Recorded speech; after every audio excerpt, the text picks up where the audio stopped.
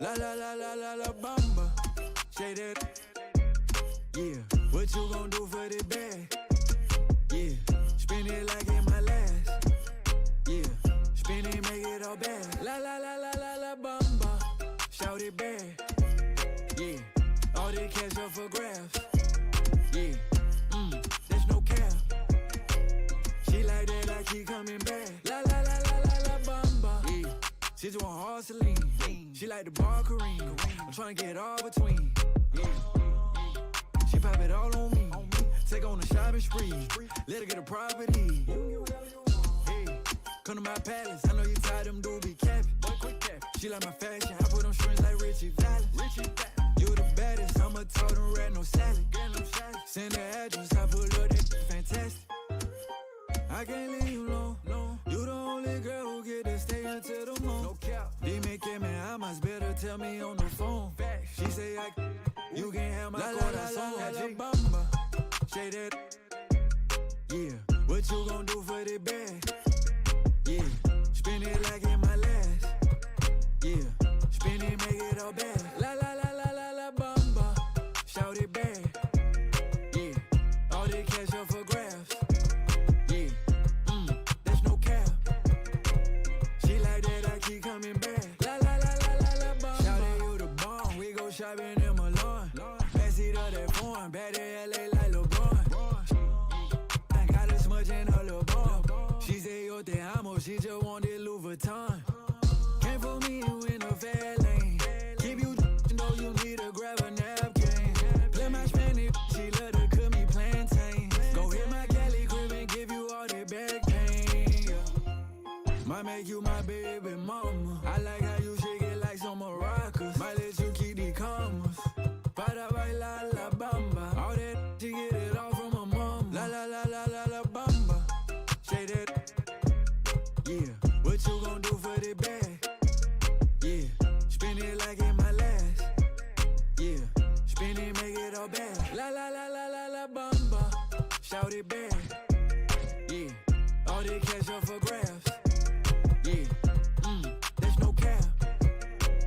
She like that, I keep coming back. La la la la la la bamba. La la la la la la bamba.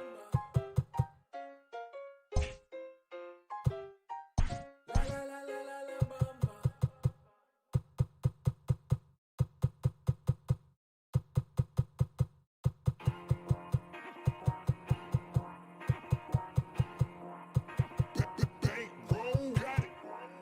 Me and my nigga Frankie, we just kicking it. We gotta add up our dividends. All of my they whip, pop out in their head. Boom, boom, boom. 40 is clearing the room, room. You better duck it, go boom, boom. Foreign is moving like vroom, vroom. Hop in the foreign, go zoom, zoom. Me and my nigga Frankie, we just kicking it. We gotta add up our dividends. All of my they whip, pop out in their head. Boom, boom, boom. 40 is clearing the room, room. You better duck it, go boom, boom. Foreign is moving like vroom, vroom. Hop in the foreign, go zoom, zoom. But we show no remorse. Go get a bag, I drip in our sauce. You catch a tag, we knocking them off. After I hit, boy, she hit the door. And them hundreds be coming in, all of this money, and I gotta give me some more. Big bag, bet it won't hit the floor.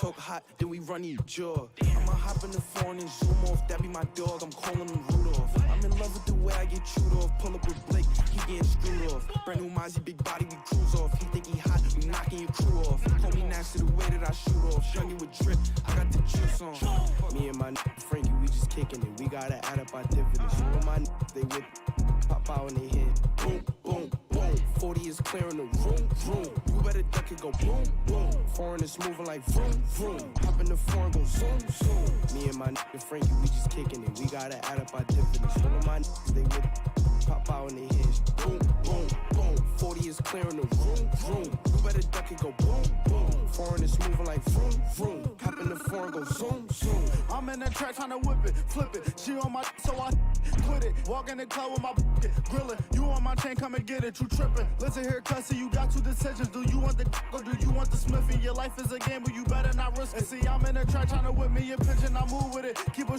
on deck, he be moving with it. You can on your block, we don't know who did it on the block, and I'm about to go villain. Man, they took it in early, they know we spinning. Since you this can't put a hole up in it, we gon' empty them, so you know we dipping. And my dub be so high, he keep rolling. Gang. Me and my Frankie, we just kicking it. We gotta add up our dividends. All of my they whip, pop out in their head. Boom, boom, boom. 40 is clearing the room, room. You better duck it, go boom, boom. Foreign is moving like vroom, vroom. Hop in the foreign, go zoom, zoom. Me and my Frankie, we just kicking it. We gotta add up our dividends. All of my they whip, pop out in their head. Boom, boom, boom. 40 is clearing the room, room. You better duck it, go boom, boom. Foreign is moving like vroom, vroom. Hop in the foreign, go zoom, zoom.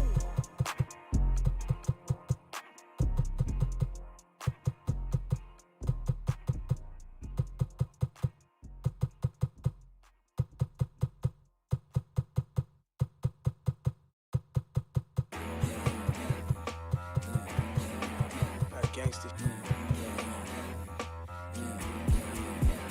Come on. Red light, green light. Red light, green light. Red light, green light.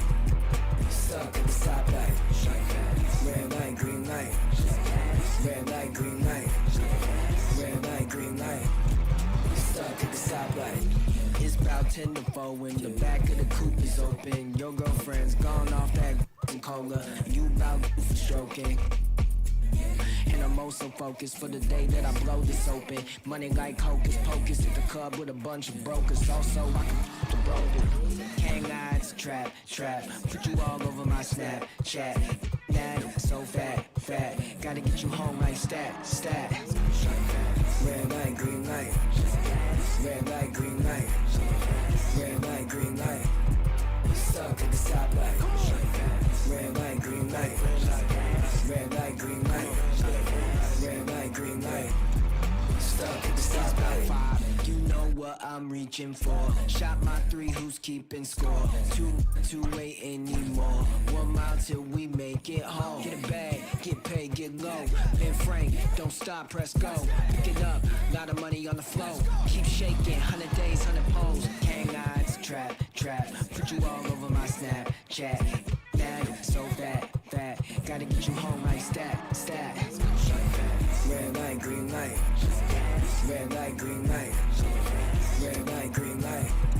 Stuck at the stoplight. Red light, green light. Red light, green light. Red light, green light. Are you gonna be in the car? Two in the back of the black Cadillac, like yeah. Back is to my mama hatchback, like I'ma let the roof back, put the L in the dash, like put a smack on the gas, but I hope I don't crash, like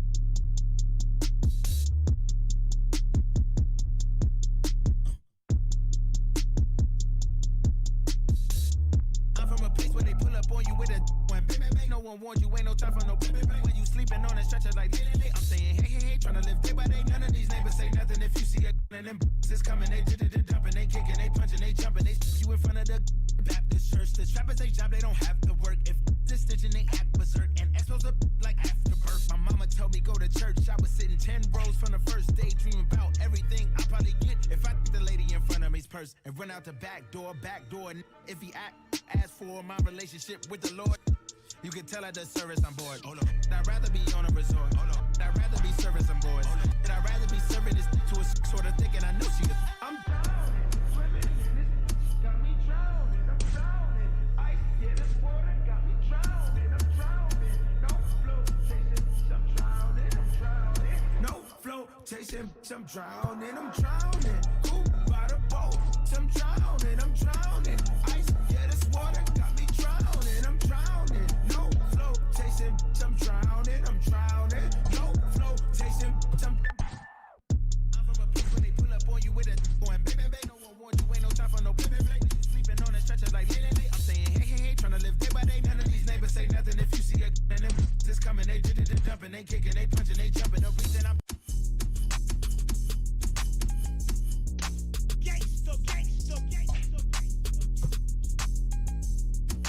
gangsta.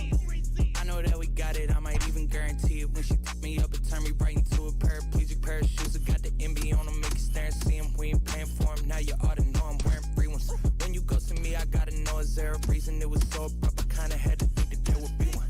Conversations out of state, they asking where are we from. I don't care about you, I got me a chick that's Caribbean. She want me to serenade her, but you know I'm bashful. I got all the whippersnappers and the little rascals. Turned off the way we drippin' with Tabasco. Old friends inquiring about the cash flow. Okay, this here in the gas state. I can't hit it, if I do I might pass away. These boys fake, please quit with the masquerade. Hey, not here with the past the same. I could probably use a fresh start out the window of the park. I'm reflecting on life through Cherokee Park. Think about life through Cherokee Park. I know that we got it, I might even guarantee it. When she took me up and turned me right into a paraplegic pair of shoes. I got the MB on them, make you stare and see him. We ain't paying for him, now you ought to know I'm wearing free ones. When you ghosted me, I gotta know, is there a reason? It was so abrupt, I kinda had to think that there would be one. Conversations out of state, they asking where are we from. I don't care about you, I got me a chick that's Caribbean. It's a push start, I ain't gotta put the key in. Whip it real nice like a good human being. 24 East, I'm in Chattanooga 10. Yeah, the barbecue Korean and my shorty muy bien. Ay, we just went from dive bars to the Coliseum. Man, he's a try hard, wouldn't wanna be him. BG on the gym, go ahead, copyright it to him. Go ahead, copyright it. Nah, I wouldn't wanna say too much. We ain't take her from you, now she came to us. Ain't no steak dinner, but we made through brunch. 2-4 on the beat, you know he came through clutch. No, he came through clutch. I know that we got it, I might even guarantee it. When she took me up and turned me right into a paraplegic pair of shoes. I got the MB on them, make you stare and see him. We ain't paying for him, now you ought to know I'm wearing free ones. When you ghosted me, I gotta know, is there a reason? It was so abrupt, I kinda had to think that there would be one.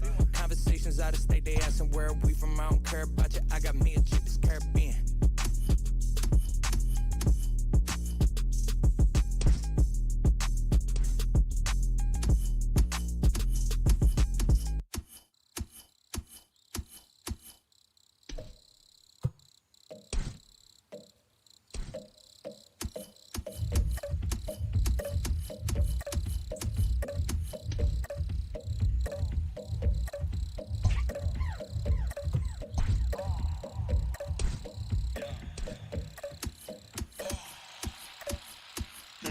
Hip-hop ain't really this for me. Little bell for the homies. Got a little green, bought a beam for the Falby. Took more shots after phase than Calby. After dark, you go crazy. Police ain't scared. You ain't bred for this. I'm still in the hood. They make bread and dip. I'm not jumping ship. I might you, but you got love for Vince. Feeling like Snoop with the Source Awards. Feeling like you wasn't born for war. Cause when I come around, you be head to the ground. Crack 'em up. Smell like a man running town. Lucas Smoke. When I am, I heard the Lucas toe. Long Beach like Crazy Joe or Mayhem. When we get new wheels from House that Caveman. Little bit of this, little bit of that. Little bit of this, little bit of that. Little bit of this, little bit of that. Might dump a flip where the is at. Might where the women at. Baby, bass in my Similac. Been crazy, come where you living at. Kick down the door, get down and get gone. I ain't come here for the chitter chat, but I'm far removed from that gangster shit. It don't make much sense, rather make me rich. Don't be playing with my money, it'll make me flip. And in the last couple lines, I'ma contradict. And for the last time, I ain't no conscious. I like big, fast whips, actions. Mansions and white Mike Jackson. So stop acting like I'm an activist. No, this ain't happen on accident. They giving man to the African. It'll never be another one after this. So just pay your mission and pay attention. Little bit of this, little bit of that. Little bit of this, little bit of that. Little bit of this, little bit of that. Might dump a flip where the is at. Might where the women at.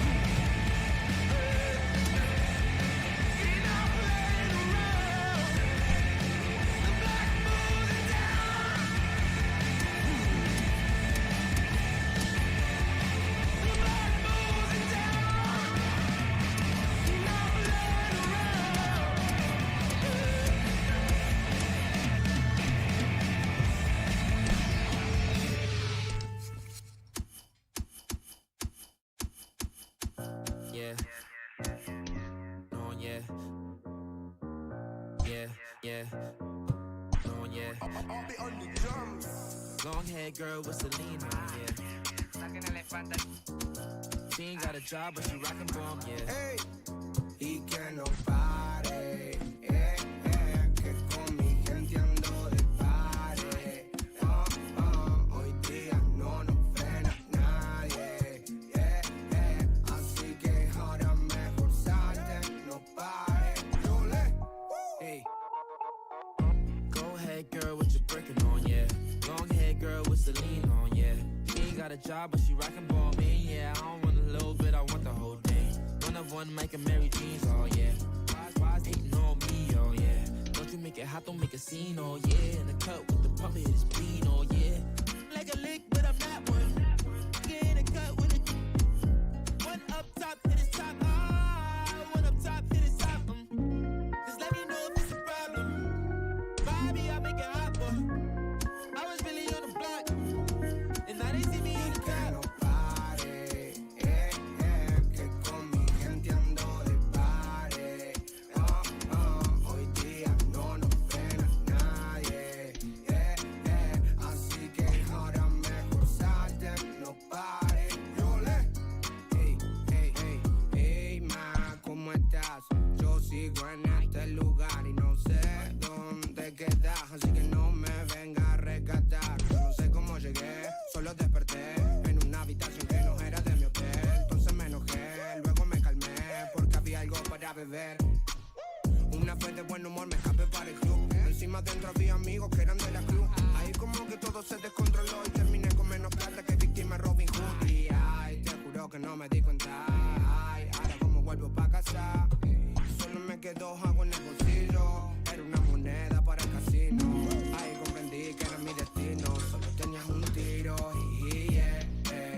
luces al 23, entonces todo me robe, ¿qué me va a decir usted? Yeah. Like a lick, but I'm not one. Get in a cut with it. One up top to this top. One up top to this top. Just let me know if it's a problem. Bobby, I make it hot, boy. I was really on the block, and now they see me on the top. Que no pare, que con mi gente ando de pare.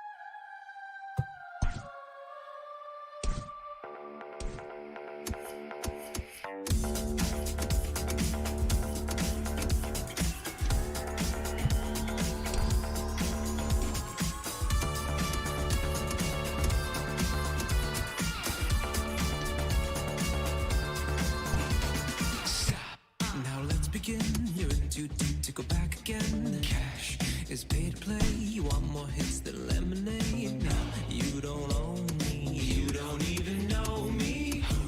This vagabond with a two-part path to the great beyond.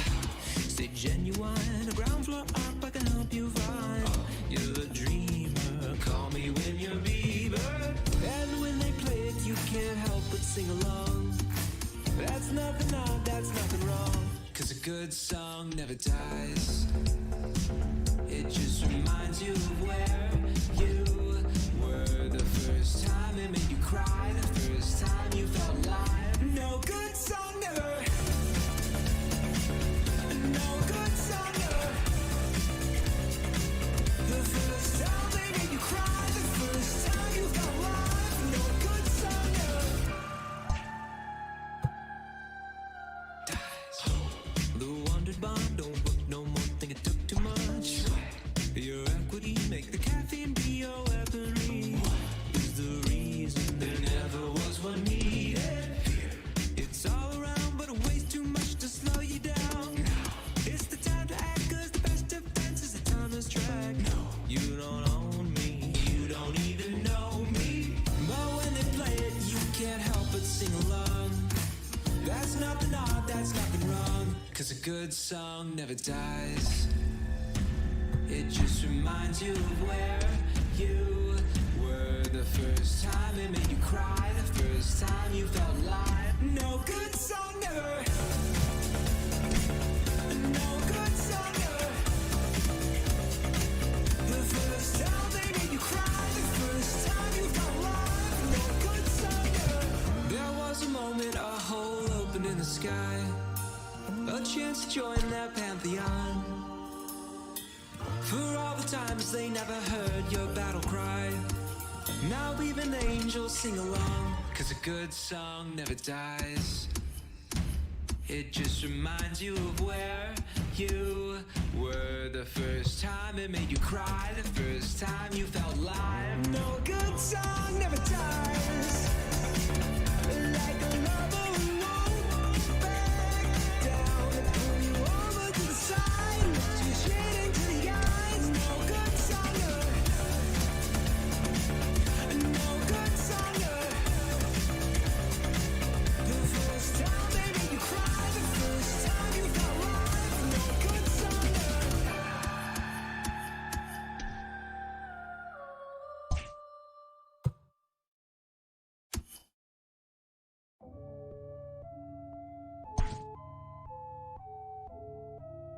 Check me out now.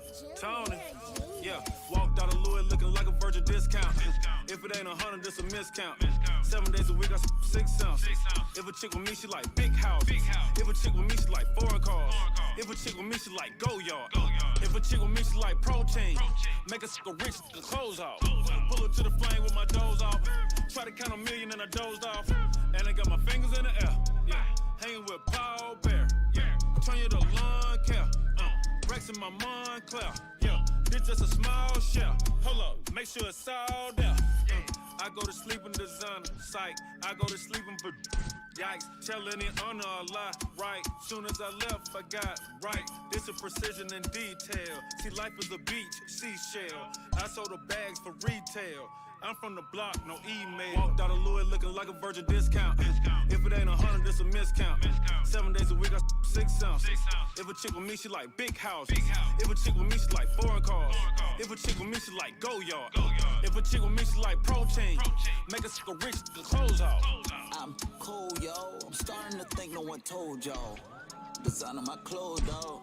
How much you think my coat costs? I'm spitting like Mozart. This feel like gotta flip Noah's Ark. New Lamborghini, the doze off. Fell asleep in the doze off. Get it? My diamonds and stones water. I TD like Coach Carter. Ain't talking about no soda. Girl with me want some products. I put her on turning head. I go to curtain when she turn her nose. This off white. I be rocking virtual clothes. Walked out of Louis looking like a virgin discount. If it ain't 100, this a miscount. 7 days a week, I 6 ounce. If a chick with me, she like big house. If a chick with me, she like foreign cars. If a chick with me, she like go yard. If a chick with me, she like protein. Make a sucker rich, the clothes off.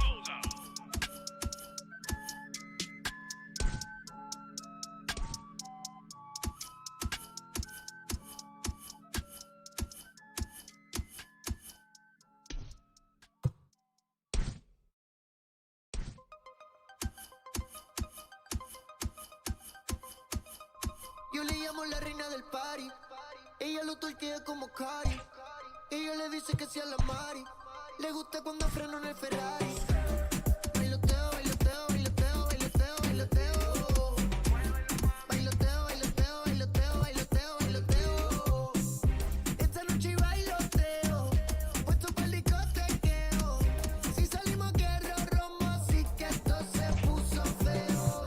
Mami, si tú quieres me calienta, que yo traje todas las herramientas para bregarte con esa tormenta. Porque escuché que dijiste alerta, que se abran las compuertas. Más vale loca que muerta. Te voy a pisar si te suelta. Hasta los 70, perreando en la lenta. Yo sé que tú no te portas bien, que ratas bajo y yo también. Te vas de party todo el weekend. Entren ahora que caben 100. Bailoteo, bailoteo, bailoteo, bailoteo, bailoteo. Bailoteo, bailoteo, bailoteo, bailoteo, bailoteo.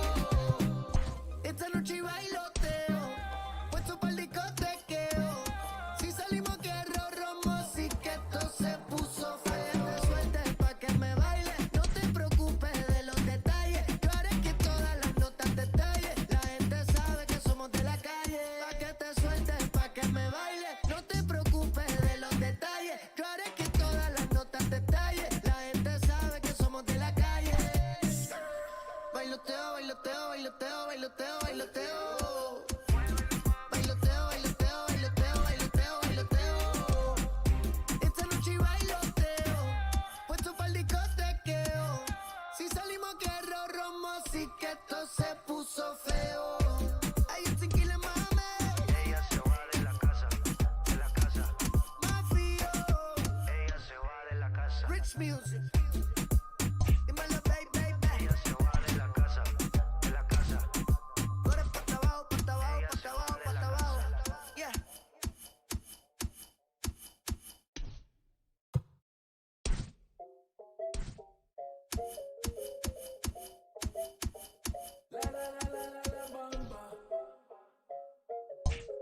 Squad made the beat. La la la la la la bamba. Say that. Yeah. What you gon' do for the bag? Yeah. Spin it like in my last. Yeah. Spin it, make it all bad. La la la la la la bamba. Shout it back. Yeah. All this cash up for grabs. Yeah. There's no cap.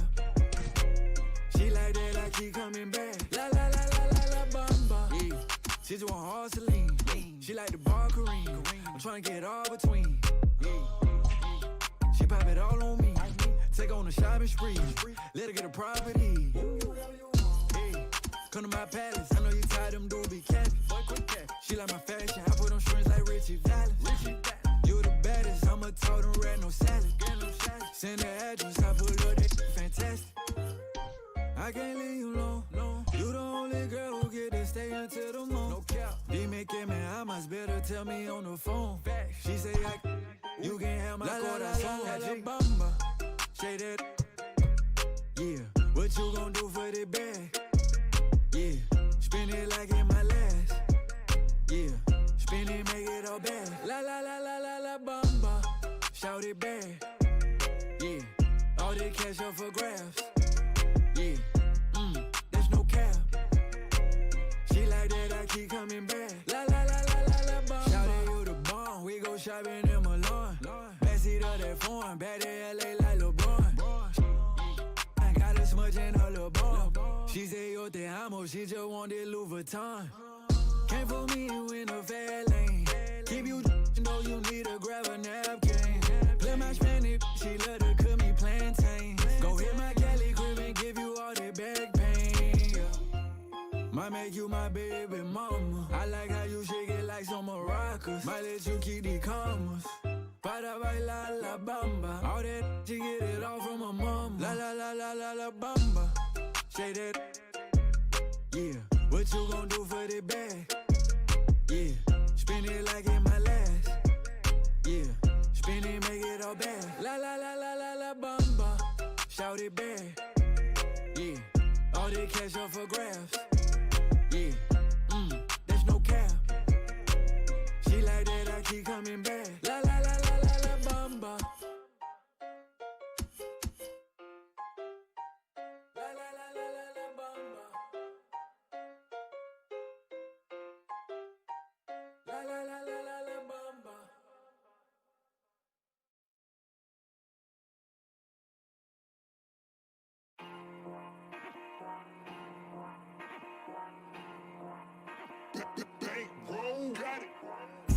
Me and my Frankie, we just kicking it. We gotta add up our dividends. All of my they with pop out in their head. Boom, boom, boom. 40 is clearing the room, room. You better duck it, go boom, boom. Foreign is moving like vroom, vroom. Hop in the foreign, go zoom, zoom. Me and my Frankie, we just kicking it. We gotta add up our dividends. All of my they with pop out in their head. Boom, boom, boom. 40 is clearing the room, room. You better duck it, go boom, boom. Foreign is moving like vroom, vroom. Hop in the foreign, go zoom, zoom. But we show no remorse. Go get a bag, I drip in our sauce. Catch a tag, we knocking them off. After I hit, boy, she hit the door. And them hundreds be coming in, all of this money, and I gotta give me some more. Big bag, bet it won't hit the floor. Talk hot, then we run your jaw. I'ma hop in the foreign and zoom off. That be my dog, I'm calling him Rudolph. I'm in love with the way I get chewed off. Pull up with Blake, he getting screwed off. Brand new Mozzie, big body, we cruise off. He think he hot, we knocking your crew off. Hold me next to the way that I shoot off. Young with drip, I got the juice on. Me and my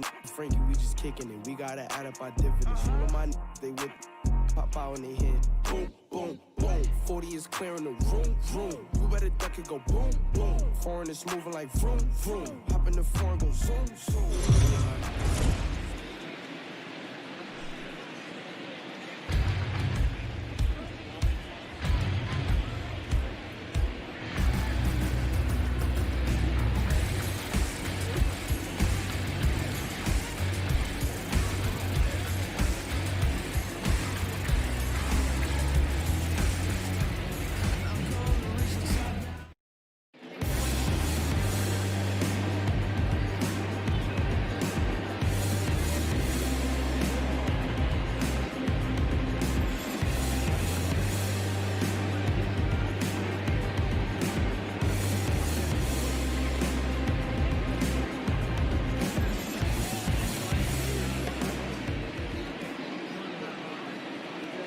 Leading off tonight for the Yankees, the second baseman, DJ LeMahieu. Hello, everyone. On this would be the 12-15 game. As well, the Yankees and the Red Sox facing off. And I do apologize as I am still trying to connect. But we are in Fenway in real life. Yankees would be on the road right now, or actually rather at home.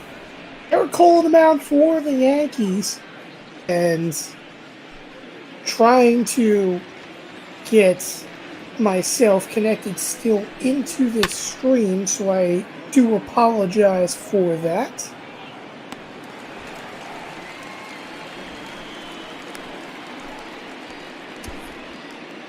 Batting second, the shortstop, Labor Torres.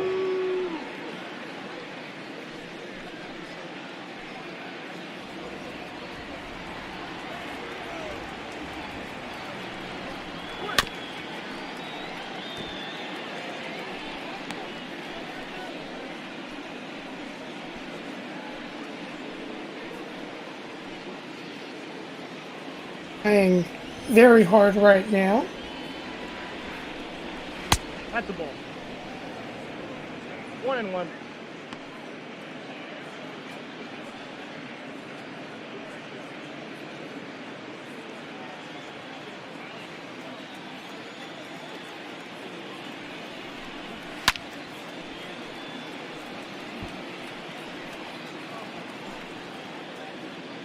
Right now for the Yankees, the road obviously you're facing the Boston Red Sox, and I am going to try to bring everything through this as much as I possibly can on the opposite end as the right fielder, number 99.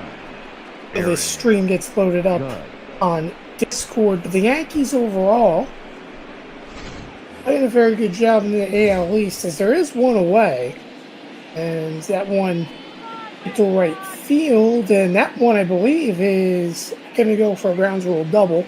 I am a little bit delayed, but Aaron Judge will be, or rather Gleyber Torres will be on second. Trying my hardest to make sure that we can get in, so the stream is live. So we will do one thing to test here in a moment, and I will be right back.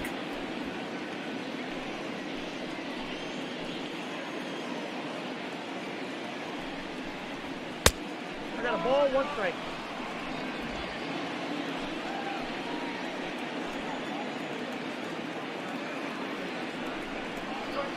Ball 2.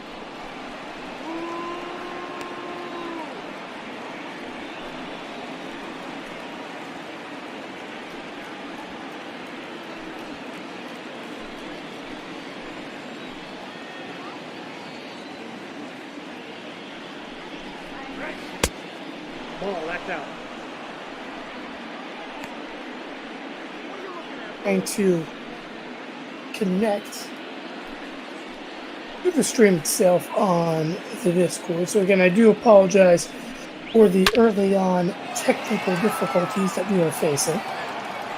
Regardless, the Yankees trying to take the lead in the early portions here at Fenway.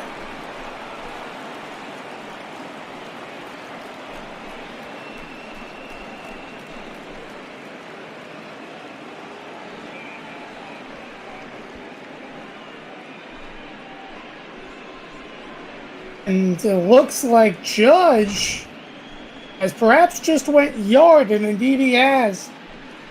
The 23rd home run for Aaron Judge on the year. The Yankees take a 2-0 lead here in the top half of the first. And again, this is huge for the Yankees. That's some run support of Garrett Cole in this early going, who still has to come up in the bottom half of the first inning. The Yankees doing one.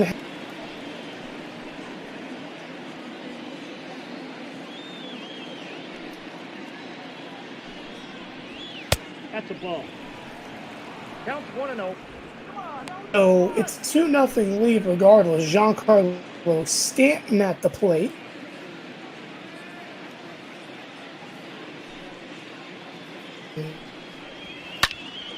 He's going to take one outside. For Giancarlo this year, he's done a very good job. Hits home runs left and right.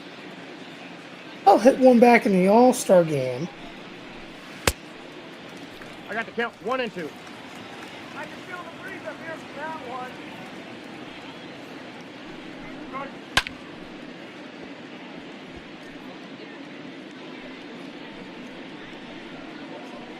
He's doing one heck of a job this year, to say the least. Come on, that's out.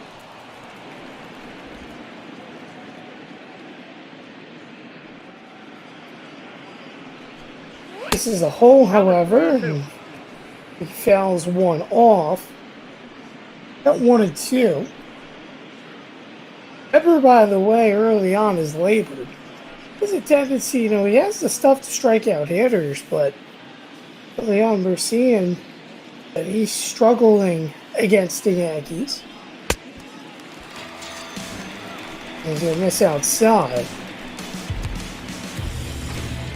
And he's working a full count here. Again, I do still apologize for the technical difficulties on my end. Trying to get that fixed as fast as possible. I am a little bit behind. The 3-2 looks like it's struck on out, and Stanton goes down swinging as Weber gets his first strikeout of the ball game. I'll step in the 5 hitter for the Yankees. Ball, that's outside. That'll be Gary Sanchez. Sanchez takes one down the middle. Good here and see if this shall fix it. Yankees again, they still have that 2-0 lead.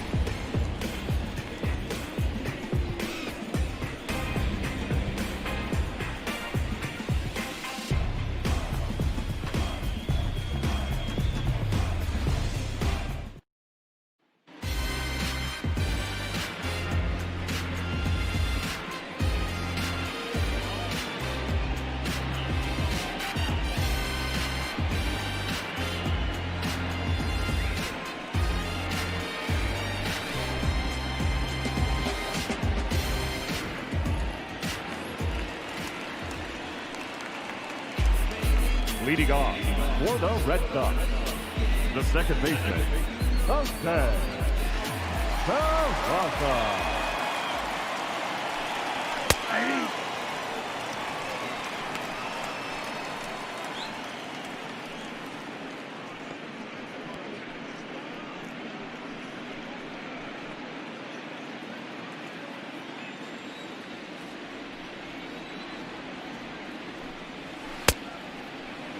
No ball, 2 strikes.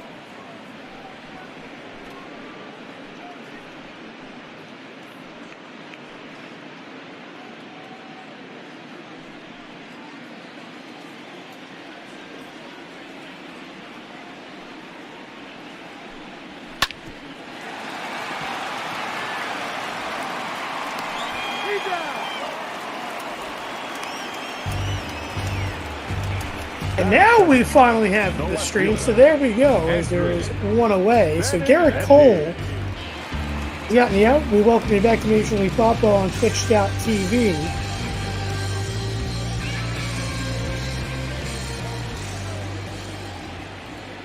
Cole had 3 pitches. And the first one to Benintendi's called a strike, 0-1.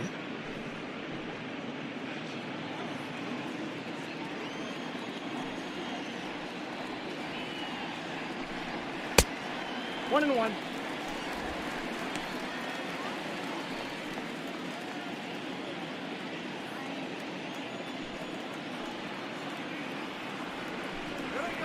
Hey. 1-1. There's a strike, 1 and 2. 1 ball, 2 strikes.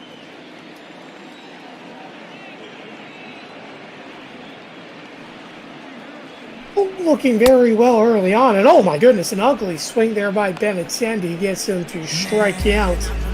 First strikeout for Cole, second out of the inning. I'll tell you what, here at Fenway, Garrett Cole looks pumped up early on. That's a tough swing, needless to say, yet the left fielder. So here's JD Martinez. Think about JD, the year he's had, 272, actually below average, 24 home runs, 69 RBIs. For JD, man, does he bring a threatening bat? Overall, for the Red Sox, they are glad to have JD Martinez in their lineup. 1-0. Well, this is downstairs 2-0. Think about 2018, in which the Red Sox went on to win the World Series after acquiring JD. Nearly won the Triple Crown. Whoever wasn't in the MVP mentions, in fact, Mookie Betts, his teammate, went on to win MVP that year. Obviously, Mookie no longer with the Red Sox, but now with the Dodgers, as the 3-0. One's inside, ball 4. Cole will walk Martinez on 4 pitches. And they'll move up to the cleanup hitter of Xander Bogaerts, the shortstop, another consistent hitting piece. Bogaerts a 321, he's a 6'11 slugging. Last time these two teams met, it was in the Bronx.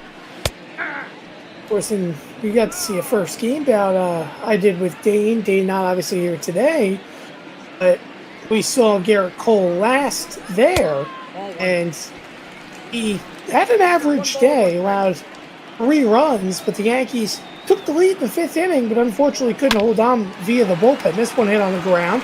That'll get on through for a base hit. So just like that, a 2-out single, and Martinez slid into second as Judge made an aggressive throw. But regardless, Red Sox now, they're trying to threaten an answer back as Rafael Devers will step in. Cole's 15th pitch of the inning. There's a strike, 0-1.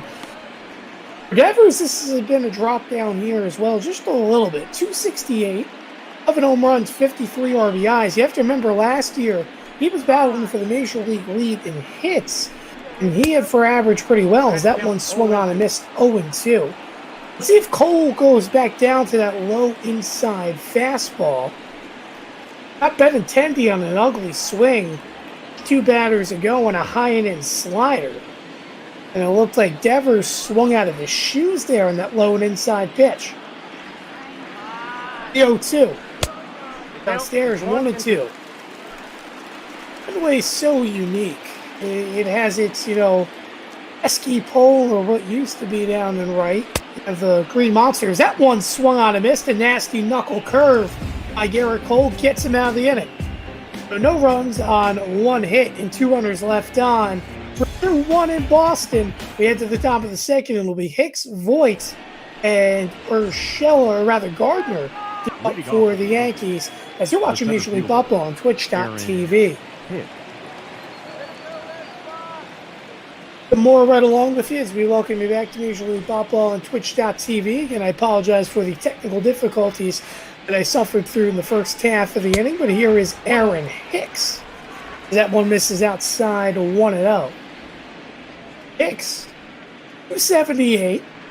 Really solid switch hitters. That one's hit on the ground. That one's going to be fielded by Moreland and tapped over to first for the first out.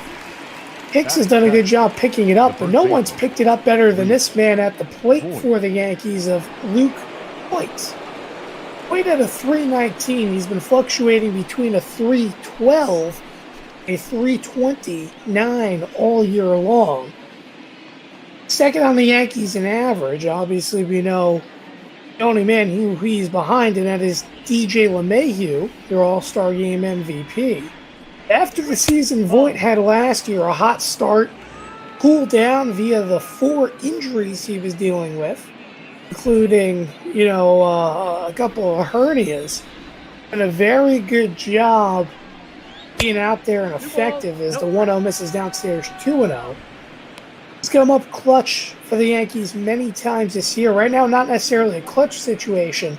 The Yankees up 2-0 as Aaron Judge hit a 2-run bomb. But overall, trying to add on to those runs as the 2-0 swung on a miss 2-1. Weber, trying to answer back here this inning. Which there's a strike now 2-2 over the inside corner. That one was a slider. That one hung a little bit. As the 2-2 pitch. Called strike 3 in the inside corner. A beautiful 4-seam fastball for the second strikeout for Weber. And that's how you paint the corners right there, folks. He put that baby right on the inside, and the umpire rung him up strike 3 for the second out of the inning. That was an absolute beautiful pitch as Gardner takes the first pitch inside 1-0. Hardy's power numbers continue. 15 home runs, especially most of them coming against right-handed pitching. 272 on the year, pretty good average year as well for Gardner. As that one's called for a strike on the high inside corner, 1-1. Gardner being very serviceable. This one hit on the ground. Bogarts fields over to first to end the inning. The Yankees get retired in order in the top half of the second. It'll be Mitch Moreland, Jackie Bradley Jr., and Alex Vertigo to up for the Red Sox in the bottom half of the second. Watch a Major League Baseball on Twitch.tv. Leading off for the Red Sox, the first baseman, Mitch. Bottom half of the second, Mitch Moreland up. Another average year for Moreland, who is constantly consistent in terms of his power numbers and average. Count 1-0. May not be a 300, a 280, 290. He's been around 270, 260 his whole career, and needing to put up productive numbers in Boston. Obviously, we didn't think he was that much of an effective bat back in Texas. He's really turned it around as that one misses inside. 2-1 now the count.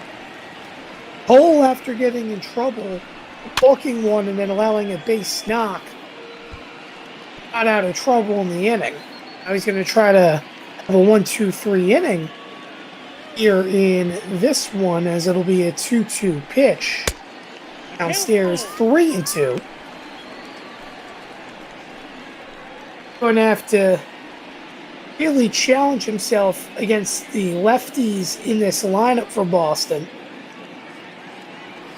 He just faced Devers. Now he has to face Moreland and Bradley as a 3-2. This one popped up against a shift. Cole, though, will go over and... Oh, he dropped it! Eric Cole dropped the fly ball. That's going to go down as an E1. Just like that. I'll tell you what, folks, I've never seen that here on Pop Ball before. A pitcher dropping a routine fly ball. And just like that, the Red Sox, as you say, happy birthday, as the crowd standing and trying to get riled up. Perhaps an opportunity now to put a couple runners together inside this game. As Bradley steps in, that one's inside 1-0. Bradley's been here his entire career with the Boston Red Sox. And he has seen 2 World Series with this team, as that one's called for a strike 1-1. Obviously saw the one in 2018. Remember the year in 2013, that was Bradley's first season, which he saw a World Series championship. A Red Sox team that suffered the year before and swung on and missed 1-2. Vertigo sits on deck, and it'll be the 9-hitter and catcher of Christian Vasquez. There to get to him. Here's the pitch. Low and inside, 2-2. Good take by Bradley. You saw that knuckle curve swung on a miss by Devers in the past inning. Pitch. It's outside, 3-2. Let's see what happens here. Don't think Moreland is going to go. Pitch. Inside, ball 4. Like last inning, Garrett Cole has runners on first and second. He issues his second walk of the ball game. Now Vertigo steps in. Wonder if he's going to try to bunt here. 213. Other left-handed hitter, by the way. You see that average at home. It is, ugly. Downright. 149. Only has 2 home runs on the year. One of them obviously coming at home. He has a split of 10 RBIs each, and regardless of an opportunity for an RBI, I think you just try to move the runners over here for your trusty catcher of Christian Vasquez. That one misses upstairs for 1-0. Well, that time pump 98. We see 10 double plays for Vertigo on the year. 1-0. This is inside 2-0. Well, there's another good knuckle curve for Cole, but he just can't locate right now. I think he's all around the zone, but not in it. Pitch. There's a strike, 2-1 right over the outside corner. He's got to settle in, try to get a ground ball. Pitch. Ball 3. That's upstairs, 3-1. This is a huge opportunity for Boston. Last inning wasn't one. This one definitely is. 3-1. This is outside, ball 4. The bases are loaded, and Aaron Boone going to have to think about sending Matt Blake out there as Cole takes off his hat, not happy. He wanted that call, and I don't blame him. But you've got to pump a strike here now with the righty of Vasquez up at the plate. Say Peraza sits on deck. Yankees will definitely take 2 outs here for a run. Getting at a ground ball as Cole deals a strike 0-1. You see Vasquez has grounded into 13 double plays on the year as our graphics department comes up clutch yet again. 0-1. There's a strike. Great knuckle curve that time from Cole, 0-2. If he locates that all game long, especially against righties, even lefties, someone's going to hit him. Pitch swung on and missed, got him for the first out.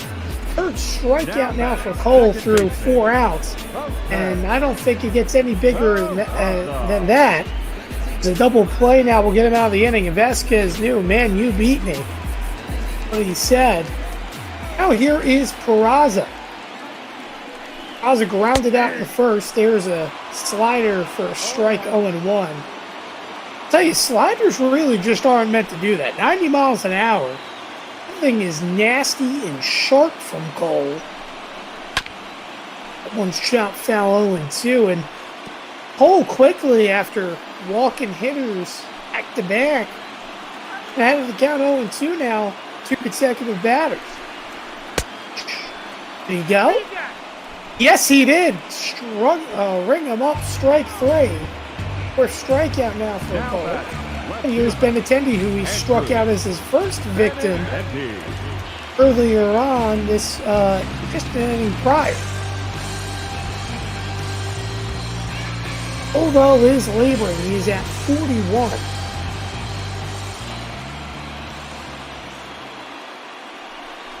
First pitch to Benintendi, there's a strike 0-1. Benintendi, of course, where he loves playing the Yankees and loves right-handed pitching. Grew up a Yankees fan, as that one's called for a strike 0-2. I'll tell you what a turnaround right now for Garrett Cole. After, again, as I mentioned just a moment ago, walking 2 consecutive batters, he's 0-2 now in 3, and he strikes out Benintendi to end the inning. I'll tell you what, Garrett Cole got into trouble, but man, did he really come up clutch. He strikes out the side, and the Yankees maintain their 2-0 lead. No runs, no hits, 1 error, and 3 runners left on. We head to the top of the 3rd inning in Boston. The third baseman, Gio Urshela, DJ LeMahieu, and Gleyber Torres go up for the Yankees as Urshela steps in. Weber, pitch count-wise, is actually looking pretty well after that long first inning. Deals the first one inside, 1-0. Now here's the second pitch, downstairs, 2-0. Keeping it relatively low, however. That second inning went pretty quickly for him as he retired the Yankees in order 1-2-3. There's a high breaking ball for a strike, or rather, it's a changeup hanging for a strike, 2-1. A lot of outside cut to it.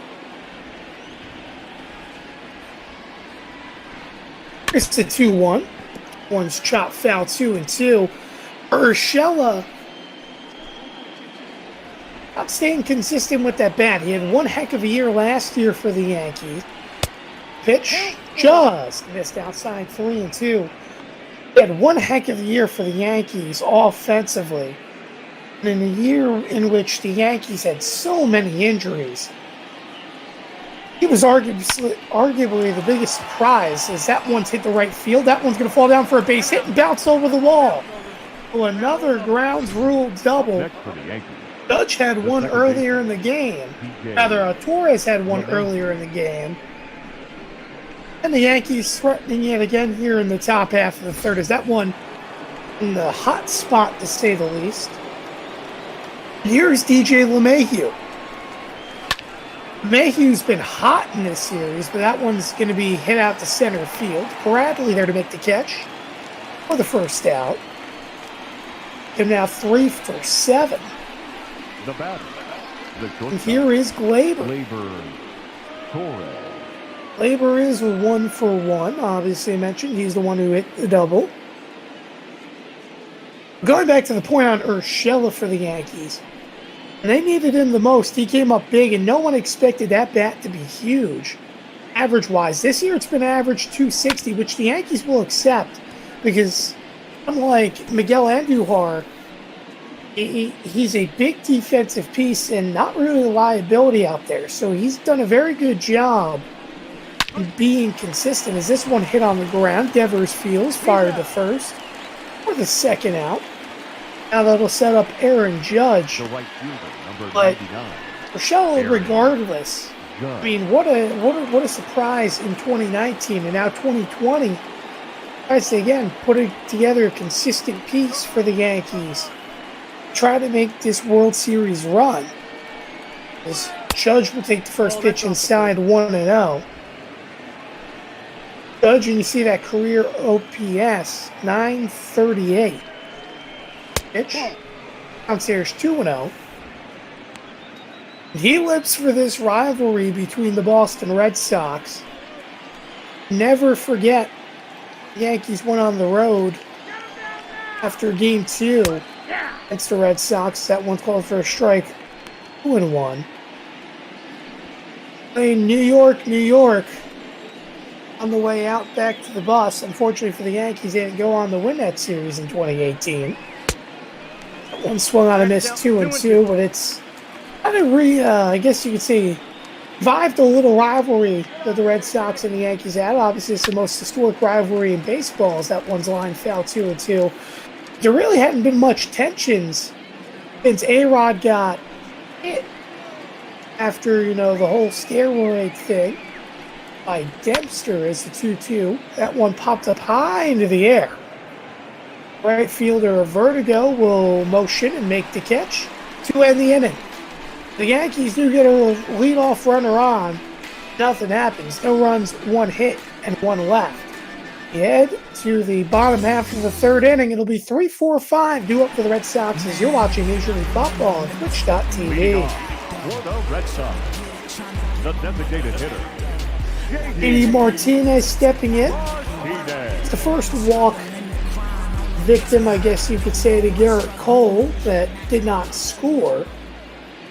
Well, 4 straight balls from Cole. Cole's walked 3 today, which is actually not very much like him. He usually has his control, but we are in the late portions of the season. Obviously, we just got past the All-Star break, but August right around the corner. This is where pitchers, I don't want to say they start falling off, but this is where they start losing a little bit before the postseason and managers start being a little bit conservative, especially if you have a division lead. 1-1. Swung on a miss, 1-2. There's a good slider there over the outside corner. Let's see if he goes to the knuckle curve here. His go-to pitch for the strikeout for the most part, exception of that fastball in that past inning. Pitch is a knuckle curve. One's downstairs, 2-2. Actually, that was a changeup. A lot of break to it. 2-2 pitch. Outside 3-2. That time he went to the slider. Perhaps another opportunity here for JD Martinez. Get on base. 3-2. One hit on the ground. Voits, fields, and he'll spin around and touch first for the first out of the inning. The 50th pitch from Garrett Cole. You see the standings. It's been fluctuating all year long, folks. Yankees 65-43. Tampa Bay 62-46. And it seems like every time the Rays get within a game or two, they just can't stick, and then they fall to about 6 back. The Yankees start to play hot baseball. And the Yankees, again, we mentioned all year long, one thing that they have to do is beat struggling ball clubs. And Boston's a middle-of-the-pack ball club. They're not necessarily struggling. They are below 500. You have to beat these teams regardless, and the Yankees have struggled to do so as that one swung on and missed 1-1. Especially when you have your ace on the mound, in which the Yankees failed to do that last week in the Bronx. As J.A. Happ, after throwing 4 innings, came out and ultimately blew the lead for the Yankees. It's been a long year for J.A. Happ as well. I hope Cole can give him some rest today, as the 1-2 on the ground fell, and he'll try it again.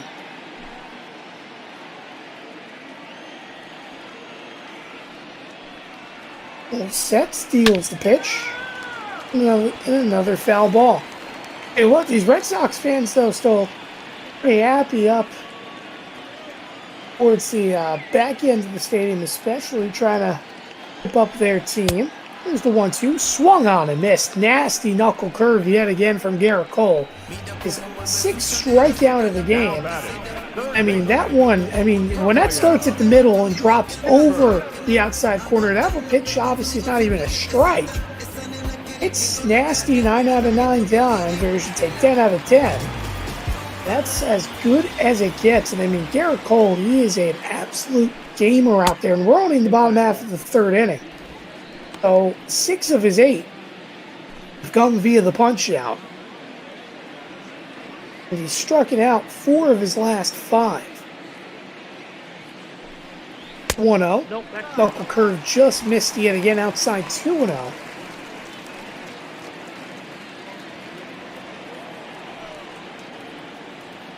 Evers 0 for 1. That one's downstairs 3-0. He did strike out his last time up. Last time Cole went down in a 3-0 count, he walked someone. Cole again is mentioned does have 3 walks on today. Here comes his 60th pitch now. There's a strike right down the pipe, 3-1. 98 from Cole that time. Didn't get harder. Actually, on days he's feeling it. The pitch is another strike. That one a slider that time, and the count's worked full. Cole looking for his first 1-2-3 inning of the day. Pitch. Nope, he's not going to get a ball 4. Devers will walk his way happily over to first. I've never seen someone so happy to get walked. That is the case. Here is Mitch Moreland. Moreland reached the last time up on the rare, and I mean as rare as it gets. I've never seen an E1 on a pop fly in my lifetime, to say the least, as that one's called for a strike 0-1. Cole had to move over against the shift, and he sat under it, but he just teamly dropped the fly ball off the edge of his glove, and it fell down, and that's how Mitch Moreland reached. Moreland would end up getting his way all the way to third as Cole would strike out the side, to say the least, get himself out of trouble. That inning and threatened started up with an error and then 2 walks from Cole, who, I guess you could say, was rattled, which is very not typical of him. 1-1, that's outside 2-1. Almost like he's pitching around these lefties a little bit. Really attacking Moreland, who we know, I guess could say is your new version of the Yankee killer since Mike Napoli. 1-0, or rather a 2-1. That one's called low, 3-1. The reason why I say that, specifically for Mitch Moreland, I mean, so many clutch hits against the Yankees over the years. You think about that grand slam in which he hit last week. And he's hit massive 3-run bombs, especially at the stadium or even here at Fenway. He just comes up clutch. They need him to. And arguably one of the most torque rivalries in baseball, or one of the most, energetic rivalries in baseball. Is the payoff pitch. This one hit high into the air center field. Hicks moves over. Makes the catch to end the inning. Cole walks another one, but nothing aboard yet again. No runs, no hits, and 1 left on. Giancarlo Stanton will lead it off for the Yankees in the top half of the 4th. Through a third of the game here in Boston as you're watching Major League Baseball on Twitch.tv. Watney reminding us to donate to Meals on Wheels. Meals on Wheels, one of many charities in which Major League Baseball has been affiliated with. Of course, Meals on Wheels does a lot for the elderly in making sure that they have meals, especially through this tough time with COVID-19. I mean, there's so many places in which Meals on Wheels is, around the world having an impact, but I have the donation link in the chat below, and anything you can do, pennies, dollars, whatever you have, is more than generous, because having an impact on someone's life is relatively important. You can save someone's life today if you donate to Meals on Wheels, as Stanton will take low, and they count 2-0. This is a great hitter's count for Giancarlo. 50th pitch here for Weber. There's a strike 2-1. Stanton just took that and went down and picked up some dirt. Don't blame him for not swinging at that pitch. I mean, that's high and outside. That's not what Stanton's looking for.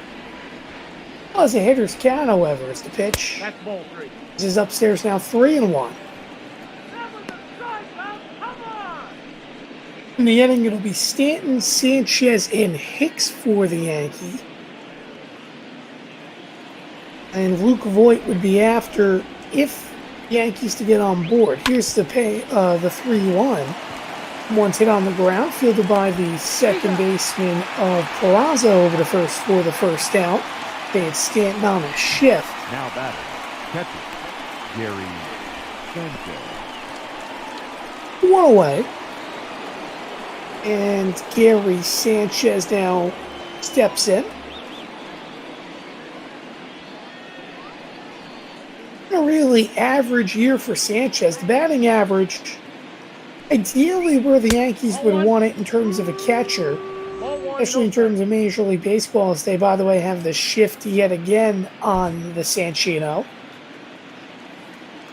But overall, our numbers a little bit down. Not too much down, but down just enough to make it a, I guess you could say, below average power season for Sanchez. One's hit on the ground. Bogarts fields on a hop. Fire to Moreland over to first for the second out. And yet again, Weber looking for another 1-2-3 inning. Got one in the second inning. He's trying to make it his second 1-2-3 in another even inning as Aaron Hicks now steps in. Hicks last time up grounded out as the first pitch is called for a strike 0-1. And we're seeing this here today between both pitchers. It's in both sides relatively laboring just a little bit. I mean, Bulls labored a bunch, not compared to Weber, but Weber's the losing pitcher right now, down 2-0. But man, have they been both working those breaking pitches low and inside the lefties. They've done a very good job with location here today. And even if the end of this game, let's say, ends 2-0, for the only blemish in the game to be an Aaron Judge 2-run home run, still pretty good because it shows how good of a pitching matchup this is. Did Hicks go? No, he didn't. I'll tell you what, that's questionable. I thought Hicks went, and they'll say the count goes to 2-2. Pitch is outside 3-2. And Voit now awaits on deck. Here's the payoff pitch. Fouled off.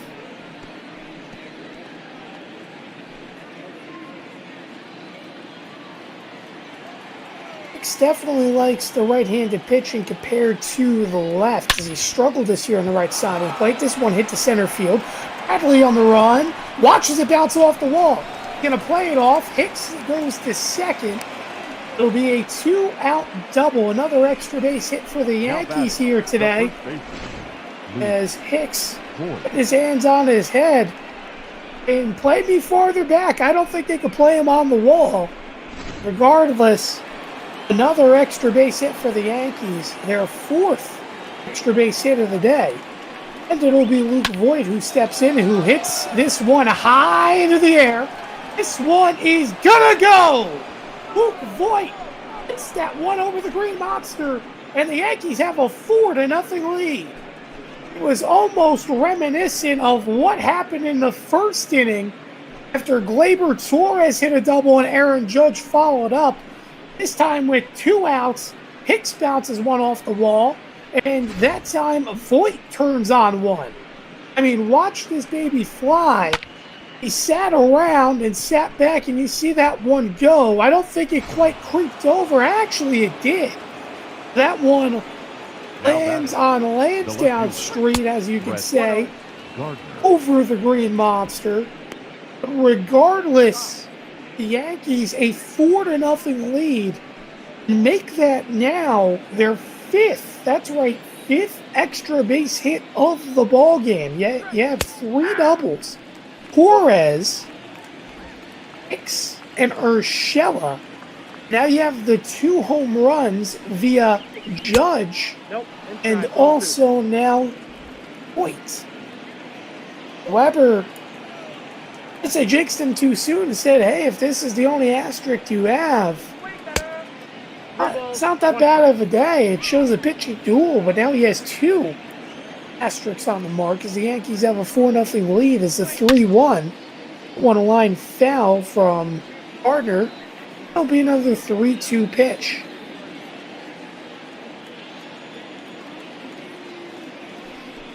Payoff. Another ground foul. This is why you got to get batters out when you have 2 strikes. Hicks hits one off the wall. And Voigt first pitch swinging goes yard as Gardner now will take a walk ball 4. Let's see if they come out to talk, and indeed they are going to come out to talk to Weber. Well, mound visit here as he just dealt his 70th pitch. It's, if I'm not mistaken, working towards 30 on the inning. Started the inning throwing his 50th, and obviously he's dealt over 20. Closing in already towards the 30 pitch mark. Gio Urshela now will step in. I just realized, too, Urshela with that double the last time up, that was his 3rd double of the series, and he's 4 for 5 in it. One heck of a series for Urshela. 1-0. One misses outside 1-0. I mean, the Yankees, this is what you needed for Garrett Cole. They didn't do this the last time, to say the least, in the Bronx. But to give Cole 4 runs, as the runner goes, Gardner's in there easily with the stolen base.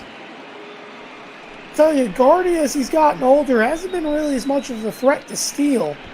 But that time, he made that look easy. Out in there to second, no problem. And you go back to the years in which Brett Gardner and Jacoby Ellsbury put on the show. This one hit high in the air, left field, in front of the track. Making the catch in left is going to be an attendee to end the inning. I'll tell you what, I thought that one was more than likely to bounce off the wall, but it just landed shy. But the Yankees add on 2 more runs as Luke Voigt hits one to Detroit.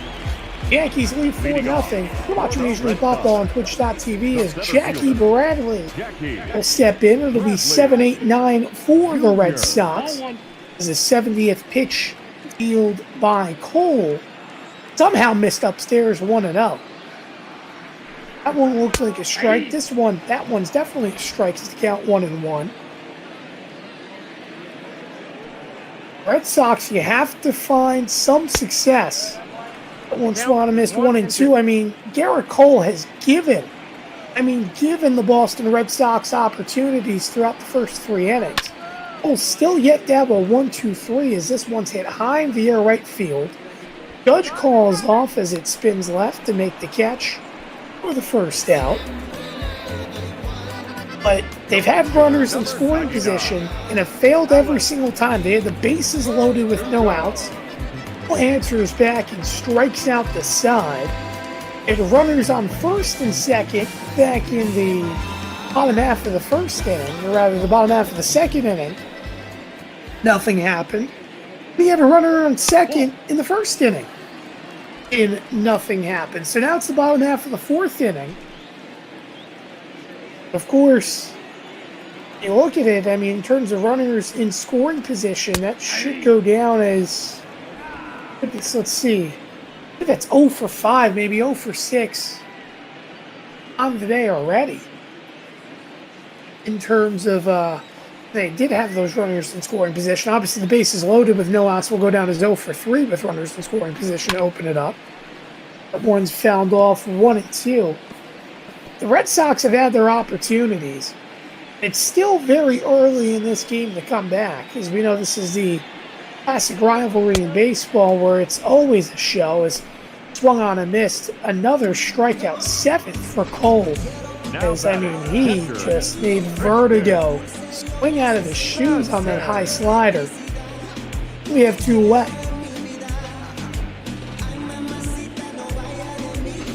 Oh, last inning for Cole, he had a chance at a 1-2-3, but didn't get it. Allowed 2 runners on. Nope. Pitch misses downstairs 1-0. Strikeout Vasquez the last time up, and again I referenced bases loaded, no out situation. This is the man who came up for the Red Sox, and he struck out on 3 pitches. I put a ball in play in that situation. The pitch is a strike 1-1. Vasquez is arguably the best defensive catcher in baseball, and he brings a very solid bat with him batting average-wise. There's no denying that. He is a really good piece, and he is debatable if he continues to put up this consistency. Being the best catcher in all of baseball. Now 1-2 after that swing and a miss. Well, can Cole finally get his first 1-2-3 inning of the day? Pitch upstairs 2-2. I have to imagine next inning will be the last inning for Coles. He's at 81. This now the 82nd. One swung on a miss, got him. Cole, he now has 8 through 4 innings. Vasquez strikes out for Cole's first 1, 2, 3. Through 4 in Boston.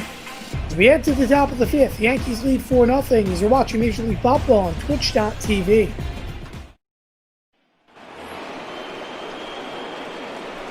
Leading off for the Yankees, the second baseman, T.J. LeMahieu. As we welcome you back to Major League Baseball on Twitch.tv, more right along with you as DJ LeMahieu steps in. A 0 for 2 on the day, as that one's called for a strike, 0 for 1.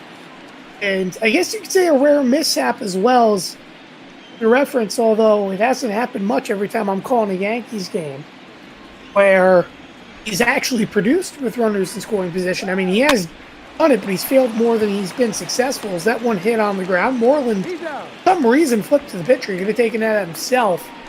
So Weber will touch first for the first out. But that time, and I didn't even reference it for DJ, failing with runner on second. Now 0 for 3 on the day after that ground out as Gleyber Torres now steps up. Double back in the first. Pitch. Good slider that time for a strike, 0-1. That's the one successful pitch for Weber on the day, especially against abundance of right-handed hitters. Oh, well, never mind. That one hit the left field. That one's going to bounce off the wall. Torres holds. It's a long single. That could have been an extra base hit if it was hit higher off the wall. The Yankees have their first, I guess you could say, base knock of the day, and I stand corrected because he threw that slider right over the middle of the plate. And that one was taken with ease by Torres. Off the left field wall. So that's going to do it for Weber as Martin Perez steps in. Perez, the long reliever, 5-4 record through 41 games. And he is the guy Boston has to call on. But I think this is a terrible time to bring in Perez. I mean, it's not easy facing the Yankees lineup, but you're going to face them 3-4-5 here.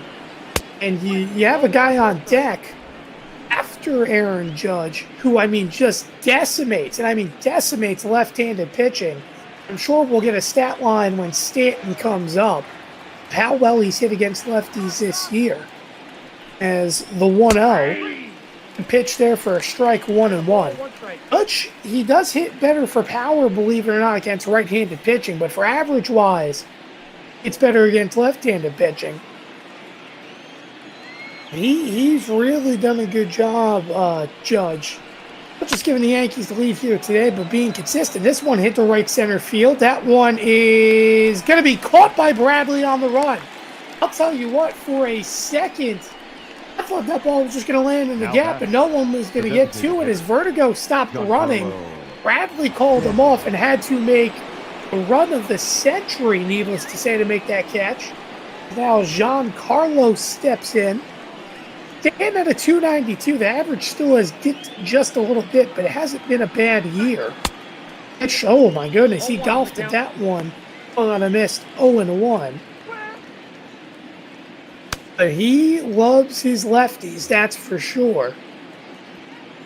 There is no one that mashes like Giancarlo Stanton in Major League Baseball, I can promise you that. This guy is powerful. The only one StatCast-wise that's even close to matching him is Joey Gallo.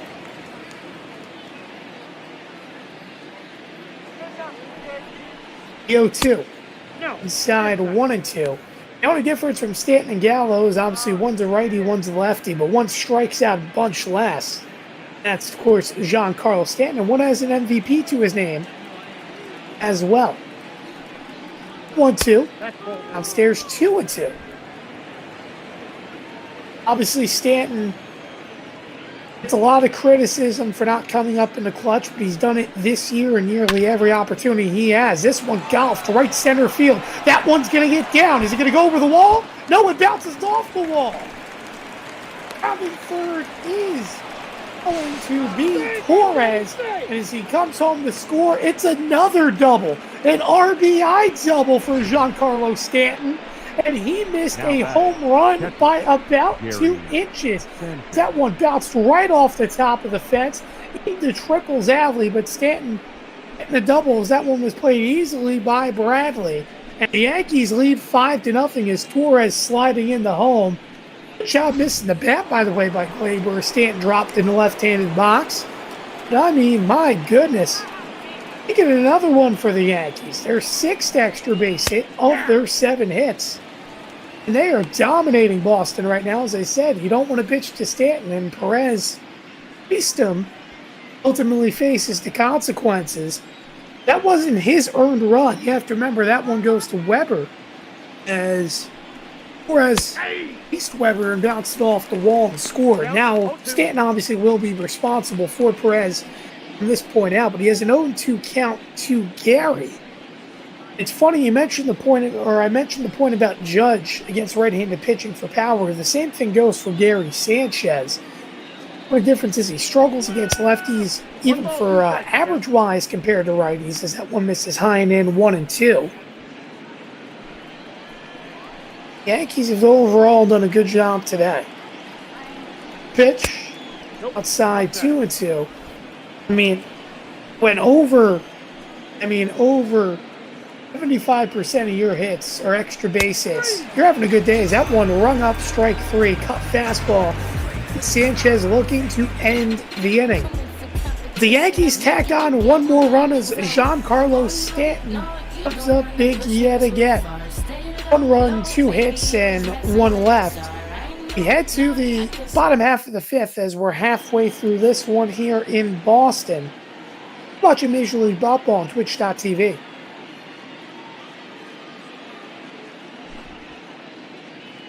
Eddie Watney talking about the Boston Red Sox and what they're going to need to do to come back in this one. As we're through 4.5 here in Fenway. Leading off. And it'll be the leadoff hitter of Jose Peraza stepping in. Will be the 1, 2, 3 portion of the order for Garrett Cole. Is likely Cole's final inning.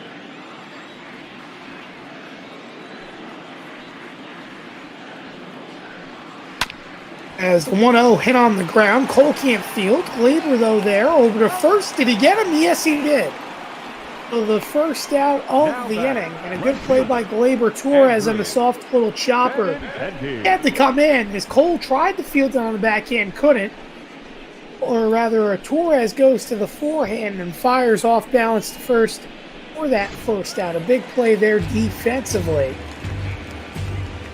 Now it'll be Benintendi who steps in. Cole, by the way, looking for double-digit strikeouts. I'm not sure if he's going to get to it before he comes out of the game. He does have 8. He continues to strike out Red Sox with ease, needless to say, in this one. As the pitch, there's a strike 0-1. Benintendi, as I mentioned, striking out with ease, has struck it out twice today in both of his at-bats. Pitch. Just missed inside 1-1. Good fastball from Cole. Benintendi, I think, was thinking slider. He was well late on the check swing on that. Regardless, he did hold back. 1-1. Slider, that one poked to the left field. That's going to fall down for a base knock. Benintendi has a 1-out single. And to be honest, that's stolen the second hit delivered by Cole. You know, he's walked 4 today. And I would say that's the first, I guess you could say, legitimate hit. Yankees had a semi-shift on that, essentially poked on through down the right field back in the second inning, in which the Red Sox had their first base knock. Actually, correction, the bottom half of the first inning after Martinez walked. Had Bogarts just kind of sneak one through. Here is, by the way, J.D. Martinez. He is well 0 for 1 with that walk, as that one misses outside 1-0. 113 hits, still an average year for that for JD Martinez. We want to talk about a guy who has purely become a DH because he struggled in the outfield. JD is their new Big Poppy who just bats on the right-handed side as that one's called for a strike 1 and 2. You got to wonder on the opposite side if the Yankees stick with that with Giancarlo Stanton, because it's been working out as that one swung on a miss. Cole, 9th strikeout. He just blew that fastball right on by Martinez, who was definitely looking for the breaking ball. Gary, he laughed a little bit back there behind. Great pitch. And just like that, the Yankees yet again 1 out away from escaping the minor amount of trouble in which Garrett Cole's put himself in. Cole's only delivered 1-1-2-3 inning, and that was the last inning in the 4th. A lot of base runner on every single inning. And every single inning with the exception of 1, and potentially 2 if he can get Bogarts out here, as he had a runner in scoring position. Pitch. It's downstairs 2-1. Bogarts, though, you got to wonder if Boston down the road trades him. Today is the day of the trade deadline, by the way. I don't think he's going to be going anywhere this year, but somewhere down the road for Boston, you got to wonder if Bogarts is going somewhere else because he has a hefty contract just like Martinez, and it's going to be hard for him to keep him. Is that one hit the right field? Did Judge make the catch? No, he didn't. That one's off. I tell you, Judge made a good effort when he went into that corner. We couldn't see, and I thought he had it for a second. This one hit down the middle. It's a base hit. Runners on first and second is another base knock for Xander Bogarts. Garrett Cole, for the 4th time in this game, has allowed a runner in scoring position. He has 97 pitches. If I'm Aaron Boone, I'm just sitting because you do have a 5-0 lead. You have to trust your ace here. Just go out and do what he does best in getting out of this inning. And if he allows a long ball, albeit then you go to the bullpen as that one hit down the right, down the first base line, Voit fields and ends the inning. All Cole needed was 1 pitch to yet again escape trouble. 2 runs on 1 hit and a runner left on. Rather, 2 runners left on. Through 5 in Fenway. Watching Major League Baseball on Twitch.tv. The center fielder, Aaron Hicks. I'm going to make a correction, rather 2 hits in that inning, as Aaron Hicks now will face the lefty of Perez. And that one called for a strike 0-1. And Hicks, 7 years with the, or I shouldn't say 7 years with the Yankees, but a mix between the Yankees and the Twins, as that one's fouled off 0-2. Signed that 7-year, $70 million extension. And to an extent, it's worked out, but it hasn't. Hicks has been hurt, and that's been his one big, as he strikes out on 3 pitches to Perez. Second strikeout for Perez, as the struggles on the right-handed side of the plate for Aaron Hicks continue this season, as Perez made that one look easy. So here is Luke Voit. The last time up, he rocket over seats in the Green Monster section and ultimately landed down in a Lansdowne. 1-0. Upstairs 2-0. And you got to be happy if you are Luke Voit. It's been a year to remember for him. May not be necessarily MVP numbers because he had to deal with a couple of injuries. In fact, he is back, considering he had to sit out a couple of days after going back to second base and having a scary moment base running wise against Boston just a week ago. But overall, health's been a concern, as this time he's going to walk on 4 pitches as Perez, as you could say, not playing games with Voit. See the walk leaders, the Yankees. We're at 406 coming into that. It should be actually 407.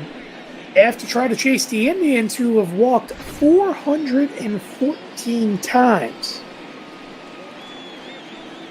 So here's Brett Gardner. He's 0 for 1. He walked his last time up and then stole second. Deck is Gio Urshela for the Yankees. As Voigt's going to go a failed hit and run, but he still stole the base. Okay, well, Luke Voigt, add him to the stolen base category. You don't see that too often. The throw was well high. Couldn't even get a tag down was Bogarts, and a failed hit and run still turns to success, and the Yankees have a runner in scoring position now with one away. 0-1, that's downstairs 1-1. See what Brett Gardner does here. He can produce as well with runners in scoring position. That one chopped foul, and the count 1-2.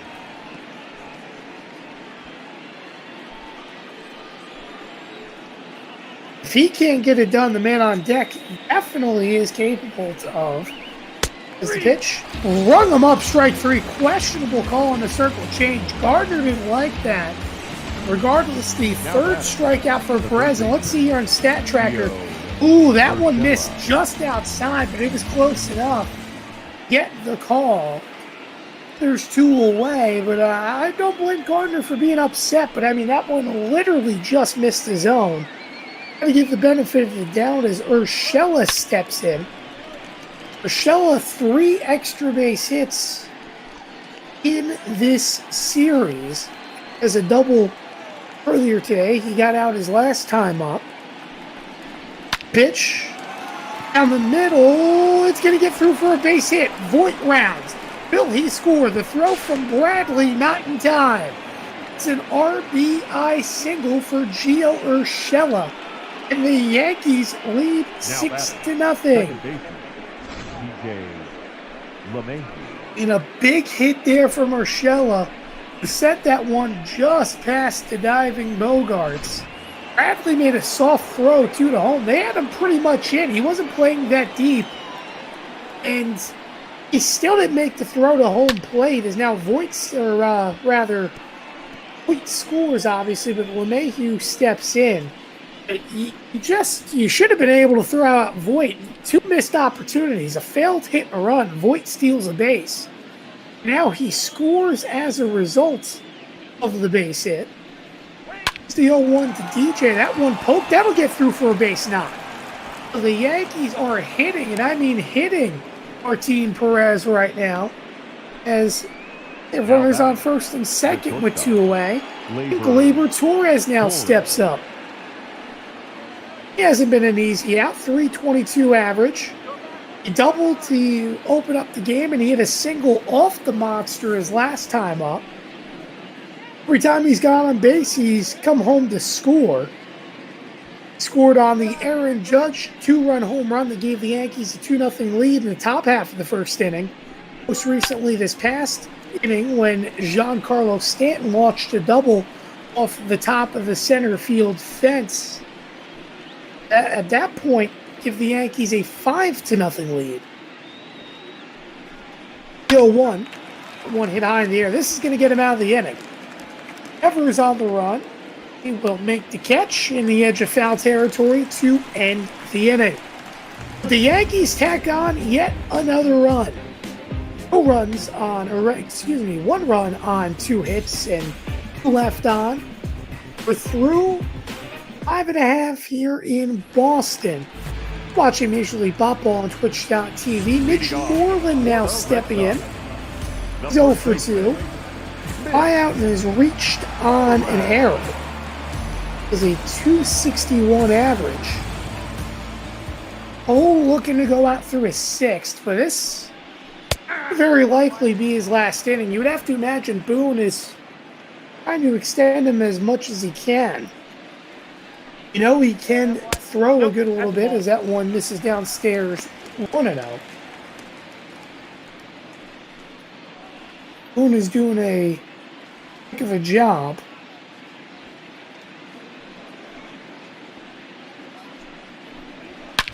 Pitch.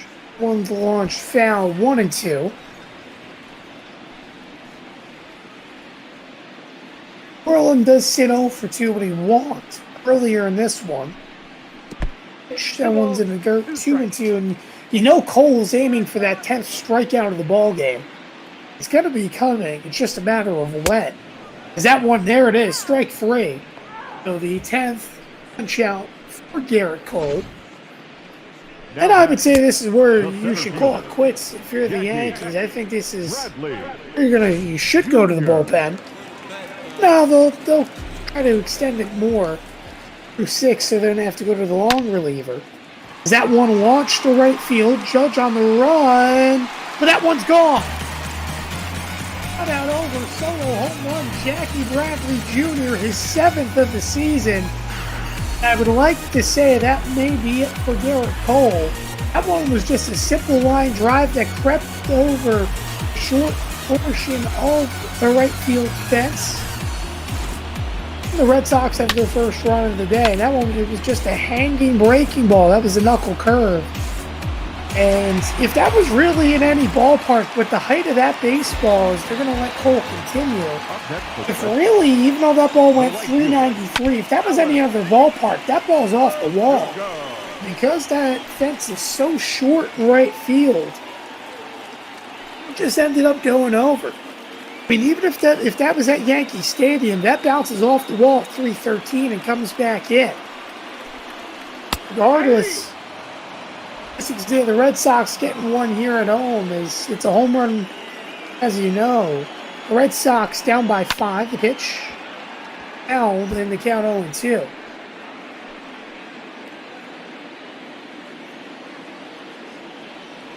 Shot by Bradley. Letting the Red Sox at least a run back.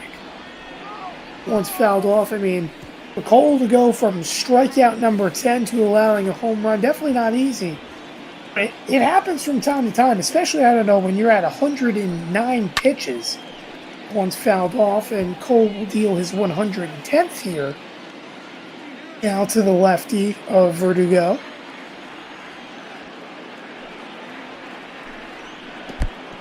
One's in the dirt.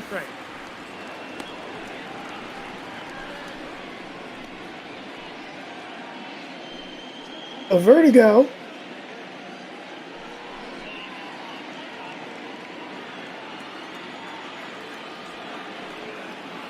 He's 0 for 1. He had a walk, as that one misses downstairs. 2-2. Apologize, had a little screen freeze. All at that 111 pitch mark. Doing very, very well. Here's the 2-2 pitch. Stairs 3-2. I think the Yankees here, you have the option. If Cole walks Verdugo, and very likely his day is done, although I thought his day was going to be done after the home run.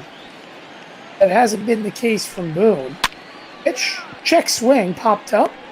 Easily caught by Urshela for the second out. Now batting, the catcher. Now you're going to try to let Cole finish this inning, I would imagine. As he'll face the 9-hitter of Christian Vasquez. Struck it out twice. The only one to do that. Benintendi as well struck it out twice to Cole. That one misses upstairs 1-0, but it's still a game of what-ifs for Boston because you've had the opportunities. And I really still wonder what this game could have been if Christian Vasquez just put a ball in play. It didn't matter where. If you just put a ball in play against Garrett Cole with the bases loaded with no outs, I think we're talking about a different ball game. That one swung on and missed 1-1. If Cole goes to that breaking ball again, and Vasquez just not been able to hit it, as that one's fouled off 1-2. If there's one person Cole's been beating, this has been the guy all day long. That one swung on a miss. Got him for the 3rd time today. That one was on the slider. But the Red Sox at least cut the deficit down to 5 as Jackie Bradley Jr. launches a liner over the right field wall that just crept over for a solo shot.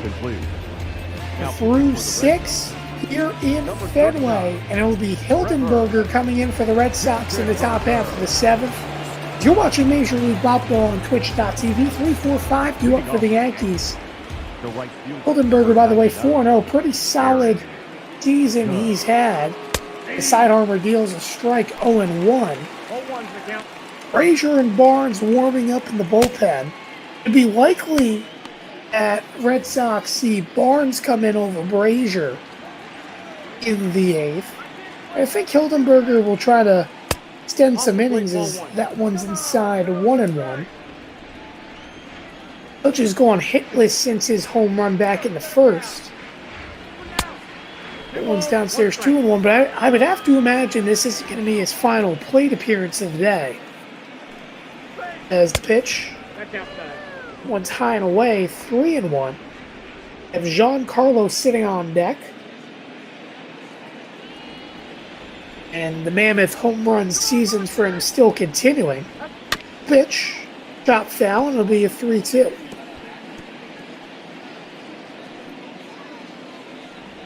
Let's see how Hildenberger's payoff pitch works here. Deals, fouled off, and they'll try it again. Hildenberger, definitely a interesting side armor. 3-2, swung on a miss, got Judge swinging for the first out. I mean, you just see it. It's so classical for these side armors. Go with the sidearm fastball, or some guys use sinkers, and then you go to a changeup. I mean, just drops the table. I mean, you think about, for example, Pat Neshek, who throws a nasty circle change. This one just a straight-up changeup, but it drops to like 68 miles an hour. That one was 74. That time that changeup 76, as that one's called to a strike to Stanton 0-1. I mean, it's just so nasty, these side armors, and you just have to wonder when in terms of changing perspective for hitters, why teams don't really go with side armors too much more. I know it's not necessarily good for your arm, but the guys that have been doing it and obviously haven't been necessarily converted to it, some of the best in the business, and have been able to stay longer in terms of their careers like knuckleballers have. They've been effective. It's really surprising that more teams don't have one or two of them. It's the 3-1 that's inside ball 4. So Stanton works a walk. The Yankees have a runner on for Gary Sanchez, who is 0 for 3. You think about it, until 2019, Hildenberger was on the Minnesota Twins.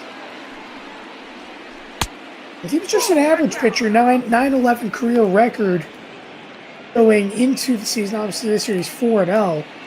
5.35 ERA and 129 strikeouts in his career. As that one's blocked by Vasquez. Got 1-1. Nope, that's down. One just missed. 2-1 as he feels the change.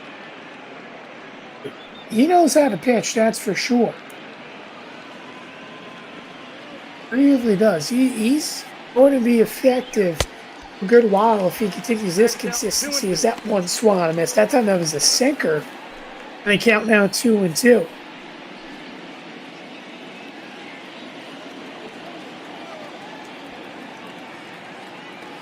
If he can get a ground ball here, the pitch. Downstairs 3-2. One man that's definitely happy on deck is Aaron Hicks, as he will move back to the left side of the plate, assuming this isn't Hildenberger's last batter. Oh man, another tight strike ball. Sanchez can't believe it. That one called strike 3, and I tell you what, I think that one missed, and yes, it did. I'll tell you what, give him the benefit of the doubt the first time to Brett Gardner. That one was well off the zone and rung Sanchez up strike 3 for the second out of the inning. I mean, you just can't accept that if you're Sanchez. Sanchez thought he walked. He was getting ready to turn around and throw the bat back to the third base dugout. That wasn't the case, as Hicks fouls this one off. 0-2 now the count. But regardless, it's the second strikeout of the inning for Hildenberger. As he deals this one downstairs, 1-2. 1-2. Deal 21 pitches since coming in. His only blemish to this point is walking Giancarlo Stanton. The Yankees will go to a reliever in the bottom half of the 7th. It's just a matter of who. That one's fouled off. I would like to take a guess and say it'll be Adam Ottavino. Can't be quite sure. The Yankees do have a 5-run lead, so it's not really much of a holding situation as that one's down 2-2. They do have Chapman back, so you have to wonder if Zach Britton may get the call. Tommy Canley obviously back in a setup role. The wonder, of course, of who comes in. Pitch. One's fouled off, and we'll try another time.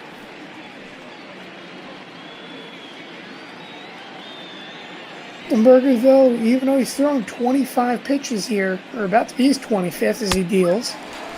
Swing and a miss.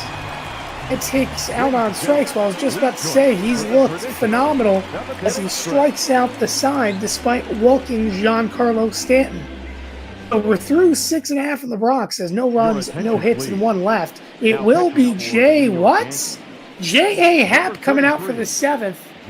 I don't understand it. This man can't get a break. 102 thirds innings. 95 strikeouts for Happ. And why are you pitching him in the 7th inning up 5? The world may never know. But Aaron Boone will tell you, I'm sure in the post-game presser, as the pitch popped up, he's going to make the catch for the first out with ease. There is indeed one away, so 1 pitch, 1 out. But I have no idea why the Yankees are going to pitch J.A. Happ here. You can easily go to Adam Ottavino or anyone else in the bullpen, even Jonathan Holder or Chad Green, up 5. But instead, let's go to the long reliever anyways that's, I don't know, pitched nearly every single game this season. As the pitch called for a strike 0-1, and see Adam Ottavino and Dan Ortero on deck. I would like to say in the 8th or the 9th, Dan Ortero is the guy to go to. But I don't know MLB The Show anymore. Logic says up 5, bring in the long reliever. In the 7th inning, might I mind you. I can understand the 5th, 4th, the 6th, not the 7th. Just want to get out of this ball game. Regardless, it's been a good day for Cole, who's given a strong 6. That one misses upstairs 2-1. I do want to say, too, the decision by Boone to bring in J.A. Happ last week against the Red Sox after Garrett Cole came out, came back to bite him, especially after throwing 4 innings the day prior.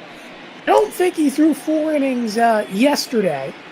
Definitely nowhere near it, but needless to say, this is a tired man out there that somehow still has an arm left on him. Pitch. One's fouled off, and they'll try the payoff yet again. Regardless, Happ's been a critical role player for the Yankees. That one rung up strike 3. Great slider by J.A. Happ. Gets him looking, and if I'm not mistaken, now batting, the designated hitter. Maybe the second strikeout of the day. I mean, that's a nasty, nasty slider there. Martinez now steps in. I was going to say, actually, you know what? That's the 3rd strikeout for Benintendi on the day. Make sure, indeed it is. Benintendi's going down on strikes, and here is JD. This is a man who obliterates left-handed pitching just like Giancarlo Stanton does. He's 0 for 2. But he can definitely turn on one. Is that one? I think it almost hit off his cleat, but Voit fields and fires to Happ to end the inning. J.A. Happ desires to side in order 1, 2, 3. The man still has an arm on him. It'll be Luke Voit, Brett Gardner, Gio Urshela in the top half of the 8th. We're through 7 in the Bronx. As I just realized we did not have a stretch short shaver, but that is okay. As Matt Barnes is the guy, the next guy to come in for the Red Sox. The Yankees still leading by 5. Leading off the first baseman, Luke Voit. So here is Voit. For 2 on the day, he's walked, and of course he hit that moonshot that extended the Yankees' lead to 4-0. First pitch swinging is Voit. Bradley on the run. Makes the catch in front of the warning track for the first out. Well, if you missed this game to this point, let's give you a brief recap. Top of the first inning, while I was having connection troubles, Gleyber Torres hit a double, and then Aaron Judge brought him home via a 2-run home run. The Yankees in the top half of the third inning added on some more runs as Luke Voit hit a 2-run home run, and the Yankees led 4-0. But it wouldn't stop there when Giancarlo Stanton hit an RBI double off the fence. The Yankees went up 5-0, and then eventually it became 6-0 as that one's taken outstairs by Gardner 2-0 as an RBI single came across as well from Gio Urshela as that one's popped up and caught for the second out of the inning. The third base. Gardner, Gio. I don't know why he's staying on first. He's out. It's a routine fly out. And here is Urshela, as I mentioned, who had that last RBI to make it a 6-0 lead. And then the Red Sox, they brought home one. That one's been a solo home run from Jackie Bradley Jr. in the 6th. Urshela hits this one to right field. Verdugo will make the catch, and he will end the inning. So the Yankees retired in order, 1, 2, 3. Get to the bottom of the 8th. Xander Bogaerts, Rafael Devers, and Mitch Moreland due up for the Sox. Watching Major League Baseball on Twitch.tv as Bogaerts stepping in at 325. He's been a man very hard to get out today as he's 2 for 3 with 2 singles. Both of them coming against Garrett Cole. Pitch to Bogaerts. There's a strike 0-1. Happ out for a second inning of work. I would have to imagine, steer me out on this, if Happ goes through this inning quickly like he did last, he may come out for the 9th to try to perform a 3-inning save. You know, the Yankees are up 5 as that one's fouled off 0-2. That's what I would imagine may happen, although you never know. They could bring in Dan Ortero as well. As did he go? Yes, he did. Strike 3. Oh, Happ gets his first strikeout of his appearance, getting Bogaerts to go down swinging for the first out. And here is Devers now as that one misses outside 1-0.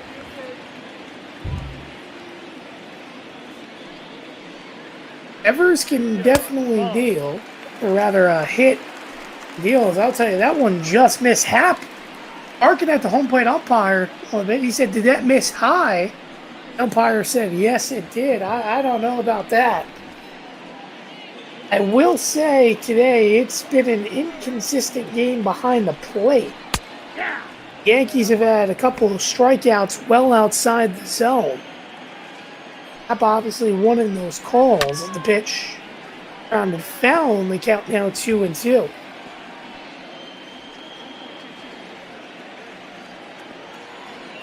Time is 1:44. This game started at 12:15, so we're nearing an hour and a half as that one swung on and missed. Second strikeout for J.A. Happ. And he has 2 away here in the bottom of the 8th inning.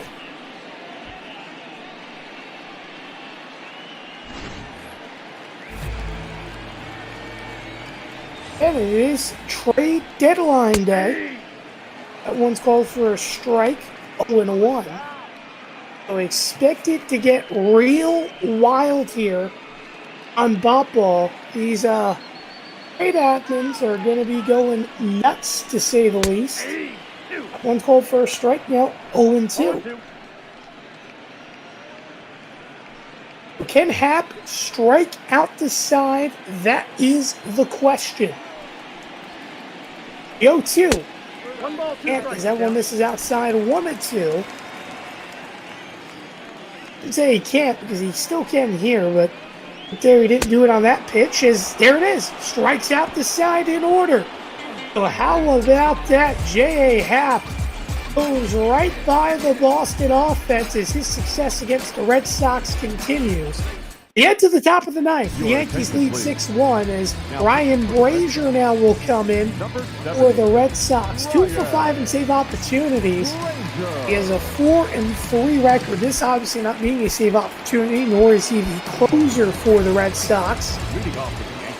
He'll face the top of the order for the Yankees. Will be LeMahieu, Torres, Judge, and Stanton if they can go further, as that one poked the Bogarts. He'll field over the first. Or the first out is quick one away. Now batting, the shortstop, Labor Torres. DJ, first pitch swinging, which at times he does. Jammed himself a little bit. So here is Glaber. 2 for 4. He has a double, a single, and 2 runs scored. Pitch. There's a strike 0-1. Think about Glaber. He is so effective. The Yankees' leading average hitter right now. Like, he gets better and better every single year in the power category as well as the average category. His defense complements it as well. I mean, back to his traditional spot in shortstop. Yankees have a discussion, well, is he going to play third or second? Turns out he plays second after spending some time trying to work to become a third baseman. It's all worked out for Glaber Torres after the Yankees part of that one didn't work out as he swings and misses for the second out. But it's all worked out because he's found his way back home after the Yankees departed of E. Gregorius, who is still very much a fan favorite despite going to Philadelphia with former manager Joe Girardi. But overall, finds himself back to where he began, and that's right at home at shortstop as Judge swings and misses. The count now 0-1. Brazier trying to work a quick inning here. Only had 6 pitches. Pitch outside 1-1. 1-0.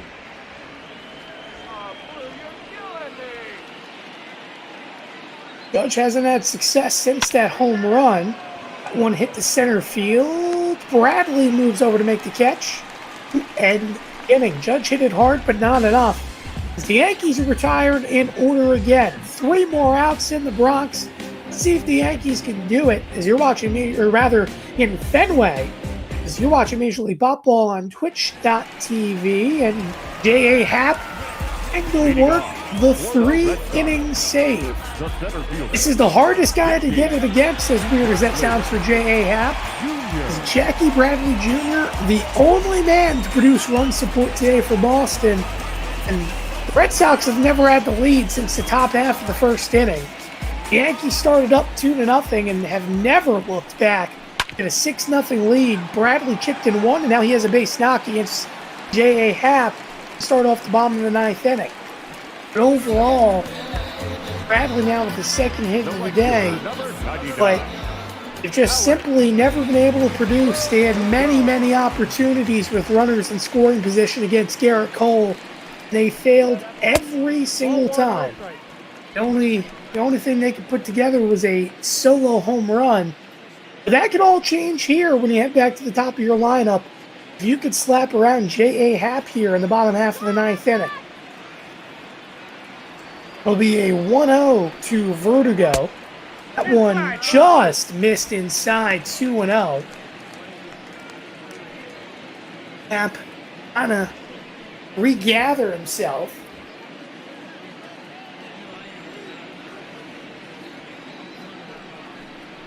Pitch. Line down the left field line. That's going to fall for a base hit. Gardner Fields, he'll run against the wall and then fire to third, but holding at second Now batting will be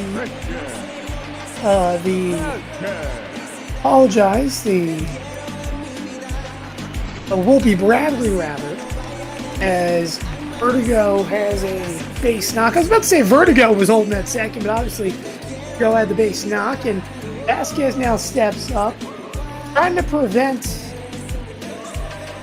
I guess you could say, golden sombrero. He has not been able to put a ball in play today. Pitch. Here's a strike, 0-1. Worked out last time up in the 6th. Yankees have done their limiting. Pitch. 1-1. Upstairs and outside, 1-1. I'll tell you what, though, if Hap can't get Vasquez here, I think this is all for him. At once chopped on the ground. Here we go. Sanchez fields. Fires to second, but the throw is wide. The bases have been loaded. Another error for the Yankees. This time it's an E2. I cannot believe Sanchez fired to second. He should have just went to first for the easier play. Instead now, the Red Sox are threatening here in the bottom of the ninth. I mean, J.A. Happ's put himself in a situation, and now the Yankees have to go to Aroldis Chapman, their closer. I mean, my goodness. You can't do this here, and obviously it stinks for J.A. Happ, who I know was allowed 2 runners on via hits. Then he makes a great pitch, and you can't at least get him that 1 out. Now we head to the top of the order as Peraza steps in, so perhaps some drama lingering here in Boston. Question is, can Boston come back? They trail by 5, but 1 swing of the bat can put them down by 1. First pitch, swung on a missed 0-1 as Shappy deals a 2-seamer at 95. Batman has 4 pitches he goes to as the pitch. Oh, for a strike 0-1. That time you saw the sinker. Mixed around 95-97. He has that 100-mile-an-hour plus 4-seam fastball. He has a mid-80 slider to tack on with it as that one hit on the ground. Here's Torres fields over to second. The first double play. The Red Sox will bring home another run as Bradley comes home to score for the 2nd time today. And the Yankees all of a sudden 1 out away from victory here as Aroldis Chapman trying to come up big for the Yankees. Here is Benintendi, who is 1 for 4. He struck it out 3 times in the ballgame. Vasquez is trying to avoid the golden sombrero. Let's see if the lefty-on-lefty matchup here for Chapman could be beneficial. First pitch, swing and a miss, 0-1. You see that average, a .422 this season with runners in scoring position for Benintendi. Huge opportunity. The pitch. Down the ground, Voit fields, ball game over. The Yankees win 6-2 in Boston and take yet another critical game from the Red Sox to maintain that division lead.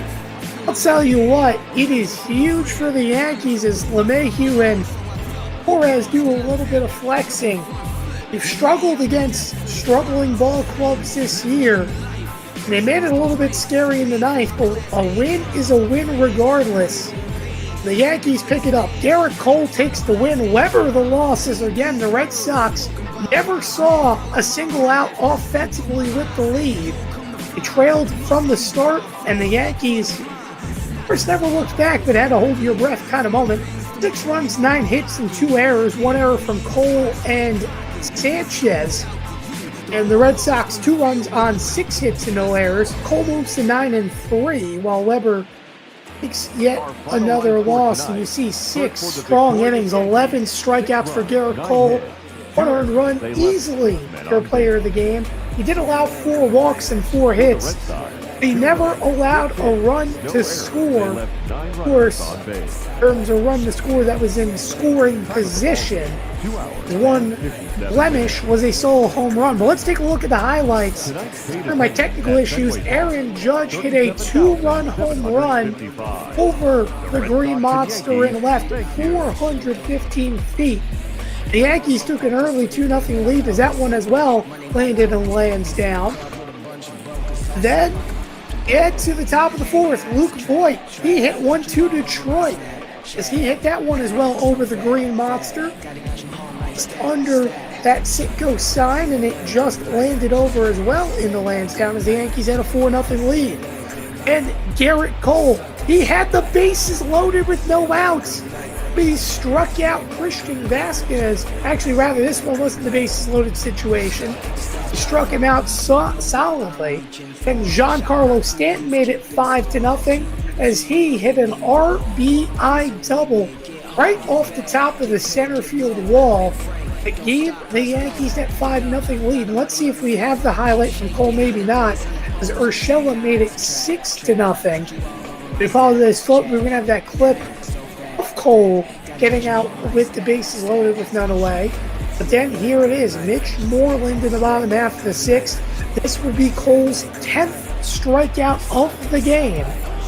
Got Moreland swinging in the bottom of the sixth, and that would ultimately, by the way, be the final inning for Cole, as he would go 6 strong. And then Jackie Bradley, this would be the one blemish on Cole's record, as he lined a shot over the right field wall. Still debatable if at any other stadium that ball would have gone, as it was a low line drive. Regardless, if the Yankees only blemished for a while until here when Bradley came across to score again on a double play, that would be the last of it for Boston, as Aroldis Chapman does what he does best, getting that double play there. As you'll see in a moment, ending the ball game as Benintendi stopped one right over to the first baseman of Luke Voigt, taps on first to end the ball game. So yet again, the Yankees pick up a crucial win in Boston, and the way this series has gone, the Yankees knew they needed every opportunity they can. They've now picked up their 67th win on the season, while the Boston Red Sox now have 60 losses on the year. I mean, that is critical. You see our stat board, 1 for 5 LeMahieu, a 2-hit day for Gleyber Torres, who as well scored 2 runs. Again, nothing more productive than Garrett Cole, who had 11 strikeouts and continues his wonderful season for the Yankees on what may be a run for their 28th World Series victory. They right now sit at a hard number 27. You see 117 pitches for Cole today. No doubt, the player of the game. By the way, this is one of many to come here on Major League Baseball on Twitch.tv, and you see the Yankees taking 2 in that series, ultimately coming up big. As Boston, they took the last series in the Bronx 2 out of 3, but this time the Yankees get the job done here on deadline day. And overall, Saturday to come. The Yankees pick up that 66th win on the year, while the Red Sox fall 8 games below to 500, 51-59. But we are joined by our ex-broadcasters in the booth of Big Fun and J-Man 1993. First off, how are you guys doing on this one today? Doing pretty well. We got an exciting deadline day coming up. Doesn't look like either of these teams have anything going on, the Mets or the Marlins, but the Yankees are involved in some potential talks, and there is a lot going on. It looks to be a busy deadline day here in Major League Baseball. Well, the Marlins, as we know, Big Fun, making a couple big moves, having a couple of young guys now up in that lineup after trading away Jonathan VR. It's very interesting in how the development of Mateo, as well as the catcher Alfaro, who's been there for this entire season. I mean, to me, I would have to imagine it's very critical. And I also can't fail to mention as well Sheldon Noose. But it's critical to see their development here throughout the rest of the season, I would imagine. Yeah, Mateo and Sheldon Noisy coming in for Jonathan VR. Marlins making themselves a pretty solid trade, getting a couple of guys who are not really had anywhere to go in Oakland, and they have more of a place to play in Miami, and they've been given chances to succeed immediately, both getting put right into the lineup after their acquisition. Indeed. Now, J-Man, I do want to turn to you. You look at this side for the Mets, it's been, I guess you could say, a semi-bounce back kind of start after a struggle. I mean, 50-58 isn't good, but you would have to imagine they're going to have to do a lot here to just try to make a little bit of a chip. It doesn't seem like a playoff year. You're going to have to do a lot to get back into it. No, I mean, a lot of injuries for the Mets have been the issue, and they've made some pretty good moves. You know, Stroman going down, Syndergaard going down. Well, they traded Waka for a really good pitching prospect from the Braves. So, you know, this year's all about, you know, not really developing. It's a young, good core. There's a lot of good players here. It's just sort of retooling and going for it next year. And the Mets, they still have a pretty competitive roster. Indeed, but I just want to wrap things up as we are now in Citi Field. Yankees win 6-1 in Boston. They're turning it over now to Big Fun and J-Man 1993 as we head to Queens.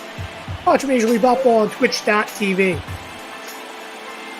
Good afternoon and welcome. You are, in fact, watching Major League Baseball on Twitch.tv. National League East matchup here, the Mets and the Marlins. The Mets seeing the debut of Josh James, who they acquired earlier this week in exchange for Wilson Ramos.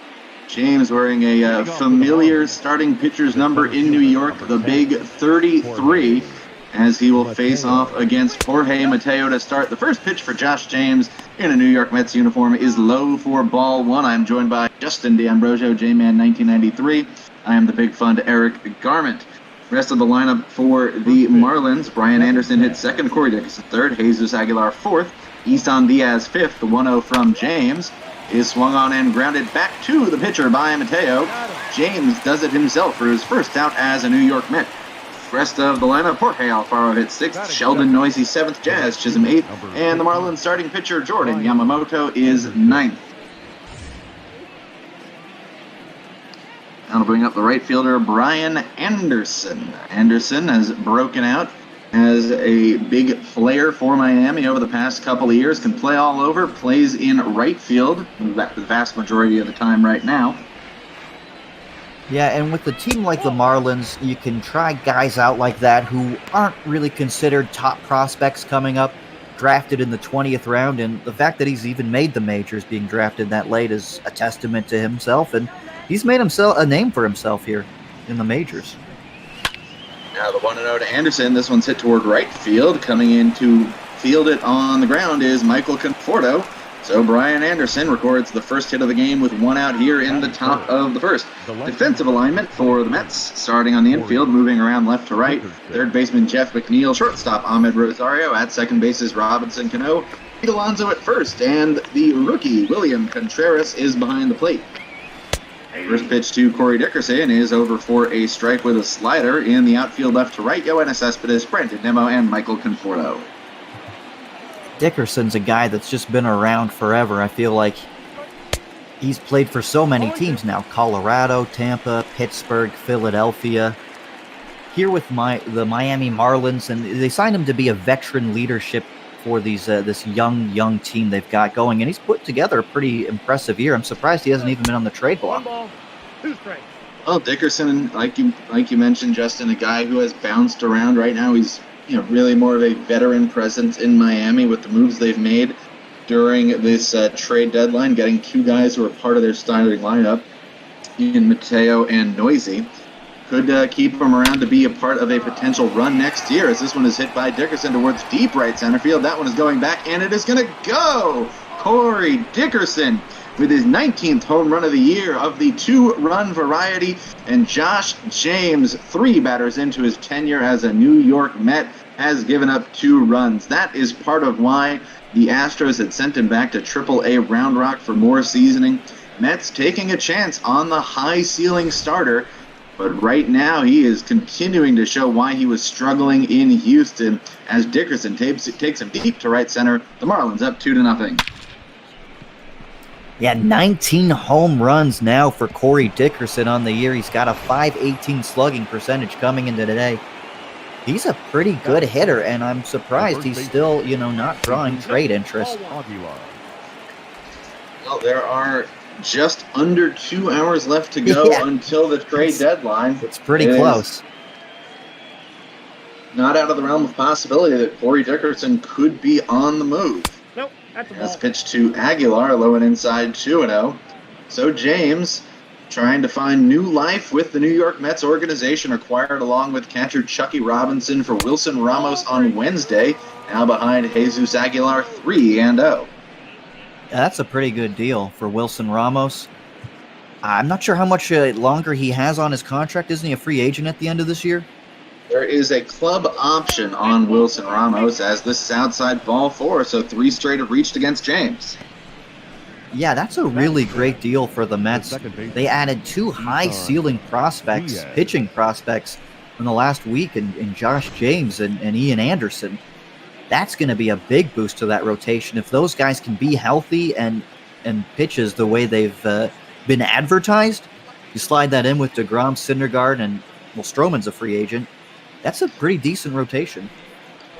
It's the first pitch to Isan Diaz, fastball inside, and that was part of the rationale for the Mets picking up Josh James, in that Marcus Stroman is not a sure thing to be back with the organization next year. So by getting James, the Mets looking ahead to try and fill that spot. 1-0 to Diaz, fouled off.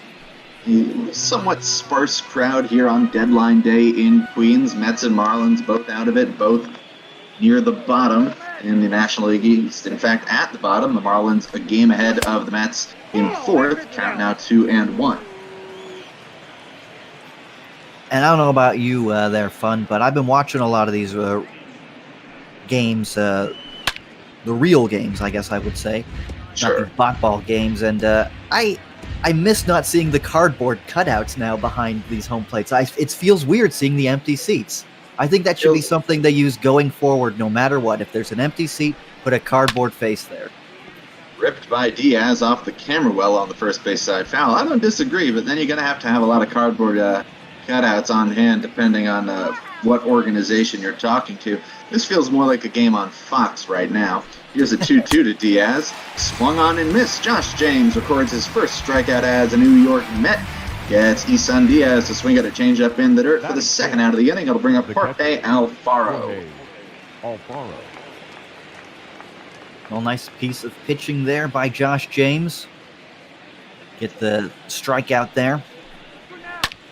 First pitch to Alfaro, ripped into the glove of Jeff McNeil down at third, and that will do it. But Corey Dickerson takes Josh James deep for a 2-run homer in the top half of the first inning. Mets will come to bat trailing by 2.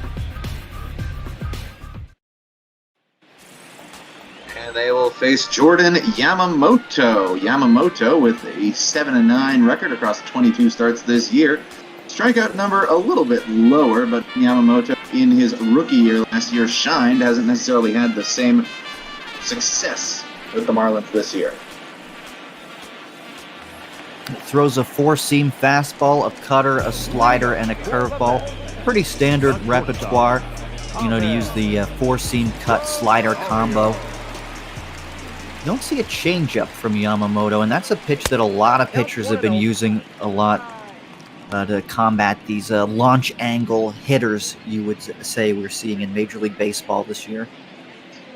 Take a look around the Marlins defense, tell you their alignment after I tell you the Mets lineup following leadoff hitter Ahmed Rosario, who takes this low and away 2-0.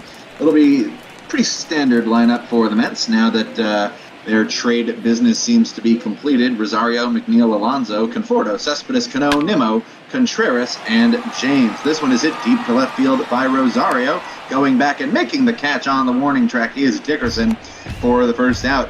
Rosario on Wednesday with a dramatic 2-out, 2-strike walk-off home run against Aroldis Chapman to give the Mets the 2-game sweep in the Queens half of this year's Subway Series.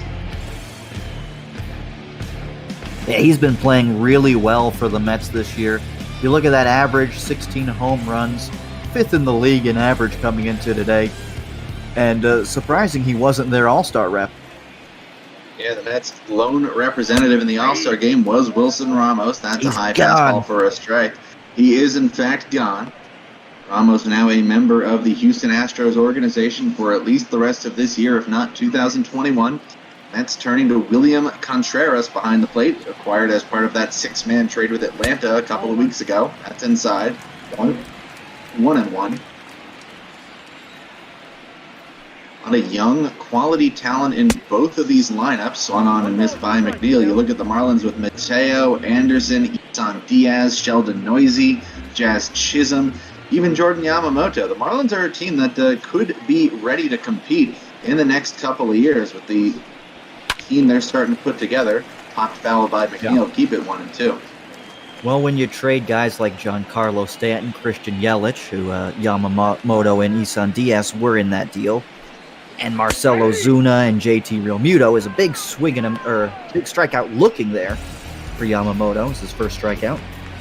You should be able to get yourself into contention relatively quickly, and the Marlins have a history with that. They did it after the 97 World Series team. They traded all of those guys, and of course by 2003 they were a World Series contending team. It's just sort of something Miami fans are used to at this point. Been a long time since the Marlins have been contender quality, though, as Alonso hits this one to deep right center field, sending Anderson and Mateo back, and they are going to watch it go. Pete Alonso goes the other way, raises the apple with his 29th home run of the season, a solo shot to right center field, and the Marlins lead is cut in half. It's 2-1. I mean, that just shows how strong Pete Alonso is. He's going the opposite field. It just goes over the wall. He didn't get all of it, but it's that man strength, I guess you call it, that polar bear strength. Just not getting all of it, but getting enough to get it over the fence. Take a look at it on replay. Kind of golfing that one. You see it tail off at the end. The original construction of Citi Field, that's probably just a deep flyout. But the Mets have changed the dimensions a few times since the park opened in 2009, and now that one is out of here. First pitch to Michael Conforto, a ball low, 1-0. Yeah, a lot of ballparks that were constructed around that time had to realize we made a big mistake making these fields too big. I mean, San Diego had that problem, Detroit, San Francisco, and Citi Field. As Conforto flies out easily to Dickerson in left, that'll end the inning, but the Mets get on the board themselves with a home run. Pete Alonso, his 29th of the year, makes it Miami 2, Mets 1 after 1 on Major League Baseball on Twitch.tv. Josh James out for his second inning of work as a New York Met will look for it to be a little bit quieter than the first. Gave up a 2-run homer to Corey Dickerson. Now we'll face the bottom of the Marlins order with Sheldon Noisy, Jazz Chisholm, and Jordan Yamamoto. Noisy acquired during the All-Star break, along with Jorge Mateo, in exchange for Jonathan VR, and a minor league reliever whose name escapes me at this exact moment. 1-0 pitch from James to Noisy is inside 2-0. I gotta ask you this then. How long do you think before the Marlins start using the pun, let's make some noisy for this guy? I imagine about a week and a half ago. Minor league reliever Dylan Lee was the other part of that trade, as that one's in for a strike, 2-1. And right behind Noisy, you have rookie Bahamian? Not sure how you pronounce it. Shortstop Jazz Chisholm, that's inside 3-1. And he's played well enough to at least hold on to part of his shortstop role, even with the return of Miguel Rojas. Chisholm and Rojas now in a platoon. Rojas gets the start against left-handed pitching. I believe it's pronounced Bahama Mama. That's a swing and a miss by Noisy. Underneath 99 miles an hour. Josh James Heat. Count runs full 3-2. Yeah, Jazz Chisholm playing very well for the Marlins this year. They've got a lot of exciting young talent. And now the 3-2. Fouled off to the right side by Noisy. We will do it again. Marlins coming into today 51-59. Mets at 50-58. As this one is skied into left center field. It's carrying. Going over for it is Nimmo, and he is going to come off the wall. Nimmo plays it on one hop off the wall, throws it into the cutoff man Rosario. Sheldon Noisy with a lead-off double, banging off the wall, his fourth of the season, and the Marlins are right back in business. Yeah, the ball seems to be carrying today out of Citi Field. The shot from Alonso carried pretty well, and this one gets out in a hurry off the wall. I didn't think it was hit that well, but Noisy's got himself a double, making some noisy here today. That'll bring up Jazz Chisholm. You see there hitting better on the road than at home. Part of this new youth movement in the infield. You've got Diaz, Noisy, and Chisholm. The only outlier is really Jesus Aguilar. But you take a look at the Marlins minor leagues, you've got Lewin Diaz possibly ready to strike in the next year or so at first base. Yeah, and I feel like a guy like Aguilar was just sort of acquired hoping there was something left in the tank, and if there was, they could have swapped him at the deadline for a piece for their future, and he hasn't really performed, and they don't really have anyone else, so might as well run him out there. Yeah, part of the multiple guys who are just kind of playing out this year brought into Miami to be veterans. Pitches in the dirt from James, blocked nicely by the rookie William Contreras, younger brother of Wilson. Had himself a 3-for-4 debut against the Yankees on Wednesday. Thrown right into the lineup. This is inside 3-1. Even got a hit off of Aroldis Chapman as part of the Mets' comeback in the ninth and now. Well, it's always fun to have a major league debut against the Yankees. Most upsetting for Contreras. The Mets have no more games with the Cubs, as this is low from James to Chisholm. Ball 4, second walk issued by James. Chisholm takes first, and Jordan Yamamoto will come up in a sacrifice bunt spot. Yamamoto. Now, James not happy with himself, as you see he's walking around the mound there. And this inning has not started as well as you would like, with 7, 8, and 9 coming up. Gave up a double and a walk. Here is Yamamoto. James ready, squares to bunt. Bunted up the third baseline. Play by McNeil over to Alonso. Picture-perfect sacrifice bunt from Yamamoto. Moves the runners up, and now there's one away. The center fielder. Yeah, not bunted too hard. I've seen that a lot in the bot ball season, is players bunting the ball super hard and fielders just turning around and firing to second. But this one moved both runners up, and now the Marlins have the top of their lineup up with only one out. And here's Jorge Mateo. First pitch is in there for a strike near the top of the zone, 0-1. Mateo, his first time up, grounded back to the pitcher. No double play in order here. The 0-1 fastball sails high, 1-1. Now, Mateo was involved in the original Sonny Gray deal, where the Yankees sent Mateo, Dustin Fowler, and James Kaprielian to the A's. Yeah, that is a trade that has not really worked out fantastically for the A's, but Sonny Gray didn't really work out fantastically for the Yankees either. 2-1. Inside 3-1. So James struggling a little bit with the control. Already has 2 walks.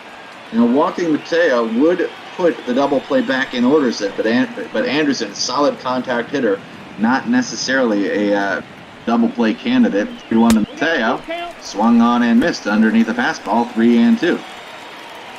Yeah, and you want to get Mateo here. I mean, it's only 45 at-bats on the young season, but he is struggling, only hitting 133. And Brian Anderson is one of the Marlins' better hitters and one of the more veteran players on this team.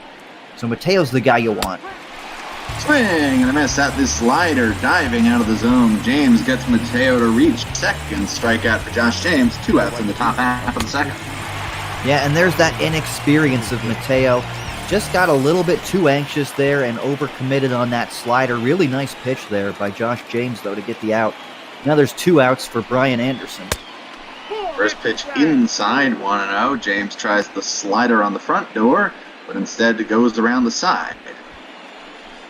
Can't get into that gate without a key. I don't know. It didn't really go anywhere. That's what I get for not growing up in houses with front doors and back doors and side gates.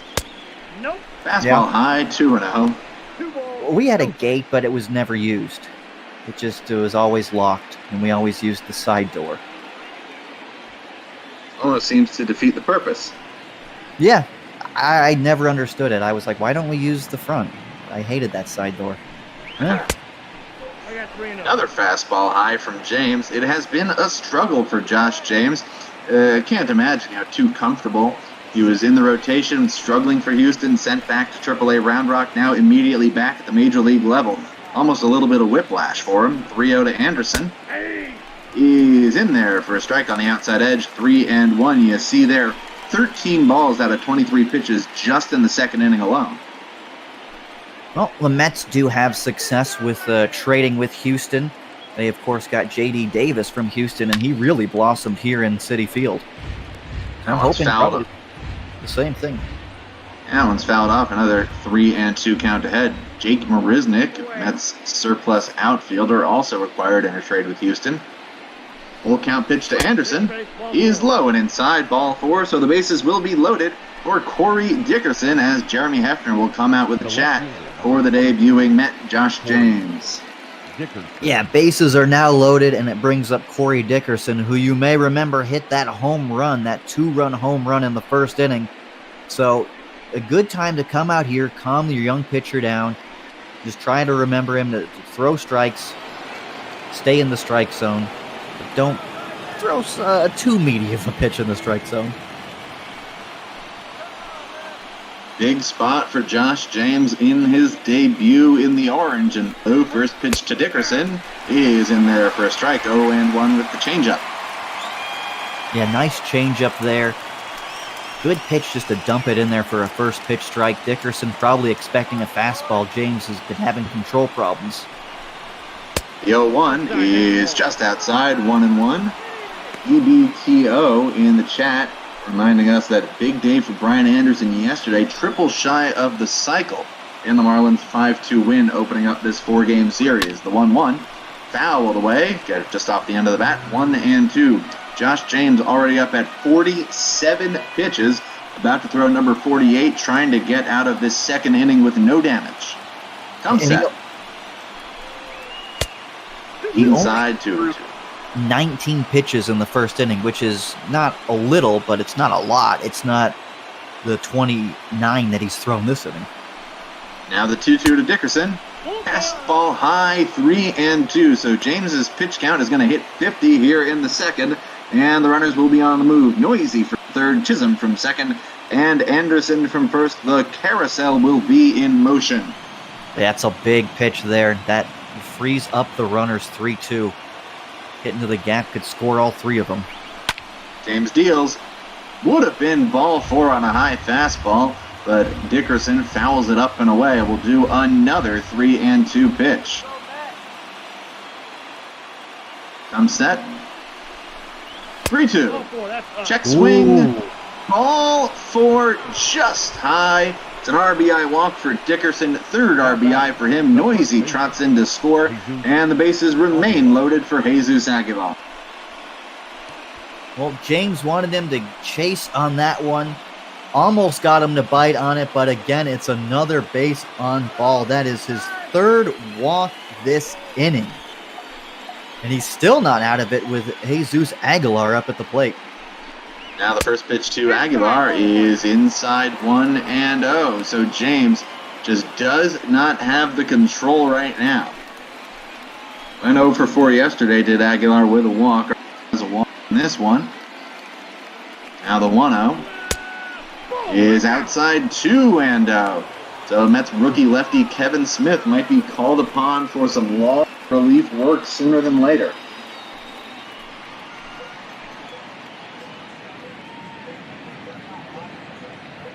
James behind Aguilar, 2-0. Bases still loaded. The pitch. Crushed to deep left field. That one is going to go way out of here. Jesus Aguilar gets a middle fastball and makes James pay. A grand slam. Aguilar's 14th home run of the year. And the Marlins fly out to a 7-1 lead. Ow. I mean, that's got to sting for Josh James. Not the first impression you want to make here to these Mets fans in Queens. Jesus Aguilar gets every bit of that one. Just absolutely crushes that one. 411 feet. And that is going to do it for Josh James here today. Josh James had chances to get out of the second inning, but an RBI walk for Corey Dickerson followed up by a Jesus Aguilar grand slam. cuts the debut short at just an inning and 2/3. Left-hander Kevin Smith on now to pick up the pieces. First pitch to Diaz is outside 1-0. James struggled badly with Houston. Mets taking a high-risk, high-reward gamble on James, acquiring him for Wilson Ramos. Today it was high-risk, 2-0 now to Diaz. Yeah, and at this point, the Mets would just like anyone to come in and throw strikes.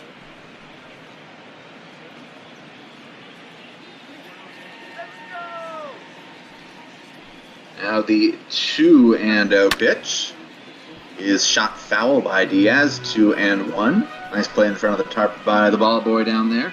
So the final line on James in an inning and 2/3, 4 hits, 7 earned runs, 4 walks. That one's high, 3-1.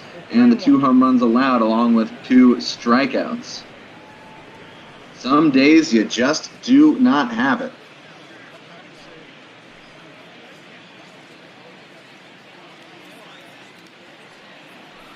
And now the 3-1 from Smith to Diaz in there for a strike. Count is full, 3-2. Well, there's a phrase, there's no such thing as a pitching prospect, and you just never know what you're going to get with these guys. And even Roy Halladay, who was a highly thought of prospect, ended up having to go all the way back to A-ball. This one's hit to right by Diaz. Conforto trailing back makes the catch, crossing on to the warning track, and that will do it. But the Marlins add 5 runs in the top of the second, 4 of them on this Jesus Aguilar grand slam to left, middle of the second. It's the Marlins 7, the Mets 1.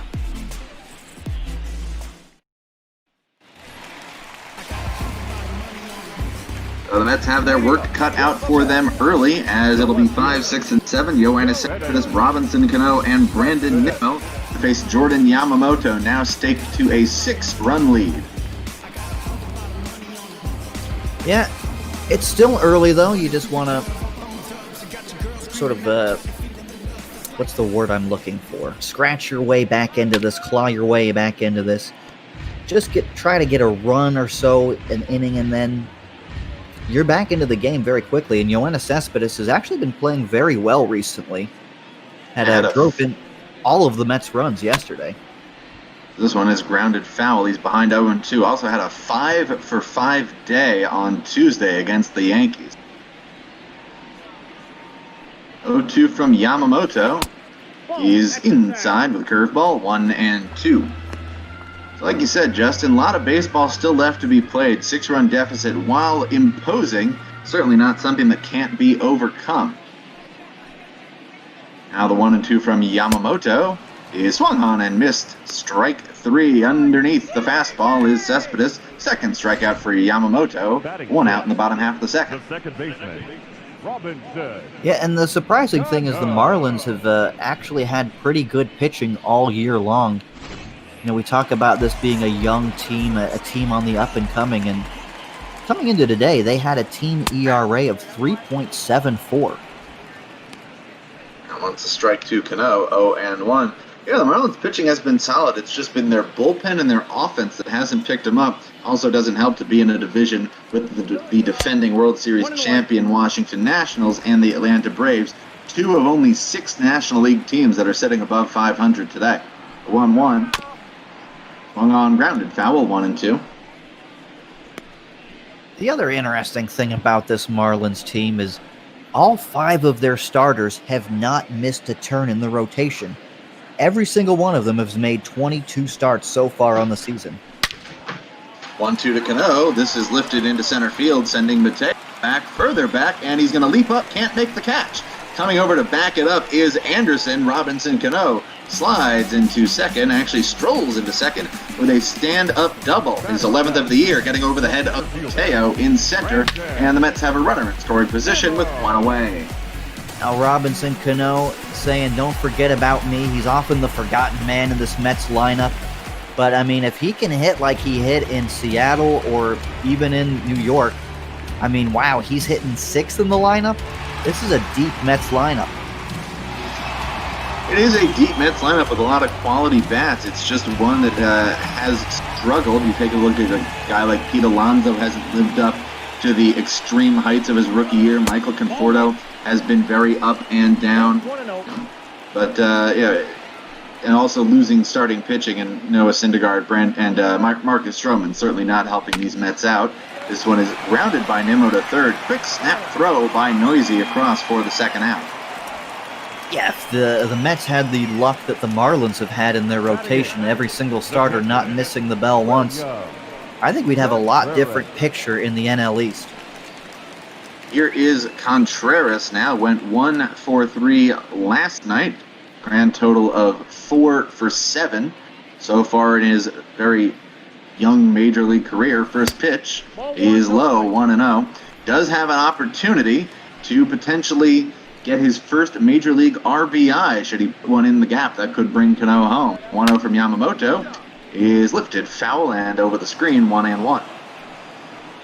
Yeah, he's probably not going to hit 571 for his entire career, but you see that and you go, oh, wow. It's 4 for 7, though. Big curveball gets a bad swing by Contreras. Not sure what Contreras saw there. It was a bad release from Yamamoto. Just kind of fluttered out of the hand, but Contreras thought he had a pitch to hit. Now the 1-2. Same kind of pitch gets a strikeout. It's a slider in the same spot the curveball hit the mitt of Alfaro. Contreras reaches again, 2 strikeouts in the inning for Yamamoto, 3 total, and it's the Marlins 7. The Mets 1 after 2. That's a really good call there by that young catcher, Jorge Alfaro, seeing Contreras looking that foolish on the curveball and just calling another similar pitch, same spot. Big strikeout there for Jordan Yamamoto. And it will be 6, 7, and 8 for the Marlins to face Kevin Smith, who got the last out at the top of the second.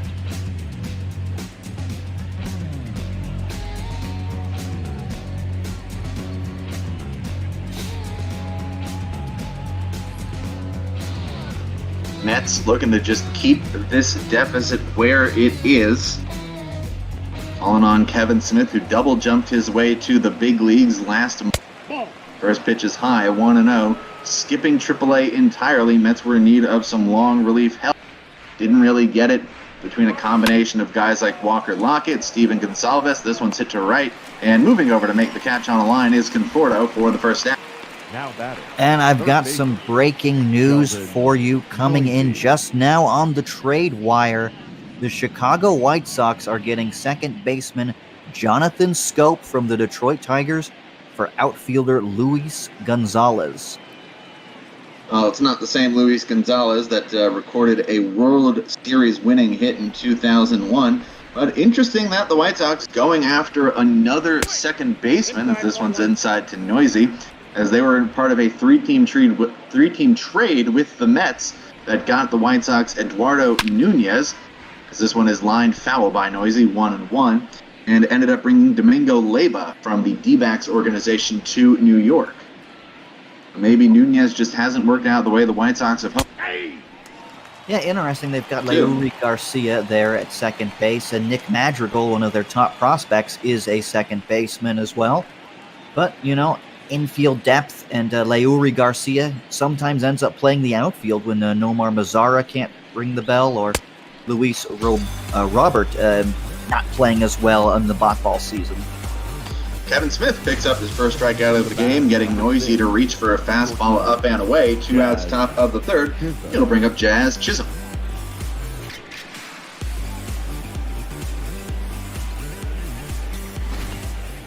Sorry about that. Inadvertently stepped out of the booth for a second, and we're back in. First pitch to Chisholm. Bends him back, nearly hits him, 1-0. Slider that did not slide one bit. Yeah, I heard that noise. I said, oh, who's joining our booth? Oh, it's me by myself. It's me. It's me alone.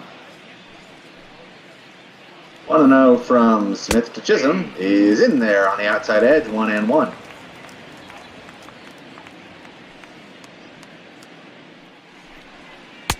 And now it is 2-1 as Smith tries the slider, misses the outside edge. And as confirmed trades come across our wire, we will pass them along to you, the viewers. So that is the first one on what looks to be a potentially very busy deadline day here on Major League Bot Ball. Swing and a miss on the fastball. Smith has been getting some good movement, some good late movement on that fastball. Already got one strikeout with it in the inning. Could look to do another one here. 2-2 to Chisholm. It is a fastball. This one is flown to left center field, sending Cespedes back, and he is going to have to play it on a hop against the wall. Jazz Chisholm is going to be on for the second time with a double, and it'll bring up Jordan Yamamoto with a man on second and 2 away. The pitcher. Jazz Chisholm has just been a very exciting player to watch for me in this series, and he's hitting 8th in the lineup today, and I wonder how much longer before the Marlins move him up to that top of the lineup. He's just been a very exciting guy to watch. Yeah, you could consider moving Mateo down, have some speed at the bottom. This is inside to Yamamoto. Had a sacrifice bunt in the second inning. Yeah, we're 136 at-bats into Chisholm's major league career, and he's still hitting 290 with a 380 on base. I say it's time to move the young man up. Well, once the deadline is passed, take a look and see. Marlins might be making some moves. Mets, not sure what the Mets really could do with the lineup other than what they have done. A fastball inside to Yamamoto, 2-1. The only thing you could really consider maybe flipping Nimmo and Rosario, but Rosario's been better at getting on base overall. 2-1 is hit to the right side into the glove of Alonso on a line. That will end the inning. Marlins get a 2-out double from Chisholm, but can't do anything with it. But after 2.5 here in New York, it's the Marlins 7, the Mets 1. This is Major League Bot Ball on Twitch.tv.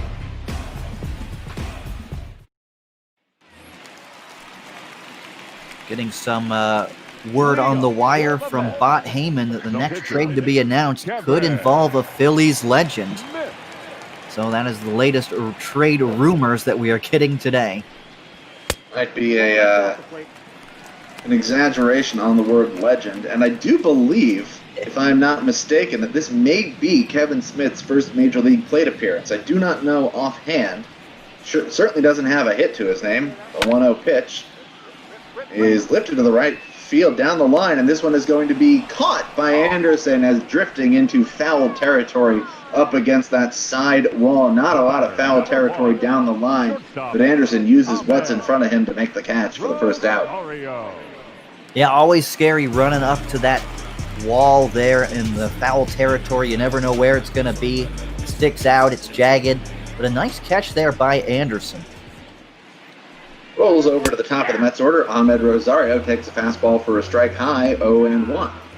And that's specifically, that play right there is why I hate having bullpens down the side of play. Now the 0-1 is up and away, 1-1. I'm with you there. I don't think bullpens should be in play. I believe only one team has it remaining, maybe two. Here's the 1-1. Well, I think the Buffalo Blue Jays Wild Wings will have one this year. Pop foul. Nice job by Aguilar getting over to catch it.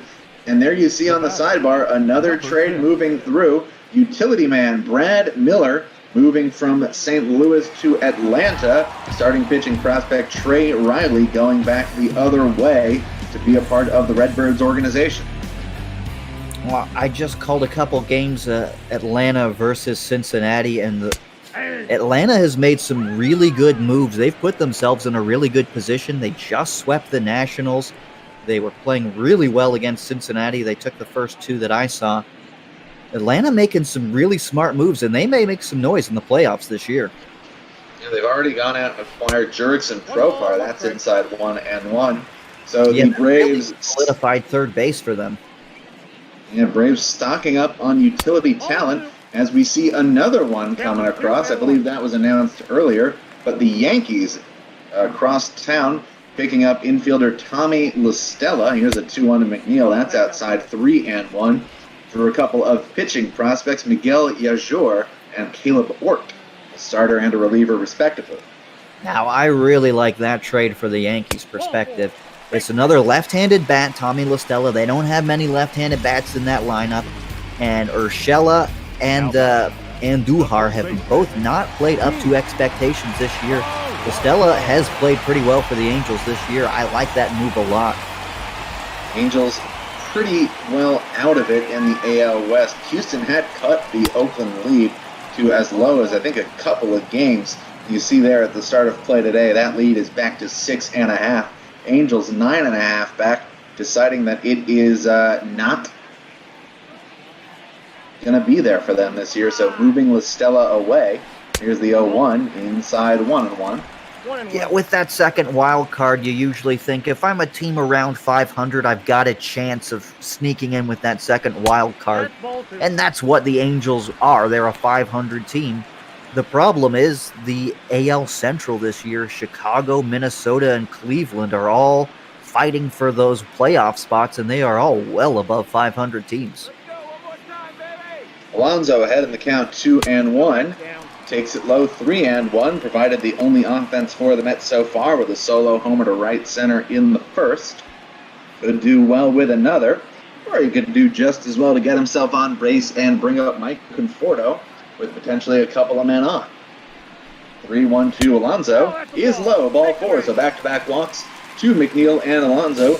Give the Mets a couple of men on with 2 outs, and Michael Conforto coming to the plate. And speaking of the Angels, they also traded Andrew Heaney recently. He was probably their best pitcher this whole year. That's a big trade, giving up that. I've been very impressed with the moves the Dodgers have made so far, too. Acquiring Andrew Heaney, they gave up Tony Gosselin, DJ Peters, and Edubre Ramos to get Heaney. But man, that Dodgers team also added Jorge Soler as well as Heaney. Yeah, the Dodgers seem to be taking a big swing at 2020. That is true, but they're trying to do everything they can to at least make the dance. You see there, they are a half game back of Atlanta for the second wild card spot coming into today. 1-1-2 Conforto swings underneath the fastball, 1-2. Yeah, and with all the moves Atlanta has been making, the Dodgers feeling like they just need to keep pace just to make the playoffs. That one misses 2-2. Yeah, the Braves have acquired Hansel Robles from the Angels. The Angels really just deciding to sell it off. Braves also acquiring Justin Wilson and Michael Wacha from the Mets. Brad Miller today, Jurickson Profar from the Padres, as this is fouled off by Conforto, 2-2. So Atlanta, very busy. They also got Kevin Pillar from Boston for utility minor leaguer Riley Unruh. Yeah, they're 5 trades. Platoon him, I think, with Ender Inciarte out there and right, and then Nick Markakis announced he wants to come back. So they've that's a whole different thing. But looking back at what we've got, McNeil on second, Alonso on first will be on the move on the 3-2 pitch with 2 outs to Conforto from Yamamoto. Fouled away. We'll do another one. You see Yamamoto, like James, struggling with the control. 13 balls against 9 strikes in this inning. The big difference is James got burned by the grand slam. 3-2. Fouled off again, so a long at bat here for Conforto, just upping the pitch count of Yamamoto. Yeah, and if Conforto could get a hold of one right here, that would put the Mets right back into this ballgame. Another 3-2. This one is in play to deep left field, and that one is going to go. Michael Conforto goes the other way. A 3-run homer, his 25th of the year, takes Yamamoto oppo, and just like that, once again, the Marlins lead has been cut in half. It is now 7-4. Well, like I said, you just got to keep scratching, keep clawing back at it. You can't get 6 in a one swing, but Conforto gets 3 in one swing there, cutting the lead in half, 7-4, and we're still only in the 3rd inning. Mets are not out of this ballgame. Michael Conforto fighting and fighting and fighting in that at-bat, ends up winning in the biggest way you can. Parks it into section 134 down there at Citi Field. Yamamoto gives up his second homer of the game and now faces Yoenis Cespedes with the bases empty, 2 outs, and just a 3-run lead.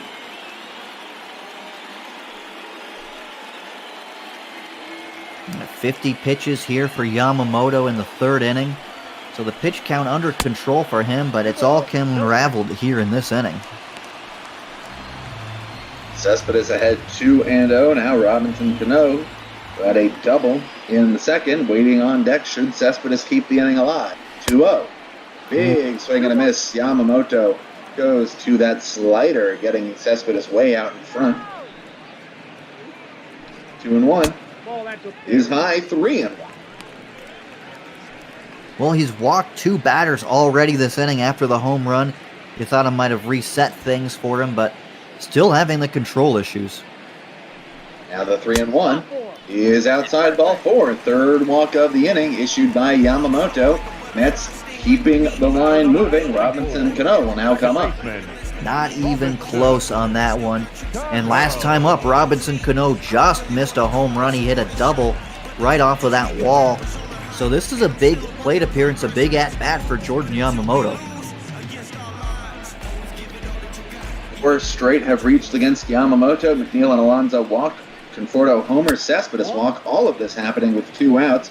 Yamamoto tries to snap off a curveball, does not get the call, and you see the visible frustration on the Marlins starter on the mound. Yeah, he is not happy, and you know, he's from Hawaii, and I've been to Hawaii. Most people there are very relaxed, but Yamamoto not relaxed at all right now. 1-0 swung on and missed. Goes back to the straight fastball. Blows it by Cano. 1-1. I mean, if you are from Hawaii, how could you ever be angry while you're there? How could you? 1-1 to Cano. This one is fouled off. Count 1-2. So Yamamoto, after 3 walks and a home run in the inning, finds himself 1 strike away from getting out of it, but he was 1 strike away from getting out of it with Conforto at the plate. Now the 1-2. Swung on and missed. Strike 3. 4th strikeout of the day for Yamamoto. But Michael Conforto gets the Mets back into this one with a 3-run opposite field home run. After 3, it's Marlins 7. That's 4.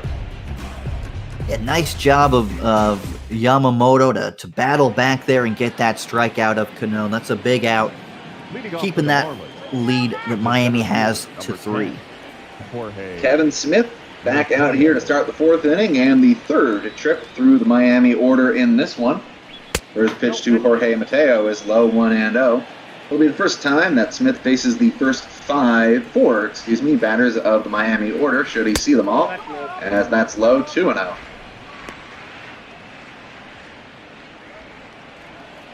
Now, which player on this Marlins team are you most excited to see their career unfold? As that's ripped foul by Mateo, 2-1. I'm very interested in seeing kind of this middle infield double play combo of Isan Diaz and Jazz Chisholm develop. Now the 2-1 is ripped foul, count 2-2. Chisholm was brought up because Miguel Rojas was going to miss a lot of time with an injury. Marlins brass deciding to give the youngsters a shot, and he has shined. And meanwhile, Diaz, despite his short stature, has kind of blossomed into a bit of a power guy. Double-digit home runs for Diaz. 2-2 to Mateo. Swung on and missed. Smith picks up his 2nd strikeout. A nice pitch there from Kevin Smith. Well, as you can see, that is the final line on Josh James. Not a good debut for the young Mets right-hander. 4 walks, that was his undoing, the control, and then, of course, giving up that big grand slam, 7 earned runs for Josh James in his first start as a Met. That'll bring up Brian Anderson. He's reached base both times today with a single and a walk and scored twice. Swings and misses, 0-1. Botster only teasing some trades to be announced, saying they have one team with 3 trades to be announced. Oh, big news there from Botster only. Now the 1-1 from Smith to Anderson is grounded back towards the middle. Rosario to his left picks it up. Nice throw across to Alonso, 2 away. Kevin Smith has been solid for the Mets in this long relief role. It's only his 10th appearance, but he's kept the ERA under 4, which is more than some of the other long relievers for the Mets can say. There was discussion of potentially moving Corey Oswalt back to long relief. He had been solid as a starter for a while, but had seen his numbers tail off lately. Here's the first pitch to Dickerson inside 1-0. And he has been sent back to Syracuse to get some more regular starting work. 1-0 is shot foul, 1-1. A long relief role is very overused in the MLB The Show formula, it seems. So you may have a guy that has success there. That one's nicely played there, down by third to get the out. 2 1/3 solid innings for Kevin Smith in relief so far. Goes 1, 2, 3 against the top of the Marlins lineup there in the top of the fourth. We move on to the bottom half. Marlins 7, Mets 4. It'll be Nimmo, Contreras, and either Smith or a pinch hitter for the Mets here in the bottom half of the fourth.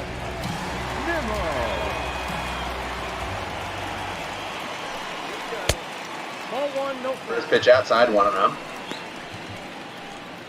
Well, here is the announcement.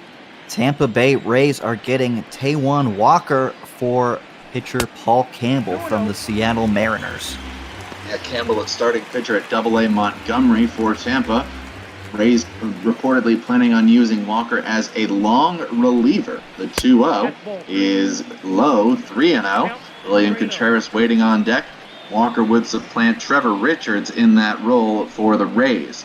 Just on an expiring contract, Rays hoping to bolster their bullpen with the acquisition of a player who spent his entire career in the Pacific time zone. Or the Arizona time zone, if you want to be pedantic about it. Count now 3-1. There's a different time zone in Arizona?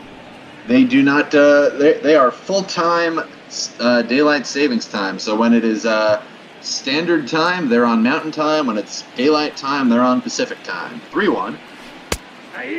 Check swing. Ooh, big bender from Yamamoto. Gets the curveball just to snap down to the knees. Count now 3-2 after he was behind 3-0. And he'll get himself a strikeout. Jordan Yamamoto, 5th strikeout, starts the 4th inning. Ooh, nice pitch there by Jordan Yamamoto. He's got 5 strikeouts on the day. And that will bring up William Contreras, one of those 5 strikeouts. As I cannot write down that Nimmo has struck out because my cat has decided to walk all over my score sheet, as this is popped foul by Contreras and caught by Aguilar for the 2nd out quickly. Will she let me write it? No, she wants the pen. All right, there she goes. That's funny. Yeah, my roommate's cat was very much interested in getting into the room with me today. Well, Smith will get a second plate appearance, so it looks like Rojas is going to ride him into at least the 5th inning. Flew out in foul ground, and his first time up. This one is hit back up the middle, fielded nicely by Chisholm, makes the throw across, picked out of the dirt by Aguilar, and it's a 1-2-3 inning for Yamamoto. Nice bounce back inning for the Marlins starter. Yeah, I made the mistake in trying to get the cats to like me. I gave them a bunch of treats and things like that, and now the cats really like me, and now they always are trying to get into my room. Paul Sewald, Mark Melanson in the Mets bullpen as Kevin Smith goes back out there to start the 5th, and as my cat bats at me because she wants the pen. We'll get another trade to announce for Tampa Bay. Tampa Bay getting pitcher Andrew Chafin from Arizona for pitcher Garrett Clevenger. Chafin had just fallen out of favor in Arizona. He had just been sent to Triple-A Reno, had been struggling as John Duplantier has been brought up to do some middle relief work. A starting prospect, but sometimes you got to find your guys a spot. Clevenger has actually been traded for the 2nd time this summer. Was originally acquired by the Rays in exchange for reliever prospect Shane McClanahan. So if you're the Rays, you think of it as trading McClanahan for Chafin, trying to bolster that bullpen as the Rays try and take a shot at the Yankees atop the AL East. Any relation to Rue McClanahan? Jury's still out. Swing and a miss. Aguilar, who his last time up knocked Josh James out of the game with a grand slam, strikes out against Kevin Smith here for the 1st out of the 5th. On the Twitch chat, you'd be saying you didn't think the Marlins and Mets would combine for 11 runs by the 4th inning, and long relievers are the bane of my existence. Now, we are seeing some long relievers relieving here for the Mets, and Kevin Smith doing a very good job of it so far today, though. Smith ahead of Diaz, 0-1. Diaz 0 for 2 with a strikeout. Takes a strike there. Now it's 0-2.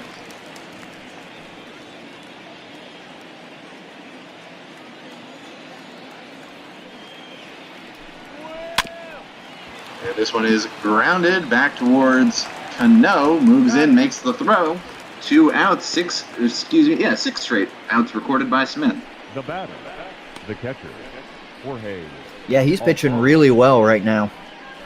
And that's what the Mets need. They need guys just to put up zeros in the bullpen so they can try to claw their way back into this game, getting a run here, a run there. But you need the bullpen to shut them down. First pitch swinging underneath the fastball is Alfaro, 0-1.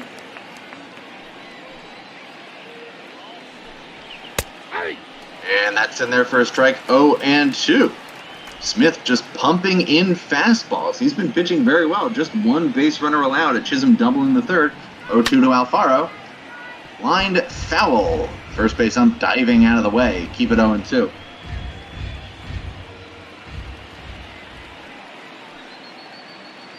And now the 0-2. Ties up Alfaro, but he's able to make contact, foul it towards the visitor's dugout. Keep the count 0-2. On the way. Inside 1-2.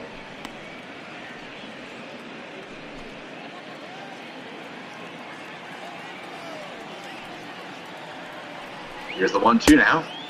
Way inside, backing Alfaro off with a slider, 2-2. Forget coming in the front door. That one barreled through. Now the 2-2. Low, 3-2. Alfaro's worked himself back to a full count. This could be it for Smith, whether or not he records the out. He just hit to end that inning. A lot of pitches this at bat, yeah. Rounded towards second base. Cano a couple steps to his right, makes the throw. Nice pick by Alonso. It's another 1-2-3 inning for Kevin Smith. Halfway home at Citi Field. Marlins lead the Mets 7-4. This is Major League Botball on Twitch.tv. Well, so if Botster only told us there was one team with 3 trades waiting to be announced, and Tampa has had 2 trades announced, does that mean there's another trade from Tampa on the way? Could very well be. Now, first pitch to Ahmed Rosario misses.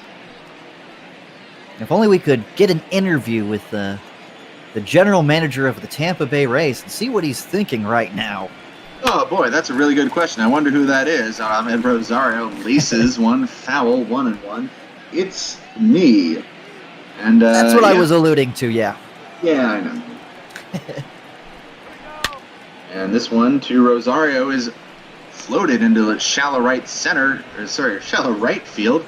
And nice job by Diaz getting over to make that pop out for the first out. Yeah, those are difficult plays, having to run that way, the ball over your head, and you got to make a basket catch that way. Difficult play. It looks easy, but Luis Castillo of the Mets, you may remember that play. It's not an easy catch. You don't remember? Talk about that. No, I remember it. We just don't need to talk about it. I remember having to go. I remember watching the end of that game and then had very excited somewhere else. It was difficult. 1-0 to McNeil. Grounded it back up the middle. That's going to get through for a base hit. So Jeff McNeil on base for the second time. First hit of the day for him. Mets will have a 1-out base runner for Pete Alonso. It's not often you get to say base hit up the middle anymore. Teams shifting so much. But McNeil using the whole field, a 324 average. He's a complete hitter. Can't really play him to shift that much, and rewarded with a base hit up the middle there. Yeah, if you try to shift on Jeff McNeil, excuse me, you can just easily poke one down the third base line, get himself an easy single, maybe a double. First pitch to Alonso is low, 1-0.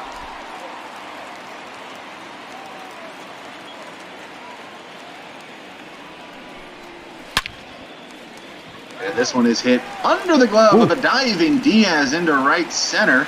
Rounding second, making his way towards third, and sliding in under the throw is McNeil. A sharp single from Alonso, his second hit of the day. He's been on base all 3 times. And the Mets have runners on the corners, 1 out for Michael Conforto, who could tie the game with another home run. Well, that's another base hit up the middle, but Alonso did it differently. He scorched that one. That was a screamer. And when you hit them that hard, they are hard to catch. One went all the way to the outfield, and nice job base running there by McNeil getting to third. So here is Conforto, went the other way. 3-run homer to left his last time up. Did it with 2 outs. Here just needs to avoid the double play ball. Could bring home another run for the Mets. 1-0 to him. Swung on and missed. Count 1-1. It did it on a full count pitch, too, going the opposite way. And Alonso's home run was the opposite way as well. They're not pulling these home runs from Yamamoto. 1-1. Fouled off. 1-2. Yoenis Cespedes on deck. A strikeout and a walk for him today.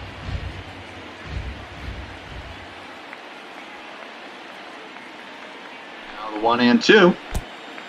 Hits him.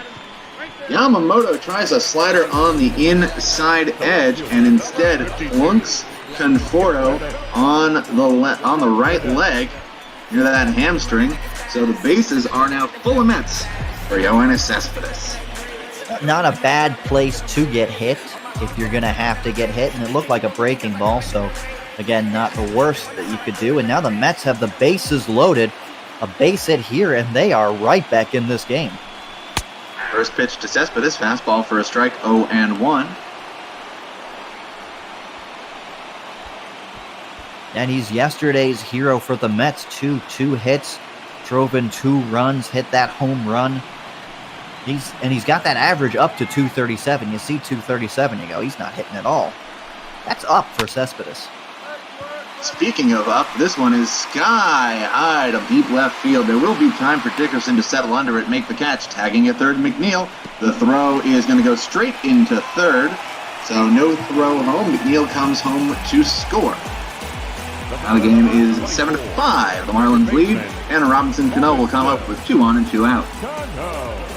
Well, they still got that run in from third with less than 2 outs, so that's a good at-bat there by Cespedes. You hope for more, but still early in the game. You're only down by 2 now, and there's still a chance with 2 on and Robinson Cano at the plate. First pitch to Cano, fastball up and away, 1-0. Now 164 on the season for Cano with runners in scoring position, and that's what we say. It's a deep lineup, but it's, been a struggling lineup at times. That one's in for a strike, 1-1. Mets trying to make their way back into this one. They were down 7-1 after the top of the second. Now it's 7-5. The pitch. This one is hit towards left center field. Moving back is Dickerson. Looks like he's going to have room, and he does. Makes the catch. So the Mets load the bases with 1 out. They're only able to get 1 run out of it, but it is now Miami 7, Mets 5 after 5.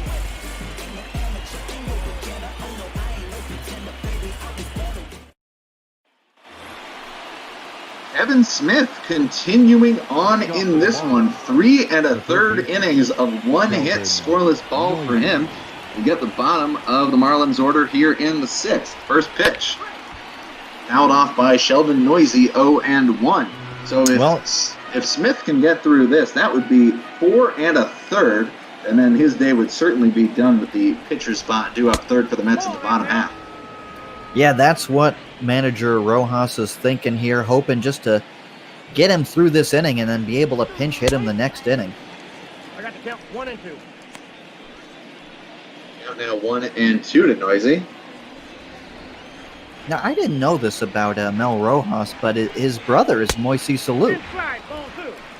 You mean Luis Rojas? Yeah, Luis Rojas, excuse me. Oh, Mel Rojas is a different dude. Yeah. I didn't know that.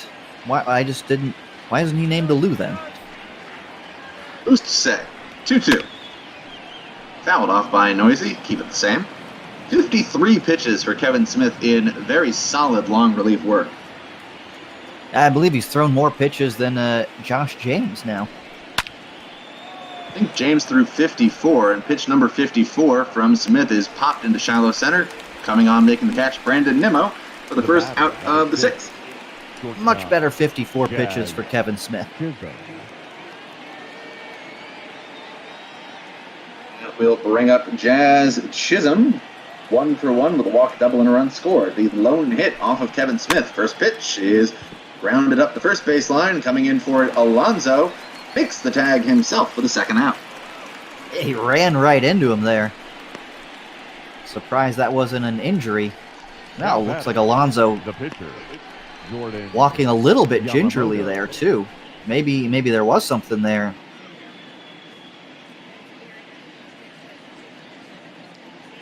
Looks like Alonso is fine, and Yamamoto will bat for himself. A little surprising, considering he has now given up 5 runs in 5 innings. Don Mattingly sticking by his starter. First pitch in there for a strike from Smith.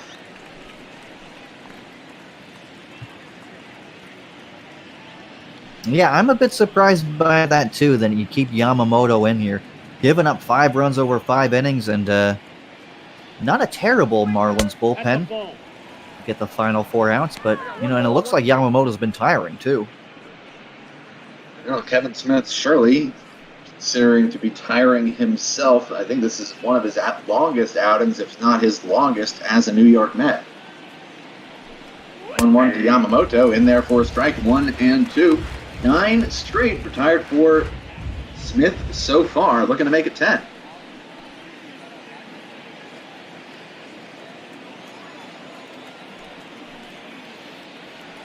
Now the 1 and 2. Up and in. 2 and 2.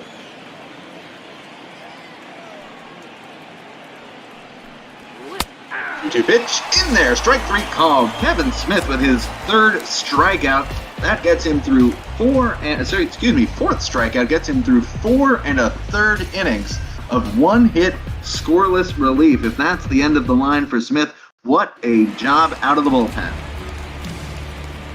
Well, thanks to EB in Toronto for answering that question for me.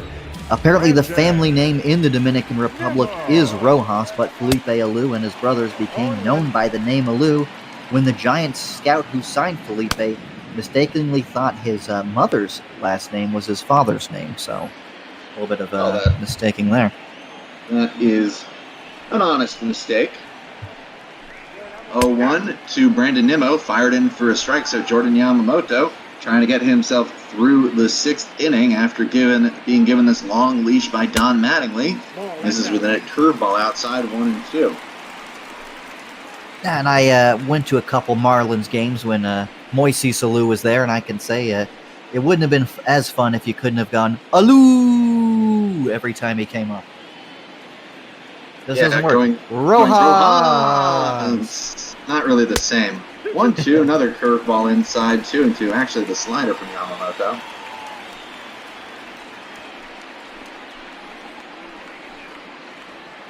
Alou, of course, very famous for that play with the Cubs against the Marlins in the 03 NLCS.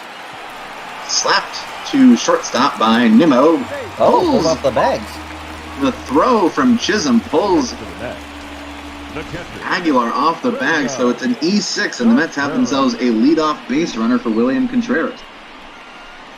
That's what the Mets got to keep doing. Keep getting base runners and make them pay for mistakes they made. A big error there, and Don Mattingly is now going to go to his bullpen. You really wonder then why, if Yamamoto's got such a short leash in the inning, why bother bringing him in at all? Why not just go? It's a head scratcher of a move. Yeah. So Yamamoto cannot be charged with another earned run. He can be charged with a run, though, unearned. Nimmo is on via the error. Ryan Stanek makes his 50th appearance. That's really terrible that Ryan can't spell his name right still. Well, don't tell that to Ryan Sandberg. That's right. Well, he's Rhino. It's different. That's just his nickname. Yeah, well, this guy's not going to be called Rhino. Probably not. So Yamamoto done after 5 plus 5 hits, 5 earned. Could still have one more unearned run charged to his name. First pitch to William Contreras from Stanek in there for a strike, 0-1. Yeah, not bad numbers for Stanek either. 50th game of the season for him. 7 home runs on the season, 68 strikeouts, and 50.1 innings pitched. Good for a 3.40 earned run average for the longtime Tampa Bay Ray. So he likes the state of Florida. Likes staying there. Not sure why anyone would want to be there now, though. Yeah. Contreras fouls it off 0-2. Stanek, part of a trade involving Now the Rays closer Nick Anderson last year. TARDIS16 mad at me in the comment as well for my joke about spelling Ryan. And he says, Ryan Sandberg, Phillies legend. Well, at least it's not like Sean Figgins. Yeah, good old Chone. 1-2. In there, strike 3 called. Contreras down on strikes for the second time. This one of the looking variety. It'll be 1 out in the inning, and we will. After Kevin Smith does fantastic work in long relief, it will be J.D. Davis face Danik here. So Kevin Smith goes 4 1/3, just allows 1 hit, no runs. Gets himself 3 strikeouts on the way as a look over from Stanek chases Nimmo back. And that's what I mean about the Mets having such a deep lineup. J.D. Davis isn't even in the regular starting lineup. He put up a 138 OPS plus last year. That one is ball 1, first pitch to Davis. See, numbers aren't there where they were last year for Davis, but still, he's a very good hitter. He can play all over, too. Can play the infield, the outfield. Now the 1-0. This one is hit towards the right field line. That one is going to be foul. Could have been extra bases, maybe brought home Nimmo, but it just tails foul. Count now 1-1. Stanek deals. Swing and a miss, getting Davis to reach down and wave at the splitter, 1-2. I can officially confirm as well regarding trade talks today. The New York Mets have just reopened some trade talks. A little small move potentially in the works. We'll see what happens with that. Well, if we could just talk to the Mets general manager, find out what he's thinking, that'd be really great. I'll tell you, that's inside to Davis, 3-2. We'll see if Nimmo's on the move here, maybe to stay out of the potential double play. This is a trade for the Mets that, if it is consummated, doesn't really do much for them in the scope of 2020, but it could help them for 2021 and beyond. 3-2 from Stanek to Davis. Popped foul over the screen, do it again.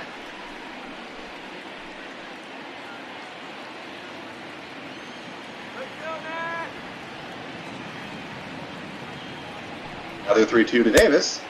Swung on and missed. Back-to-back strikeouts for Stanek. This one a fastball inside at 99, tying up the pinch hitter, and it'll bring up Ahmed Rosario with him.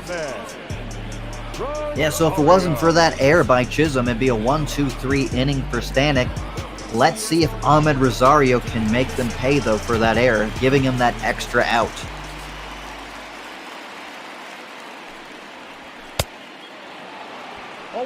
Swing and a miss by Rosario, 0-1.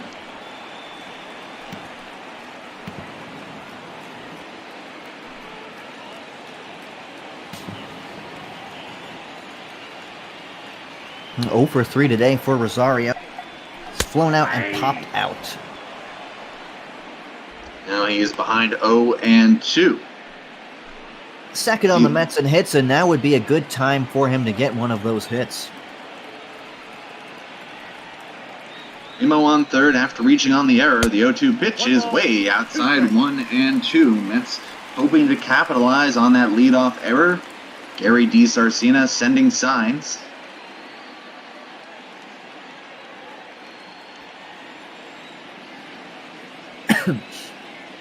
Gesundheit. Yeah, thanks. Having little allergy issues here. 1-2 to Rosario. Nearly hits him. Able to dive out of the way at the last second. Gets out of the way of that 98-mile-an-hour heater. Now the 2-2 from Stanek is outside, 3-2, so Brandon Nimmo will on the move. Pitch, Jeff McNeil on deck should the inning continue. Yeah, that's a big pitch there. That frees the runner, a base hit into the gap. That can score that run for first. Pitch inside, ball 4. So Nimmo, who was on the move, will trot into second base, no throw, and Ahmed Rosario earns himself a 1 hits on base for the first time today, and it'll bring up Jeff McNeil 1 for 2 with a hit and a walk and a couple of runs scored, and that'll be it for Stanek. So the third pitcher of the inning for the Marlins, Adam Conley, will come to play. Yeah, that's why you don't want to give major league teams extra outs. Can always come back and hurt you. Now the Marlins having to make a pitching change. They want that lefty-lefty matchup, Adam Conley versus Jeff McNeil. So Yamamoto responsible for Nimmo on second. Conley will face Jeff McNeil here, and Stanek responsible for Rosario on first. And one of the more trusted relievers for Don Mattingly here. This is his 57th game he's made an appearance in.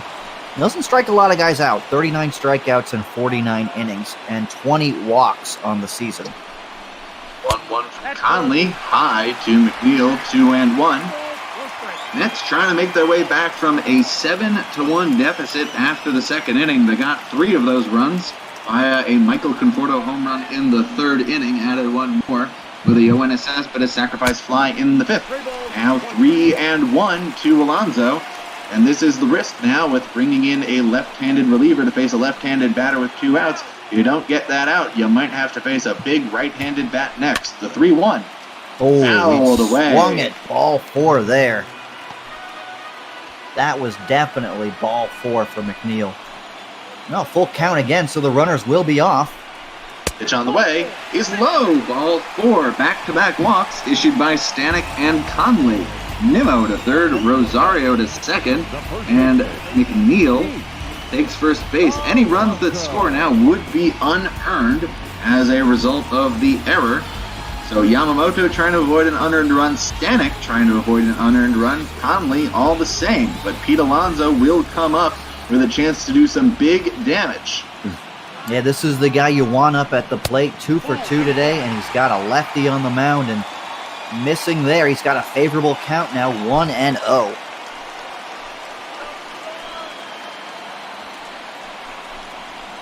One 1-0 pitch, big swing and a miss. 96 miles an hour ties up Alonso. That was his pitch there. He wants that one back. Now the 1-1. Ripped foul slider that he got out in front of 1-2. Well, he's going to have to bear down here with 2 strikes now, and I didn't mean that as a pun for the polar bear. Here's the 1-2. This one is hit towards right field, and that one is going to drop in for a base hit. Stopping at third is Rosario. So the line keeps moving. Pete Alonso with an RBI goal. It's an unearned run. Closes the book on Jordan Yamamoto. And the Marlins lead is now down to 7-6 with Michael Conforto coming up with the bases loaded and 2 out. And we see there another trade getting put in. Yankees getting left-handed starter Mike Minor from the Yankees. Yankees getting Mike Minor from the Rangers in exchange for pitching prospect Albert Abreu, first baseman Mike Ford, and minor league infielder Hoy Jun Park. Yeah, Mike Ford been playing really well down there in the minors for the Yankees, and they got nowhere to put him there. He plays first base or designated hitter, and Luke Voigt, Giancarlo Stanton, Aaron Judge. You're not going to displace any of those guys, and they've all been healthy this year. Pitch to Conforto, swung on and missed 0-2. So this is the benefit for Conley in that he only gave up the 1 run to Alonso. Now gets the lefty-lefty matchup with up and down Conforto ahead 0-2. Conforto did have a big hit for the Mets earlier. Could fouled away, keep it the same. Yeah, it was just hit too shallow into right field. Rosario runs well, but you don't want to send him there. Test that run and getting thrown out at the plate. Another 0-2 from Conley. Misses just outside for the curve to 1-2. So it's Rosario on third, who belongs to Stanek.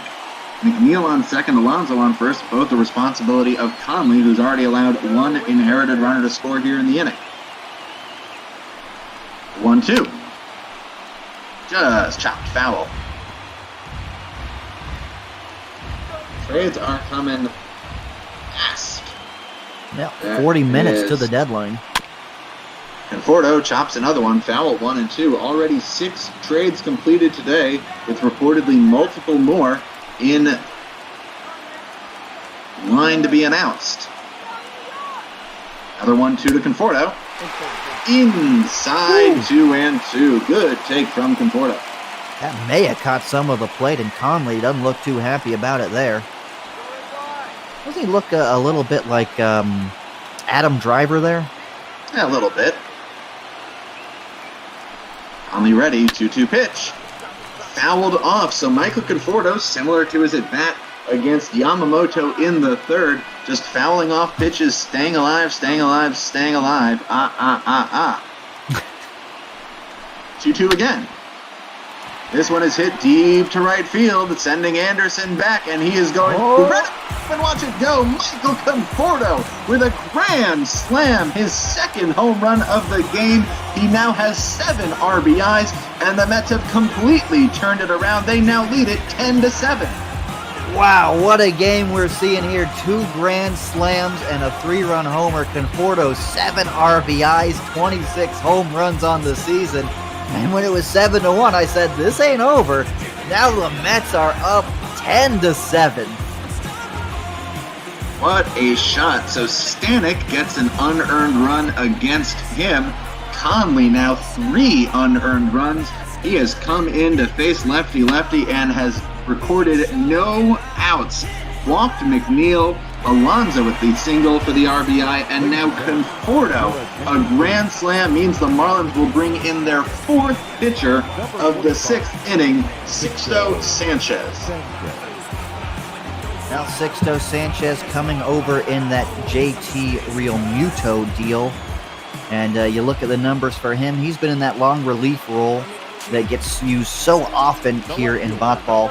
34 games, but 66 innings pitched, 58 strikeouts to 37 walks. First pitch to Cespedes was a strike, and all of this goes back to the curious decision by Don Mattingly, first in the 0-1 is inside to Cespedes, to start the inning with Jordan Yamamoto, who had struck out to end the inning. Nimmo reached on an error, and then Yamamoto immediately counting out 2-1. Now the Marlins are on their 3rd reliever of just this inning. 2-1, swing and a miss at a high fastball, 2-2.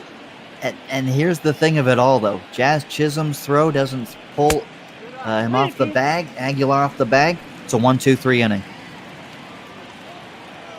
So 5 runs for the Mets here, all of them unearned, as this is fouled off by Cespedes. I mean, we have to check the box score, but as much as I understand baseball, I do believe that all of those runs thanks to the error. 3-2 now. This one is hit to right field, but Anderson is going to have room to make the catch. But the Mets, 5 runs in the inning. Michael Conforto with the big blow, a grand slam off of Adam Conley with the bases loaded and 2 outs. After 6, the Mets lead the Marlins 10-7. Now, we don't need that negativity there, Sounder fans. Still 2.5 innings for the Mets to choke. Not with Paul Sewald in the game. So Kevin Smith for the Mets finds himself in line for a very deserving win. 4 1/3 out of the pen, just 1 hit, no runs.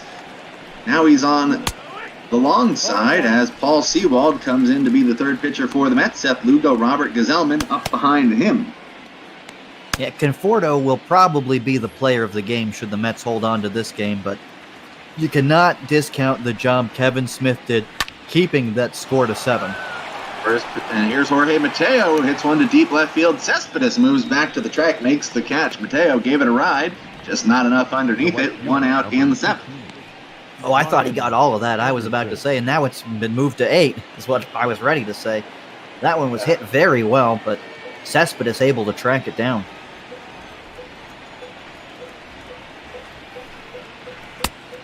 First pitch to Brian Anderson, misses from Sewald, 1-0. So the Mets were down 7-1 after 2, find themselves up 10-7 in the 7th. That's a strike, 1-1.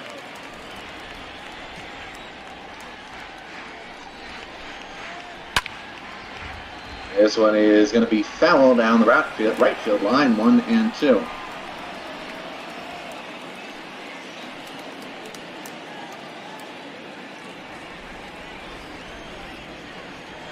Seawald winds and deals. Slider outside, 2 and 2. I just noticed Brian Anderson has a very interesting batting gloves. Those are Marlins blue, eh? Those are pretty nice. They sure are, and they're going to have to look nice on the bench. Anderson fans at a pitch outside. First strikeout for Seawald. Interestingly, closer Dylan Betances getting a little bit loose out in that Mets bullpen here in the 7th. First pitch to Dickerson inside 1-0. Well, that is a bit interesting. And this one is hit to right center field. Conforto tracking it back to the track, and he's going to reach up and watch it bounce over for a ground rule double. Dickerson on for the 3rd time today. Conforto gave it a shot, just could not get there. Threw the glove up, just a few feet away from being able to make a play on it. So it's a 2-out double for Dickerson. It'll bring up Jesus Aguilar. Now this is the guy you thought was going to be the player of the game early on. Hit a grand slam in that 2nd inning. Put the Mets behind 7-1. But here we are now. It's 10-7. 9 unanswered runs by the Mets. But Aguilar here with a chance to put Miami back into this ballgame. 1-0 from Seawald is fouled off. 1-1. So a lot of long balls in this one. 3 of them from the Mets. 2 of them from the Marlins. Make it 5 total. I know how to do math. Dickerson and Aguilar with homers for the Marlins. Alonso with 1 for the Mets. And Conforto with 7 RBI on 2.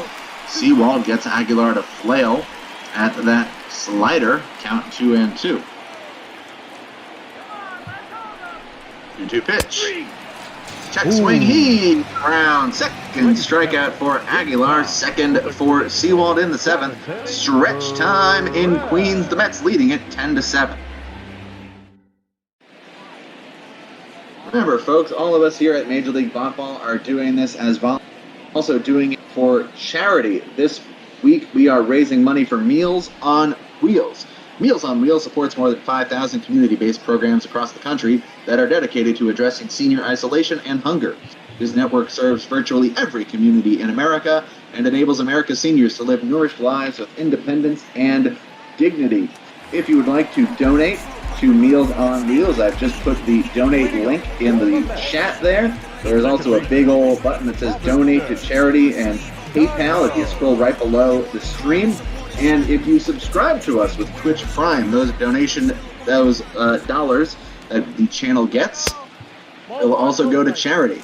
As you see a trade across there, there is the 3rd trade from Tampa Bay, getting catcher Austin Romine in exchange for minor league infielder Tristan Gray on his way to Detroit. 1-0 from Sanchez to Cano, swung on and missed. 1-1. 6, 7, and 8 here for the Mets here in the 7th inning. They've got that 3-run lead, facing Sixto Sanchez here. Cano hits it to left field, caught by Dickerson for the 1st out on a line. The center fielder, number 9. We'll bring up Brandon Nimmo, who inadvertently got the big 6th inning started for the Mets by reaching on the Jazz Chisholm error.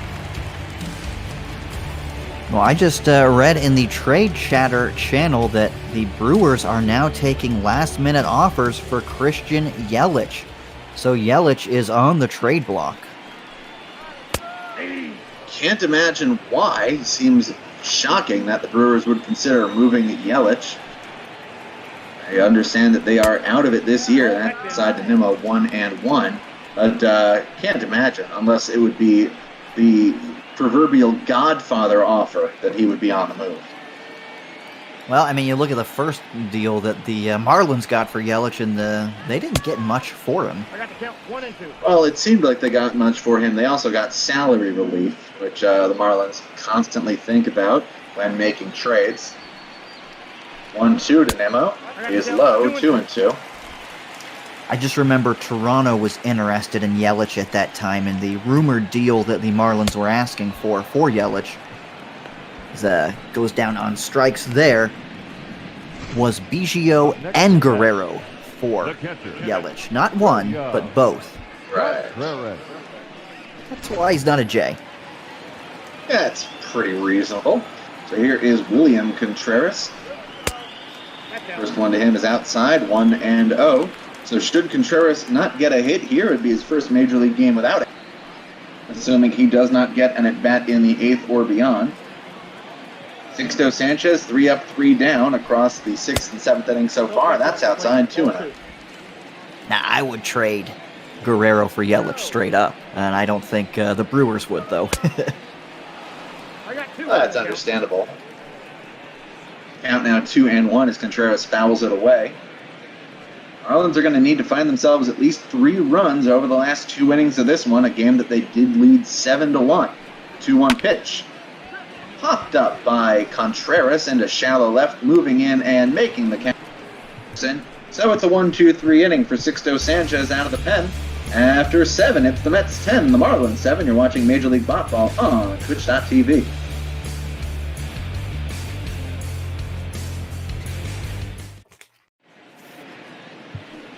It will be a double switch now for the Mets. Got to imagine Contreras is going to come out of this game for the defensively minded Tomas Nido. Attention, please. See if we can give it a listen as Seth Lugo will come in. Now pitching and batting in the 7th spot, number 67, Seth. Well, he's going to face Isan Diaz, and I've got a little trivia question for you. Who did Isan Diaz get his very first major league hit off of? Now that is a good question. I'm trying to figure out who's entered this game. It looks like Contreras is still behind the plate. Could it be Brandon Nimmo removed for Jake Marizzi? First pitch from Lugo to Diaz in for a strike. His first major league hit was a home run off of a New York Mets pitcher. I did know that. I believe it may have been Jacob deGrom. You are correct, Big Fun. And that's right. He was Diaz's family was being interviewed on Fox Sports Florida. Got the home run. Everybody goes crazy. You love to see stuff like that as Seth Lugo is ahead of Diaz 1-2. If anybody in the chat heard on the stream who was replaced in this game, would love to know that as it's outside to Diaz 1-2. Paul Sewald in the 7th inning, just 1 hit and a couple of strikeouts.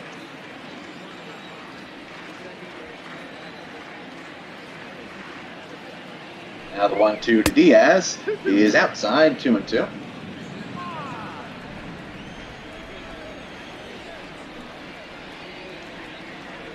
Now that 2-2 pitch is fouled away. We'll keep it the same. Lugo's been so good for the Mets out there of the bullpen. 2.05 earned run average in 33 games for him. 2-2, swung on and missed. There's the big curveball from Seth Lugo. Gets the first out of the inning via a swinging strikeout of Isan Diaz. The catcher, Jorge Alfaro. Just out in front of that curveball down by the shins. Now Lugo's probably even been the best reliever for the Mets. But Betances is a free agent after the end of this year. Do you think any chance the Mets just would try Lugo out there in the closer's role? First pitch swinging by Alfaro, a strike 0-1. It is possible that Lugo could be considered, but he does give the Mets a lot of flexibility, can go multiple innings on a dime. Mets might try and move Edwin Diaz back to that role after a 2020 where he spent most of the year in high leverage middle relief and 7th inning spots. Yeah, I keep going back to that 96 Marlins team that had Rivera for 2 innings. He was a 2-inning guy. And Wetland for 1 inning, and that was really the beginning of the super bullpens, in my opinion. They turned the game into a 6-inning game. And Lugo could be that kind of guy that goes 2 innings before a lights-out closer. Definitely could be.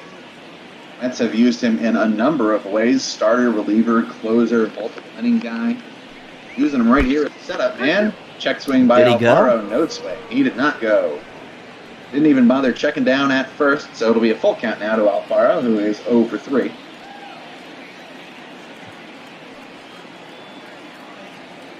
Now the full count offering.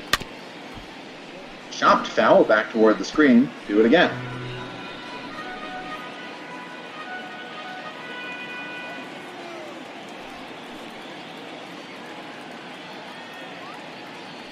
Another 3-2 from Lugo is high. Ball 4. Alfaro thought about taking a high fastball.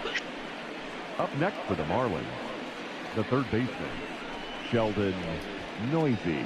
So he will take first base. It'll bring up Sheldon Noisy, who is scored, as well as a strikeout at the hands of Kevin Smith.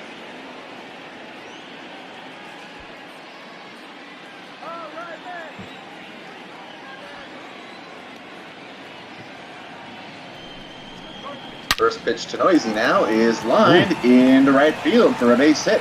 Picked up by Conforto. The throw in, trying to get to third, and safely is Alfaro. Aggressive base running from Jorge Alfaro. Looked like the relay throw from Cano was just on the opposite side. Yeah, you think a better relay would have got him. Good arms there all around, and Alfaro doesn't run that well. But he's in there at third. That's a smart heads-up move by Alfaro. Now, of course, if he'd been thrown out, I would have said it was a terrible move.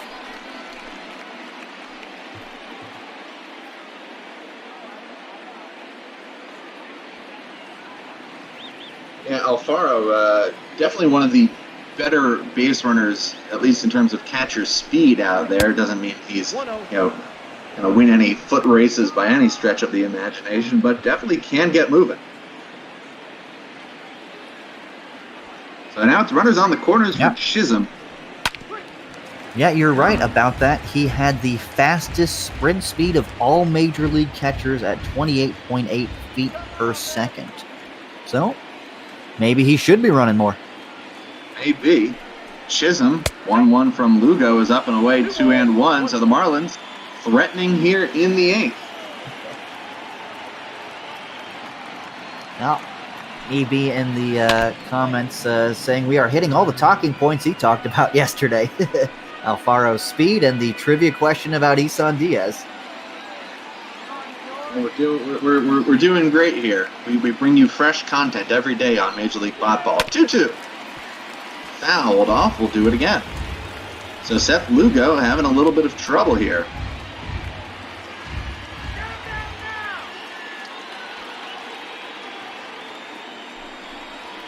2-2. Low, 3-2. Well, has anyone mentioned the guy that dresses his dog up in front of Citi Field and makes I feel so bad for that dog every time. Anyone brought that up yet? I don't know. I will bring up that Jazz Chisholm has worked a walk. Second walk issued by Seth Lugo, and now the bases are full of Marlins with one out, and the Marlins will get to turn to their bench for the first time, and Lugo's going to be done after just a third of an inning.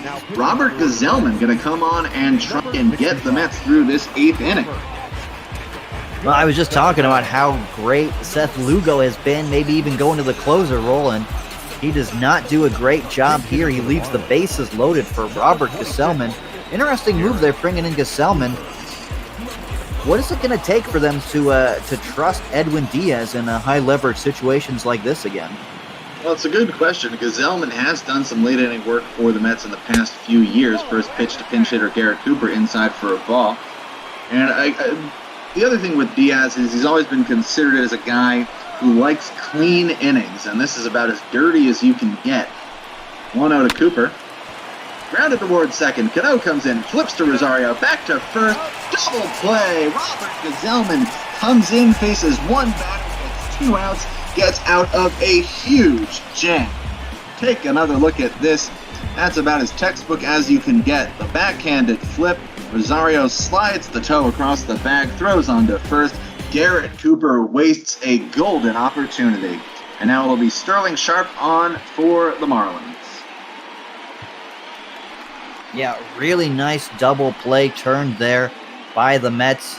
And bases loaded, 1 out, 3-run game. If you're the Marlins, you got to get at least one of those runs in there. That's about the worst thing you can do heading into that inning-ending double play. So here is Jake Marisnick, who did get double switched into the game for Brandon Nimmo. Nimmo out of this one. Marisnik playing center field now. We can confirm. So Sixto Sanchez faced 4 batters between the 6th and 7th innings, got them all out. Marisnik ahead of Sterling Sharp, 2-0. And that's something I want to talk a little bit about. You mentioned Edwin Diaz likes a clean inning, and with these new extra inning rules with a runner starting on second base, do you ever think that maybe some managers should be saving them for a potential 10th inning, because a lot of relievers work a lot worse when they come in with runners on base? It's an interesting thing to consider. You've got a lot of interesting machinations back in the real world for 2020. Marisnik floats this one to right field. Moving over for it, and back is Anderson to make the catch for the first out. Yeah, I don't think managers themselves know exactly how they want to manage that situation. It's really unique and something we've never seen in baseball. And I forget which player it was pointed out that the away teams are 6-2 so far in those extra inning contests, saying he thinks the away team has the advantage in this extra inning scenario. The numbers don't bear it out in the minor leagues, though, as 51% of the time the home team has won. That's about as even as you could get. But here in the world of bot ball, we do not have these cockamamie minor league rules. We've got traditional extras. We've also got an 0-1 to Ahmed Rosario. And we've also got the pitcher hitting. Yes, we do. If you like National League Baseball, well, this is the home for you. Rosario Aguilar takes it to the south for the second out. This is game. Sorry, go ahead. Bot ball, the way baseball was meant to be played, by robots. By robots. This is game 2 of 7 on your bot ball calendar today. Following us, I'll tell you the schedule in a second. Got a lot of great games today. McNeil grounds it foul, 0-1. Next up will be National League Central action. In fact, almost all divisional matchups until the very end of the day. Next up will be the Brewers and the Cubs. This is grounded again, foul by McNeil, 0-2. We'll follow that up with the White Sox and the Indians, then the D-backs and the Dodgers. After that will be the Nationals and the Braves, and we'll close it out with Bot Ball After Dark, the Astros and the Twins. This one is flown to center field by McNeil, caught by Mateo out there in center. So it's a 1-2-3 inning for Sharp, and we will head to the 9th. Mets trying to close out the 10-7 win over the Miami Marlins. Ladies and gentlemen, your attention please. So Dylan Betances will come on looking for his 22nd save in 26 tries. Robert Gazelman comes in the 8th inning with the bases loaded, 1 out, gets the 4-6-3 double play, saves Seth Lugo's skin, and now he will face top of the Marlins order, Mateo, Anderson, Dickerson. First pitch in there with a fastball for a strike, 0-1. About as comfortable a save situation as it can be, 3 runs, but it will be the top of the Marlins order. Grounded by Mateo off of the leg of Betances, so it's going to be an infield single for Jorge Mateo. He didn't even move. 5 tries. After that was hit him, he just sort of stood there. Is he all right? He's just limping around now. That doesn't look too good. Checking out that left leg, waving off the head trainer. Betances will stay in this one. We're going to have to monitor how he looks on the... Yeah, he didn't even try to make a play on that ball that hit him, which was the concerning thing for me. Anderson hits this one into shallow center. Coming on, making the catch is Nimmo. So Anderson trying to take advantage of a potentially lightly hobbled Dylan Betances. First pitch swinging. Catch is made by Marisnik for the first out. Yeah, nothing looking wrong there. I'll bring up Dickerson. Dickerson had a home run way back in the first off of Josh James in his debut. James only went an inning and 2/3, gave up 7 runs on just 4 hits and 4 walks. This is low, 1-0. But Kevin Smith, the savior for the Mets, the rookie who skipped AAA 4 1/3 with just 1 hit out of the pen. He is in line for his first big league win should the Mets hold on. 1-0 to Dickerson is lifted foul out of play, 1-1.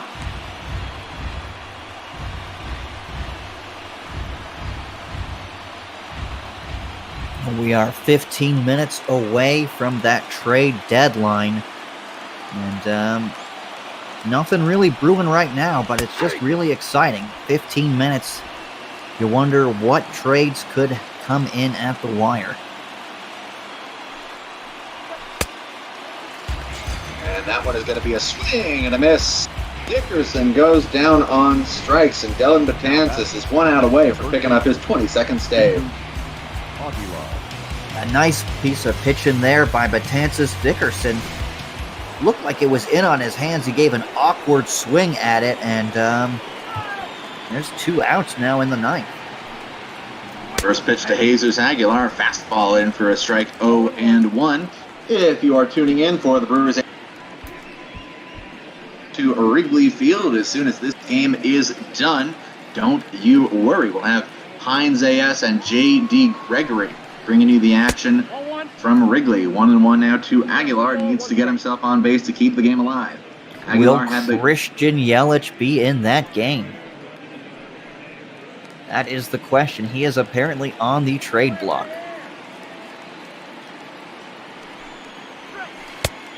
Two balls, one strike, the count. That one misses with the knuckle curve. Count 2-1.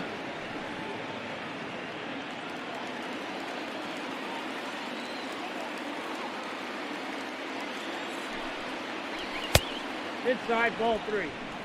And that is missing. 3-1. Well, struggling a little bit here with 2 outs, struggling with his command.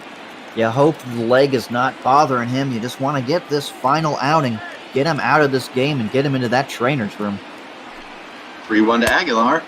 He is high, ball 4, so Mateo moves up. Aguilar takes first, and Isan Diaz will come up as a potential tying run. Second baseman, Isan. Yeah, and that's another good point. The tying run is now up at the plate, and you don't know how healthy Dylan Betances is feeling. And Isan Diaz has a little bit of pop in his bat, too. Comes into today with 16 home runs. It's pretty good for a second baseman. That one's in the dirt, nicely blocked by Contreras, 1-0. Diaz 0 for 4 with a couple of strikeouts. I'm set, 1-0 pitch. Fastball on the inside edge for a strike, 1-1.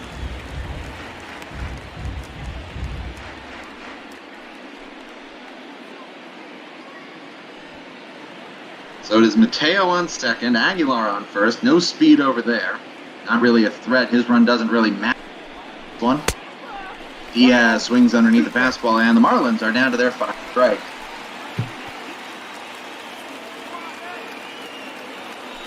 Kansas, the 1-2. Ooh, Golf just got a piece of that. Diaz looking to golf one into the Coca-Cola corner potentially. Instead, gets it foul. He'll have to do another 1-2. Pitch. Swing and a miss on the knuckle curve inside. Dylan Betances shuts the door. Not without a little bit of trouble, but the Mets finish off an impressive comeback 10-7 win over the Miami Marlins. Michael Conforto, 7 RBI on a grand slam and a 3-run homer. Kevin Smith picks up his first win in 4 1/3 innings of scoreless relief. A nice win here by the New York Mets. They were down 7-1, and you wouldn't have blamed them for rolling over. Their season has not gone the way they would have wanted it, but this is a big comeback win. A lot of fight in this Mets team. A good offensive team, too. They come back, score 9 unanswered, winning this one 10-7. Mets with 10 runs on 7 hits. They score 5 in the 6th. Michael Conforto, no surprise, player of the game, 7 RBI on 2 home runs, a 3-run shot in the 3rd, and a grand slam in the 6th. Kevin Smith gets the well-deserved win. Adam Conley takes the loss, and the save goes to Dylan Betances, his 22nd in the orange and blue. You take a look at the highlights. Top of the first, Corey Dickerson getting it going against Josh James in his New York debut. This 2-run homer to right gave the Marlins a 2-0 lead, 3 batters into the game. Yeah, it looked like it was going to be a long one early on. But Alonso homering to center, that cut the lead in half in the first inning. Big shot to center there. And in the second inning, Josh James ran into trouble. Had the bases loaded with 2 outs. An RBI walk for Corey Dickerson on what I believe was a 3-2 pitch. I don't remember. That was immediately followed by a grand slam to left field, a no-doubter. That put 7 runs against Josh James, and his Mets debut was done after just an inning and 2/3. Second deck shot for Aguilar. But in the bottom of the third, Michael Conforto, after a long at-bat, wins it in big style. Goes the other way for a 3-run shot off of Yamamoto. That cut the lead in half, 7-4. Later on in the fifth, Mets had the bases loaded with 1 out. Yoenis Cespedes with a deep sacrifice fly to left field. That would make it 7-5. Robinson Cano, the next man up, would not be able to bring home any more runs. Yeah, that looked to be a big turning point. It looked like the Mets maybe missed a chance, but there were more chances in the game. Bottom of the sixth, Pete Alonso with his RBI single to right off of Adam Conley, who was the third pitcher in the inning. And the next man up, Michael Conforto. A grand slam off the facing of the second deck in right. Adam Conley, lefty, faces 3 batters, records none of them. Ends up taking the loss as Conforto takes him deep there. And there would be no more offense in this one. Marlins threatened in the ninth. They had the tying run up in Isan Diaz, but Dellin Betances gets him to strike out, chasing a curveball inside, and the Mets polish off a 10-7 win. As we are approaching rapidly the end of the trading period. There may be trades getting announced as the day moves on here on Botball, but the deadline just 8 minutes away now. A slugfest here. And you see no earned runs, just 5 earned runs for Marlins pitching. All 5 of those runs in the 6th unearned. Mets taking advantage, all of that starting thanks to a Jazz Chisholm fielding error to start that inning. Kevin Smith, his first Major League win, well-deserved. Yep, you really have to credit Kevin Smith here for the win, and you also got to credit, unfortunately, Jazz Chisholm. That error, that was a huge error. It would have been a 1-2-3 inning. No runs would have scored, but that error, very costly. The Mets make them pay.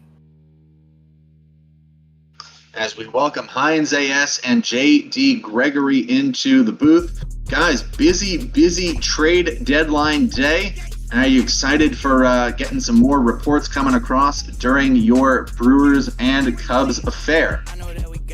Yeah, we've seen a lot go through in the past hour. And I think both of these teams might be having something go across before the end in like 5 minutes, and we'll see some more reports streaming in after the deadline, I'm sure. Well, we are going to get out of your way. Justin, any final thoughts on? Just a great comeback win by the Mets. Battled all day, and that's really what they had to do, going down early, 6 runs. Disappointing start by Josh James, but he'll be back out there, and you got to keep running these young starters out there.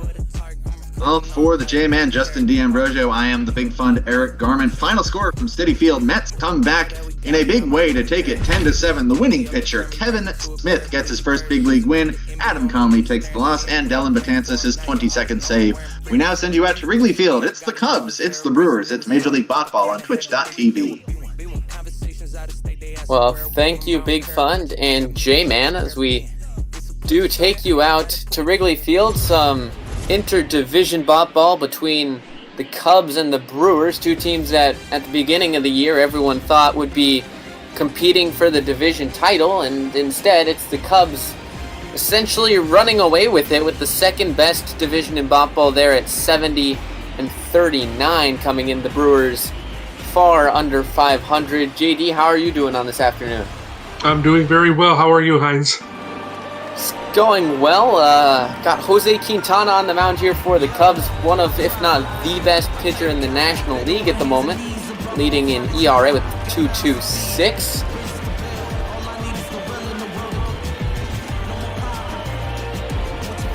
Of course, the All-Star starter for the National League got pretty much lit up, but looking to make a bit of a return here. Had a couple other outings since then that have gone maybe less in the direction that he had hoped. But first pitch here at 2:56 Central Time in Chicago is a ball. Well, the Cubs are currently sitting 6 games ahead of the Reds. The Reds won 5-2 yesterday. But that's a pretty comfortable lead, I would imagine, right now for the Cubs, Heinz. We see our weather here. 88 degrees, overcast with some wind blowing in. Not too much, though, so we could still see the ball fly. But certainly a humid afternoon at Wrigley Field. 2-1.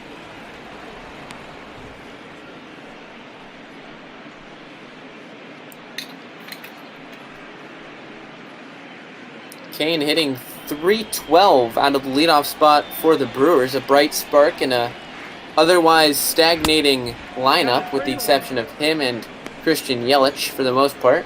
You see Avisal Garcia stands on deck, and a 3-1 count to Lorenzo Cain. And you really would think that with the talent that the Brewers have in this lineup that they would be a better team, but for whatever reason, it's just not come together for them this year. Kane slaps that one down the line foul, so of a 3-2 count. Along with that, the Cardinals have been pretty down there as well. They really haven't done too well either, around the same record, I believe. They're only a game ahead of the Brewers, if I remember correct. I believe you're right about that. Full count pitch is inside from Quintana, so he issues a walk. Not a great start here for Jose Quintana. Obviously, you'd want to get that first batter. He's thrown quite a few pitches that at bat. That can be a problem. The Cubs have done so well with working at bats with their pitching staff. Normally, they don't have to worry about it going the other way. But we'll see if the Brewers can try to work their walks and try to work that pitch count up from Quintana, though. To be fair, the Cubs bullpen is not much easier.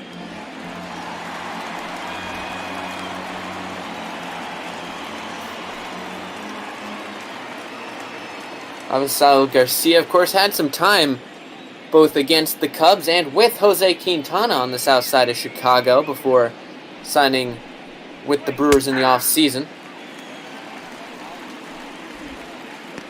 Well, Garcia's always been quite the popular guy. I know that a lot of people think that he takes after Miguel Cabrera a little bit at the plate. The count is 1-2.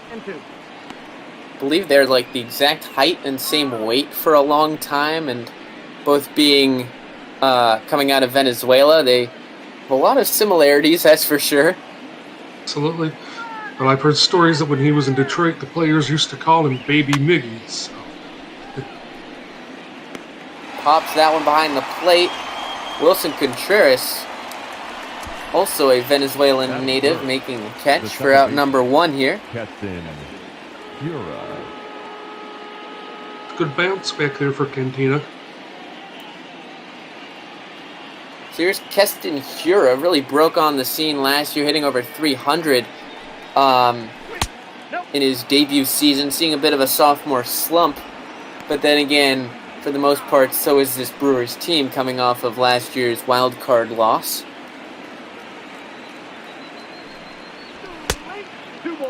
Pitch out, interesting decision there. Kane does have some speed on first base, and he stole his fair share of bags this year, but at the same time, you wouldn't expect him to maybe do that on the third batter of the game. No, you wouldn't. You think that you want to play it a little bit more safe than that. That backdoor curveball hits the corner for a strike. A good pitch from Quintana. Now he's back in the count.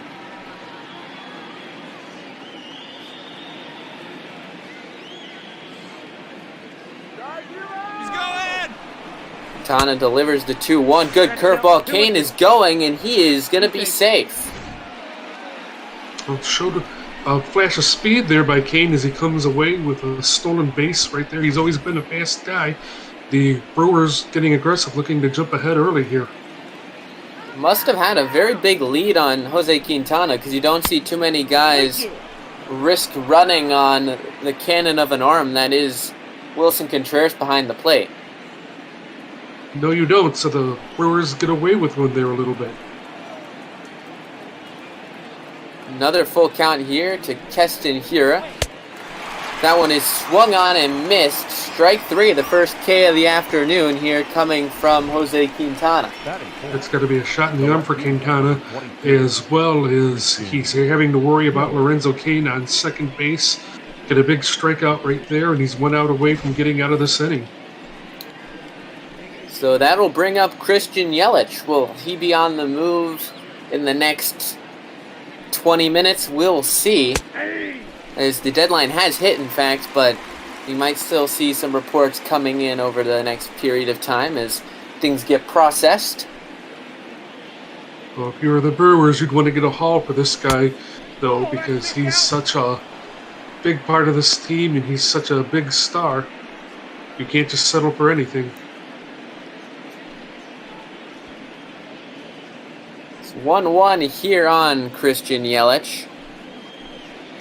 Might be out of reach for another MVP award this year, though he certainly had a very solid year, hitting .305, leading the team in pretty much every category. That one is going to be dived and stopped by Happ, and the throw to first, they'll get him. What a play by Happ there at second base, and a great way to get Yelich to end the inning. Almost certainly saved a run from scoring from second base, and that'll end the first inning here in Chicago.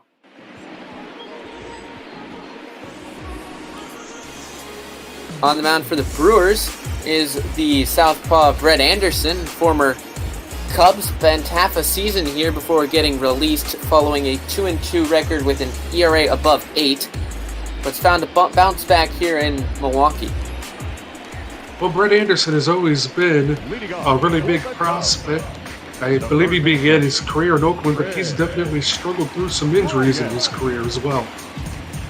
And that was one of the things that did impact him before he got released by the Cubs. Had some back issues that really just threw him back on the injured list pretty consistently, but looking to try to stop the Cubs today as he faces them, and that first pitch is in there for a strike to Chris Bryant.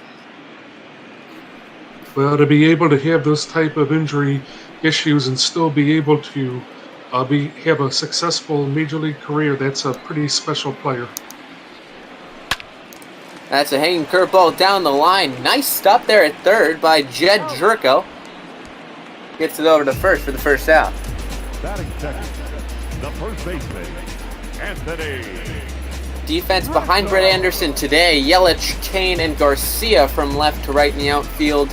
Seen Jerko, Sogard at short, Hura and Smoke on the other side, and Pena is behind the dish here for Brett Anderson.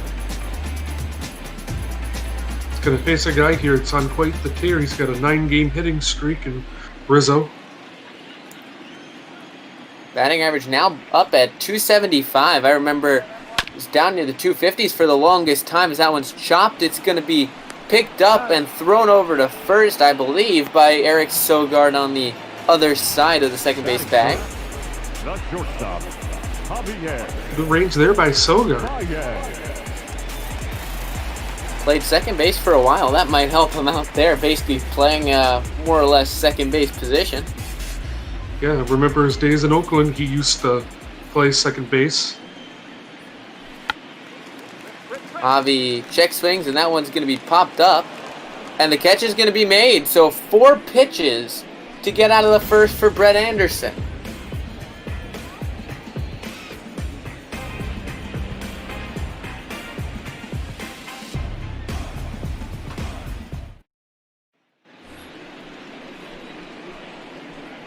So it'll be Jed Jerko, the third baseman, going to be leading off the inning. Was with the Padres for a while, then moved over to the Cardinals and signed here last year. Batting 279, that's a decent season. Ball one. Much higher clip than his 174 he had last year as more of a platoon player. Now that shows wonders that getting into the lineup on the regular basis can do for you. It instills confidence, and you're able to grow as the year goes on. 2-1 here to Jerko.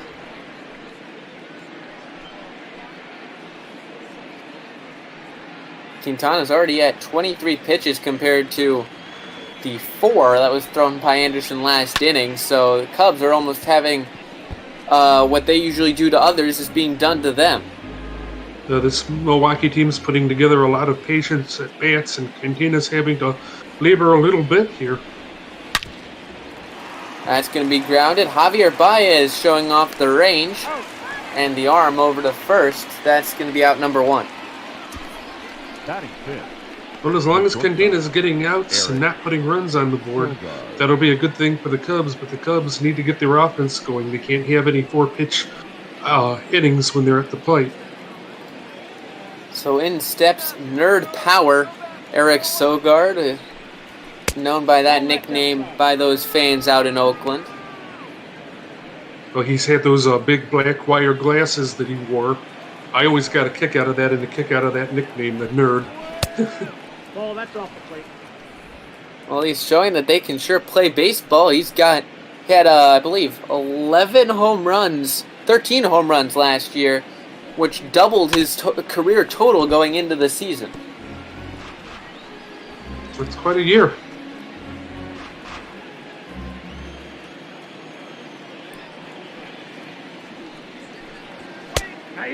That one catches the zone, so it'll be 2-2 here on Sogard.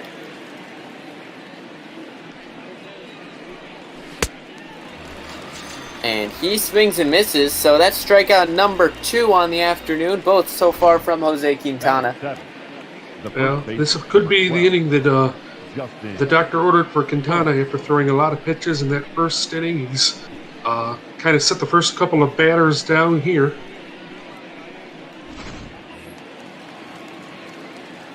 And that'll bring up the switch-hitting first baseman, Justin Smoke. He's on 2 milestone watches. You see one there. He's 3 hits away from number 3,000. Also 1 double away from double number 200. Could come this at bat for him. And he hits that one into the gap. Is that one going to be number 200? Will he go to second? He will. The throw, the relay in. He is safe. Well, he said it could happen this at bat, and that's exactly what happened. So congratulations to Justin Smoke. So there is career double number 200. Nice piece of hitting there, and the Cubs relay not bad, but not quick enough.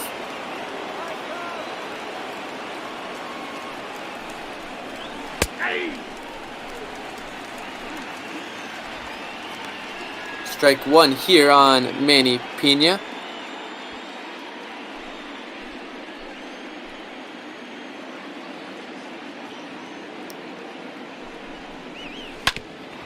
That's grounded up the middle. Good play by Happ over to first. They will get the out. So Happ, 2 good shows of range here to end both the first and the second inning. And we head to the bottom of the second inning. It's 0-0.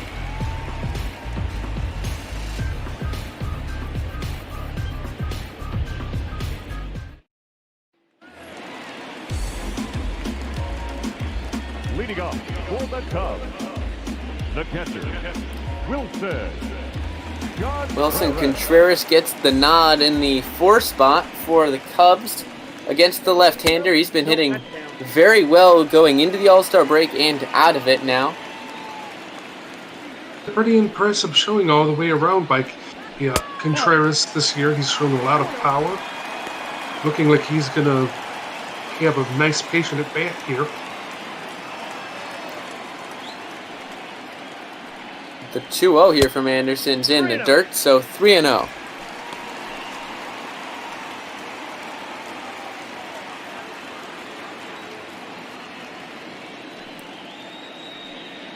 And that one will be a called strike, but still double the amount of pitches in this at-bat than he had all of last inning. Well, sometimes you just get off to a slow start, and that's what the Cubs did here today. But here they have a chance to get a runner on and maybe capitalize on that bottom of the first that they had. Count is 3-2. That one, though, is swung on and missed at ball 4. So we'll have a 3-2 count, though, with Kyle Schwarber on deck.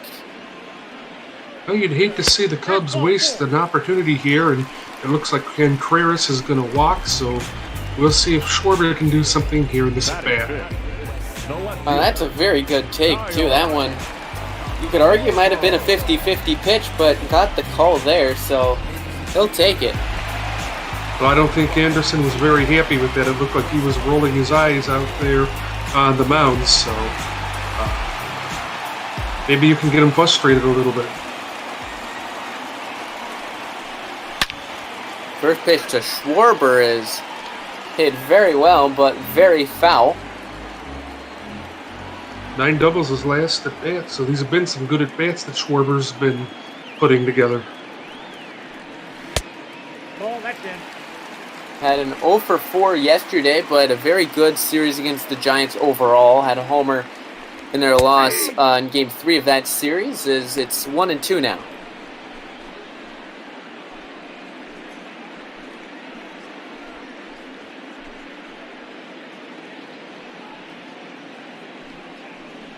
Anderson still looking for his first strikeout. His 1-2 delivery to Kyle Schwarber is in on the hands and fouled away. Well, Schwarber trying to fight off Anderson here, trying to get a good pitch and maybe get a run out of this. That's chopped to first. Smoke over to second, over to first, and they get a double play, a 3-6-1. Well, you'd hate to see that happen, but Anderson got him to bounce the ball to second base, and he's the beneficiary of that, or to first, and he's the beneficiary of that.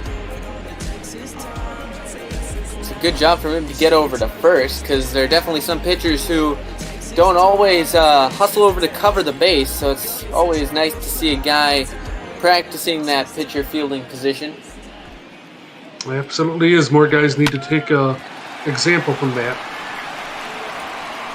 And Happ on the first pitch over to first. A good stretch from Smoke. So the Cubs go down 1-2-3 with a walk in there. Still nothing through 2.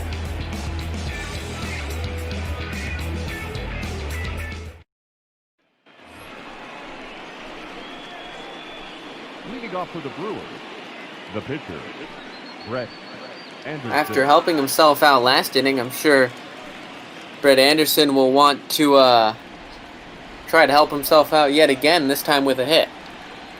Well, that would be nice for him, I'm sure. Put himself in a position to maybe get a little rally going for the Brewers here in the top half of the third. That is fouled away by Anderson, so that's a step in the right direction.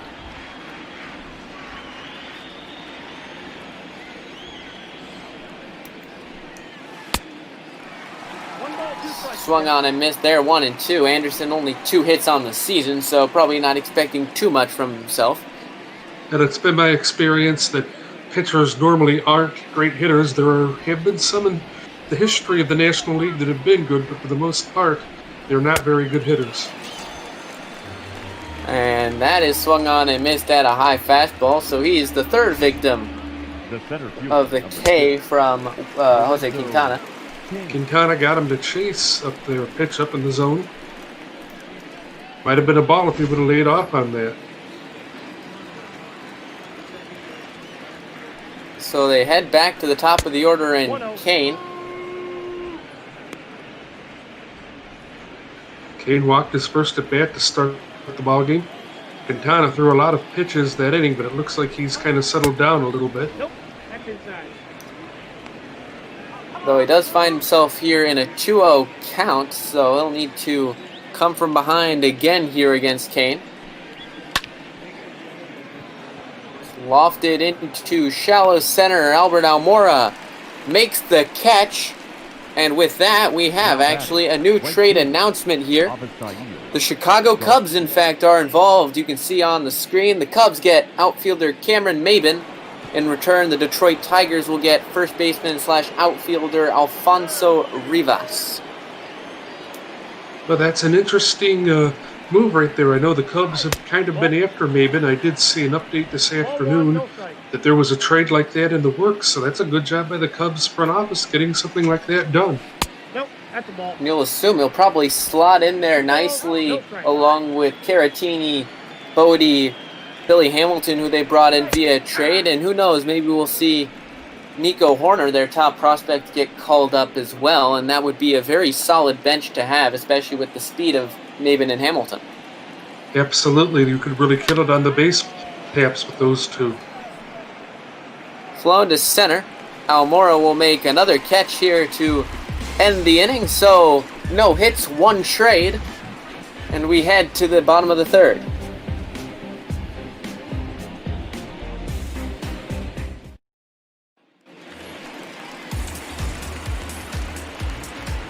Leading off for the Cubs, the right fielder. Jason Hayward stepping in has not had the best of the past 2 months. His batting average a little higher in the early part of the year, but still at .233, and obviously known for his defense more than the bat anyway.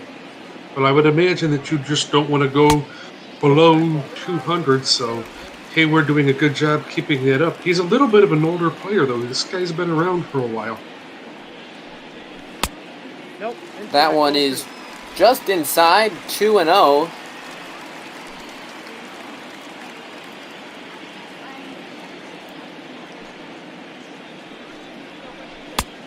That one is going to be ruled a strike. I believe it's just going to be a called strike. I don't know if they're going to call it on the swing or not, but it's 2-1. I don't know. I don't think he went far enough around on that swing. I thought he pulled back. They must have said he got the corner. The count is 3-1. Misses high with that one, so Almora, the 8-hitter, standing on deck. That is fouled away, so we'll have a full count here to Jason Hayward.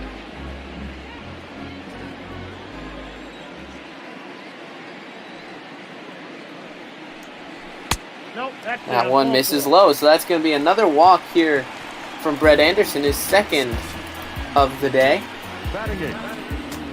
Anderson may be having some control problems right there as he gives up a walk.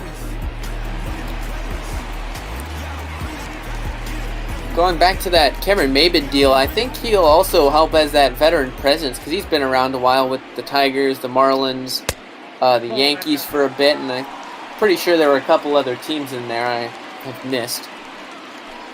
Well, I do know the Indians had him for a little bit of time last year, but yeah, anytime you can add veteran leadership to a team like this, it's going to benefit you, and I think the Cubs are going to benefit from having him.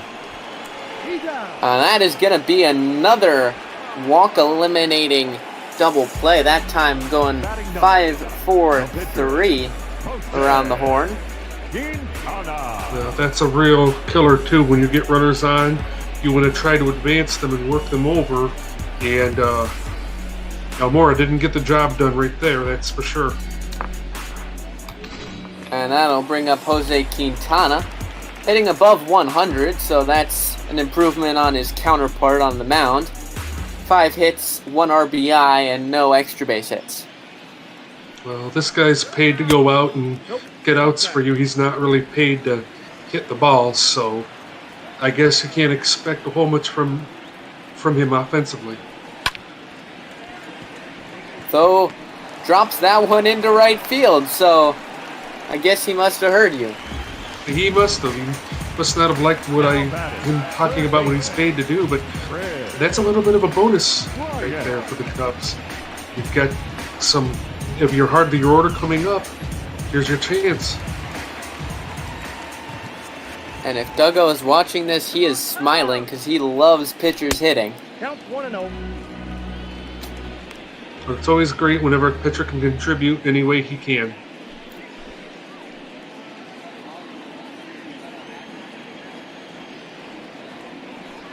So 1-0 here on Bryant as that one is grounded short over to second. They get a force out on a favorable pitch to Chris Bryant, but nothing doing here for the Cubs as they get their first hit, but no runs so far through 3, and I'll hand the play-by-play duties over to you, JD. Well, thank you, Hines. And Keston Herrera will lead things off here in the top of the 4th inning for the Brewers. He struck out in his last at-bat. Carlos Quintana, 45 pitches so far. He threw a lot the first inning. Seems to have settled down. First pitch is in there for a strike, 0-1. Herrera is 2 for 14 lifetime with 4 strikeouts against Quintana. So the odds are not in his favor. Here's a pitch outside, ball 1, 1-1 the count. 92 mile per hour. Go ahead. No, he went with his sinker there, so we'll see what he's feeling like with his command because he's missed a couple pitches here. Absolutely, he misses up high there for ball 2. There's a swing and a shot, but it's foul. We'll count tied at 2-2.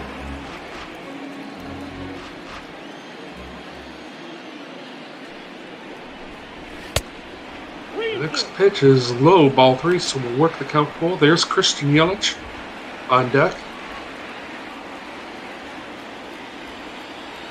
Don't want to give him anyone on base. Absolutely not, and he is going to walk here to start the top of the 4th, and Yelich is going to get a runner on, and that's a little bit of a disappointment. So Yelich 0 for 1 this afternoon, ground out back in the 1st. This guy was a big part of that 2017 USA baseball team that won gold in the World Baseball Classic. First pitch to him is in there for a strike. Yelich 8 for 42 lifetime versus Quintana.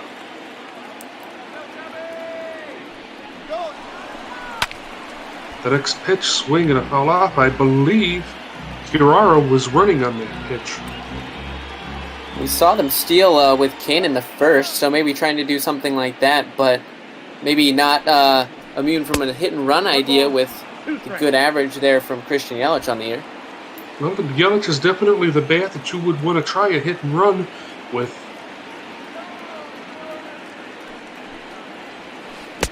The next pitch, swing and a miss, strike 3. That is the 4th strikeout this afternoon for Carlos Quintana, and I think he fooled Yelich on that one, getting him to swing at a pitch low and outside. Yeah, that's definitely a swing you don't see from him very often, and that's going to be a huge confidence booster.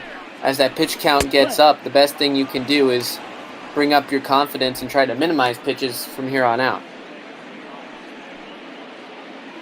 That's it. Jorko is batting here with 1 out and a runner on. 0 for 1 this afternoon.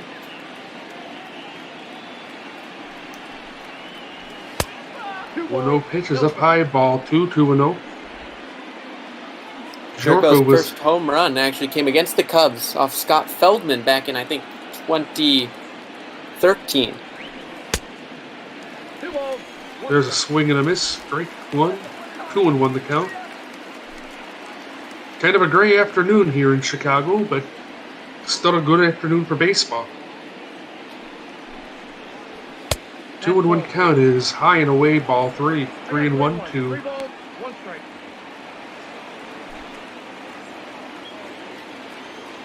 Jorko.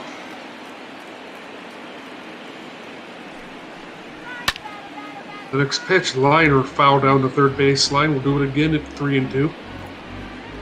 I'd expect him to go with something other than a fastball there. He looked right on that one. He's definitely sitting on a fastball. The pitch there is a ground ball foul again. So Jorko's staying alive.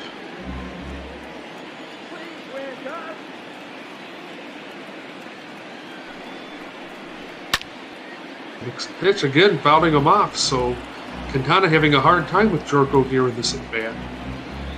That's at least the 8th pitch by my count, so even a strikeout there will still bring this pitch count up quite heavily. That's the one thing these Brewers hitters has done. Here's a smash to left field, but going back to get it is Schwarber. He'll make a catch for out number 2. The batter, number 7. There you see the pitch speed comparison. Brett Anderson throwing around 92 miles per hour, while Quintana's throwing around 94. Some heat to have to deal with, Hines.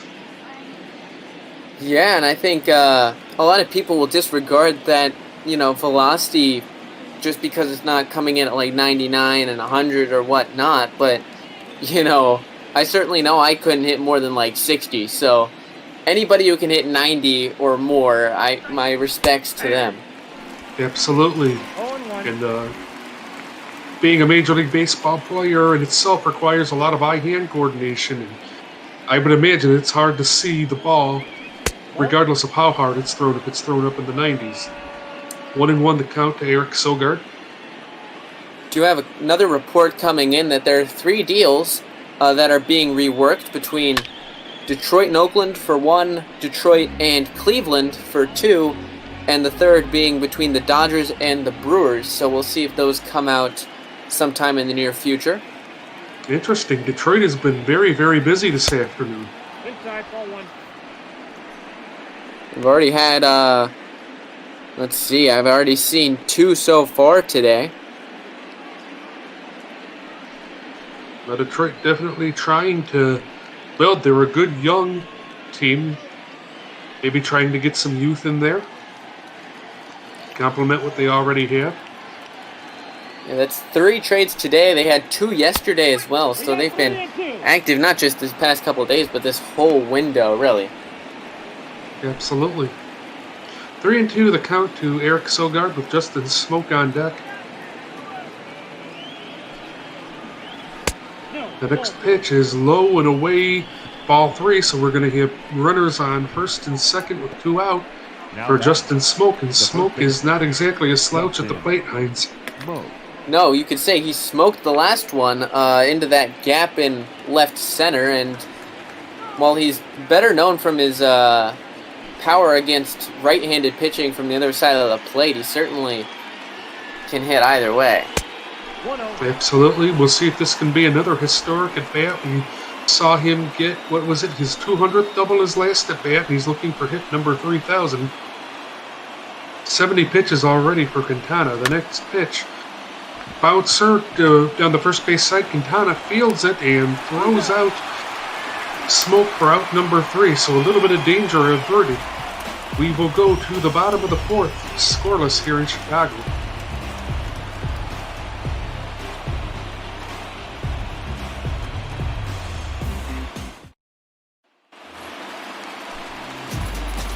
Well, we're in the bottom of the 4th inning here in Chicago. Anthony Rizzo is going to lead things off. Hoping you're having a great Friday afternoon here on ML Botball. JD Gregory along with Hines A.S. this afternoon.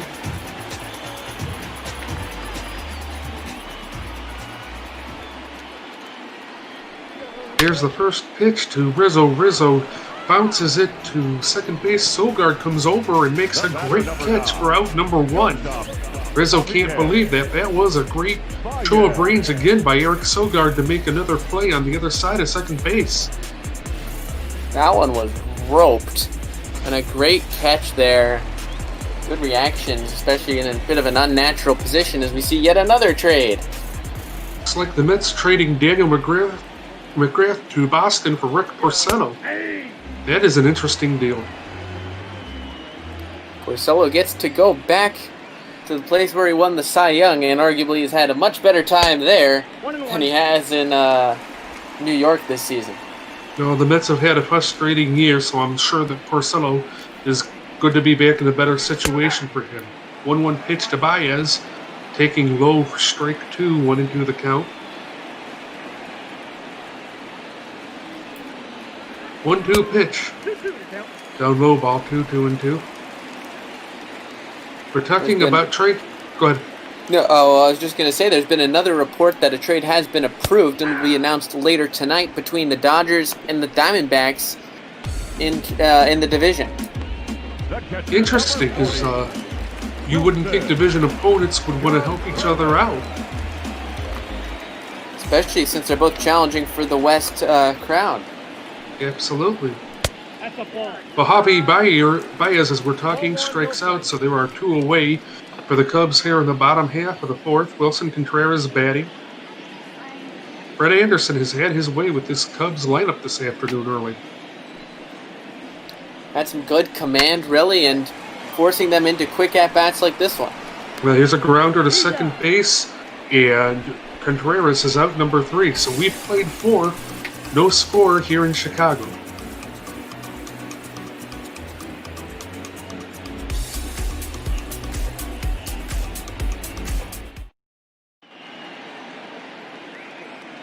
Welcome back to Wrigley Field. Heinz A.S. and J.D. Gregory along with you.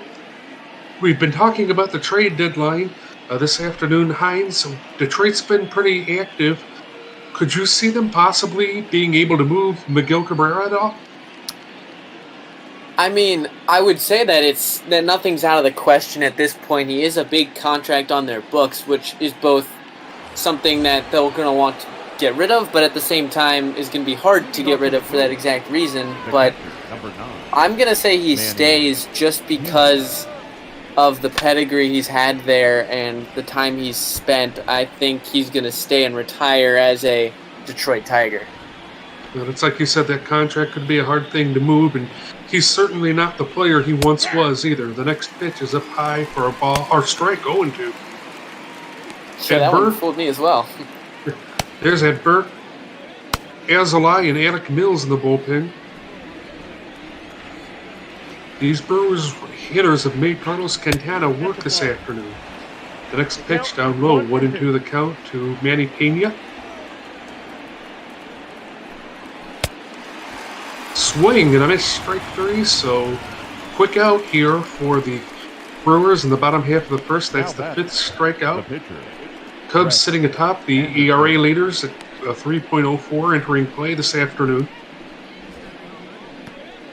They've had one of the most dominant rotations in baseball with Quintana Hendricks, who pitched yesterday, and John Lester, who's been back to his form from the time he joined the Cubs, and add to that Samardzija, and even Yu Darvish, who's not at his best year. That's really killer rotation. Absolutely, and pitching definitely the name of the game in baseball. If you can have a great pitching staff like what the Cubs have, you can do well, and they're seeing the fruits of that labor this afternoon. There's a swing and a miss by Brett Anderson for strike 2. Quintana's at 77 pitches, so we'll see how much longer he'll go with the two guys warming up in the pen. Be hard to imagine him lasting too much longer, as there's a ball low and away, 1-2 the count to Anderson. That's ball 2. And not sure what was wrong with that pitch, but apparently a little bit high. 2-2 the count. The next pitch, there's a swing and a miss, strike 3. Strikeout number 6 for Quintana. So for as much laboring as he's done this afternoon, he's done a good job keeping the Brewers off the base paths. Yeah, and that's probably one of the bigger reasons why the pitch count's up. There's a turnaround there. You get the short pitch count, or the high pitch count, for a lot of strikeouts. Well, there's a line drive for ground bouncer back to the mound, and Quintana grabs it and records it for out number 3. We'll head to the bottom of the 5th. Still no score here in Chicago.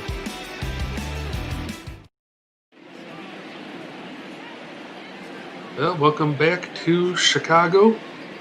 Heinz, what do you think? We're seeing a pretty good pitching matchup here this afternoon.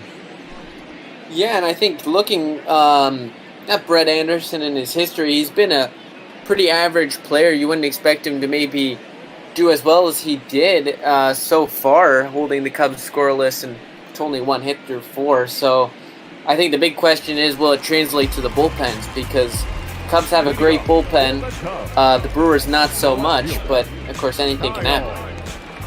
Certainly setting up place for both teams' bullpens to get a good workout here this afternoon at this pace. So here's Kyle Schwarber.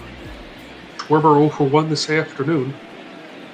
The first pitch is, I guess it's a ball. There you see a shift being played on Schwarber.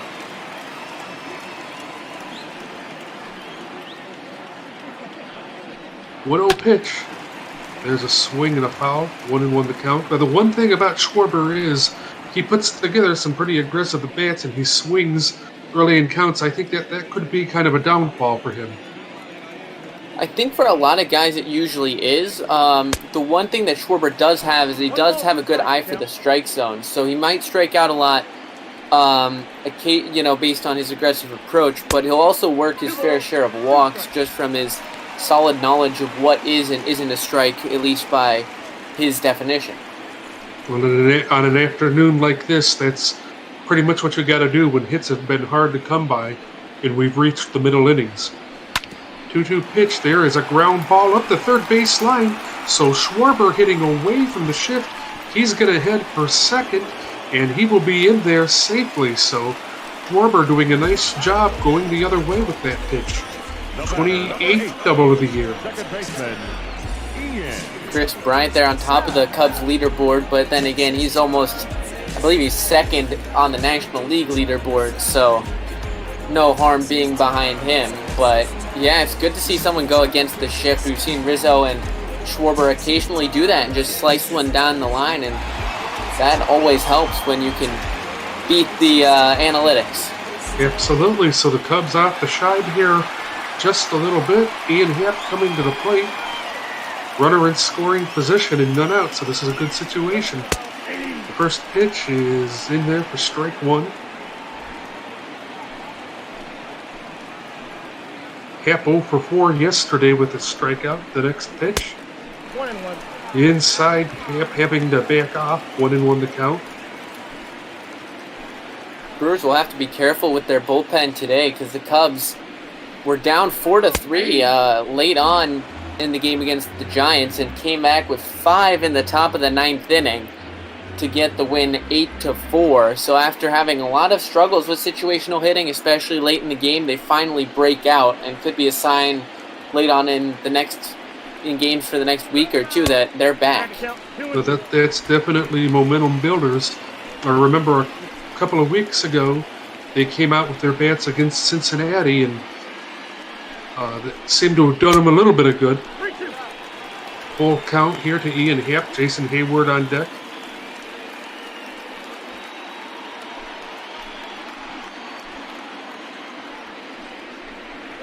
.32 pitch. There's a swing and a bouncer to second base, and it gets through. Kyle Schwarber going to stay at second. There is an error. Question on is who is it? Was it on Pereira? I believe so, and it almost looked like that was a line drive, so I'm not sure if that just skipped off the glove or if it took a short hop. My view is a little bit off there, but whatever it is, it's an error. Yeah, mine was too. There is a line shot foul. Jason Hayward, a first-round pick in the 2007 draft. Spent a lot of his career with the Atlanta Braves. St. Louis Cardinals as well. The next pitch is a high ball one.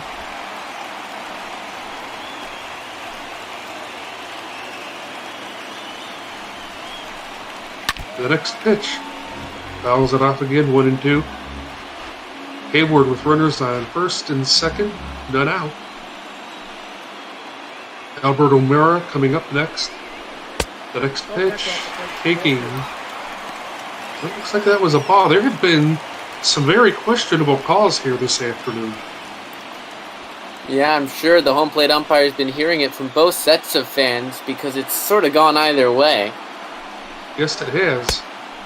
3-2 pitch. Hayward laying a hard 2-2. Now with the count is full. That was close there. No appeal is what surprised me the most because the third base umpire must have had a much better view of that. Absolutely, and Hayward looked like he wanted to really lay into that pitch. The next pitch, there's strike 3, and Hayward not a happy customer. But with the strike zone the way it is, it's kind of tough to figure it out. I don't blame Hayward for being upset right there. Yeah, I think by the definition of the zone by our graphic here, it was a strike, but based on the calls so far by the home plate umpire, it's been so variable that really could be a strike or a ball. I think it's 50-50 chance, so I can see him wanting to try to draw a walk and load the bases.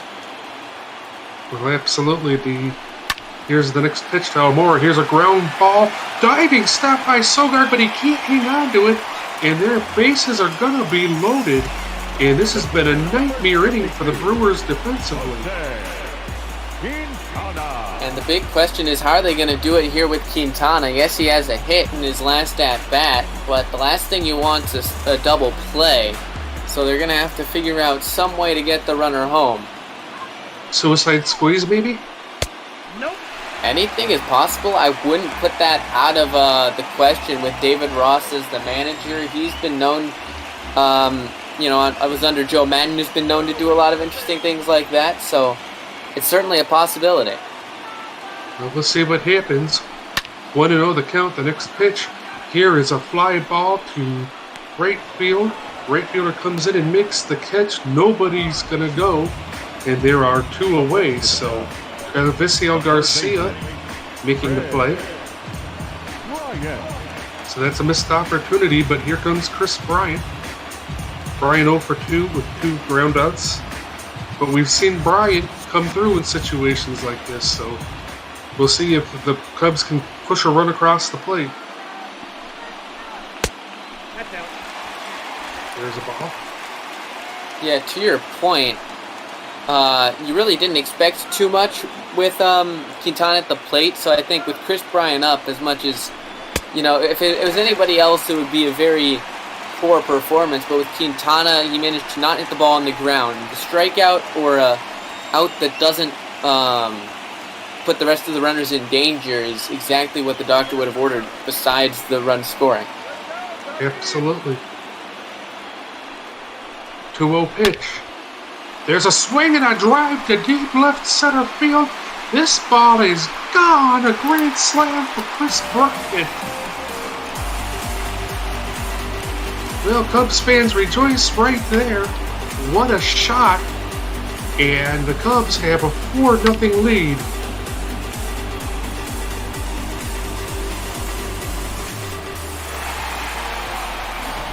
Nice catch there by the fan in left center on that grand slam ball.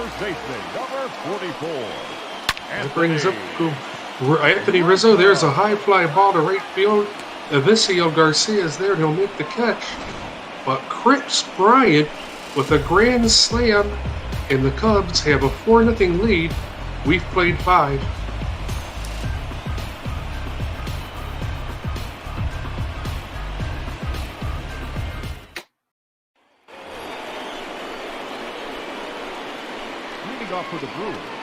Top of the 6th inning, Cubs lead it 4-0. Visiel Garcia coming to the plate. Well, what a crusher that drive by Chris Bryant was for the Brewers. Yeah, that's going to take the wind out of anybody's sails. And after having a pretty good start from Brett Anderson, they might have thought that they were, in good shape to get him another inning in. And now all that gets put into question with the bottom of the 6th coming up later. Absolutely. Bryant just hit a grand slam a couple weeks ago against Cincinnati. The wind and the pitch. There's a strike, 1-1 the count. Remember that grand slam fondly. I believe Charlotte and I were on the call for that one, and that it came out of nowhere. I think one of us jinxed it or predicted it or whatnot. I don't remember which one of us it was, actually. I believe you are right. I remember here, I was watching that game, so there's a strikeout there by Quintana, 7th strikeout of the afternoon, and Quintana leading the National League in the ERA with a 2.26, and Kyle Hendricks is right behind him. Well, I think we know which 3 teams have the best 3 ERAs if you look at that. 2 Cubs, 2 Diamondbacks, and 3 Dodgers on that list. think we know who the best pitching teams in baseball are. We do have another trade to tell you about.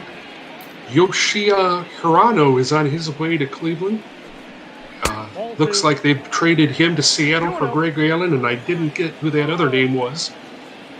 So prospect Ben Croth or Krauth. Nope, outside. That is definitely an interesting trade.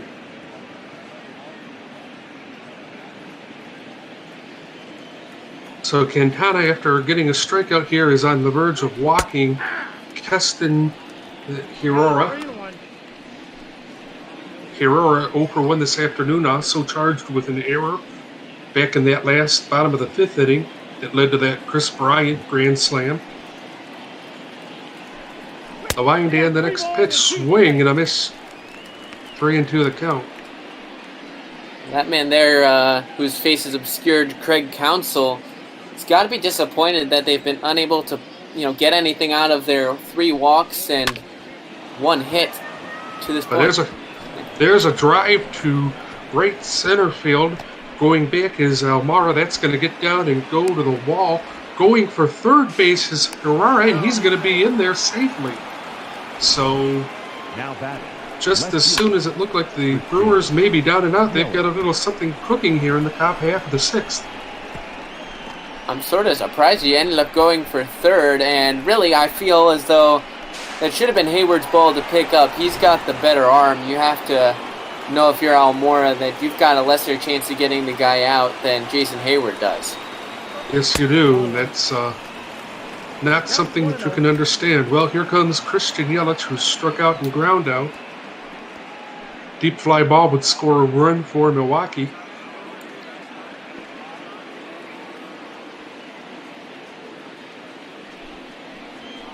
The wind and the pitch, and there is a line drive to left center field. That's going to get down and go to the wall again. Almora is up with it. Yelich is in safely at second. That'll score a run. And Carlos Quintana has all of a sudden found himself in a little bit of trouble. How much longer do you think that they'll go with him, Heinz? I'm not sure. I'm really not sure because back-to-back extra base hits, and for all we know, it might be here. Giving up 1 run with a runner in scoring position is going to be a dangerous proposition. And here David Ross is going to pull the hook. So a pretty good afternoon for Quintana. And we'll see what happens after this. Your attention, please. Now pitching for the Cubs. Adbert Anzalai coming on to pitch now for the Cubs. He's been in 5 games, 2-0. 19 innings, 2.84 ERA. I called a game last Thursday night against the Cardinals when he made a start. He did pretty well in that game. He went into the 7th inning, and he really kept those Cardinals hitters off balance and swinging and missing. The next, Anzalai is going to go down to second base, but Yelich is back safely. That was a close play. Not something you see very often, but holding one of the best players in baseball honest, that's always good to see from a second-year player. I think still rookie status, in fact. Absolutely. That's very heads-up on the part of Anzalai. Jed Jorko up at the plate. He's 0 for 2 this afternoon. The next pitch, fouled into the Brewers' dugout. In his last 10 games, Jorko scored 7 runs.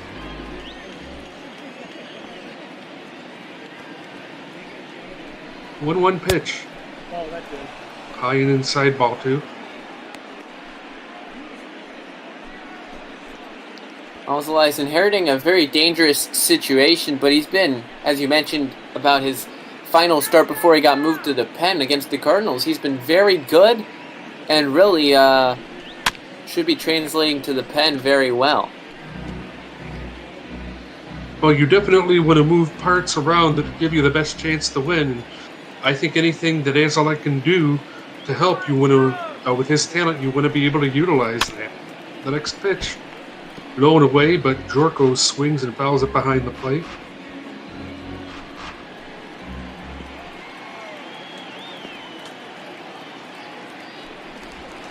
Again, Anzalai going to second base. He does not want Yelich to get to third. 2-2 the count. The next pitch There's a fly ball to center field. Going back is Javier Baez. He'll make the catch for out number 2. Yelich will stay at second. Now batting, shortstop, Eric. That's a bit of a danger averted there because Jerko's got big power with the bat, and now Sogard could still get a run home, but he's not necessarily a power threat. No, he isn't. If the Brewers wanted to be aggressive, you might want to send Yelich to third, but only if the situation was right.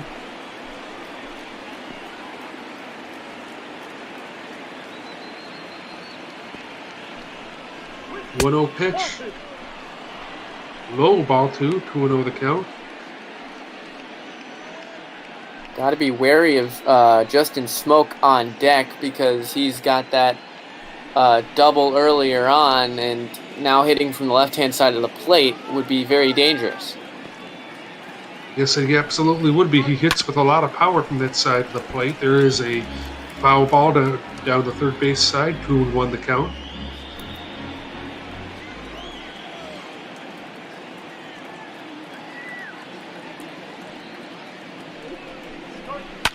The next pitch, smack foul down the first baseline, 2-2 the count. That might have been the pitch to do something with. That would have had a good chance to get a run home if he could just have steered it fair. Absolutely. Hit it up the line, it would have scored a run for sure. Again, Sogard wastes it.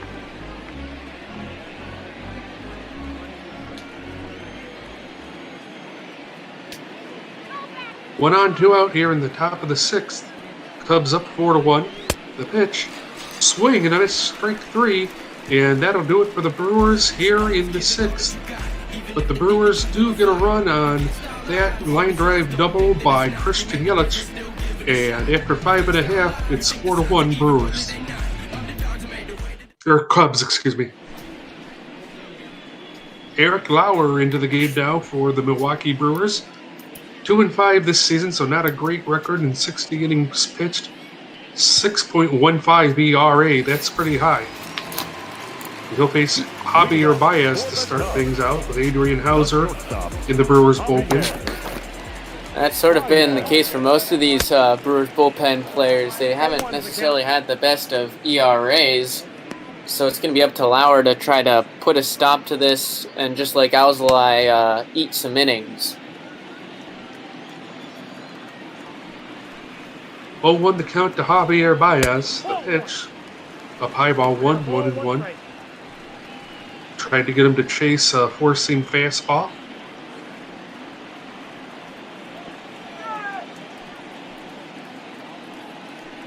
The wind and the pitch. Again, up high ball 2-1 the count. I think he's trying to take advantage of the aggressive swings that Javi Baez has, but have to throw something a little more tempting. Yes, you do. 2-1 the count, and again going high, so he's again trying to get him to chase after that high fastball. Wilson Contreras is on deck.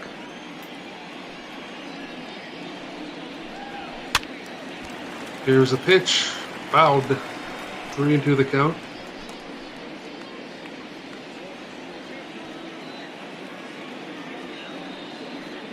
Full count offering to Baez, and it is in the dirt. And Baez will walk to start the inning, so that brings up Wilson Contreras.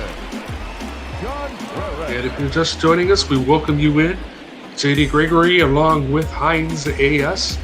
Cubs have a 4-1 lead. All of those runs coming from the Cubs on a Chris Bryant grand slam back in the bottom of the 5th, which was a nightmare inning to begin with for the Brewers. There's a strike. 0-1. Brewers bounce back in the top half of this inning with an RBI double from Christian Yelich.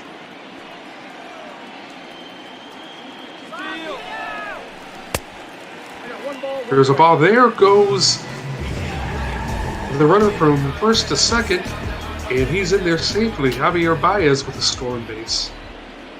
He doesn't steal too many, but he's got the aggressiveness and the speed to do it when he has to. So, good piece of hitting, base running there, and now they've got a runner in scoring position. They obviously caught the Brewers sleeping right there. 1-2 the count to Wilson Contreras. The pitch, inside ball 2, 2-2 the count.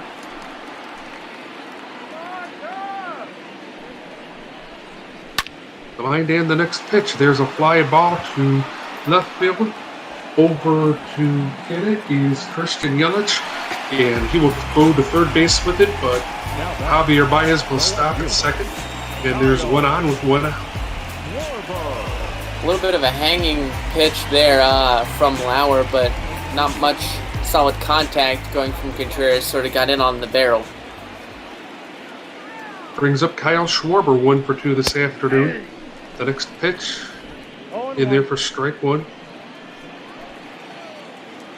Last time up, Schwarber hit a double against the shift down the third base line. The next pitch is outside ball 1, 1-1. He did strike out 3 times yesterday in an 0 for 4 appearance.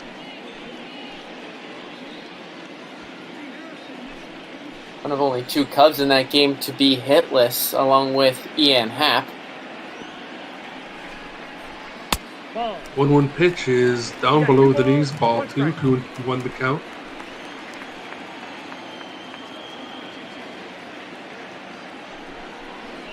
Ball 3. 3-1 the count now.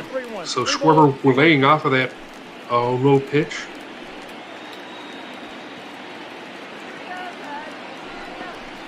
Here's the 3-1 offering. High and away ball 4. So there'll be 2 on with 1 out here in the bottom of the 6th. And the Cubs again have something cooking. Yeah, 2 walks. That's back to the kind of baseball we're used to seeing from this Cubs ball club. And I wouldn't be surprised if Lauer gets pulled maybe in the near future, maybe stays in through Hayward if he can get 2 quick outs. But otherwise, his job is in danger. Absolutely, he is struggling there. He gets Happ to go after a high ball, a high pitch out of the strike zone, strike 1. The next pitch here is a ground ball to third base. They'll go to second for 1, back to first for 2, and that'll do it. So Lauer gets out of it. Good play by Jerko. We've played 6 with the score the Cubs 4, the Brewers 1. Heinz AS will take you the rest of the way when we come back.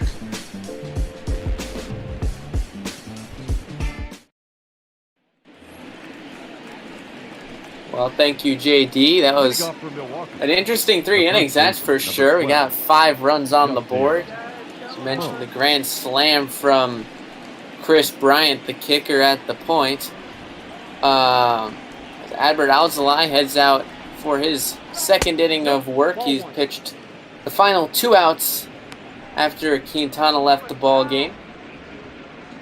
Absolutely, but going back to the bottom half of that 5th inning, that was an adventure-filled inning, and you just had the feeling with those 2, after the Brewers made those 2 errors, that something was going to happen, and it eventually did with Chris Bryant. Smoke batting from the left-hand batter's box and finds himself in a favorable 2-0 count. Alzolay's delivery is a change-up outside the zone as Manny Pena, the catcher, is on deck.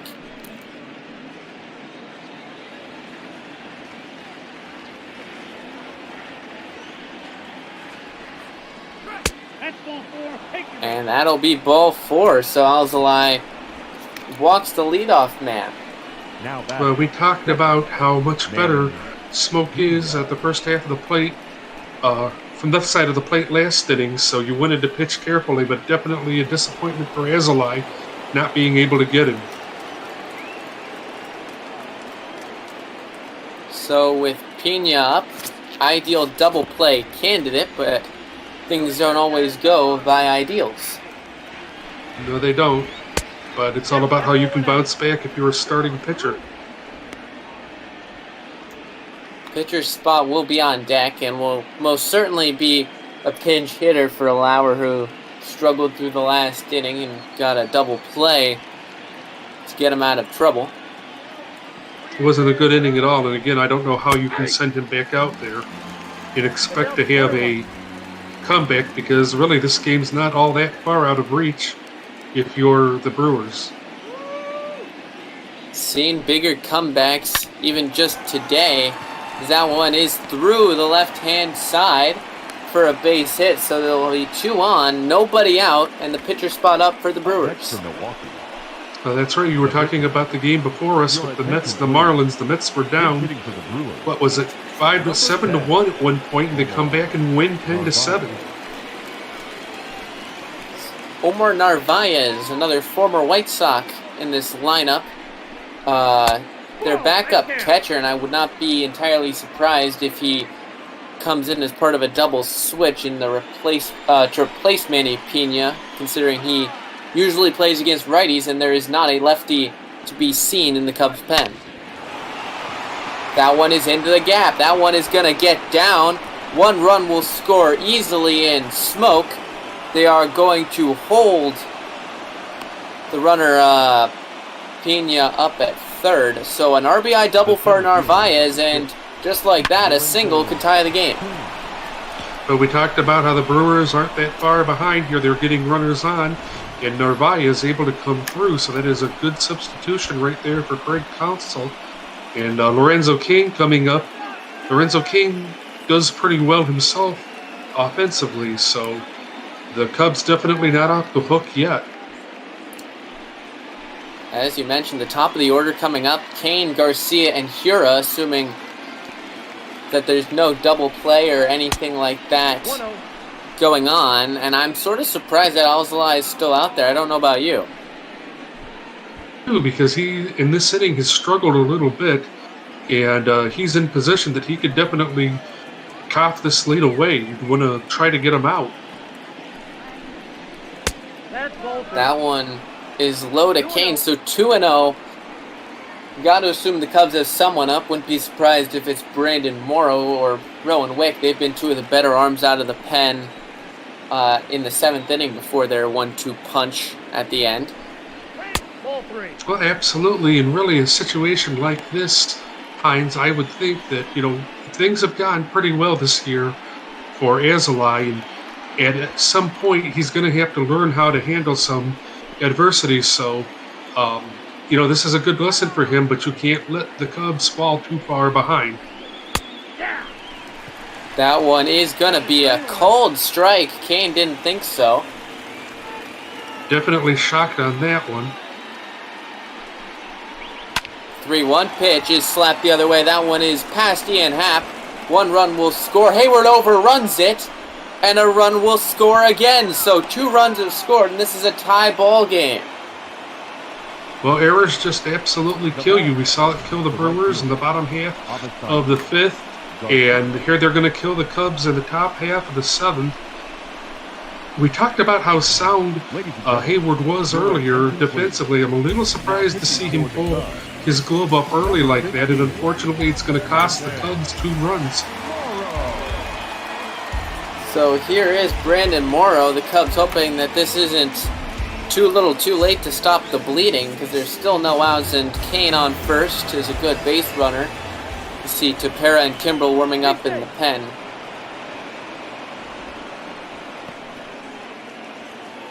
Well, it's unfortunate for Edberto Alzolay, but I believe he can come back because he's shown a lot of resilience this year. First pitch from Brandon Morrow is a ball to Avisail Garcia, the right fielder, who is hitless on the afternoon. That one from Morrow is a cutter fouled away.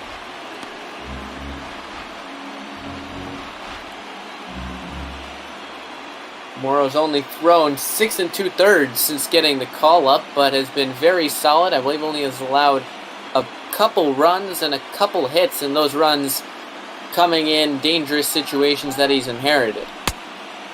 1 ball, 2 strikes, count.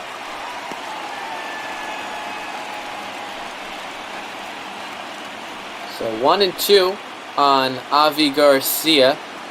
Kane stands on first, and 3 already in the inning. That's fouled back.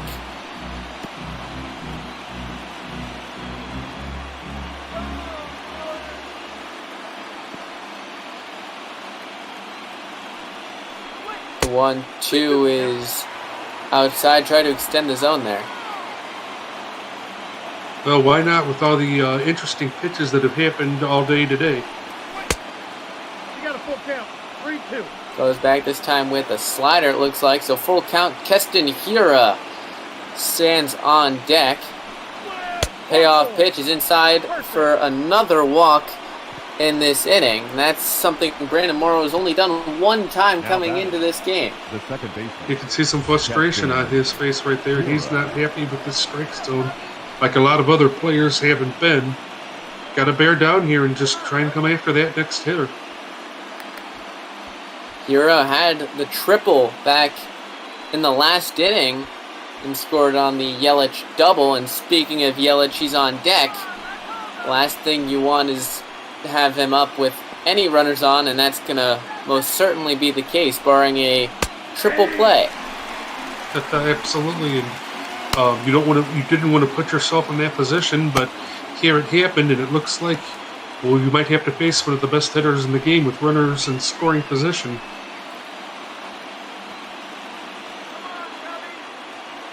Oh, 1 here to Hira. Gets a fastball right down the middle, but 98 is too much for him. So this would be a good out to get right here, a good out to try and stop the bleeding. And what a slider there. Wasn't where he wanted it, I don't think, but fooled him there for strike 3. Number 22. Oh, that's a big out, big first out. Good job there by Morrow. So here is the aforementioned best bat in the lineup. And Christian Yelich already has an RBI double on the day. A double here would likely score multiple runs. Got to be careful with how you pitch to him, that's all. The 1-0 pitch is a backdoor cutter that missed just barely.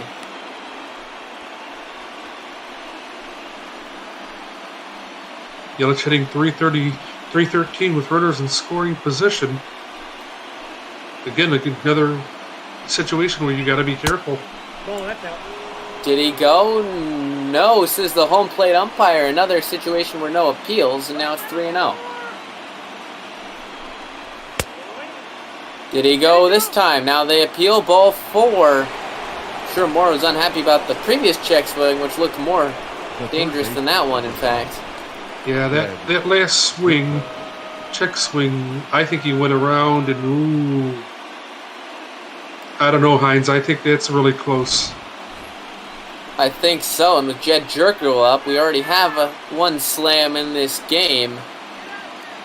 Last thing we want now is Jed Jerko to hit a grand slam if you're Brandon Morrow, David Ross, or any Cubs fan in the building.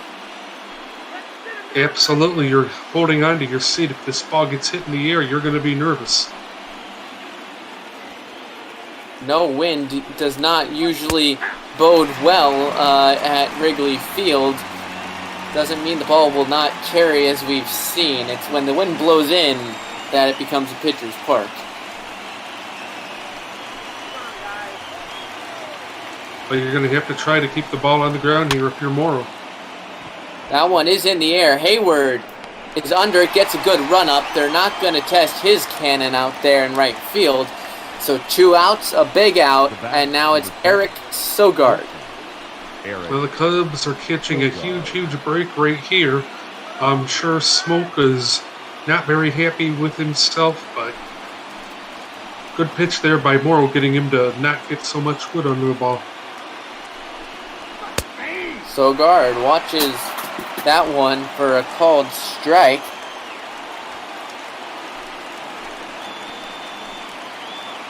It's been a long top of the 7th inning here. Outside, that's a goal. That one is 1-1.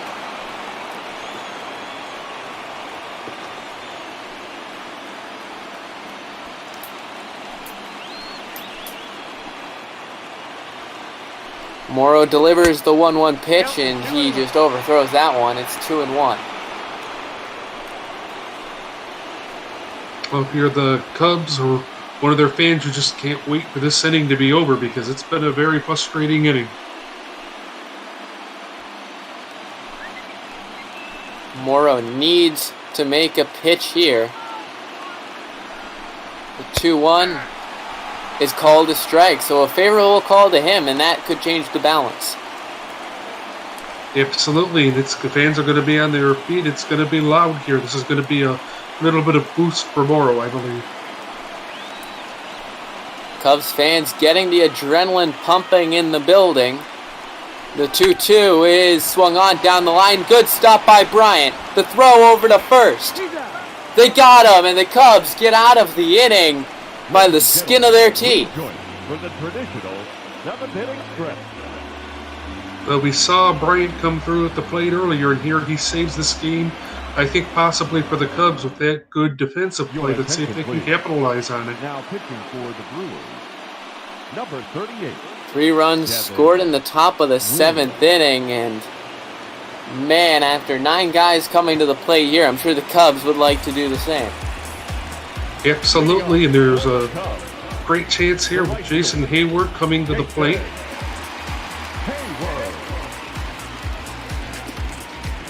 He'll be facing new pitcher for the Brew Crew, Devin Williams. He watches a called strike.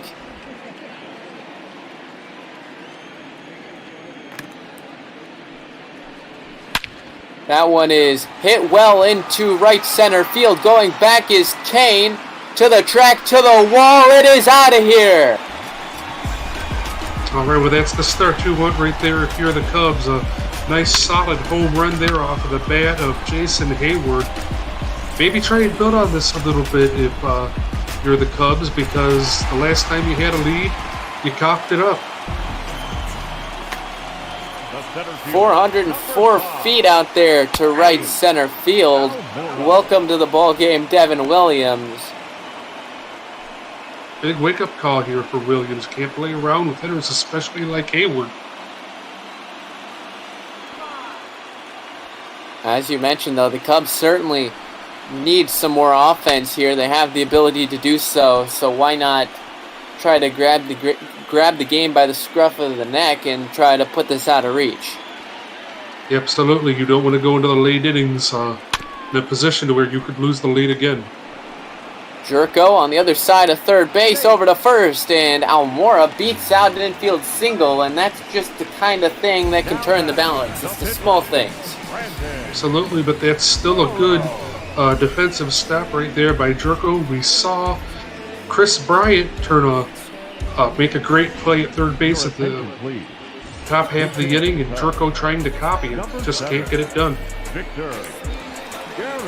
So after Narvaez got an RBI single, the backup catcher for the Brewers, it'll be Caratini, the backup catcher for the Cubs, coming in, and he got 2 RBIs on a 1-for-1 pinch hit appearance in that game yesterday against the Giants. Had a home run in a pinch hitting appearance on Sunday. Well, this guy's been absolute money when he's been called on for the Cubs so far this year, so it's the right guy to have at the plate.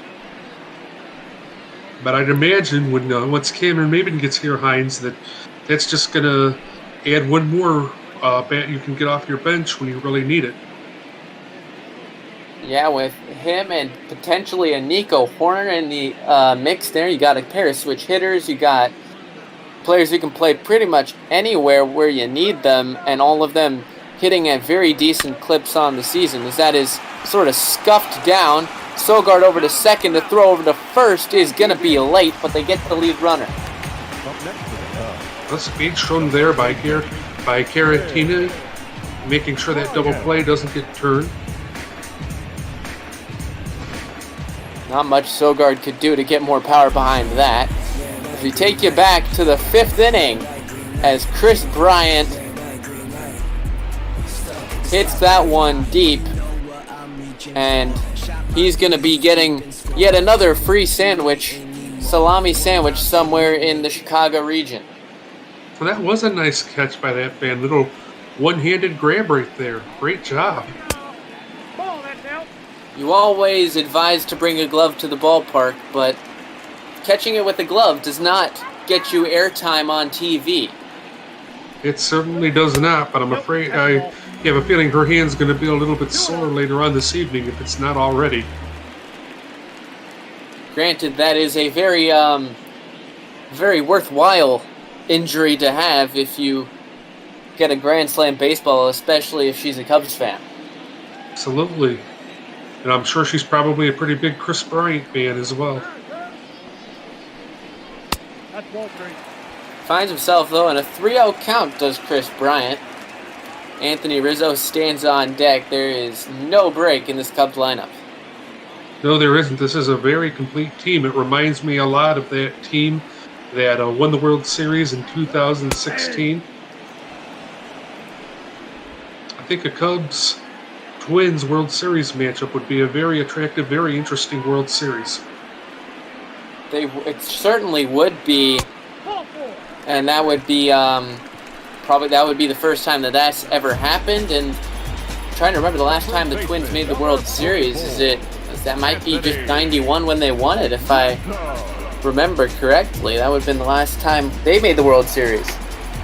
I believe so. I know that they've had a couple of good postseason runs. Should have made it in 2002, but it was the Angels that went to the World Series that year and won it. 1-0. Those are the two best teams here in Bop Ball. I think just one game separating the two teams. The Cubs 70 and 39. I believe the Twins are just a game up as the best team in Bop Ball here. So that would be a lovely World Series, and I think not only would Wrigley Field love it, I think so would Target Field, as that one's driven deep to left field. Going back is Yelich, and he'll make the catch. Tagging is Caratini, and he'll get over to third. So first and third, 2 outs for Javi Baez. Nice job by Christian Yelich to track that ball down and get some speed under it. But I'm sure if that were to happen, Hines, it would be fun for both Cubs and Twins fans. Fans would get a chance to get a look at their first World Series since the days of Kirby Puckett and Kent Herbeck and guys like that. But there's a long way to go here in this season. Anything can still happen here in Bop Ball. Absolutely. We've seen the Yankees get stronger as that evil empire, as some call it, has expanded. And you'll see teams like the Braves and the Dodgers, of course, always a threat. And the sneaky picks like the Diamondbacks and the A's all doing very well this year. Yes, they are. It's been a very, very fun year to watch. I've been glad to be part of this. Baez already has one walk on the afternoon and has now a 2-1 count as that one is fouled back.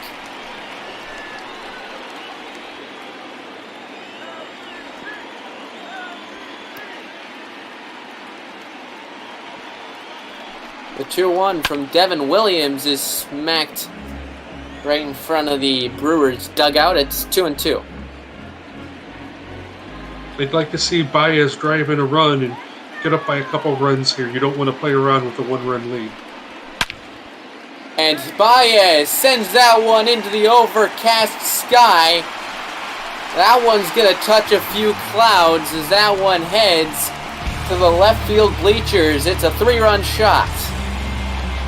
Well, just as soon as I talked about that happens again. Cubs are going to have some breathing room here, but the bullpen has to hunker down. They cannot play around with some of these Brewers hitters. That'll be it for Williams. He's allowed 4 runs in this inning, so the Cubs say anything you can do, we can do better, because they've already gotten 4 and still looking for more. The catcher, number 40. Well, maybe keep potting them on if you're the Cubs. This has been a fun afternoon to be at Wrigley if you're a Cubs fan. Absolutely. That one from Javi Baez almost on to Waveland Avenue. Might have made it on a bounce. And Wilson Contreras is no stranger to wrapping them around the foul pole over in the left field. I believe that's where he hit his first career home run, if I recollect correctly. 1 ball, 2 strikes. Was 2016 Contreras' first year? Yeah, he debuted mid-June of that year. Really burst on the scene. But it's Adrian Hauser out of the pen bursting on the scene in this game. Gets Contreras to strike out, but the Cubs strike for 4 runs on 2 homers. So we head to the 8th inning. The Cubs double their tally.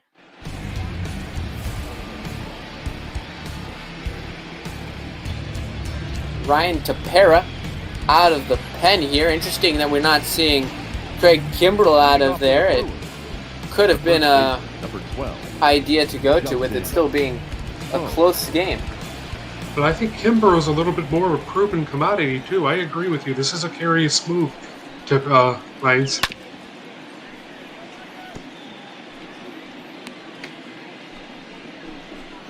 He is 0-1 here on, I believe it's going to be Justin Smoke, who led off the last inning with a walk. He's still 2 hits away from number 1,000, so would take extra innings to get him that today, but there's still 2 more games of the series for him to get it at Wrigley.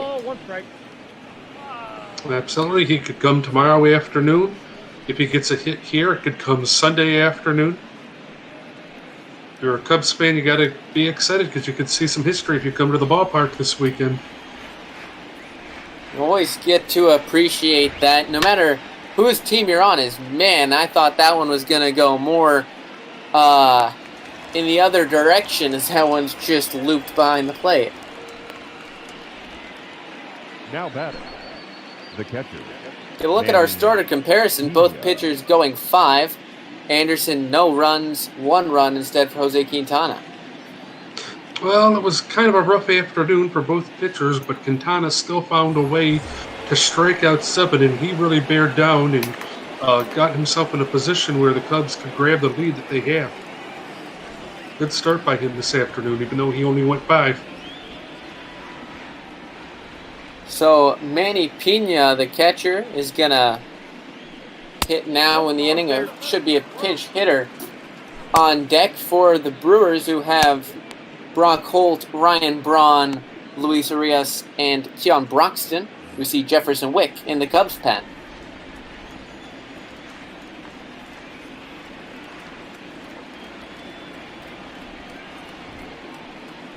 Ball. 2-0 here, as we've seen 7 runs come in that last 7th inning. It normally is the Shark Shavery magic that causes that when he comes in for the stretches. I guess now it's his absence that brings runs. Absolutely, and I can remember watching Days of the Cubs on WGN where that was a situation where Harry Carey would have said, "Let's go Cubs, let's get some runs," and that's exactly what the Cubs did in the 7th inning today. Cubs probably had that video of Harry Carey singing the stretch on the video board in left field for the stretch this afternoon. That's one of the go-tos, and it's always nice that they bring him back in to the lives of Cubs fans who didn't get to see him as a broadcaster. Absolutely. We talk about the uniqueness of baseball and some of the ballparks. Those 7th inning stretches at Wrigley have always been something special, and if you've never been to Wrigley, maybe that's a reason to try and go to a game. That's always one of the great things, whether it's Chicago natives, Chicago sports players, former Cubs, and Bill Murray. It's always amazing, and I think that's the great thing about the Cubs is they honor their heritage so well. You have this historic stadium, you have the timeless Harry Carey, and all these the 3 statues of Santo, Billy Williams, and Banks, along with Harry out there.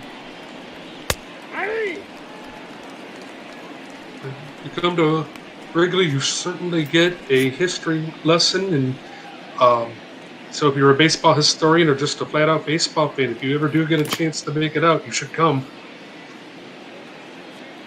As someone who prides himself on his fandom of the Cubs and history, I can totally attest to that. That's certainly one of the best destinations in baseball, as that is a strike out there of Brock Holt, the pinch hitter. The center fielder, number 6. The Bear comes on and does his job here in the top half of the 8th, limiting the Brewers. So the top of the order now for the Brewers, who have 4 outs to try to get as many runs across.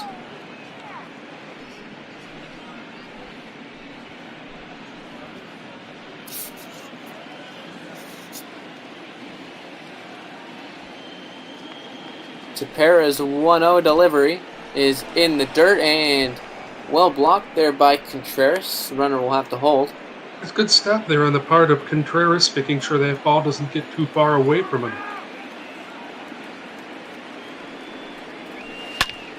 That one is hit hard and good play there by Javier Baez to snag it. No runs across for the Brewers with 1 walk. We head to the bottom of the 8th. It's still 8-4. Your attention, please. Now pitching for Milwaukee. As we see Number Brent 35. Suter. That is Brent Suter with 1 T, not to be confused with Brent Suter, an former NHL player and head coach with 2 T's in the last name. Leading off for the Cubs, the left fielder, Kyle Schwarber. First pitch to Schwarber is hacked at and missed. Suter was a pretty good hockey player, if I remember correctly. That's in. I cannot say that I watched enough hockey to know anything about him. I know very little about current hockey, let alone hockey from prior years. Ball 2.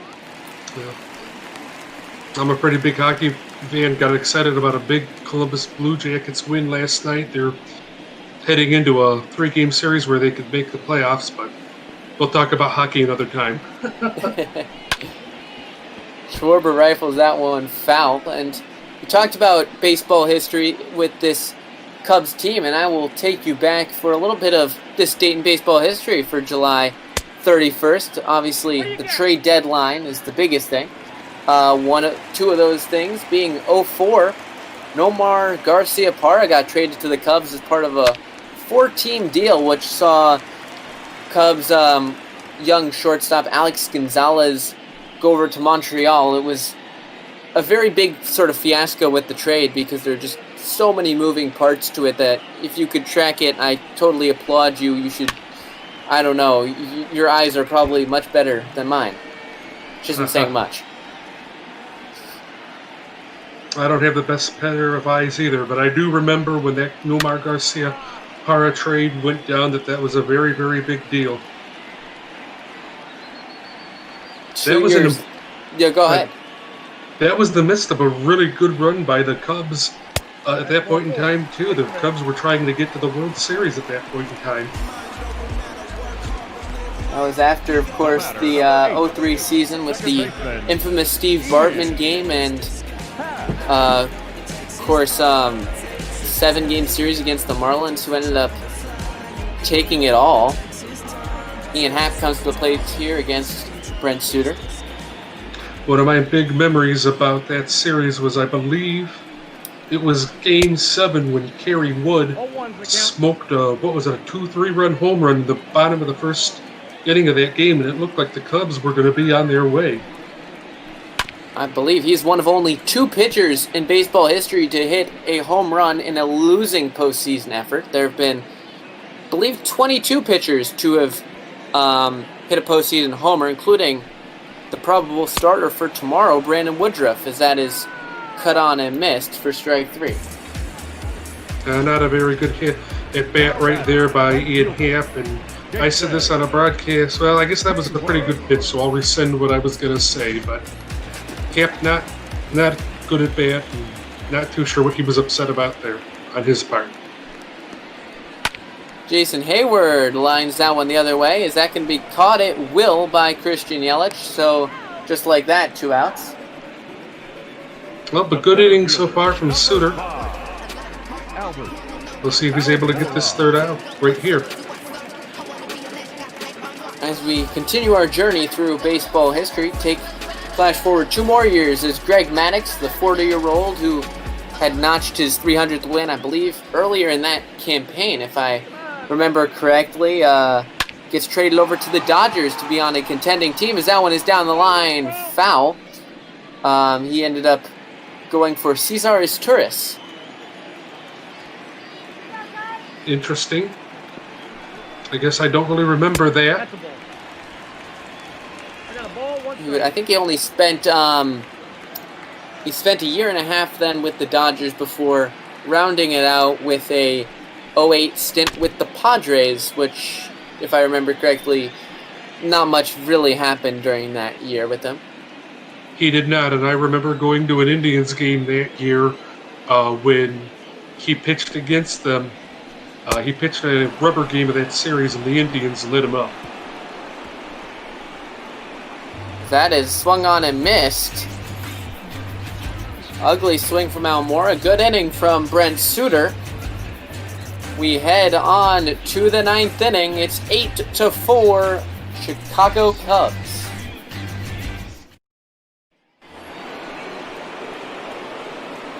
Leading off for Milwaukee. It'll be Avi Garcia, Keston Hira, and Christian Yelich. So the Brewers need runs, and they have the best chance that they can have with these guys up. That's promptly smoked foul as Tepera's out again for another inning. But he's going to have to be careful. This is the heart of this Brewers order. Hopefully he can take care of it, though. 0-2. Gets him reaching there on that cutter. Garcia's 0 for 3 with a walk so far.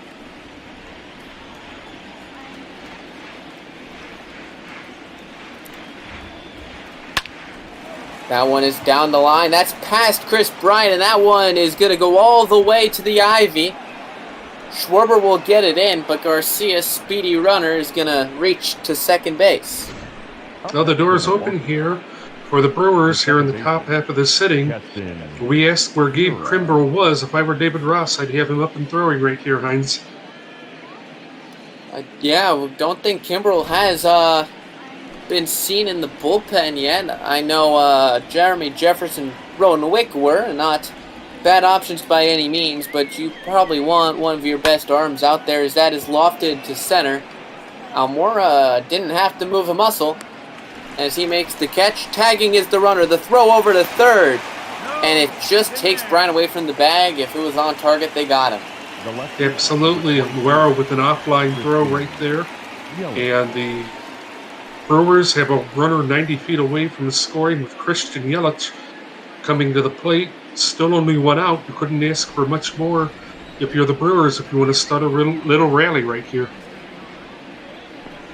Can't tie the game, but he can make it a 2-run game and half the deficit, and that would make it very dangerous. And you've got Jerko Sogard and Smoke, among others, coming up. So there's still some big bats with run-scoring potential.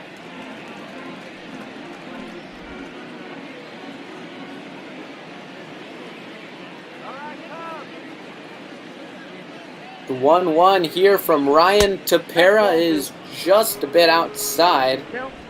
With that fastball, it's 2-1. Yelich already today, he has an RBI double, so you don't want to give him anything he can hit right here. That one is smoked down the line, but right to Rizzo. A run will score. It will be 8-5, but only 1 out remaining here for the Brewers to try to get 3 runs. A situation where you don't mind trading a run for an out. Now there's 2 outs, nobody on. It's going to make things pretty difficult, I think. And an interesting move here from David Ross, going to a double switch with only 1 out remaining. So 1 2/3 from Ryan Tepera, and it will be Dan Winkler, the closer, coming in a save situation. Number 43. Well, good job by David Ross, trying to make sure he could get his closer another save. If you can have a lockdown closer come in and finish things out, you should. Not sure it required a double switch, but he knows better than I do, I guess. Yeah, I mean, the pitcher spot is, in fact, coming up first in the bottom of the 9th, but it would take a inning of catastrophic proportions to make that happen. Absolutely. Roman Wick is still up and throwing in the Cubs bullpen, so obviously David Ross not comfortable with this lead. And this has been a weird game. Sure has. That is putting it lightly, with 7 runs coming in the 7th inning, 3 from the Brewers in the top half, and 4 in the bottom by the Cubs, thanks to a 3-run shot by Baez and a solo home run by Hayward, and that all coming after a grand slam to lead off the scoring in the 5th.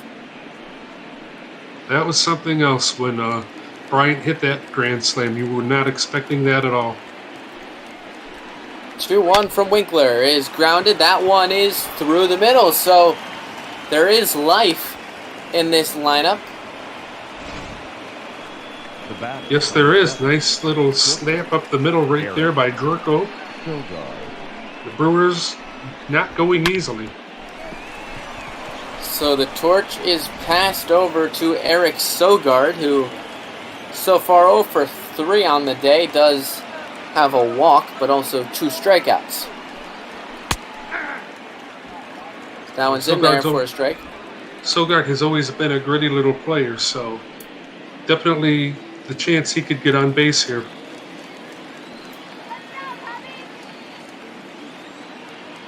The 0-1 pitch coming from Dan Winkler is slapped the other way. That one is foul. And we'll have the Brewers down to their final strike and Cubs fans on their feet. Well, it's been an exciting afternoon, so we'll see what happens if they can. Popped up. Bryant makes a basket catch, and the Cubs take Game 1 of this weekend series by the score of 8-5. Well, it was a little bit of a grind this afternoon, but the Cubs found a way to get their bats out and get the runs when they needed to. Pretty good effort by the bullpen this afternoon here, Hines. A great all-around win. Both bullpens had some bright sparks, though the big blotch on that being Devin Williams allowing 4 runs in that 7th inning for the Brewers, but the fireworks were on display here. Several home runs. So overall, a crazy but certainly rewarding game. It absolutely was. If you're the Cubs, you've got to feel good about this. It gives you some good momentum going into the middle game of the series tomorrow. So Brandon Morrow gets his 3rd win out of relief. Brandon Williams, his first loss. He'll be 0-1, and that's going to be save number 33 on the year for Dan Winkler, inching him up the National League leaderboards. I believe he sits in 2nd, behind Sean Doolittle of the Nationals. Excellent, but going back to Brandon Morrow, this has been a huge year for him this year since he's been called up and put in the bullpen. Get a look at the highlights. Ian Happ, what a play this was.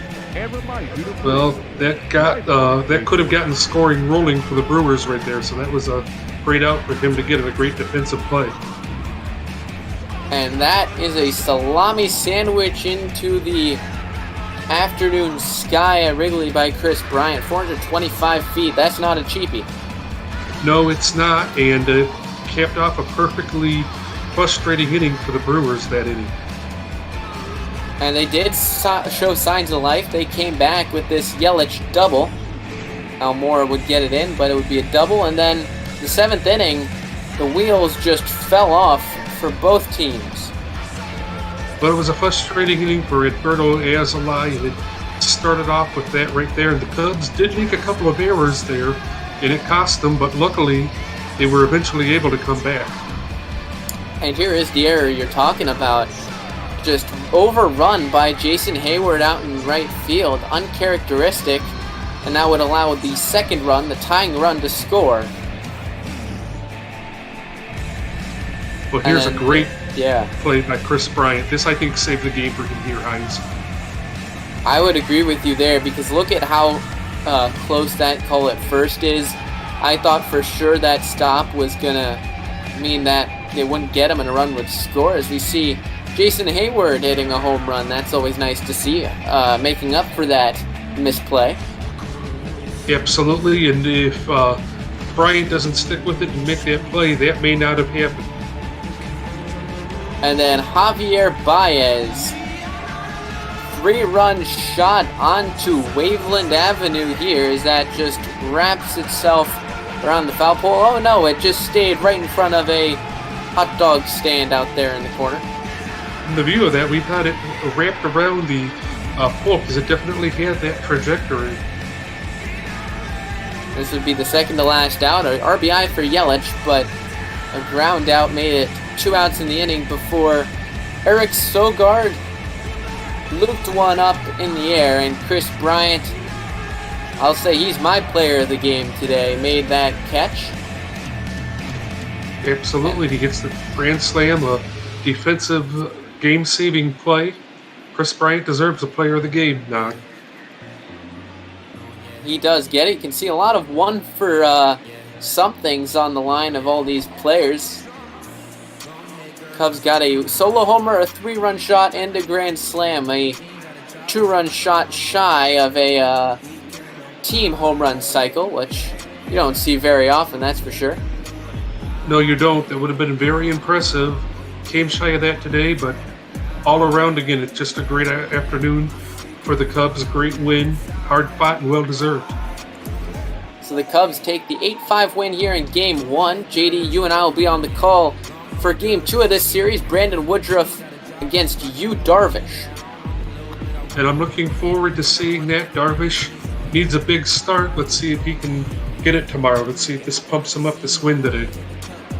So 8 runs, 7 hits, 0 errors for the victorious Cubs. 5 runs, 8 hits, 1 error from the Brewers, as we are now joined in the booth by Eddie McCarthy, who will be calling White Sox at the Indians. How are you doing?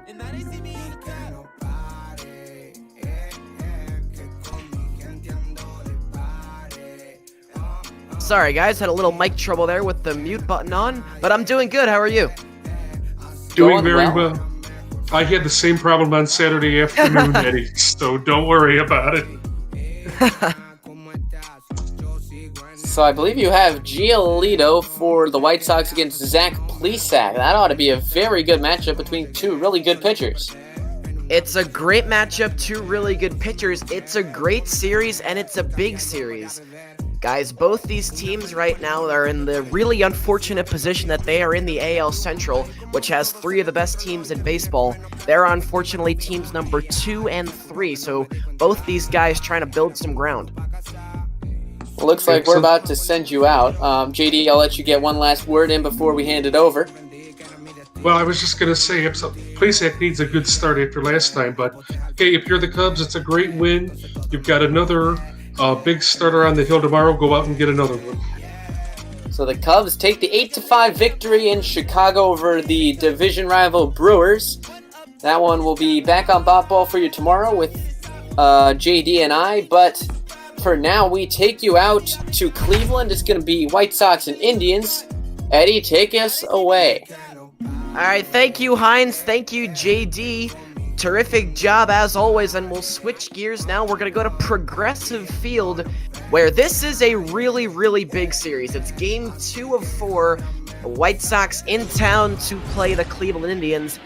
And here we go as we welcome you inside Progressive Field on a bit of an overcast Friday evening here in Cleveland. The Indians dropped Game 1 yesterday, 8-5. On the mound for them today, Zach Plesac, looking to try and write a little bit of a different story here today. White Sox lineup was incredibly powerful yesterday. They would strike for 5 runs in the 7th inning and run away with this game. The Indians would waste a pretty good effort by Aaron Savali. He would go 6 innings, allow only 3 hits and 3 runs. Your perfect quality start. Zach Plesac, the start today for the Indians. He was an all-star this year, 2nd in the American League and wins that record at 12-5 at 2.38 ERA, which is also 5th in the American League. But he'll have his hands full today, which is with a very loaded White Sox lineup from top to bottom. First pitch in there for strike 1 at 5:45 p.m. Eastern Time. The Indians 68 and 41 on the year. They're second in the AL Central, 2.5 games back of the Twins. The White Sox, meanwhile, 67 and 42. They're 3.5 games back of the first place Twins. Cleveland, the number 1 wild card. Chicago is number 2.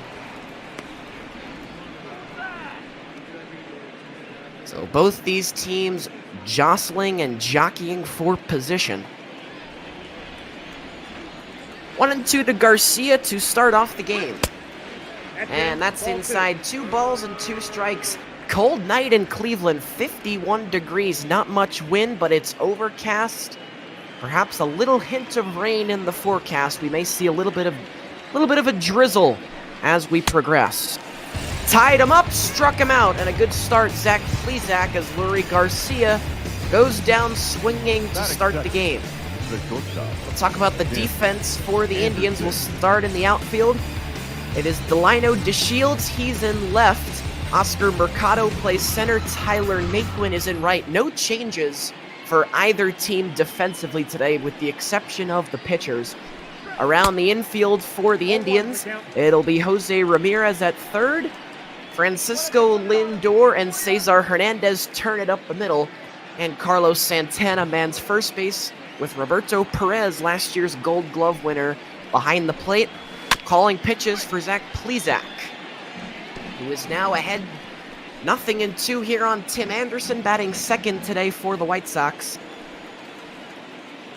Last year's AL batting champion. Anderson, hard hit, foul, only just down that third base line. Well, we saw Garcia, he led off. Anderson hitting second. Yoan Moncada on deck.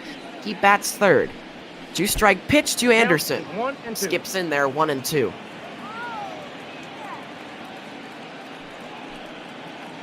This for strikeout number 2 for Plesac. Little high, good job laying off by Anderson. Matthew Ross takes care of balls and strikes today. Dave Lawrence, Ricky Holiday, Darryl Parker at first, second, and third. Comes a 2-2.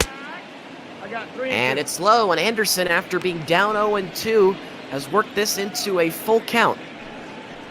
And that's what we saw yesterday with both pitching staffs, Indians and White Sox alike. Pitchers had trouble slamming the door. Full count. And just as yesterday, Anderson parries. And Plesac is locked in a little bit of a duel.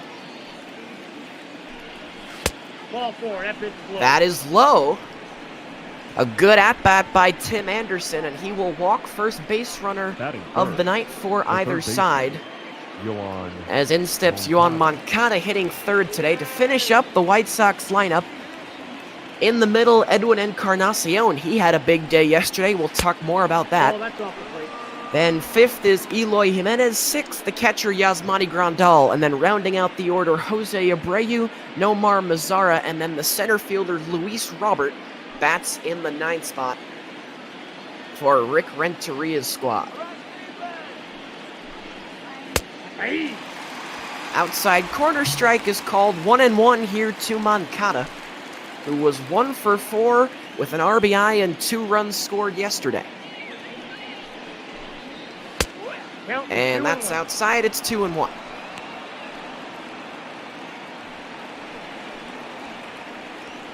Indians in their home white uniforms and navy blue caps with a red brim.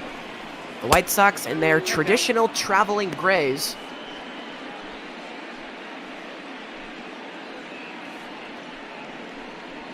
Yesterday was Throwback Thursday, so both teams were sporting some very old jerseys that I had not seen in a very long time. As throw over to first, they'll check on the runner. Anderson dives back in time.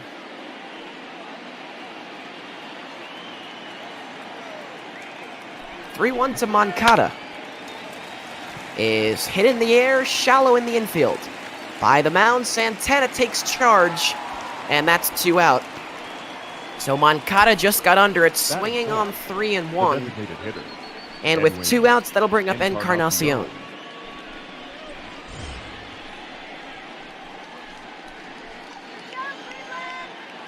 Encarnacion has hit a bit of a rough patch his last 10 games, 8 for 38, 211, as you can see with the graphic right there, but you wouldn't know it the way he played yesterday. 2 for 5 with a 3-run home run and an RBI double, so 4 RBIs on the day. There goes Anderson, throw down, not even close. Tim Anderson has been known to steal his fair share of bases. That's number 15 for him on the year, and he's in scoring position with 2 out. Perez, no chance. And now Plesac behind 2-0 on Encarnacion.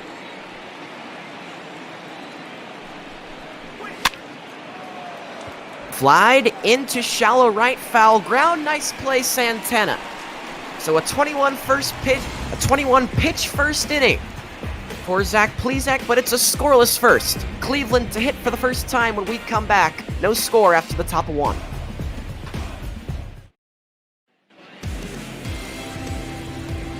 Lucas Giolito will take the mound for the first time. He gets the ball for Rick Renteria's White Sox. There are the numbers. His 23rd start of the year, an 11-6 record, 2.89 ERA. This is a guy who likes to run up the strikeouts. 162 punch-outs on the year. That's second in the American League, only to Garrett Cole of the Yankees, who's got 172. Oscar Mercado will lead things off here for the Indians. It'll be Mercado, followed by Cesar Hernandez and Frankie Lindor, who are the top 3 for the Indians. Mercado lays down a bunt. Grandal will pick it up and throw him out. Mercado wanted to angle that a little bit more down that third base line. Yasmani Grandal jumped on it and was able to throw him out for the first out of the day for Giolito. So 1 pitch, 1 out. Here's Cesar Hernandez, who had a very good June at 320. In July, not as good, but still perfectly good numbers, hitting 290. Altogether, that's a 310 average on the year, and was 1 for 4 yesterday, although he did have 2 strikeouts. The White Sox 67-42 on the year, 3rd in the AL Central, the 2nd wild card. They are 3.5 games back of the Twins for first place in the Central. 1 game back of the White Sox for the number 1 wild card spot. Here's a 1-1-2. Hernandez is in there for strike 2.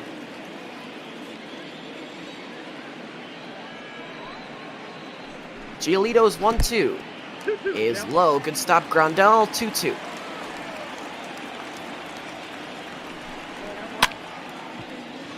Hernandez in the air, shallow left, coming on and making the play. That's the left fielder, Jimenez, for the 2nd out. So 2 men have come up, 2 men have been sat down by Lucas Giolito. We'll give you the defense for the White Sox. Making that play in left, that was Eloy Jimenez. In center, Luis Robert, the rookie. Nomar Mazara in right field. He had a good day yesterday. More on that later.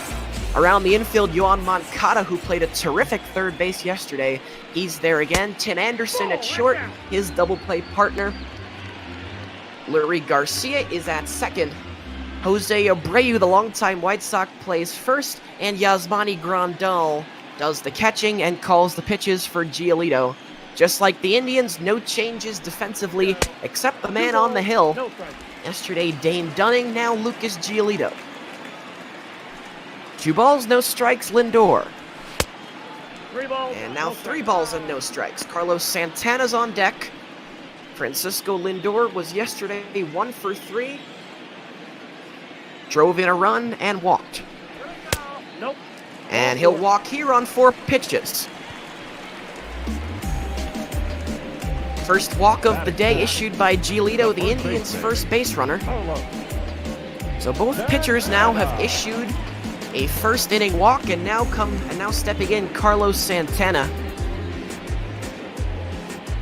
who of all the Indians yesterday had the best day. He was 2 for 4 with a double and a 2-run home run. That would not be enough, though, as he takes a big looping curveball for strike 1. 2 for 12 in his career 167 against Giolito with 5 strikeouts. Safe to say Giolito's kind of had his number.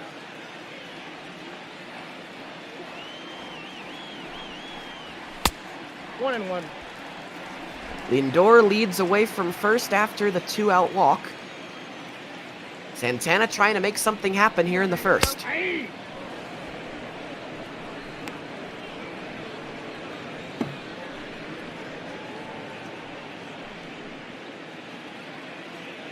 Lindor 4 stolen bases on the year. Let's see if he gets going here. 1-2. In the dirt, good stop, Grandal. Lindor not going anywhere, doesn't want to test that arm. 2 balls, 2 strikes. Santana called out. Strike 3 called Carlos Santana. First of the day for Lucas Giolito. And it's a scoreless first inning in Cleveland. Jimenez, Grandal, Abreu as top of the second rolls in.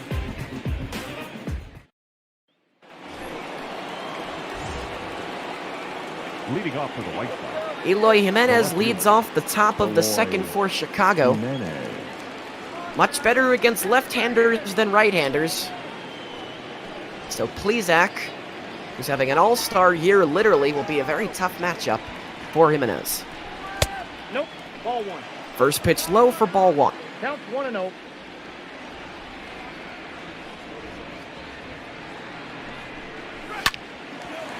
That is ripped foul down the left side. 1 ball, 1 strike.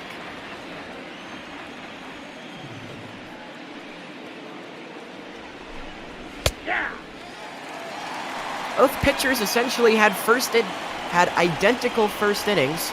Each saw 4 men come to the plate. They allowed 1 walk, and each had 1 strikeout.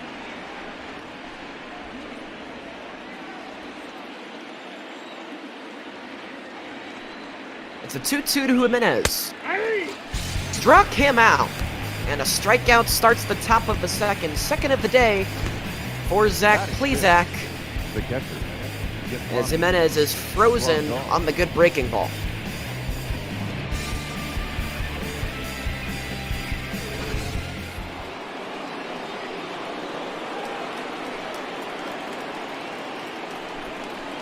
Yasmani Grandal steps in with 1 out and the base is empty. Fouls the first pitch away. Grandal hitting .222 this year. 17 home runs, 48 RBIs. Bit of a down year for the White Sox catcher. And now behind 0-2. Grandal, best known for being a Dodger. He was there from 2015 to 2018. Last year spent in Milwaukee with the Brewers and signed a 4-year deal with Chicago prior to 2020. Behind 1-2 to Plesac. And he strikes out. Plesac gets him. Back-to-back strikeouts for the Indians starter, who's off to a very good start here today. And with 2 outs, that means it's Jose Abreu's turn.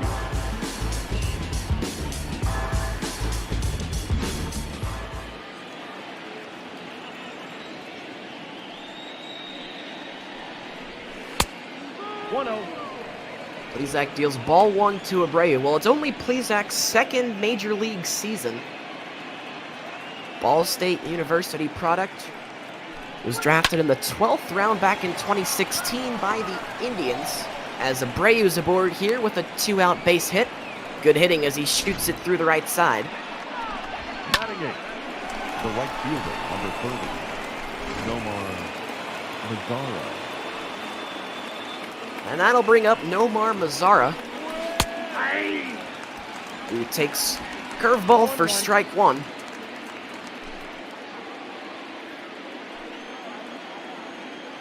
Mazara only 1 hit in 4 at-bats yesterday, but it was a big one. It was the first of 2 runs that the White Sox would score in a 5-run 7th. Mazara, a 2-run shot into deep center field for his 12th home run of the year. But now behind 1-2 here on Plesac. Inside, it hit him. A slider gets away from Plezak and clips Mazzara on the thigh, and they're at first and second for Luis Robert.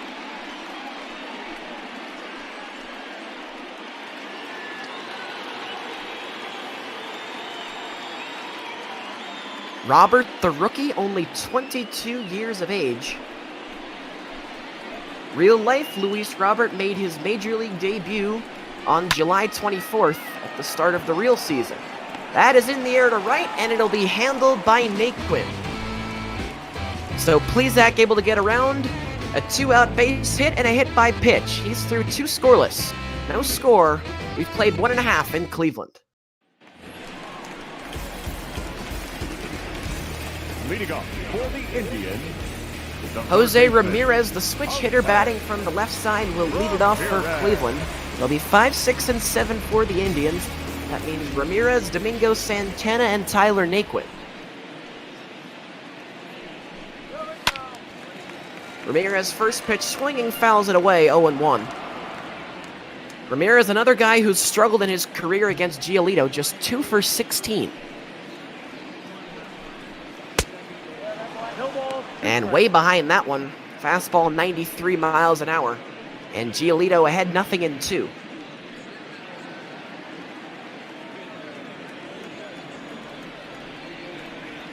A 2-strike pitch to Ramirez. That is ripped into center, and that is down and could be more. It's going to get to the wall. Ramirez on his way to second, and he'll get in there standing up. So Giolito leaves an 0-2 pitch up, and Jose Ramirez makes him pay. That's his team-leading 28th double on the year, and the Indians are in business to start the bottom of the second.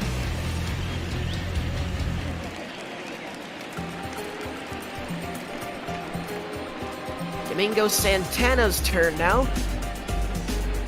Santana was 1 for 4 yesterday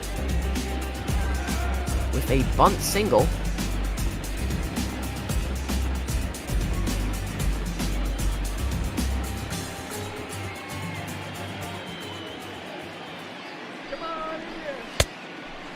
First pitch to him is eye level for ball 1.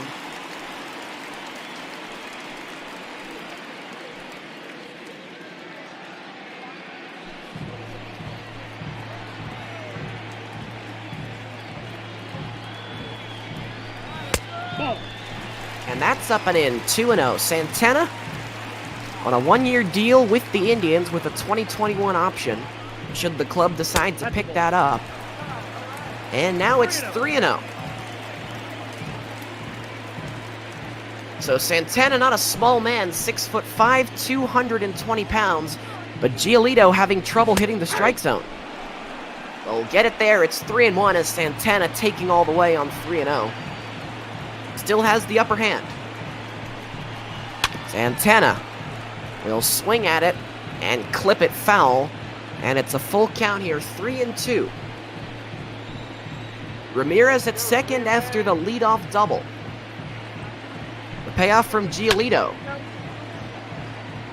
is hit in the air to the left side. It's going to curl foul into the seats, and we'll do it again. Giolito, big strikeout pitcher, has only got 1 so far. Santana in the air to center field. Is it deep enough to tag? Catch is made, no tag. Robert took care of it. They respect his arm. And Giolito gets an out without the runner advancing, so it's a win-win situation for him. And he's got his first out of the second. So now it's Tyler Naquin, who's playing right field and hitting 7th today. He was 0 for 2 with a walk and an RBI yesterday. Sac fly to run in. Waves at the first pitch for strike 1. Graphic at the bottom says Ramirez has got 13 stolen bases this year. Is an 88% success rate when stealing, as Grandal does well to keep that one away from the backstop. But Ramirez has got decent speed. They try to pick him off here. Design play to second, and Ramirez got back in time. Has good enough speed that he should be able to score on anything hit in the outfield. Naquin down the line, that is fair! Ramirez is going to come to the plate, and the Indians strike first here at home just as they did yesterday. They take a 1-0 lead here in the second. So Tyler Naquin delivers as he sneaks that one just inside the third base bag.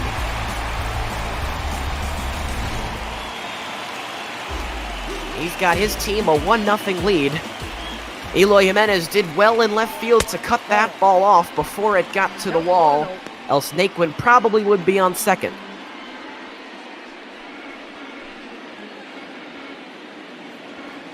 Here's Roberto Perez.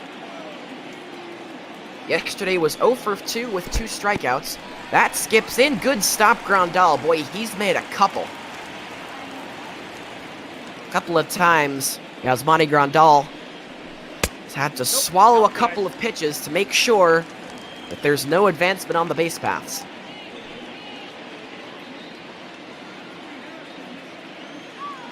Giolito once again way behind 3-0. Nope. Ball four. And it's a 4-pitch walk.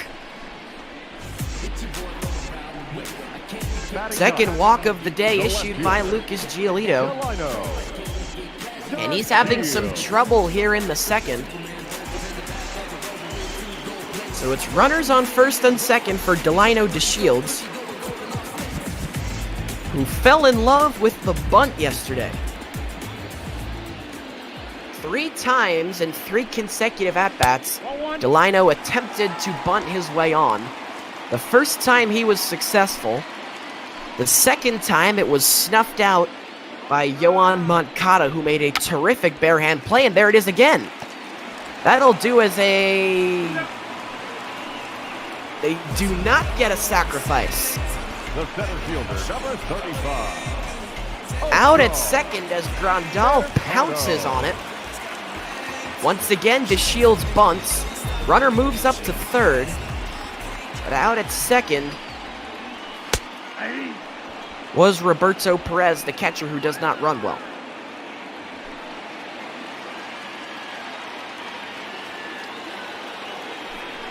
So here's Mercado with 2 outs.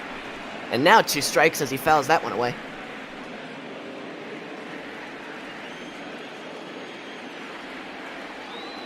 Naquin at third, DeShields at first.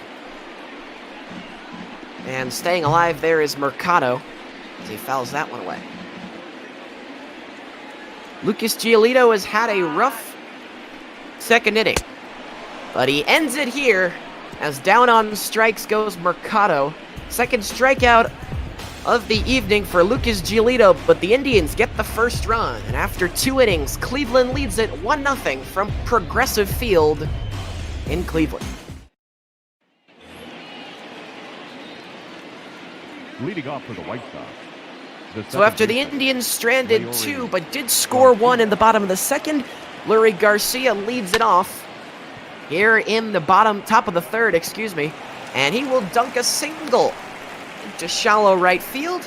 Ball dropped before Naquin could get there. First pitch swinging Garcia, as he likes to do a lot. Anderson. And he's on to start the third.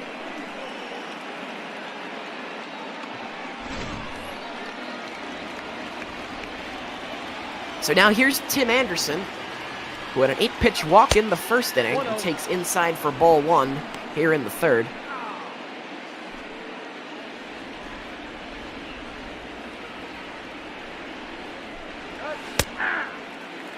That's in there. It's 1-1. This is Anderson's 5th year in the major leagues, but shockingly, he has never been an all-star. Hit .335 last year, which was good enough to win both the AL batting title and he also had the highest average in all of baseball. This year hitting .344 on the year, which is actually 9 points better than his mark last year. But to try and keep this straight, it's also 9 points less than the current leader, Yordan Alvarez. who is having an absurd year down there in Houston.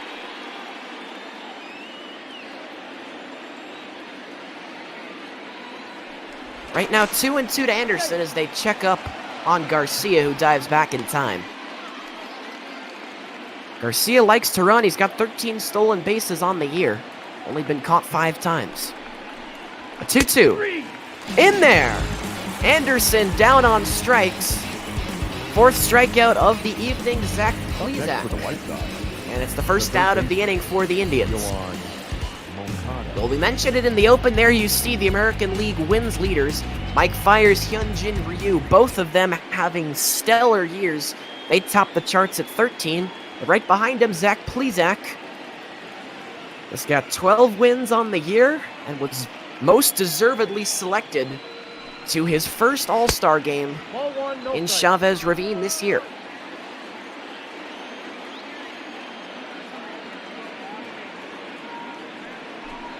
Yohan Moncada popped up to first base his first time up, now ahead 2-0.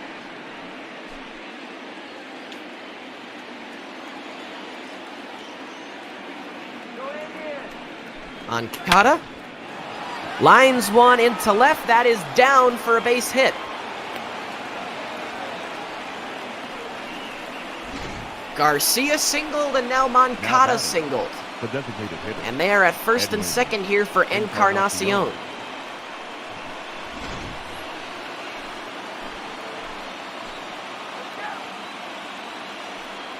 So for the second straight inning, Plesac has allowed 2 men to reach base.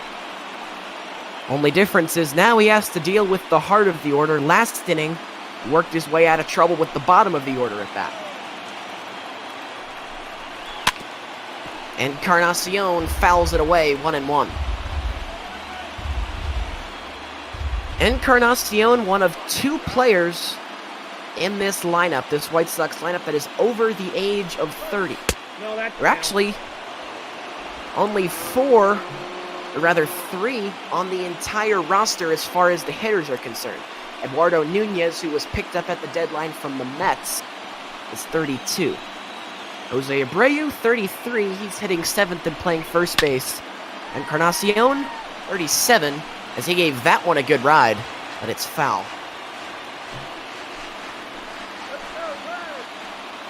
Lots of young talent on this White Sox team. 2-2.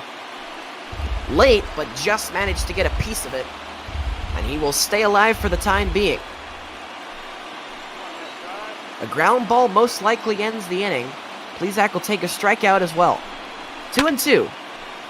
Jammed him, but Garcia, Encarnacion stays alive. And it's 2-2 again. That's low. It is a full count here to the White Sox cleanup man. Eloy Jimenez waits on deck. Plesac's payoff is inside ball 4. Didn't miss by much. Plesac, you can see how badly he wanted the call. He'll stalk around and fume for at least a little bit. But Encarnacion is aboard. And the bases are loaded for Eloy Jimenez.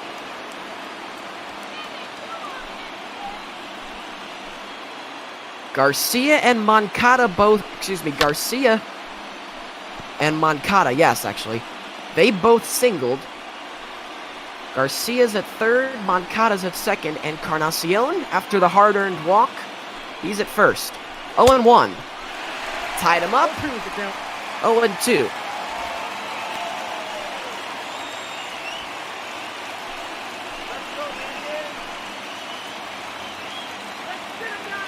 Two-strike pitch to Jimenez. Slider away, 1-2.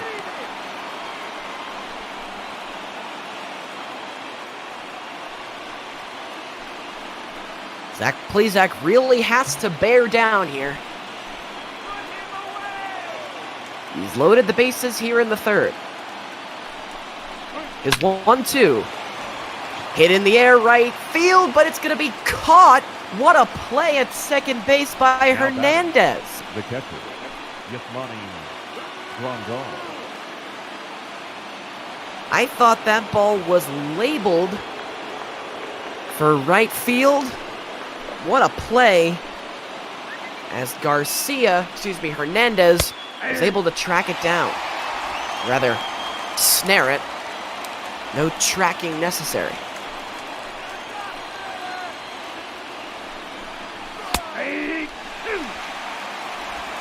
Now Giolito's got a chance to get out of the inning.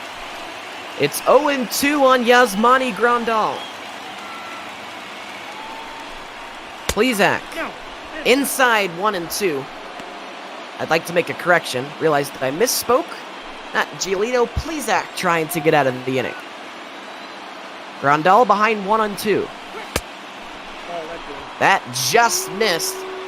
That big sweeping curveball that Plezak loves. A little bit off the plate.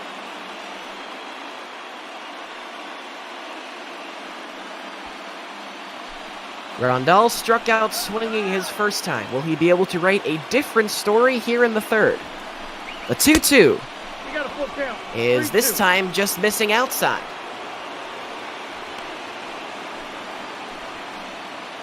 There is no place to put Yasmani Grandal. Plezak must throw a strike or they surrender a run. The runners will be in motion. The payoff pitch. Grandal is into right field. 1 run scores. Here comes Moncada. He is safe. Yasmani Grandal delivers with 2 outs in the third inning, and the White Sox take a 2-1 lead. Jose Abreu.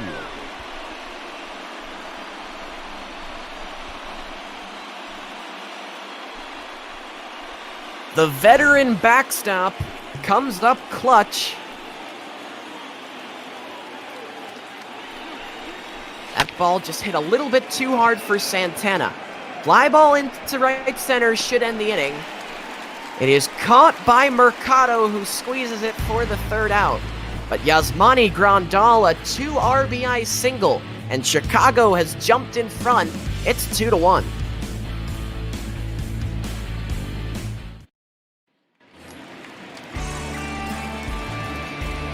So the White Sox score 2, but they also strand 2, but they'll take it. As it's the heart of the order here, the big bats for the Indians, 2, 3, and 4. That's Hernandez, Lindor, and Santana here against Giolito.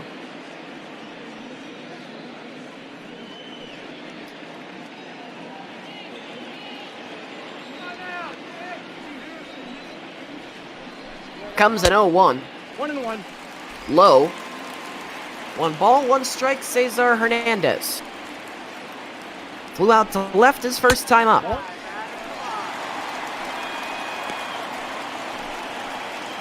Lucas Giolito in his 3rd inning of work. The pitch count, though, already at 61.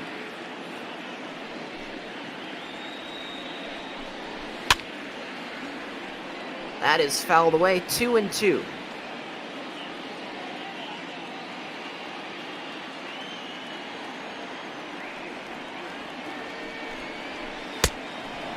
A strikeout starts the inning as a nasty changeup gets Cesar Hernandez.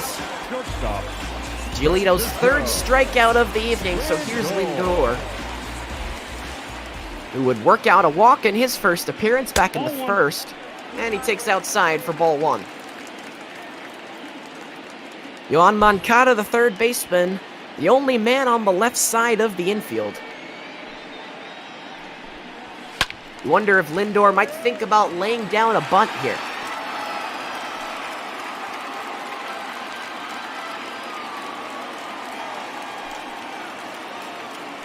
One pitch.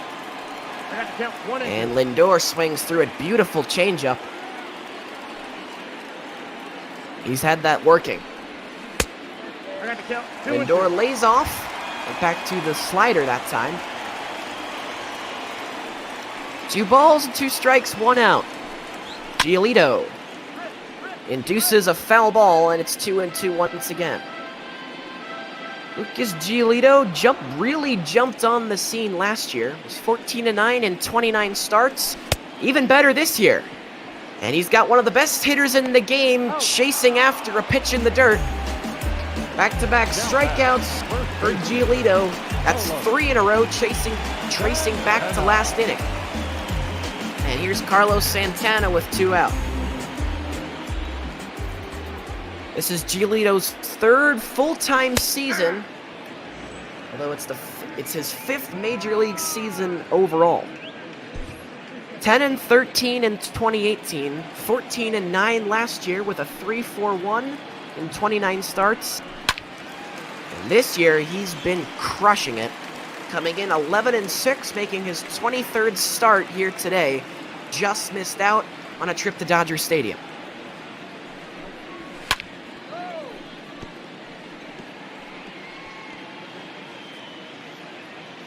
Carlos Santana trying to extend the inning to Jose Ramirez. He was frozen looking his first time up. The count is 1-2. That's outside. 1 ball, 2 strikes. Giolito against Santana. Giolito wins the battle, and I think he's found his groove. He strikes out the side in the 3rd. 2-1 Chicago, as we're a third of the way there in Cleveland.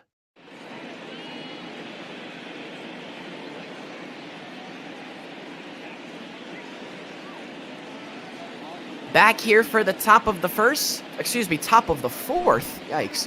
Heidi Watney reminding us to donate to Meals on Wheels. So we welcome you back to Cleveland for Game 2 of a 4-game series in this AL Central showdown. Eddie McCarthy, glad to be here with you. Leading off for the White Sox, the right fielder, number 30, Nomar Mazara. Lucas Giolito has had his fair share of troubles in this one, but seems rather to have hit his stride last inning. Struck out all 3 batters that he faced, struck out the side.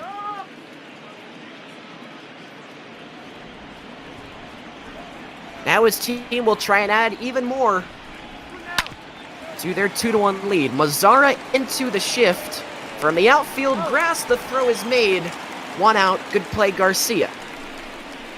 Now batting, the center fielder, Luis Robert.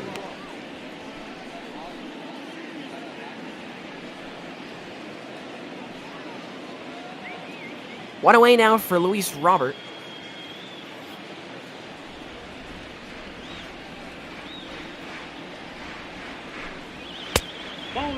First pitch, little off the plate for ball 1.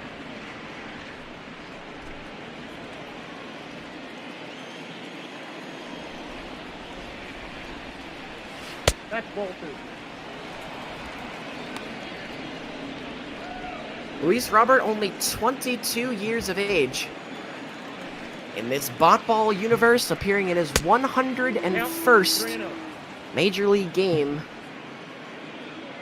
here in this one. And he's had 3-0 here against Plesac. High strike is given. Plesac maybe bailed out a little bit right there by Matthew Ross, the home plate umpire. But to be fair, Ross's zone has been fair. Not too many complaints thus far. Count is full now here to Luis Robert. With Plesac looking for an easy inning, just as Giolito had at the bottom of the 3rd. Popped up, foul ground. Perez has room and he'll put it away. The rare catcher pop-up. And the first 2 men this inning have been retired. The second baseman. And it'll bring Lurie Garcia up to the plate for the 3rd time in the ballgame.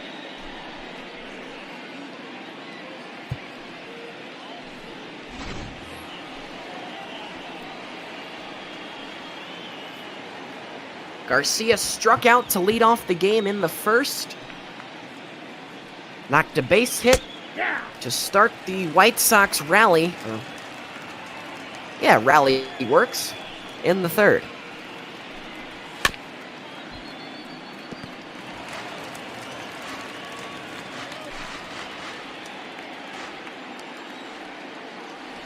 behind 0-2. Ball one. Good pitch by Plezak, but Garcia manages to lay off.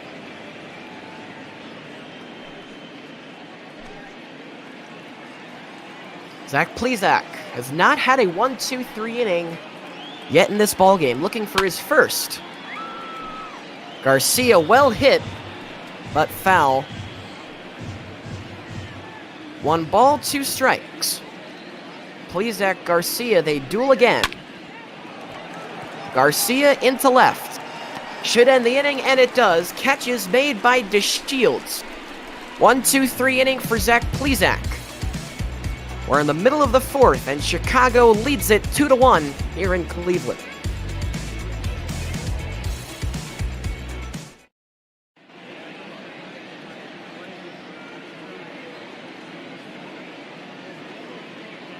Lucas Giolito begins his 4th inning of work as Heidi Watney once again making her report, reminding us to donate to Meals on Wheels.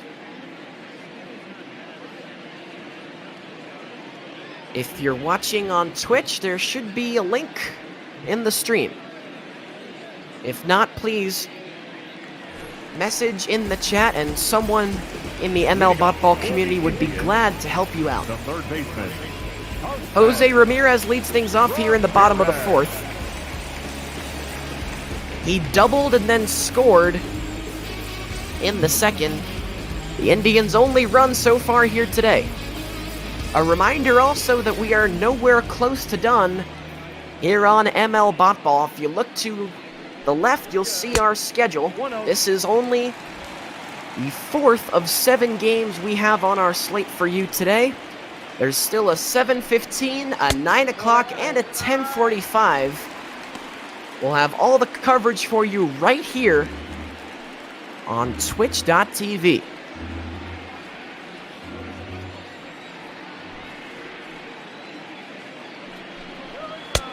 I got 3-0. Ramirez now ahead 3-0 as Giolito, who looked to maybe to be finding his stride last inning, has now run a 3-ball, no-strike count here on Ramirez. Hey. Locates there for strike 1 with Ramirez taking all the way. Ramirez, Domingo Santana, Tyler Naquin here in the 4th, 5, 6, and 7. The Indians trailing by a run. Swinging is Ramirez, fouls it away. 3 balls, 2 strikes. Giolito has struck out 4 batters in a row. For number 5, won't get a strikeout, but he should get an out. Robert squeezes it in center, and that's the first out of the inning. As Ramirez is retired for the first time tonight, we'll take a look at our pitch speed comparison presented by Tops. Both Lucas Giolito, Zach Plezak, 2 big right-handers topping out at 96 miles an hour.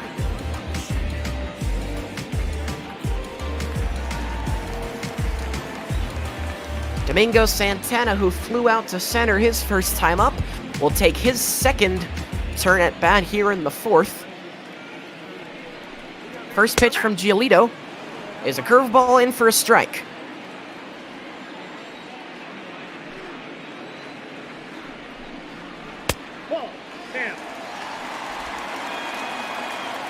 Santana has had a MLB career that's seen him travel around quite a bit. He's been in Houston, Milwaukee, and most recently Seattle, which is where he spent all of 2019.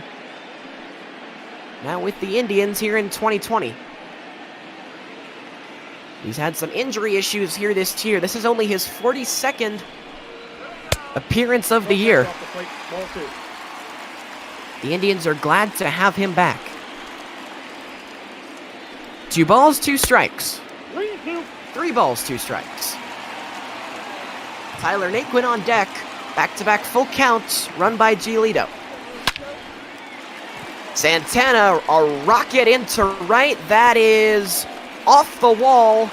And Santana is going to be held to a long single. Now batting, right fielder.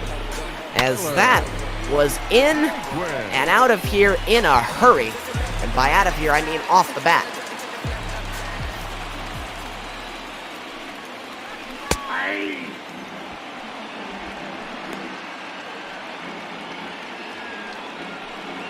As Tyler Naquin steps in, should give some credit to Nomar Mazzara for cutting that ball off and getting it in quickly.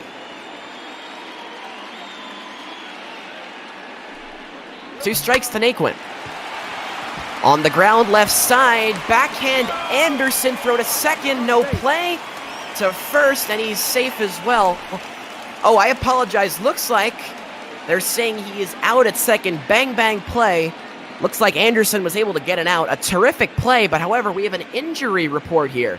Yohan Moncada looks like he's got some back tightness. The trainer's initial report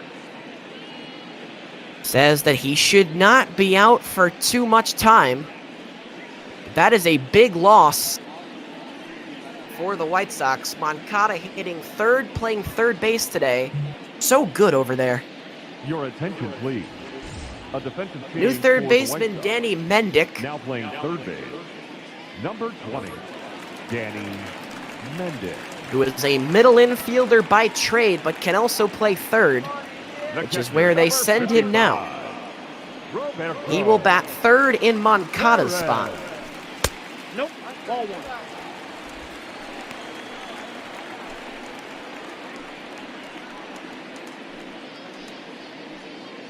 Moncada went diving for that ball, was not able to get it. Anderson ended up fielding and getting the fielder's choice at second. But whatever Moncada did, however he landed, bothered something in his back. And the White Sox have decided it's the safest course of action to take him out and evaluate what's wrong. This is a team who is hoping to go on a deep playoff run, and they need their number 3 hitter and terrific third baseman.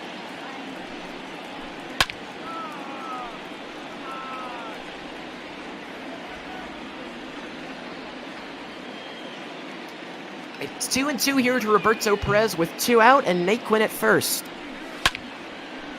Perez is late but manages to get a piece.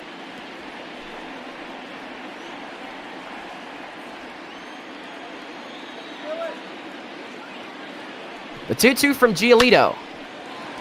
On the ground left side, that is through for a base hit.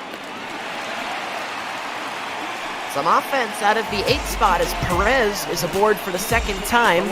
He walked back in the second, now he's got a seeing eye single here in the 4th. And they're at first and second for Delino DeShields. Dating back to yesterday, DeShields has now attempted to bunt his way on in 4 straight at-bats.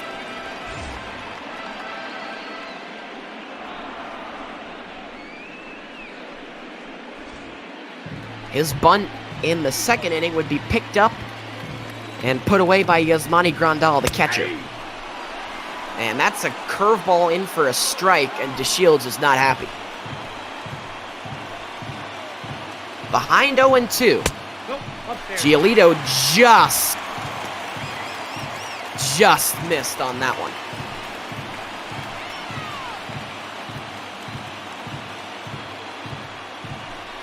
DeShields in on his hands, but he manages to foul it away. Naquin's at second. The catcher Perez at first. 1-2. Struck him out. The 5th strikeout of the evening for Lucas Giolito. And the Indians strand 2 after 4. The White Sox on top 2-1 at Progressive Field.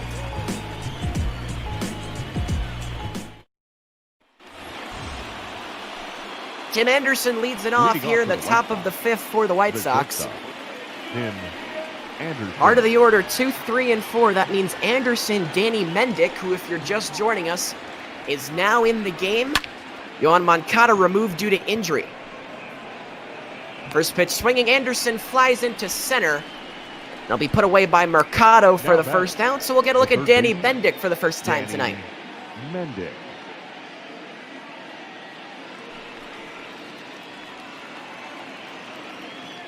Mendick, 26 years of age from the state of New York, hitting .241 on the year with 5 home runs, 19 RBIs. He'll get his first hacks of the day. Nope. Did not play yesterday either. Action in the Indians bullpen, Hunter Wood, Adam Simber. Both those men worked yesterday. Back up again for Terry Francona here today. And a strike to Mendick, it's 1-1.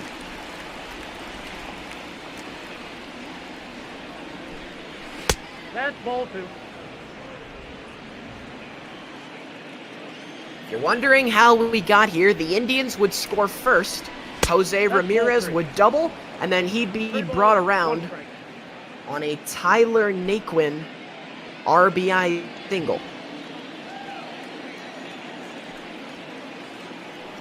And then, that was in the bottom of the second. In the top of the third, as Mendick, that's into right. That is a base hit.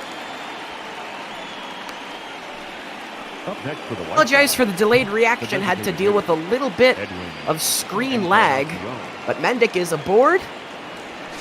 Yohan Moncada's replacement filling right in.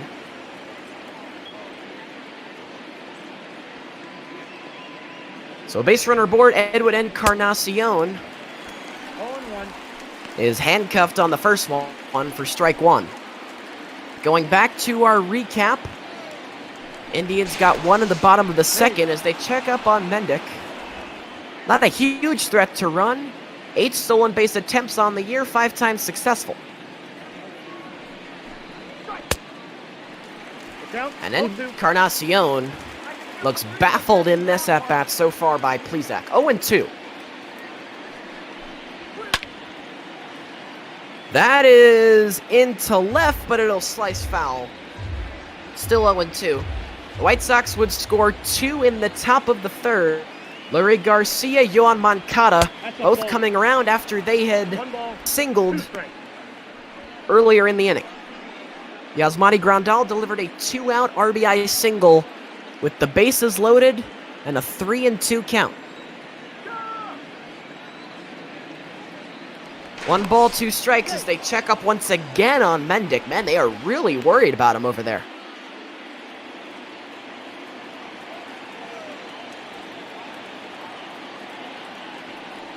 Here's Plesac's 1-2. Inside, Encarnacion does not bite.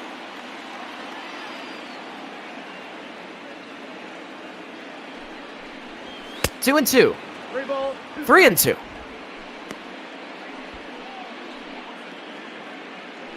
The Indians came into yesterday on a 3-game win streak that was snapped by the White Sox. Indians still playing very well, 7-3 in their last 10. Would love to even up this series here today. That's outside, ball 4. So Encarnacion, after looking as silly can be on the first 2 pitches of that at-bat, recovers, and the veteran works out a 1-out walk. And now, how long is Terry Francona going to want to stick with his all-star Plesac, who has been constantly in and out of trouble here today? 0-1's the count.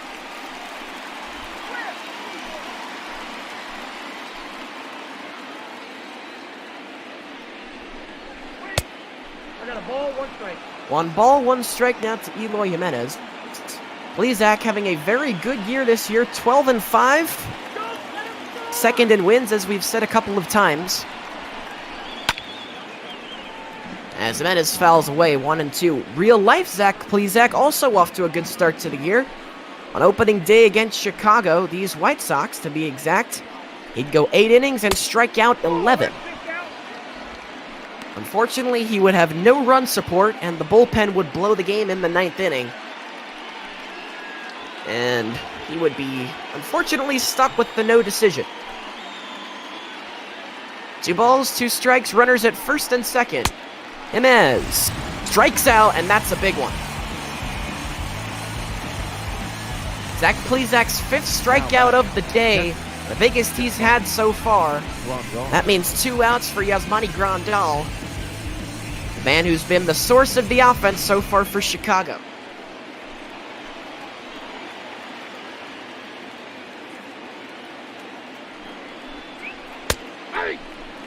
Last time he was up, Grandal pulled one into right just past a diving first baseman of Carlos Santana. 1 strike. That is in the dirt. Good stop, Perez. One of the best defensive catchers in the game was finally recognized last year, won his first Gold Glove. Both these guys, Grandal and Perez, have been terrific today. 1 ball, 2 strikes to count. As that ties up Grandal for strike 2.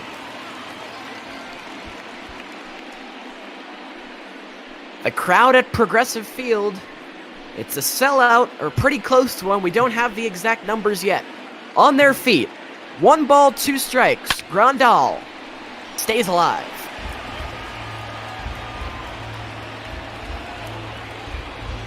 Mendick singled, he's at second. Encarnacion walked, he's at first.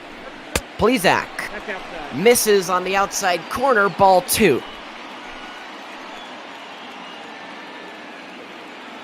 Grandal trying to deliver once again, the 2-2. Strike 3. Plezak got him. 6 strikeouts for Zach Plezak, as Grandal chases a high fastball halfway through in Cleveland, 2-1 Chicago.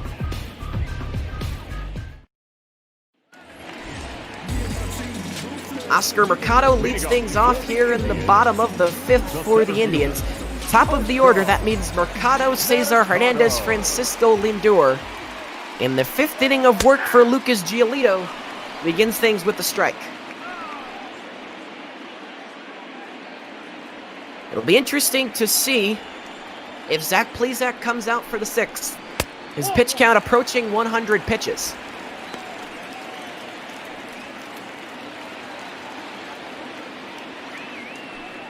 The White Sox bullpen, even though they ended up winning yesterday, was worked much more extensively, as this is in the air, left center, pretty well hit, back at the wall, it's off the wall.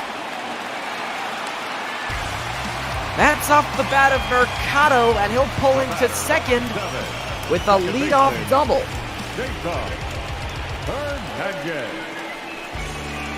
First extra base hit for the Indians since Jose Ramirez in the 2nd, and they're in business here in the bottom of the 5th.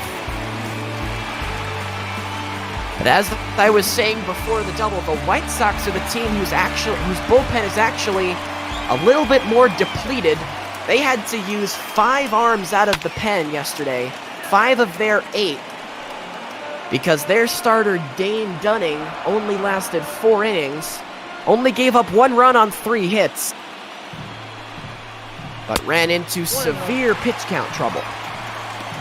The Indians, on the other hand, Aaron Savali went 6 innings, allowed 3 hits and 3 runs, but the bullpen would crash and burn in a big way.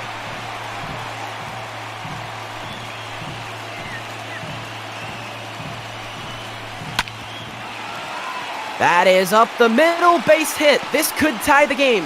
Rounding third and coming to the plate and scoring is Oscar Mercado, and Hernandez comes through.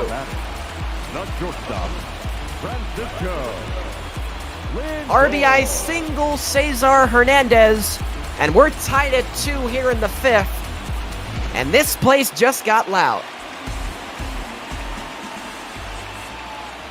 Jimmy Cordero Dillon sees both getting loose in the Chicago bullpen and getting loose in a hurry. Back-to-back hits is how we start the bottom of the 5th, and it doesn't get any easier here for Giolito, as here's Lindor. Lindor left side, base hit. 3 straight hits for the Indians. And if you're Rick Renteria, what do? He's going to leave him in. Santana into right. This is hooking foul. And Santana a little bit out in front.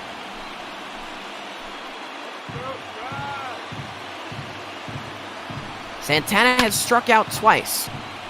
Perhaps Renteria thinking Giolito has had his number. And now he's behind 0-2. 2-strike pitch is line caught. What a play!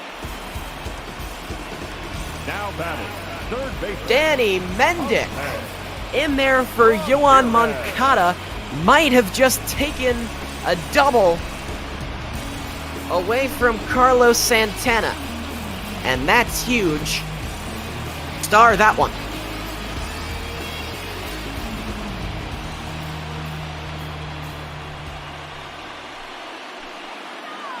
Jose Ramirez now will bat with runners on first and second, 1 out in the inning. This won't do anything good. Fly ball taken care of by Luis Robert in center field. And quickly, after 3 straight hits, Giolito now has gotten 2 quick outs.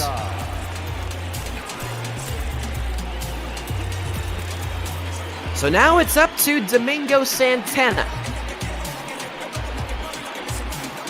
Oscar Mercado doubled. Cesar Hernandez singled him in. Francisco Lindor then singled for 3 straight hits for Cleveland. As a result, Hernandez is at second, Lindor is at first. 2 outs in the inning, bottom 5. Lucas Giolito trying to get through it. Fly ball into left off the bat of Santana should end the inning. Jimenez will make the catch. And despite 3 hits, only 1 run scores. It's a good one in Cleveland. 2-2 as the 6th inning rolls in. Ladies and gentlemen, your attention please. Now, Adam Plutko comes in for the Indians. Number 45. As the night for Zach Plesac ends after 5. He goes 5 innings, strikes out 6. Allows 5 hits and 2 runs. So a good start for Plesac. He'll get a no decision.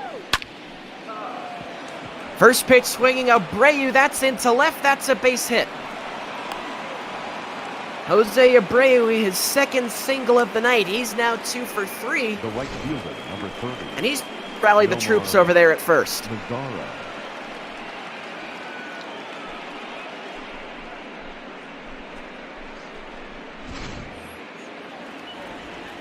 So Abreu singled, that brings up Nomar Mazzara, who hits 8th. Luis Robert is next, he hits 9th. And strike 1 to Mazzara.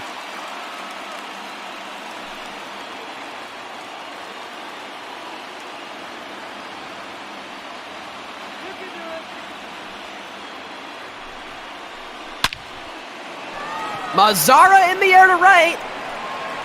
If it's fair, it's gone. It is foul. And now it's 0-2. 0-2 to Mazzara.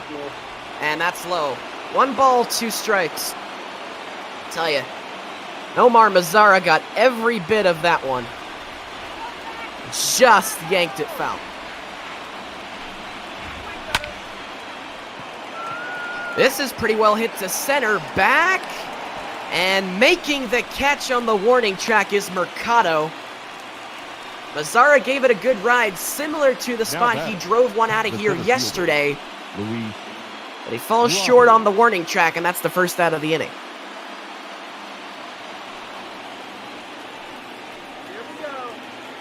So here's Luis Robert, who is 0 for 2. He's flied to right and popped up to the catcher Perez so far tonight. And he takes outside 1-0. Adam Plutko did not work yesterday. 28-year-old right-hander from California, making his 24th appearance of the season.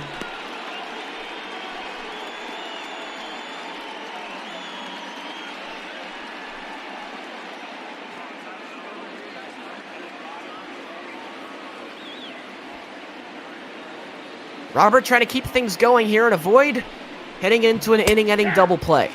And he'll take a strike. It's 2-1.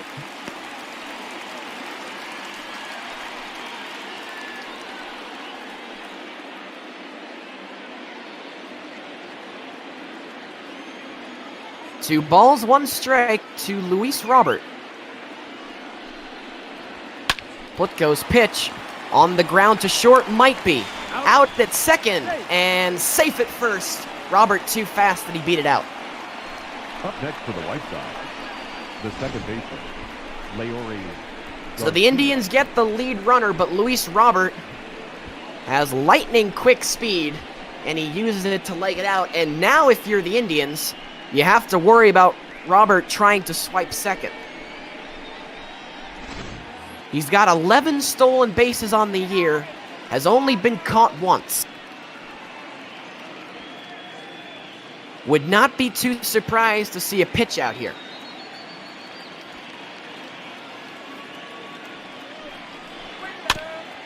Garcia first pitch swinging, nubs it foul, 1 strike.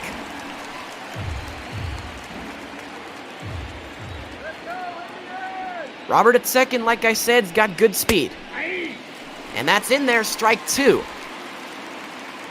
So Robert so far not running. It's 0-2 to Leury Garcia. Now they check up on him and he gets back in time. That was a I'm going to steal a base lead. Let's see what he does here. And let's see what Plutko does. His 0-2 is inside, nearly hit him. Curveball got away. 1 ball, 2 strikes. If Garcia can continue, Tim Anderson, the shortstop hitting in the 2-hole, will be next. 1 ball, 2 strikes. Garcia strikes out. Frozen on the curveball by Adam Plutko, who pitches a scoreless top of the 6th. The Indians will grab the bats for the bottom half of the inning when we come back. Your attention, please.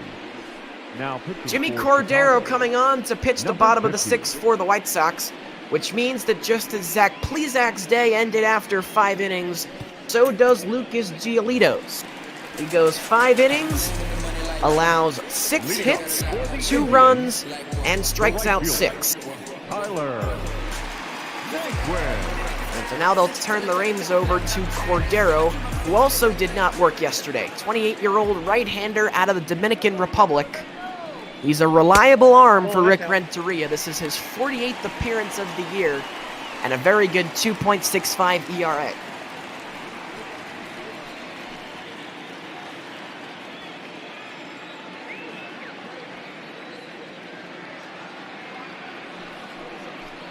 Here's a 1-0 to Tyler Naquin. That is flared into left. It's a base hit. Naquin is on for the 3rd time tonight. 2 hits and a fielder's choice. He's reached base all 3 times. So now here's Roberto Perez. Jace Fry, Kelvin Herrera getting loose in the bullpen. Perez has laid down sacrifice bunts before. Terry Francona, one of the more old-school managers in the game, likes to play small ball. And with runs at a premium, maybe not the worst thing to do it here.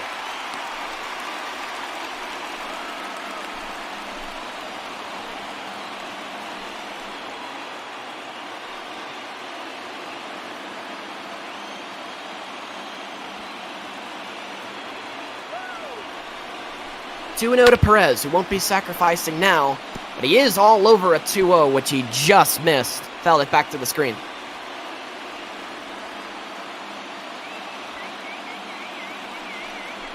Naquin leads off first. The 2-1 is fouled away. It's 2-2.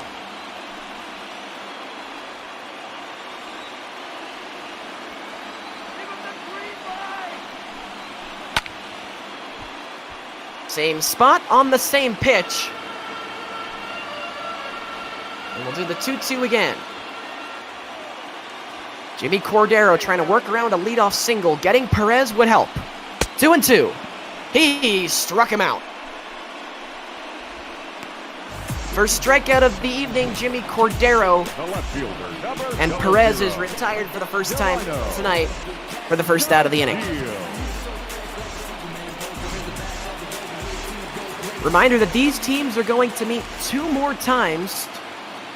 The schedule for Sunday has not been announced yet, but I am pretty sure that we are going to be covering this one for you on ML Botball on Twitch.tv.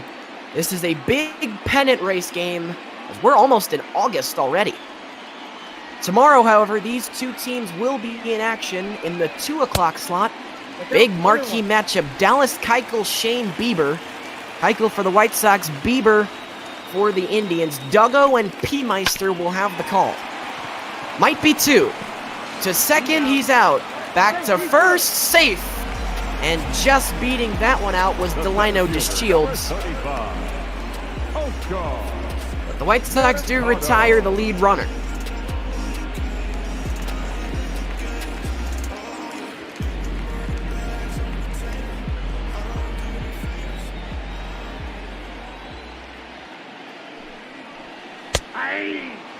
So here is Oscar Mercado, who takes a strike.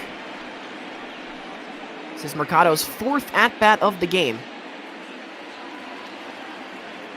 Began his career as a Cardinal, although never actually played a Major League game in their system. There goes the runner. Throw down is not in time. And Delino DeShields has stolen second base. His 15th stolen base of the year. Another guy, both these teams, man, they have a lot of speed. Another guy incredibly difficult to nab from the catchers, and Grandal can throw with the best of them. This is into center field, but it is not hit very well, and the catch is made by Luis Robert. Got everybody excited there, including myself, but off the end of the bat. 2/3 of the way through, and we're deadlocked at 2 here in Cleveland.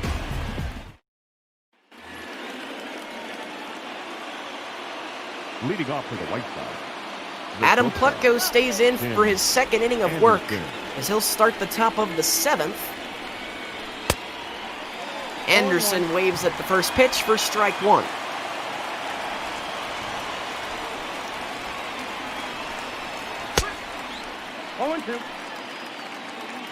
Last inning, the Indians able to get a runner to second. That was DeShields after stealing second base. They could not bring him in. 0-2 to Anderson, back up the middle, that's a base hit. Second time today that Tim Anderson has fought back from 0-2. First time resulted in a walk. Now it's a base hit, and that's how we start the top of the 7th. And remember, this is where the White Sox would have their big inning yesterday. They would score 5 runs in the 7th inning in yesterday's matchup and would send 10 men to the plate in doing so. A bunt from Mednick, and it's a good one. To second, no chance. Up next for the White Sox, I'm not sure why Carlos Santana decided to go to second there, but he may not have had an out at first looking at the replay. A perfect bunt from Danny Mendick, who has done everything and more that Rick Renteria could have asked for since coming in for the injured Yoan Moncada, who, if you're just joining us, was removed from the game after injuring his back.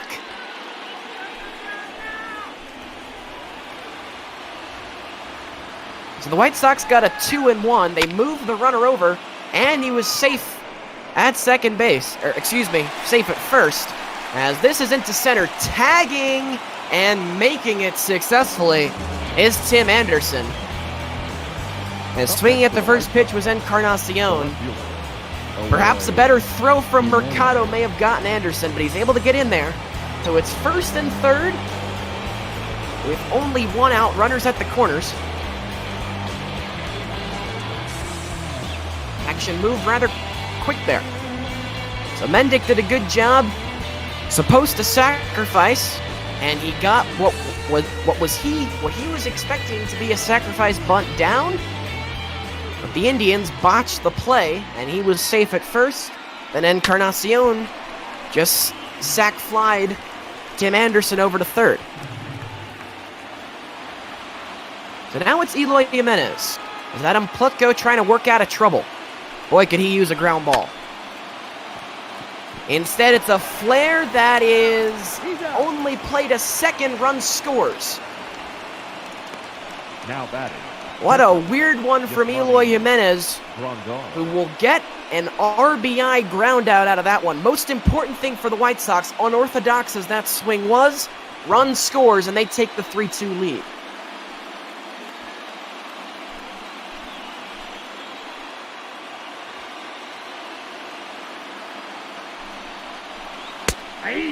So here is Yasmani Grandal as Plutko surrenders a run.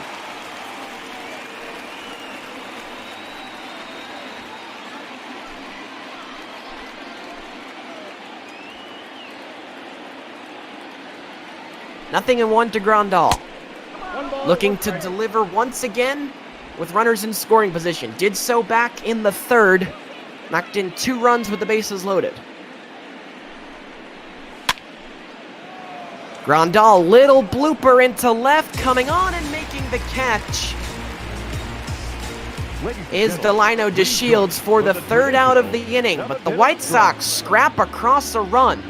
Time to stretch here in Cleveland, 3-2 Chicago. Your attention, please. Now, Jace Fry coming on for the White Sox. Number 57. Jace He is going to Fry. pitch the bottom of the 7th.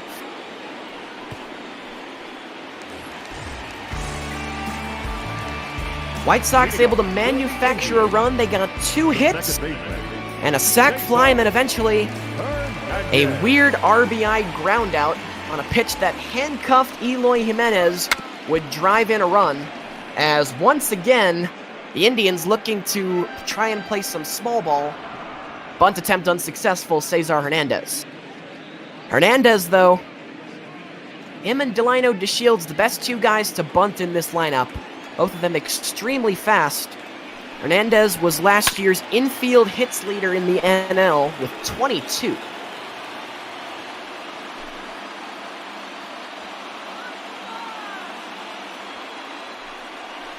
Nothing in 2 Hernandez. Off the plate, ball 1. That is outside, 1 ball and 2 strikes. So Jace Fry takes over.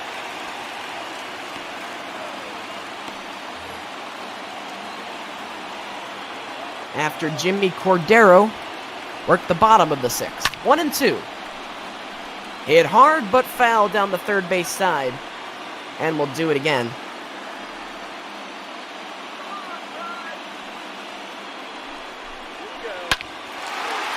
Hernandez, that's into left center, pretty well hit. That is in the gap, and it's going to hop against the wall. Hernandez will pull into second and be content with a double. The Indians are in business here in the 2nd, courtesy of Cesar Hernandez, who now stands bouncing at 2nd with nobody out.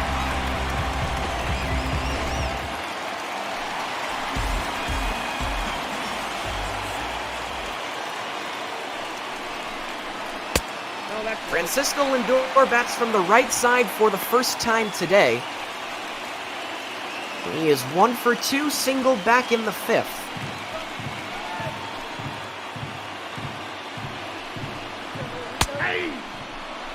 And he takes a strike here, 1 ball and 1 strike. Jace Fry gets a lot of decisions. He is 8-6 on the year, which sounds like a record for a starter. I got to count 1 and 2.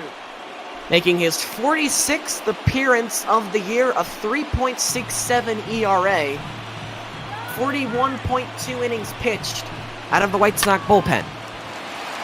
Grounded fair down the right side, left side. This is going to tie the game. Lindor delivers a double. And the Indians have tied it at 3 here in the 7th.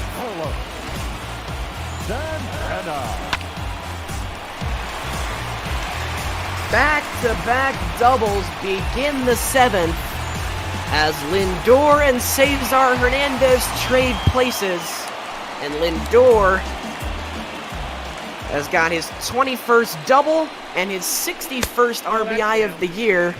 And the Indians are not done yet.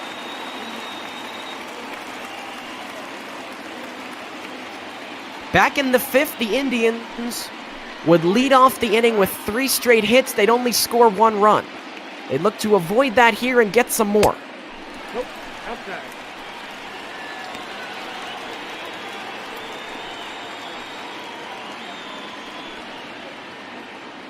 Jace Fry worked yesterday, picked up the win, his 8th of the year. Through 1 inning, allowed no runs, 1 hit, and walked 1, and also struck out 1. And now, here today, he has allowed 1.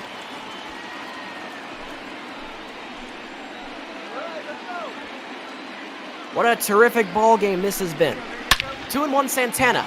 That is lined into left. The Indians are going to take the lead.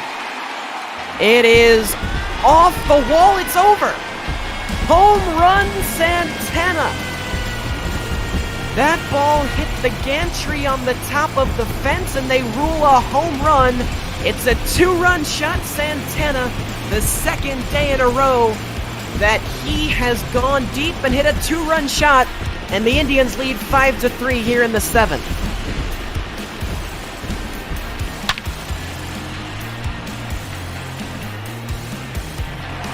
A line drive shot that just kept carrying, clipped the top of the wall and got over. And that'll be it for Jace Fry. Kelvin Herrera comes in.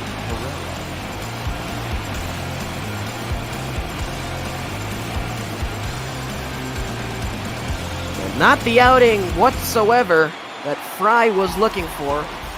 He does not record an out, faces 3 batters, and allows 3 runs. The death blow being the 2-run home run that we just saw from Carlos Santana. So how the tables have turned. Yesterday it was the White Sox with the big 7th inning.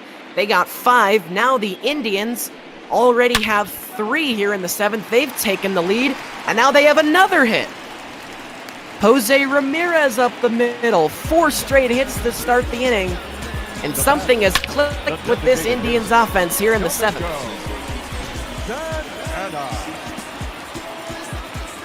Kelvin Herrera also did not have to work yesterday. Hard-throwing right-hander, 30 years of age, native of the Dominican Republic. Won a World Series with the Kansas City Royals in 2015.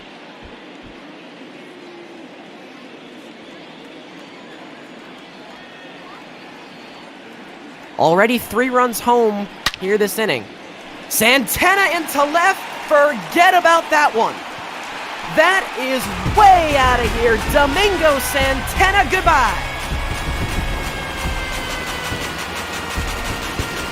And the Indians are pouring it on here in the 7th. That is their 5th run of the inning, and they lead the ball game 7-3.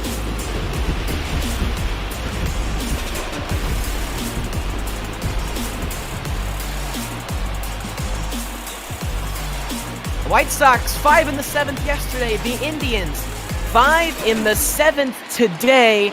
Jace Fry, Kelvin Herrera have now both given up 2-run home runs. And there is another hit. Goodness me. 6 straight hits start the inning for the Cleveland Indians. Tyler Naquin adds his name to the list. He's aboard for the 4th time today, his 3rd single of the ballgame.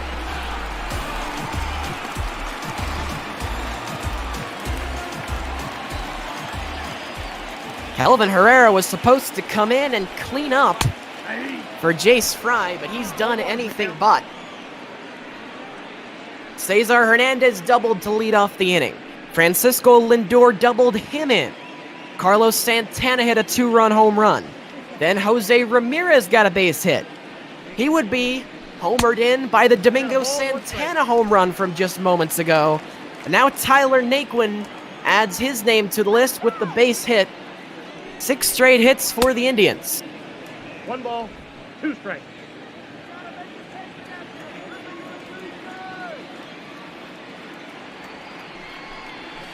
Nope, that's a ball. Roberto Perez is 1 for 2 with a strikeout, also has walked tonight. And finally, the White Sox get an out as Perez goes down swinging. Now batting, the left fielder. 1 away, but it only took 5 runs and 6 hits to get there.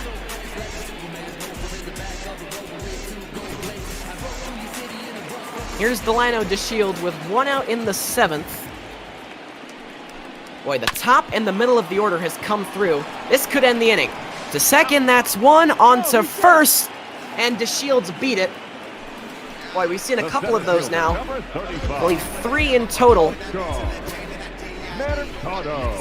Where the middle infield has been able to turn one, but the batter just too fast and he beats it out.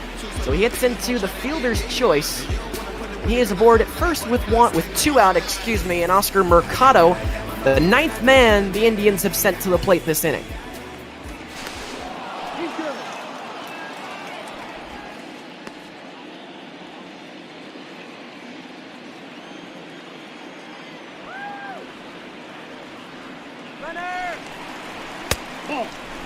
There goes the runner. DeShields has got his 2nd stolen base of the ball game. Stole a base in the 6th, then steals a base in the 7th. That's a team-leading 16th stolen bag on the year for him. Oh, that's low.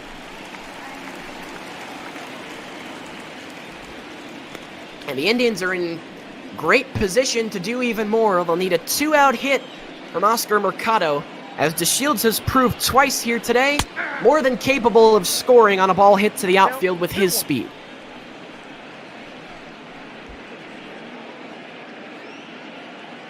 The White Sox began this inning leading 3-2. They now trail 7-3, and they'd like to keep it there. That's Kelvin Herrera's job. And Herrera misses outside, it's 3-1. We said at the start of the at-bat, Mercado, the 9th man the Indians have sent to the plate this inning. The White Sox, we keep drawing comparisons to yesterday's 7th inning. The White Sox would bat around and send 10 men to the plate in yesterday's game. As Herrera locates and sets up a 3-2 pitch. We'll see if DeShields decides to run. Or rather, if he's running on the pitch. 3-2, not running. Mercado fouls away and we'll do it again.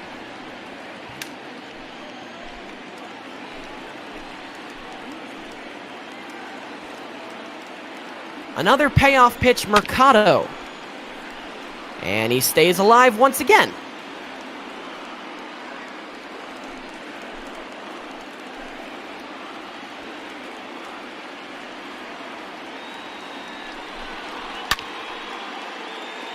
High fly ball center field, but it's off the end of the bat. Out to get it, Anderson, about 30 feet into the outfield, and he makes the play. So it goes down as 1 man left on base, but 5 runs come across. And the Indians have taken control 7-3 at the end of 7.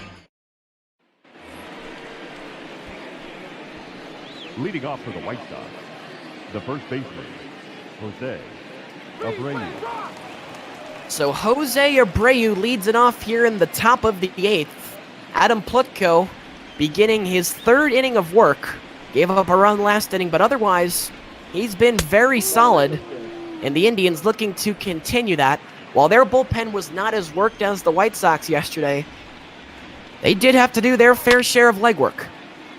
Abreu lines foul. And he just missed having an extra base hit.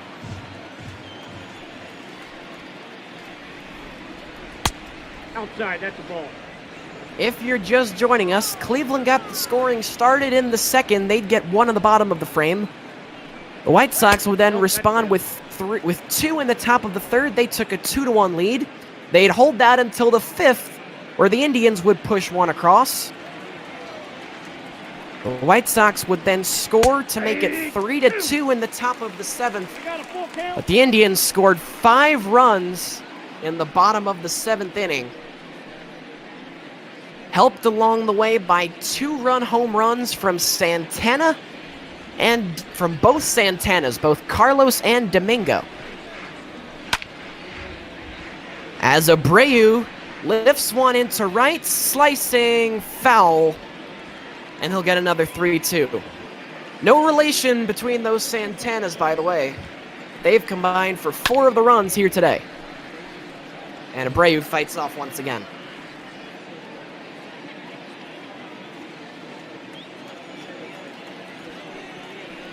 Plutko's 3-2 is in there. Strike 3 called, and that's the first out of the frame. We'll take a look at our starting pitching comparison brought to you by Meals on Wheels. It's pretty similar. Both Plesac and Giolito will receive no decisions. They go 5 innings apiece. Both give up 2 runs. And pretty similar from there on as well. So neither one of these guys had starts that they will really remember. Not the outings they were looking for. But they delivered the minimum 5. And they only allowed 2 runs each, which is all their clubs could have asked for. It became a bullpen game from there. And the bullpens, the Indians has been pretty good. The White Sox, however, has been a bit of a dumpster fire, as that is into center field and down a base hit. It's going to roll to the wall, and Mazzara's going to take second base as that ball just kept rolling. Now batting, the center fielder, Luis. So a double Robert for Nomar Mazzara. His his first hit of the night. Second time he's been on base. He walked back in the second. And the White Sox have a runner in scoring position.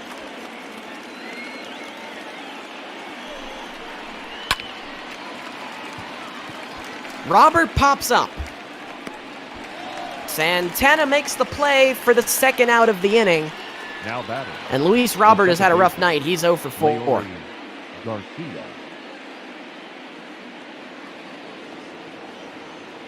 The Dodgers and Diamondbacks will be coming up next. We realize we're a little bit behind. We started 15 minutes late because of a terrific game in Wrigley Field between the Cubs and the Brewers. That ran long. And now this one with all the offense is taking its time as well. So we will get you out to Chavez Ravine as soon as possible. Right now, we're only in the top of the 8th. Down 21.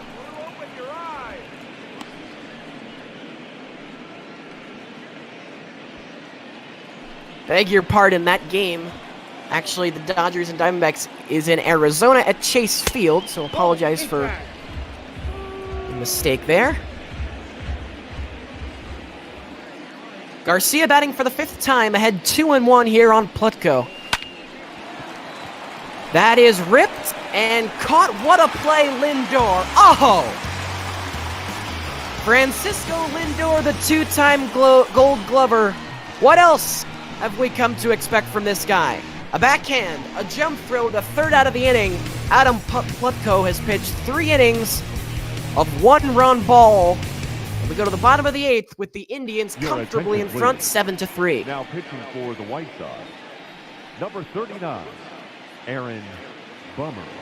Aaron Bummer comes in. He'll handle the bottom of the 8th for the White Sox. Bummer worked yesterday. Or actually, I beg your pardon, Bummer did not work yesterday. One of 3 guys out of that bullpen did not pitch in yesterday's game. 26-year-old left-hander out of California, very hard throwing. Gets the fastball up to 98, 99 miles an hour. Cesar Hernandez will be followed up by Lindor and Santana. 2, 3, and 4 for the Indians in the bottom of the 8th.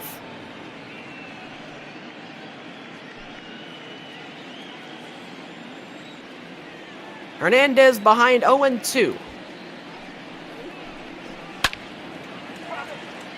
Pretty well hit in the air, left field back. It is caught. What a nice play made out there, Eloy Jimenez. I had a bit of screen lag, and when it came back, Eloy Jimenez was holding the ball, so I put 2 and 2 together. So Hernandez is retired after a pretty good play. That means Lindor will come to the plate.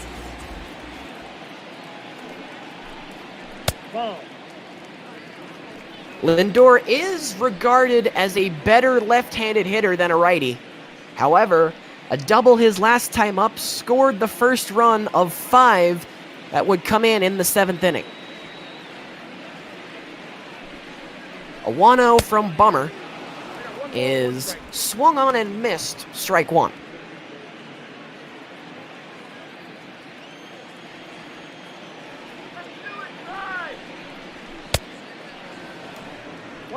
Same pitch, same result. 1 ball, 2 strikes. Francisco Lindor a little bit behind the potent Bummer fastball.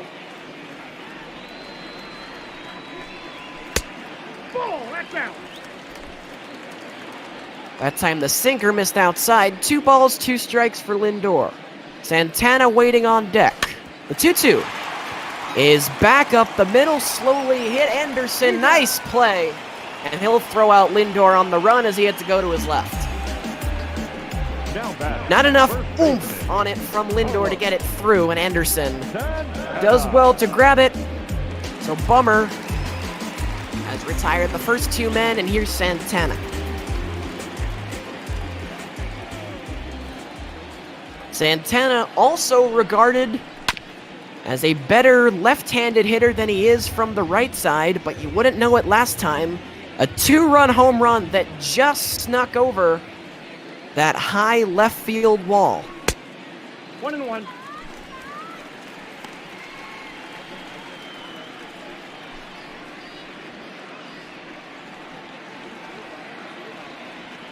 We'll see who the Indians decide to go to pitch the 9th inning. Brad Hand is the closer, but this being a non-save situation, I'm thinking they may use somebody else. I doubt they'd stick with Plutko, but he has been terrific so far. Francona might want to just ride the hot hand.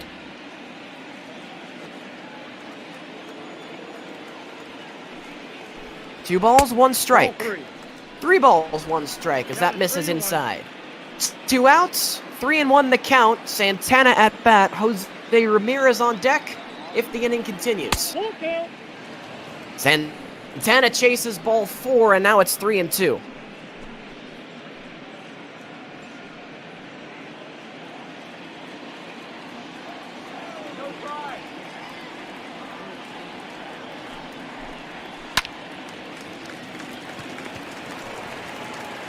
That is going to be caught by Anderson on the little flare from Santana. Didn't have enough on it to get into the outfield. 9th inning rolls in Cleveland. Last chance for the White Sox. Down 7-3. Your attention, please. Now pitching. Adam Plutko did a terrific job, but Francona has decided his day is done. Hunter Wood will come on. This is a confidence booster game for him. He had a very rough day yesterday. Wood would pitch in that nightmare 7th inning that the Indians staff would have to endure yesterday. It's been the opposite was true today, as that was the White Sox staff who had the rough 7th. Yesterday, Hunter Wood in the 7th only lasted 1/3 of an inning, gave up 4 runs on just 3 hits, and he's picking up right where he left off, and not in a good way. Leadoff man is on. Base hit for Tim Anderson. Up next for the White Sox, the third baseman, Danny. So the White Sox need base runners any way that they can get them, and they'll have the top of the order to do it. That was Anderson, a 2-hitter who just knocked one through. Here's Danny Mendick, who's been 1 for 2 and's played pretty well since replacing Yoan Moncada, who left the game with back issues in the 5th.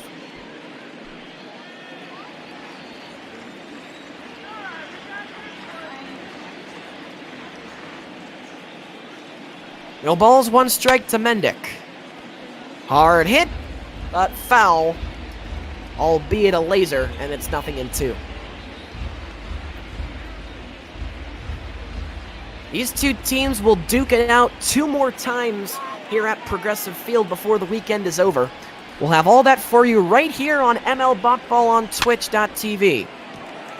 Fly ball right field. Out number 25, courtesy of Tyler Naquin, is recorded, and the first out of the 9th is gotten by Wood. The designated hitter, Edwin Encarnacion. 1 out in the inning. Here is Edwin Encarnacion, who has walked twice tonight but is otherwise 0 for 2 after a 2 for 5, 4 RBI day yesterday. Nope. And that first pitch inside, 1 ball, no strikes. Encarnacion made the All-Star game this year, made the All-Star team rather. 4th of his career. had a very rough postseason with the Yankees last year after being acquired by them at the deadline. People thought he might be done, but rebounding quite nicely here in Chicago. He's hit in the cleanup spot consistently and appearing in his 107th game of the year. And he hits this one pretty well, right center field, but under it and having room to make the catch is Mercado for the second out of the inning. And the Indians are down to their last out here today. Excuse me, the White Sox are down to their last out here today.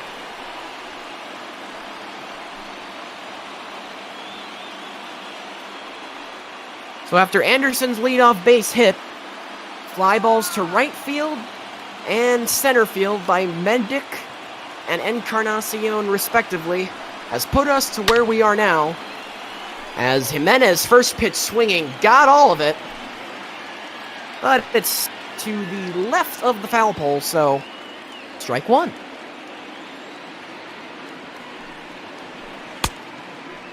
And that's outside. 1 ball, 1 strike.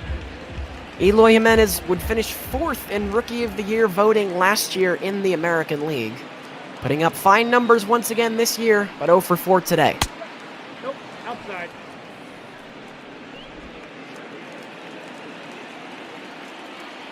Jimenez and Grandal would both need to get on to put the tying run at the plate.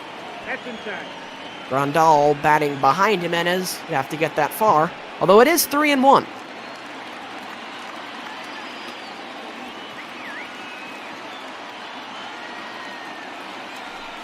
The 3-1 is upstairs, and the White Sox are 1 batter closer to getting the tying run to come to the plate as Jimenez walks, which will slide Anderson up to second, so they're going to be at first and second for Yasmani Grandal, who had a 2 RBI single in the third, but has otherwise been quiet. Now Brad Hand is going to come in. So Francona going to his closer, deciding he's seen enough from Hunter Wood, who has had back-to-back rough days. Gave up 4 runs yesterday, coming in just to get some work in and a confidence boost here in the 9th today, and he can't get through it. Gives up a hit and a walk, and Terry's seen enough, so he'll go to Brad Hand, the closer, making his 47th appearance of the year, the left-hander from Minnesota at 30 years of age. Grandal 2 for 9 in his career against Hand. He now hits for the right side for the first time today. Grandal right side, that is... What a play by Santana, and that's how we end it. Carlos Santana makes a diving stop, and he'll flip to Brad Hand as the Indians close this one out in style. They take game 2 of this series 7-3 as they've beaten the White Sox here at home.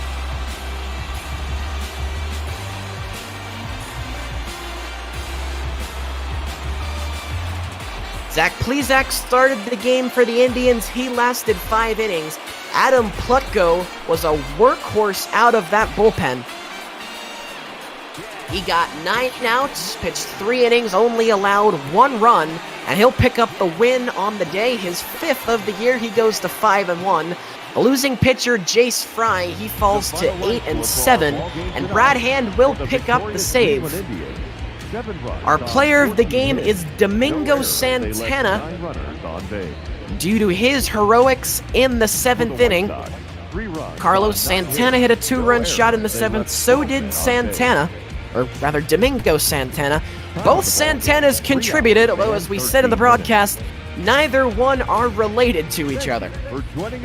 Domingo goes 2 for 4, singled in the 4th and a 2-run shot in the 7th.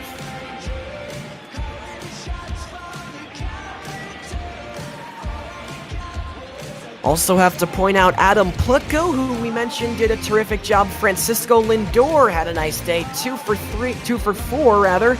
He would be on base 3 times. He also walked. And a good day for Tyler Naquin. Though he doesn't really show up in the scorecard, he was 3 for 4 with 3 base knocks on the day. The Indians get 14 hits today. They would only get 8 yesterday. As they were down in this one, as the White Sox would score a run in the 7th to make it 3-2. Yeah, but then the Indians would explode, and if you've been watching the game, you've got to be tired of hearing me say what a big 7th inning it was for the Indians and how it was so similar to the one the White Sox enjoyed on them yesterday, but it's true. Yesterday, in the White Sox 8-5 victory, the White Sox would score 7 runs in the 7th inning to take an 8-5, 8-3 lead on the game. Today, the Indians, down 3-2 going into their half of the 7th inning, they scored 5 runs of their own on 6 hits and took a commanding 7-3 lead in this ballgame that they would not relinquish.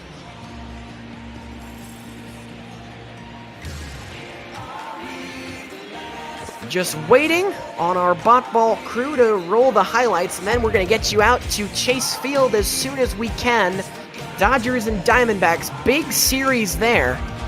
Alex Wood, Merrill Kelly, the pitching matchup. If you take a look on the left side of the screen, you can see the lineups for both teams.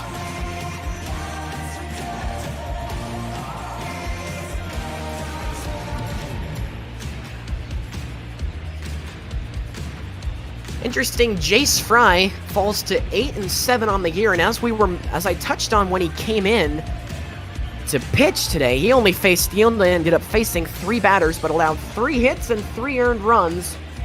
2 doubles from Hernandez and Lindor, and then a 2-run home run from Carlos Santana. Fry, now with the loss, falls to 8-7. That's his 15th decision on the year, and yet he is a full-time reliever. He's not started 1 game this year. So seemingly, whenever he pitches, Fry is going to get the decision. And he got one today, although not one that he loves. Brad Hand picks up the save. That's his 34th of the year. His 1.60 ERA, impeccable as ever.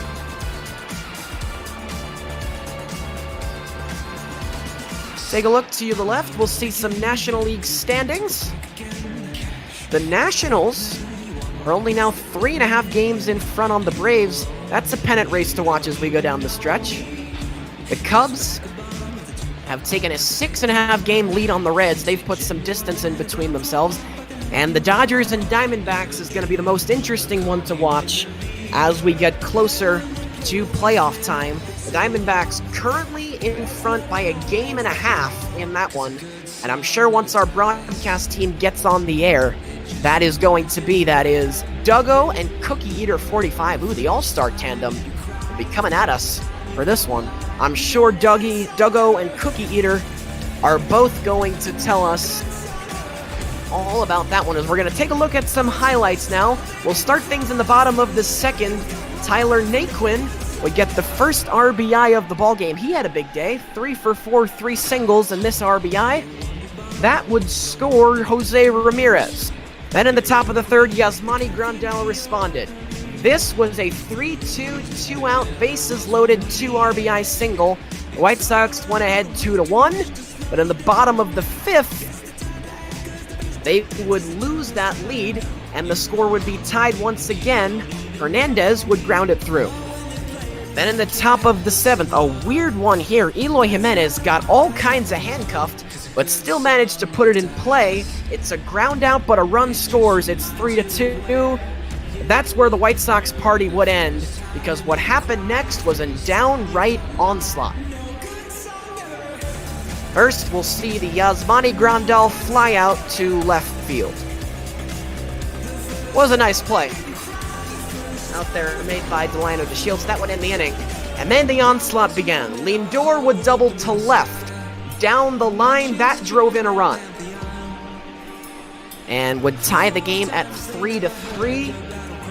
Carlos Santana then would hit a 2-run home run to left. This ball just got out of here. I originally thought it was a double that bounced back in, but instead, it hops over the wall. The Indians took a 5-3 lead, and then Domingo Santana, no relation, would make it 7-3. Home run into left, and this one was a no-doubter onto the concourse over that big wall. And that would do it for the scoring. Brad Hand would have to come in to rescue Hunter Wood in the 9th, and they'd close it out in style. Diving stop, Carlos Santana. Hand the heads-up cover. He'd only need to throw 2 pitches to get the save in this one, and that's what he would get. As looks like we're going to head to the exit screen, as we are just a little bit behind schedule, as I see Cookie Eater in the broadcast booth. I know he's got a huge one to preview, so I'm going to give him and Duggo as much time as possible to do that, so I'm going to end things here. Adam Plutko picks up the win. He moves to 5-1. The losing pitcher, Jace Fry. Brad Hand picks up the save. The Indians ride a 5-run 7th to a 7-3 victory, and even up the series at 1-1. Game 3 of 4 will be tomorrow. P-Meister will be on the call with that one, along with Duggo, who's on the call right now with Cookie Eater 45. That's going to do it for me. I'm Eddie McCarthy. Had a pleasure doing this one with you. The Indians win 7-3 over the Sox at home against their big division rivals, and they move to 68-69-41. But now I'm going to turn it over. It's a big NL West showdown. It's the Diamondbacks hosting the Dodgers, and it's an all-star tandem doing the game. Cookie, Duggo, all you, my guys. Appreciate it, Eddie. And what is good, Cookie, on this lovely trade deadline Friday? Oh, nothing much. Just a lot of wheeling, a lot of dealing for both my Tigers and Dodgers, but I'm ready to settle down, get this game in, and see the Dodgers on what might be the last day we see Cody Bellinger in the outfield. Could be very interesting. A lot of circling rumors going on here. Not sure what's going on, but there's a few. If you haven't been catching up on all of the lovely trade deadline action, folks, we've got it all here. How do you want to do? You want to do like one an inning or something like that? Or we could do like one team an inning. Keep it real fun. If you want to, we can just go through all those trades, spice up the broadcast. That's fair. Oh God, there's a pile of them here. I didn't even realize how many we had pushed through.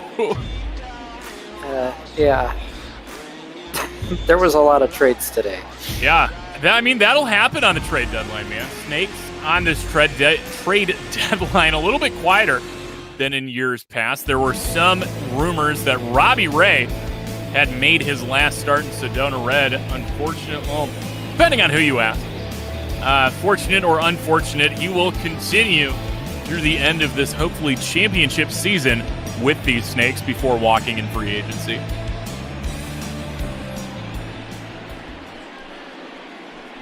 But they have made some moves here, and looking at it, nobody actually that was part of these moves is going to be playing today, except for maybe some of the guys out of the bullpen.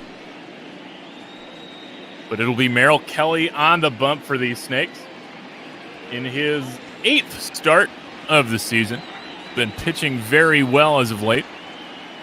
See what he can do against a deadly Dodgers lineup as he starts Mookie Betts off with a strike. Could be even more deadly someday, Duggo. First pitch, 640. I know what you're just trying to. Oh man, there was a deal. I don't know. You want to get into this? All I'll say is Dodgers and Milwaukee agreed to a deal that isn't finalized. And probably won't be at the end of the day, but boy, if it does get through, it's going to be like Soler, folks. It's going to be a game changer.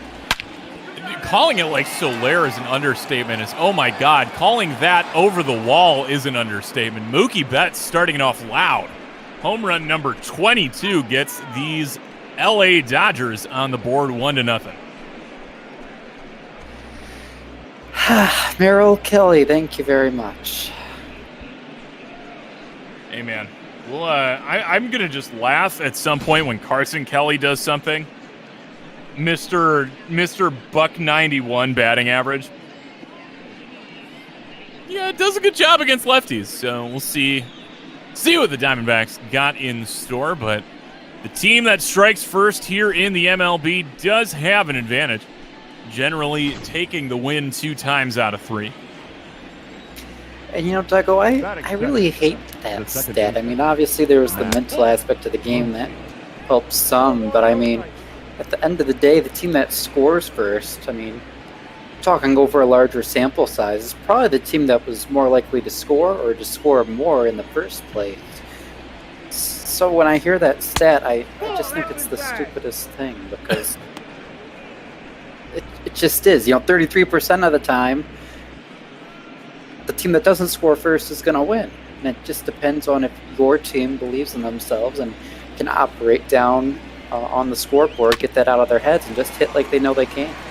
As Muncy going to quickly ground out to the only man on that shifted infield left to second base. Ed's toss in time for out number 1. I don't know. I'm gonna get fun. I'm gonna start looking this kind of stuff up. Now I'm curious how that compares to other sports, like say football. You know, Dougal, I was actually working on a project a while back.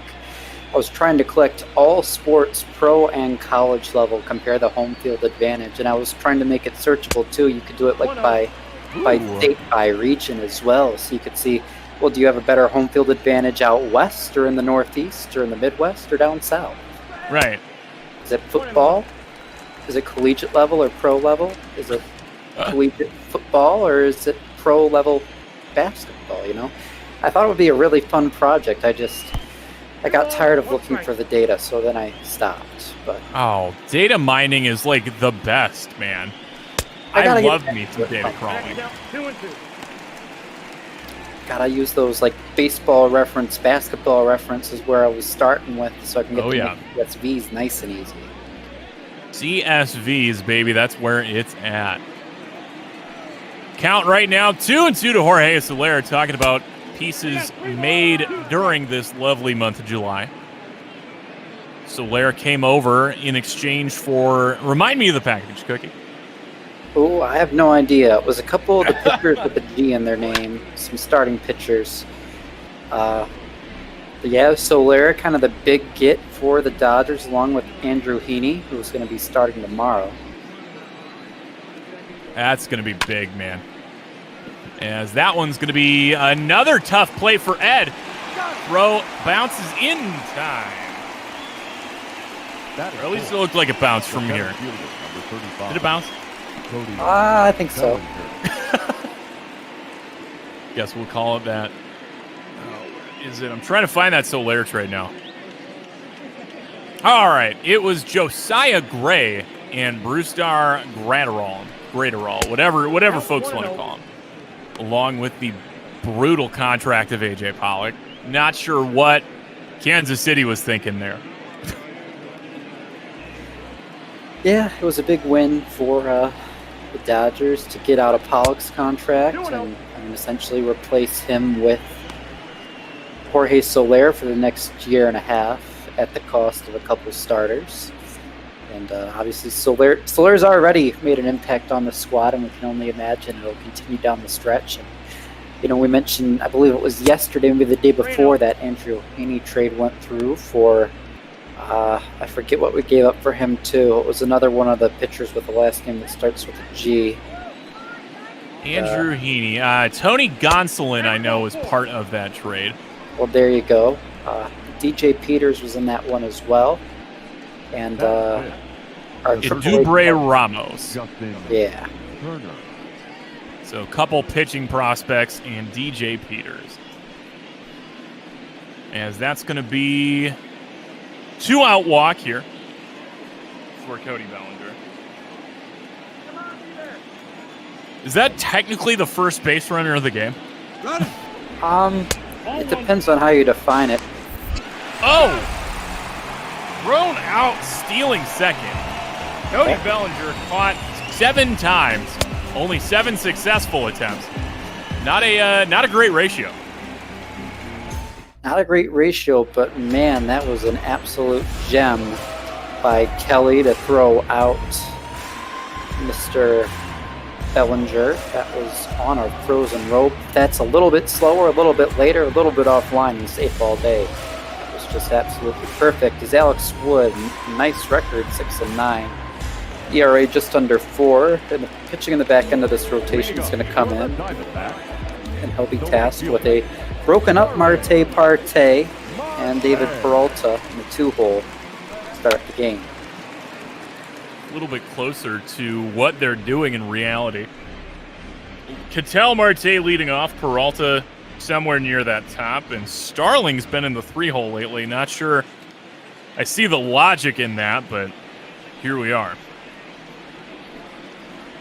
Go in this high. So Alex Wood is going to get every chance in the world, along with Julio Urias, to try and stick in this rotation. They have some good starts, they have some bad starts, but you hope with Kershaw and Buehler and Andrew Heaney, you can take those kind of up and downs in the 4 and 5 spots, because you should be winning more often than not with those top 3 guys on the mound. I think it's funny, too, that you had the ability to move David Price out of the rotation and add another righty to it, but instead, with the addition of Andrew Heaney, it's still 4 lefties and just that lone righty in Walker Buehler. Go for the best guy available. I mean, right. That's our slogan. And we have Dustin May down in AAA, so if we decide Alex Wood or Julio Urias isn't getting it done, we can give Dustin May a chance to try and lock down that spot, give a second righty, and see if the rookie has what it takes. So we'll see a ground out from Starling Marte, out number 1 for Wood, now pitching to David Peralta. So that means the schedule I've got written down for this series is a little bit different now, yeah? So does that mean tomorrow Andrew Heaney is going to be going? I think. I'm not 100% sure. I wasn't on for night moves last night. Looks like it. Because that would have been Dustin May's spot in the rotation. And that's a strikeout there. Batting third. Yep, Wood comes with the curve. Ooh. Nasty. That was a quick strikeout, too. All the pitches, he was working that down and away corner. Peralta just couldn't hit it in that lefty-on-lefty matchup. He's down. Brings up the switch hitter, Ketel Marte, playing center, so both Martes in the outfield today. Don't see that very often, but that's what we got going.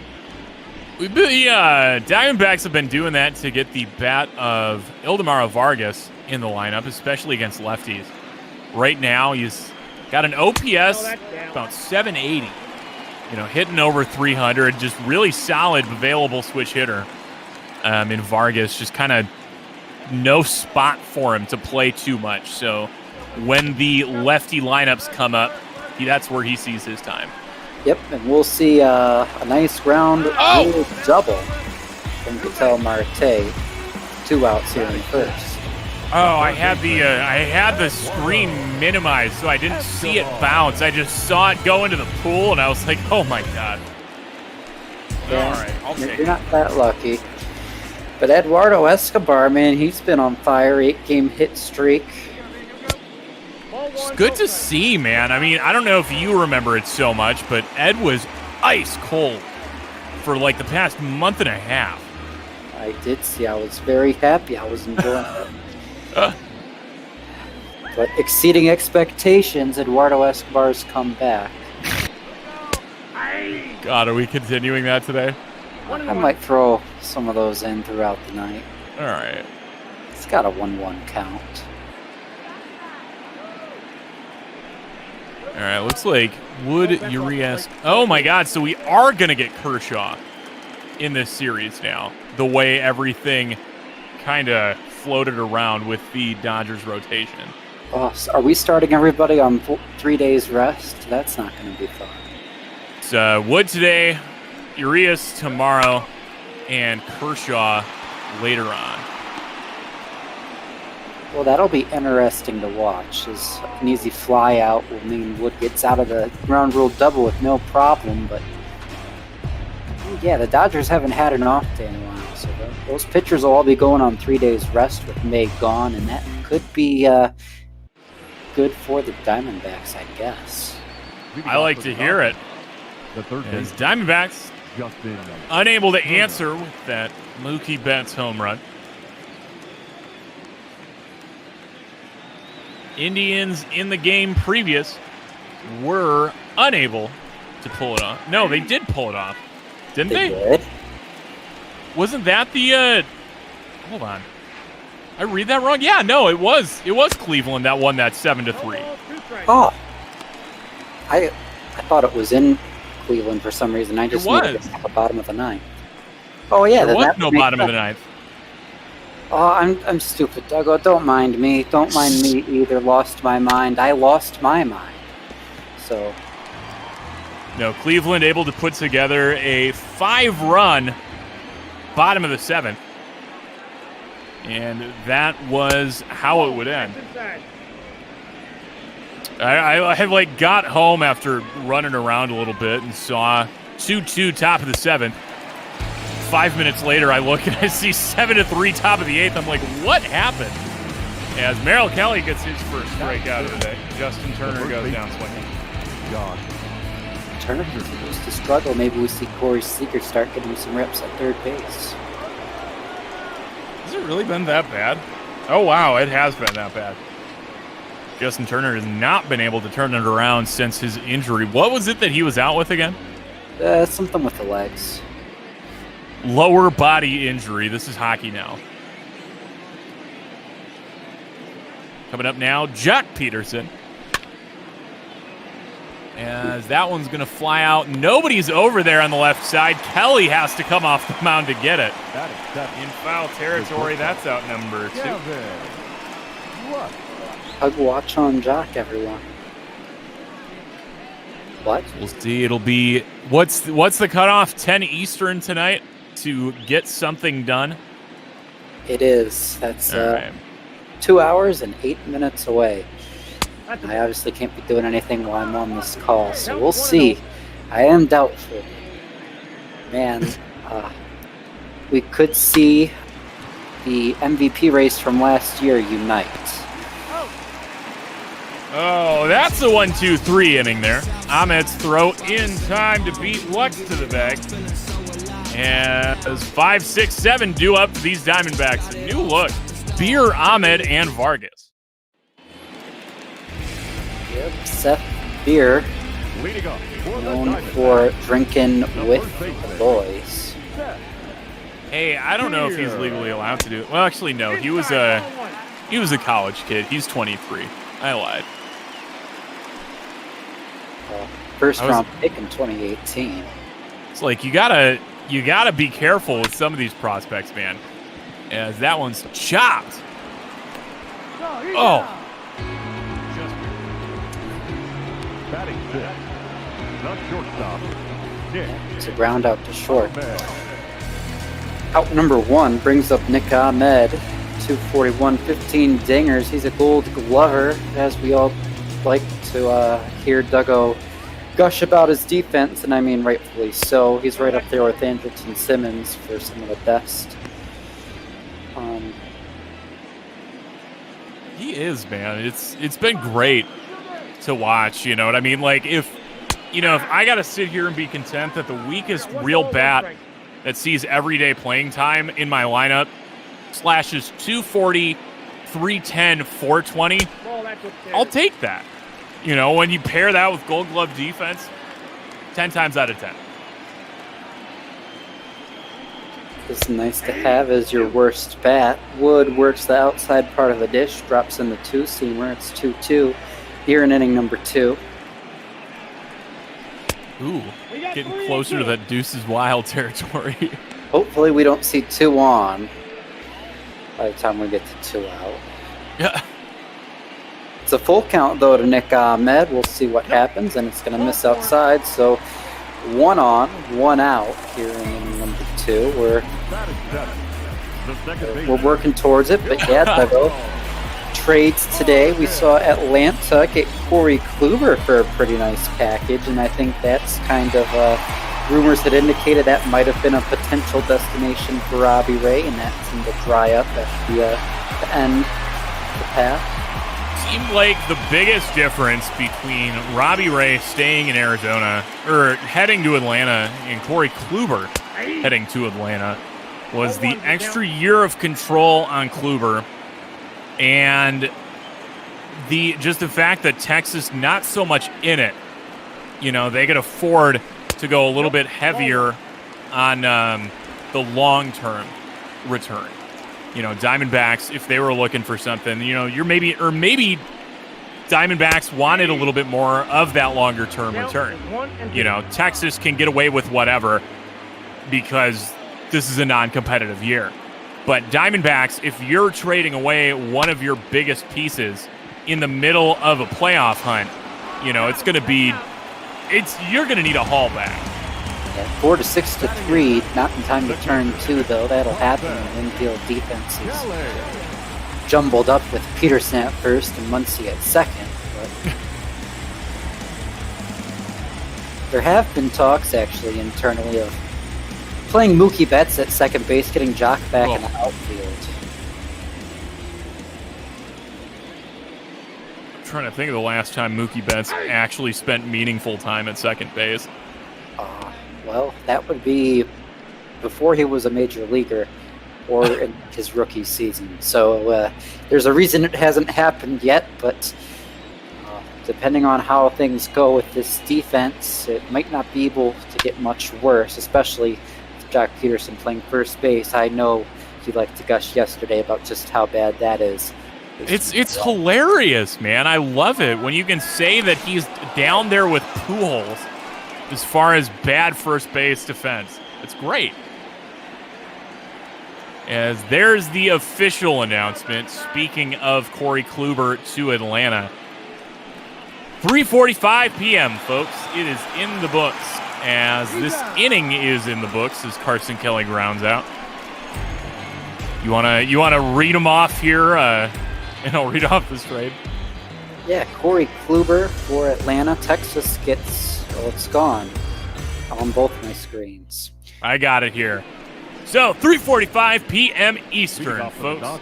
Atlanta receives pitcher Corey Kluber. Texas, in return, getting number 2 prospect, the switch-hitting outfielder Drew Waters. Number 10 prospect, left-handed pitcher Tucker Davidson. And Major League piece infielder Johan Camargo. Oh, we hadn't announced that one yet. Nope, that just launched technically. Whoops. I thought that was one we'd already made public. Well, there you go. We're breaking news here, folks.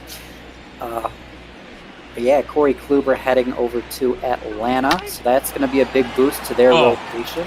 Oh, that was a hanging breaking ball. That was something nasty, man. Will Smith easily turning on it. Another double to add to his extra base columns here. Number 24. The pitcher, Alex Wood. See, third place in doubles for the Dodgers is just behind Cody Bellinger and Mookie Betts. That's good company to be in. Can't really complain with it too much, man. Gross that's the company on one team.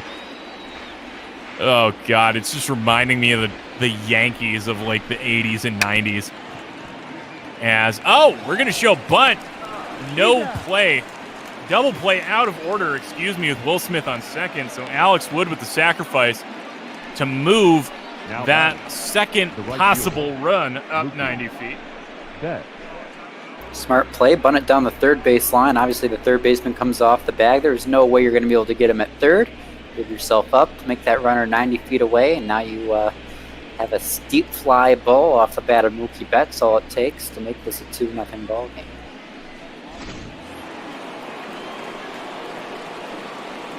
Yeah, apparently I didn't realize that hadn't actually been official. I didn't realize that there was the trickling happening with the last couple that popped in right at the deadline. Yeah, the other kind of big trade for a pitcher today I believe, goes to Mike Minor, who Just a minor trade. You know, a minor trade is nice base hit there for Mookie Betts to drive in the runner. Mookie Betts already with 2 RBI here today. Had that solo shot to lead off the game, and now this RBI single making it 2-0 Los Angeles. Rosenbach saying the LA Arizona blockbuster will be announced at 8:30. Dougal, I know that's one we're both excited about. Yeah, you know, you don't really see that too much. 2 teams trading players in the middle of a divisional race.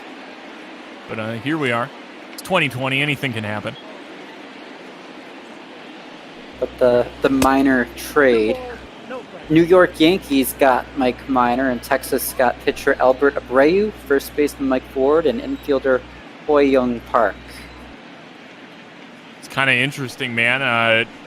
Can't remember a whole lot about some of those guys. I know at least one was Rule 5 eligible at the end of this year. So I think Park was, I think he was a top 20, top 30 guy, Rule 5 eligible. And, you know, you expect to see more guys like that on the move at the deadline. Curious to see Mike Ford moving. I feel like he had been solid depth for the Yankees. I guess the Yankees don't think so. Or at least saw him less as depth and more expendable. Yeah, depth is nice. But if you're the Yankees, I mean, it's no secret in that AL, that Central Division has 3 powerhouses, and they're going to need a nice arm in that rotation to help face those squads down. Once he goes down on strikes, Merrill Kelly's second K of the day. Now back. 2 outs now. Mookie Betts standing over there at first. Kelly already given up 2 runs here in this one. Diamondbacks trying to keep all of their starting pitchers somehow with that sub-3 ERA, which is just ridiculous. You mean sub-4? I wasn't really counting Luke Weaver there, but it is sub-3. So they're all in 2-point-something-something? Yes. Yes, Bumgarner, his ERA ballooned up to 2.6 after that 10-run Phillies game.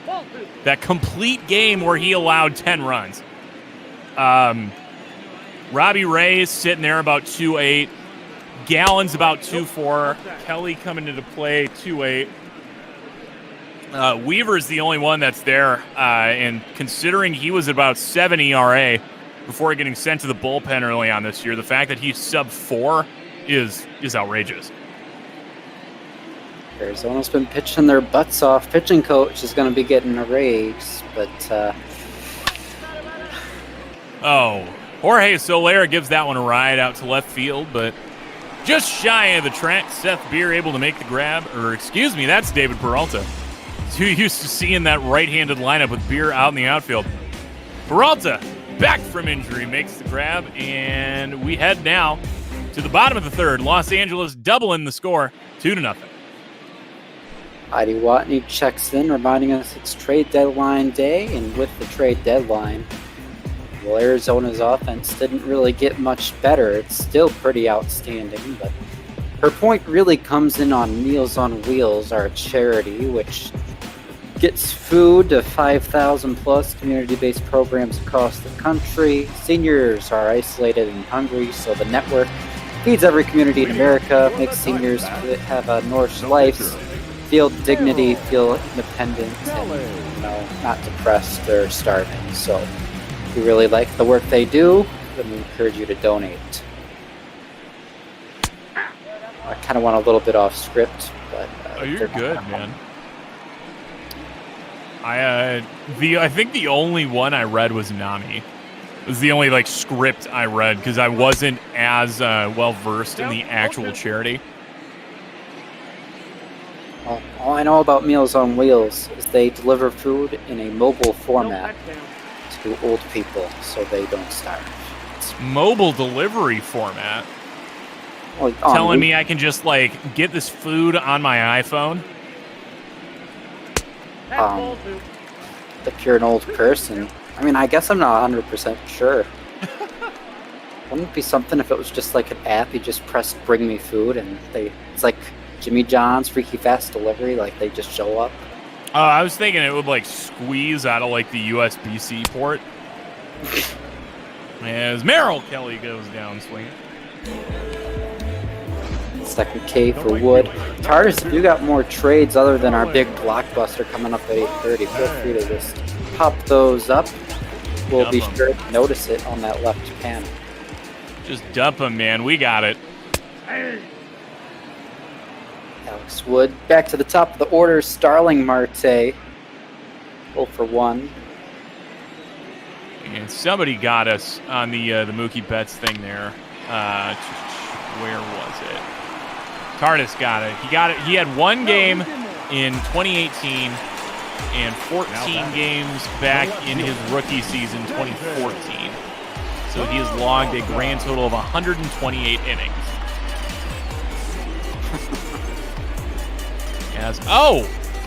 Peterson gets pulled off the bag. Are they going to call it a throwing error on Lux? I'd imagine so, as we saw a throwing error on Gavin Lux. That's at least what I'm calling it. Yep. Peterson, a nice job to not let it get past him, hold it to a single. Now David Peralta, lefty on left. He looked silly his first time up, but was working that down and away corner. Apparently that's the last one he had that wasn't blockbuster related.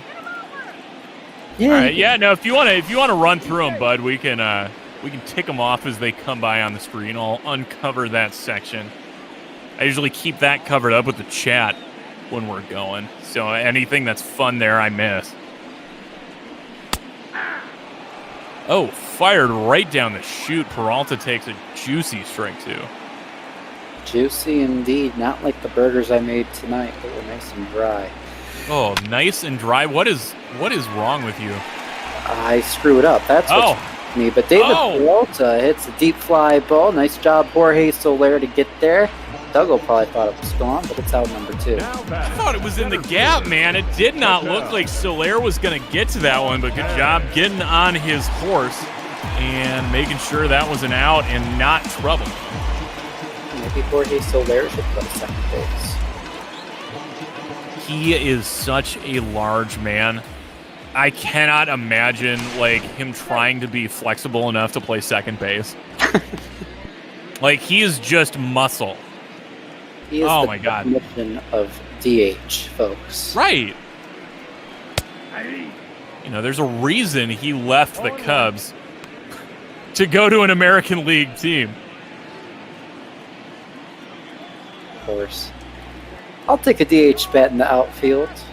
That's what it takes to get that battle on my team here in the National League. It says it'll be fouled back.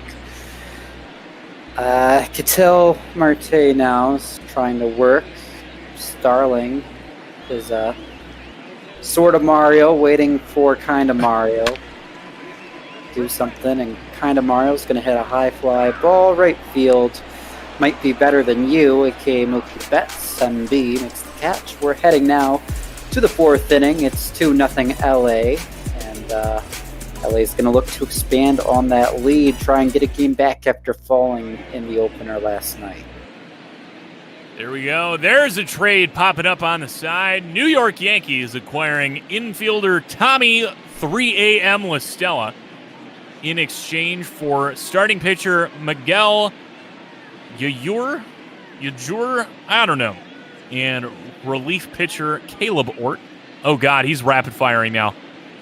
Detroit acquiring outfielder Luis Gonzalez in exchange for Jonathan Scope. The center fielder. The White Sox getting Jonathan Scope. Scoop.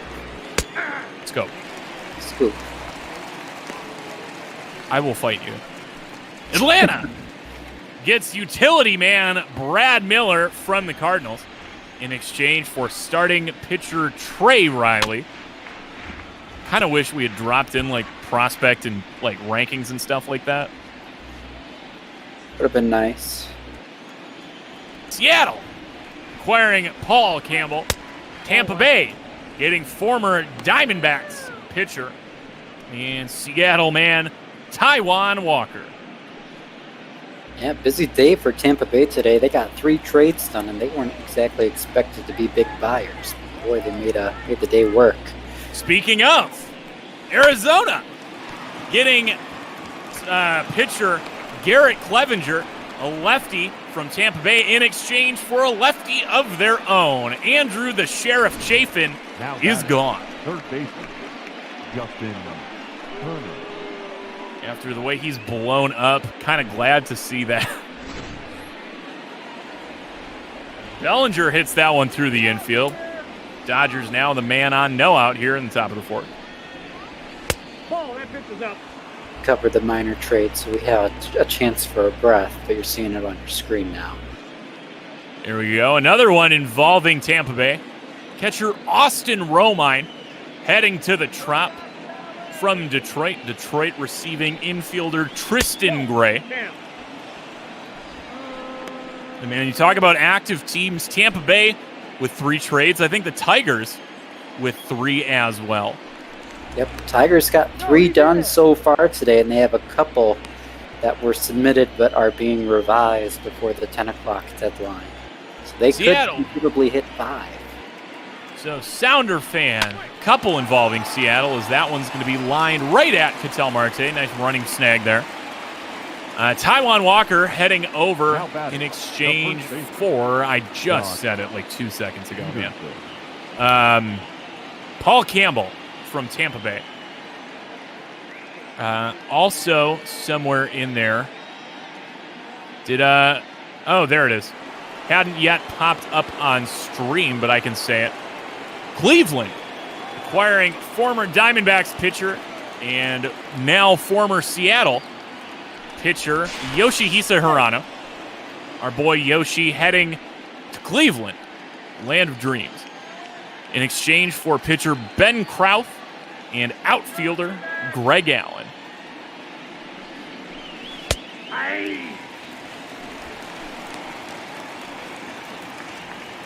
So Sounder fan, there's your Seattle news.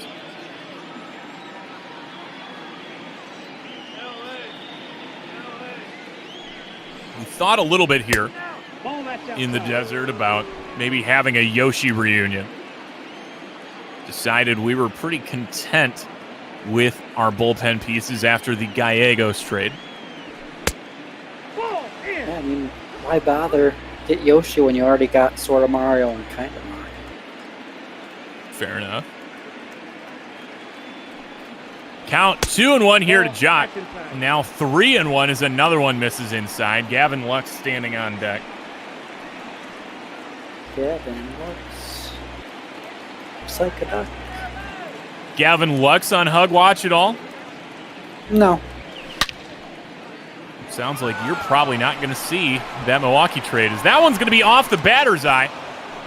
And Ketel having to play that off the line. That'll bring another one home.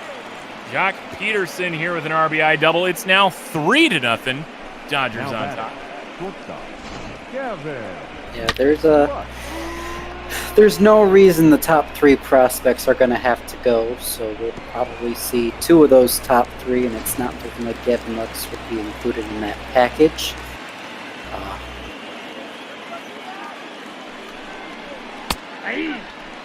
Well, I think if you're acquiring the laundry list of names, including Andrew Heaney, Jorge Soler, and company, you know, I think that's the kind of thing that would have to have you gut the system to really make that happen.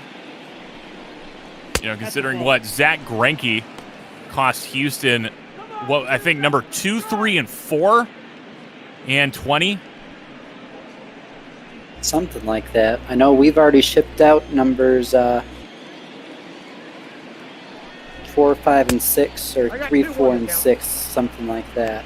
So we still got well, Gavin Lux is number 1, but he's no longer rookie eligible, prospect eligible. He's in his rookie season at this point. But, you know, there's going to be some pieces on this major league squad, some prospects really close to the major, really highly thought of that could go. Now batting, We'll see if that package gets together. If it doesn't, I think Dodgers are still pretty happy with the squad they got now. I'm not going to lie, there wasn't really a plan to make a trade with Milwaukee until a certain player was publicly made available a half hour before the deadline, at which point, well, Cookie got to work and did Cookie things and Off the plate, ball one. put together a deal he at least got at Milwaukee to agree to. And that's the joy of it, though. The commissioner's office is there to represent the owners, so when you've got enough of the other owners saying that no, sometimes things can happen there. As Will Smith takes ball number 2 in the dirt. Good block by Kelly to keep that runner over there at second. Man, what you should have done is tried to pry Will Smith away from Atlanta. I really wanted to see a Will Smith battery. Wouldn't be worth the prospect cost. Should just sign him in the offseason. That one's going to be trouble in the gap. And, not even the gap. I screwed that up. But Will Smith with an RBI ground rule double just over the head of Starling Marte. 4-0 now. When do we get to 3-0? RBI double off Jock Peterson. Oh, I wasn't paying attention. Maybe Jock Peterson showing why he should still be the one at first base.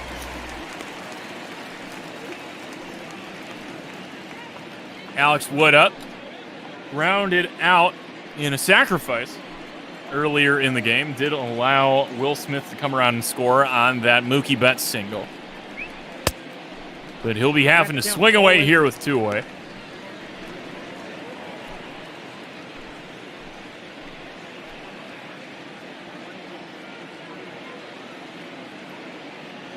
See some folks getting fired up about Kluber going to the Braves.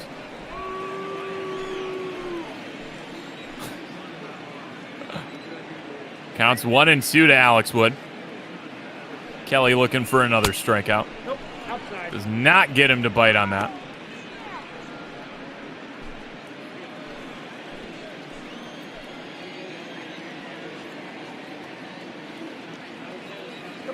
Two strikeouts on the day for Merrill Kelly.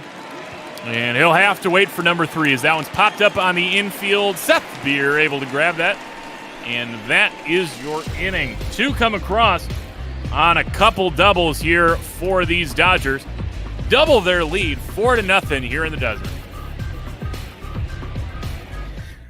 You love to see it, folks. And we'll head now to the bottom of the 4th. 4, 5, 6 beer, or Escobar Beer Ahmed. Coming up for your Snakes. They've been stepped on. Let's see if they step on Alex Wood. Maybe snap the twig. Just got to get Alex Wood out of this game and push it over to David Price. As that one's hit hard, but not nearly hard enough. Fly out to left. Jorge Soler tracks it down. It's out number 1. Up next to the Diamondbacks, Jorge the first baseman. having a busy day out there in that, but making some nice catches. Seth Beer, the rookie, coming in. Reverse splits. So actually hits the lefties better, despite being a lefty himself. Couple guys like that on this team, man. Christian Walker, the other man at first base, makes it a really fun platoon over there. 2 balls, no strike. Full-on reverse platoon. Wood's got no command at all here. It's 2-0. Maybe trying to get the rookie to chase. I don't know. Come back. That one's right down the middle, and it's going to be ranging to his right. Throw to first. Beautiful play. Couldn't have done it any better. That was Ahmed-like out there for out number 2. Really nice range on that by Lux, man. A little dribbler like that should have been through. Good job of Lux playing the right line to get there. Toss inside. Of course, now Nick Ahmed himself will come up. 2 quickly down for Alex Wood. He's been having a good day today.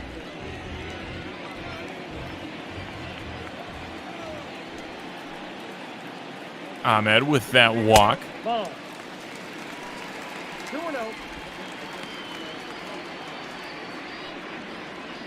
It's curious to see how this lineup holds up. If there's any holes in the construction of it. We've seen Ildemaro Vargas batting 9th a lot against lefties, functioning as that second leadoff man, which works when you're hitting over 300. On base percentage north of 350. Ball, that's out. See if they can string some together here. They've already left 3 on so far, as Ahmed's threatening to get on via the walk yet again. Yep, 3-1 he will. Wood misses low. Ahmed will trot down to first base, and that means Ildemaro Vargas is going to have a runner on. Try and get a 2-out rally going off Wood. Like I said, man, he's been able to do it. Vargas coming up clutch in so many of these spots. Functioned as one of the best pinch hitting bats that Arizona had, but given the time, he's been able to prove that maybe he is the heir apparent in the infield. Maybe he is, maybe he's not. We'll just have to wait and see. Who knows? Ildemaro Vargas could he could get hit by a meteor on his way home from work tonight. And then all of a sudden you have a hole at second base. He could get hit with a meteor while he's playing second base. Maybe he gets hit, but maybe just the whole stadium gets hit by a meteor and no more Dodgers. You heard. It's not going to hurt the Dodgers. The Dodgers are meteor-proof. They went to training for it. Oh, sure. You start every spring training in Arizona for the Dodgers. You start with your meteor training and then your fireproof training. They learn how to use their jerseys to put out fires, keep themselves safe in all situations. They call it Survival of the Dodgers. It's going to be a new TV show coming to you on your favorite ML.ball network this off season. It's like the Boy Scouts, but it's Dodgers. You see a base hit back up the middle. That's what I'm talking about, man. That's why he's been so solid in that second leadoff spot, but we'll now have to push it over to Carson Kelly, as Vargas has moved up to 7th now in this left-handed lineup. 2 on, 2 away here in inning number 2 squared, and a very early swing and a miss from Carson Kelly on the 2-seam. Biting my tongue so hard on that ridiculous Dodger spring training. Oh, from laughter? No, I can't get into it on air. No, I already said too much. There you go. Carson Kelly gives that one a ride, and it'll just be station to station here now. 2 outs. And Merrill Kelly coming to the plate. Do me proud, young boy. Has Merrill Kelly. So it's the National League, and we'll see a pinch hitter for Merrill Kelly. James McCann, the annoying so-called McCann. Can't play like Brian McCann could.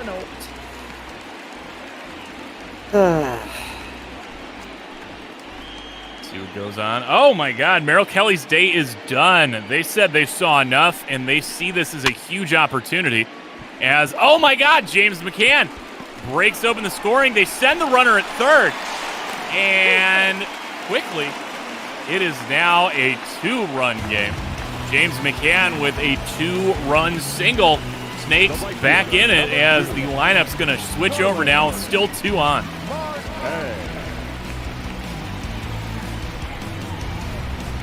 Yeah, he just loops it out. That is big. James McCann never failing to come up big. I'm about to say, like, whatever about Carson Kelly's development here for these Diamondbacks.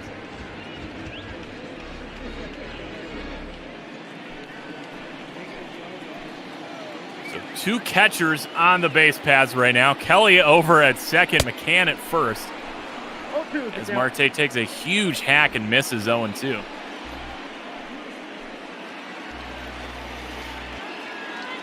Yeah, Wood'll get ready to deliver the 0-2 pitch to Starling Marte, looking for the strikeout to get out of it. It's tapped back, so Starling will stay alive.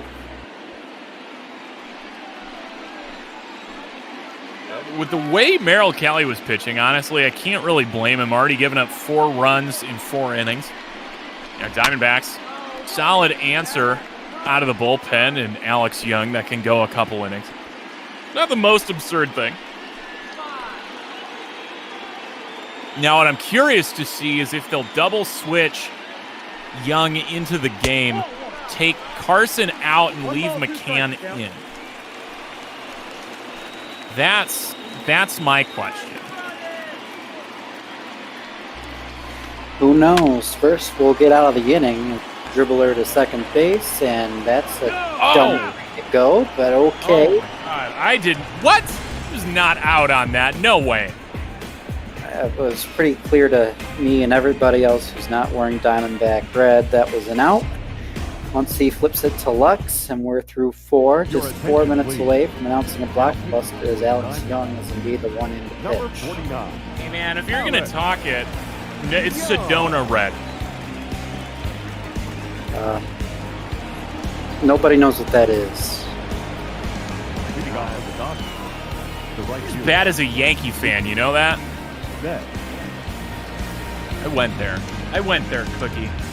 Oh, that makes sense. I played for the Yankees for 5 years of my road to the show, so. Oh, Alex Young throwing now. Carson Kelly remains behind the plate. Don't see the lovely turtleneck of James McCann. Oh, yeah, that's, what do you call it? Maroon red? Sedona red, Cookie. Aren't those the bugs in the trees that make weird noises in the summer? Cicadas. Yeah, cicada red. God.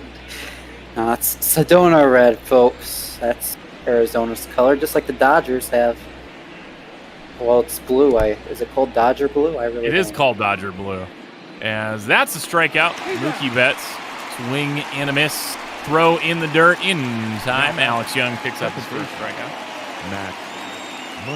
Merrill Kelly's day done. 6 hits, 1 walk, over 4 innings of work. 4 earned runs coming across on 70 pitches. Not the most stellar outing for Kelly. Yeah, he's had better. But, I mean, you look at his ERA, he's been due for regression. So, I mean, not the worst. I mean, it's an ERA of 9 on the day, but you know, it's a tough squad to face. All you can do is take what you can from it, learn from it, and come back in 4 or 5 days and pitch a better ball game. And that's the joy of National League Baseball, man. You know, you're sitting there down by 4. You're sending the tying run to the plate with 2 outs. And, you know, the pitcher on the mound hasn't had the greatest day, but hasn't gone very deep in the game. You know, do you make that choice to go to the bullpen already, or you let him ride it out, man? You don't get that in American League Baseball. Instead, in the American League, you don't see pitchers come up and bunt runners over and end rallies early on. You see Jorge Soler or JD Martinez hit bombs.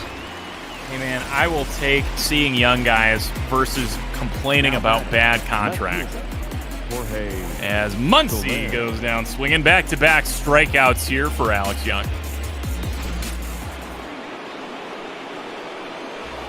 A lot of folks were calling on Alex Young, man. As soon as July started, it seemed like that was the piece everybody was looking for.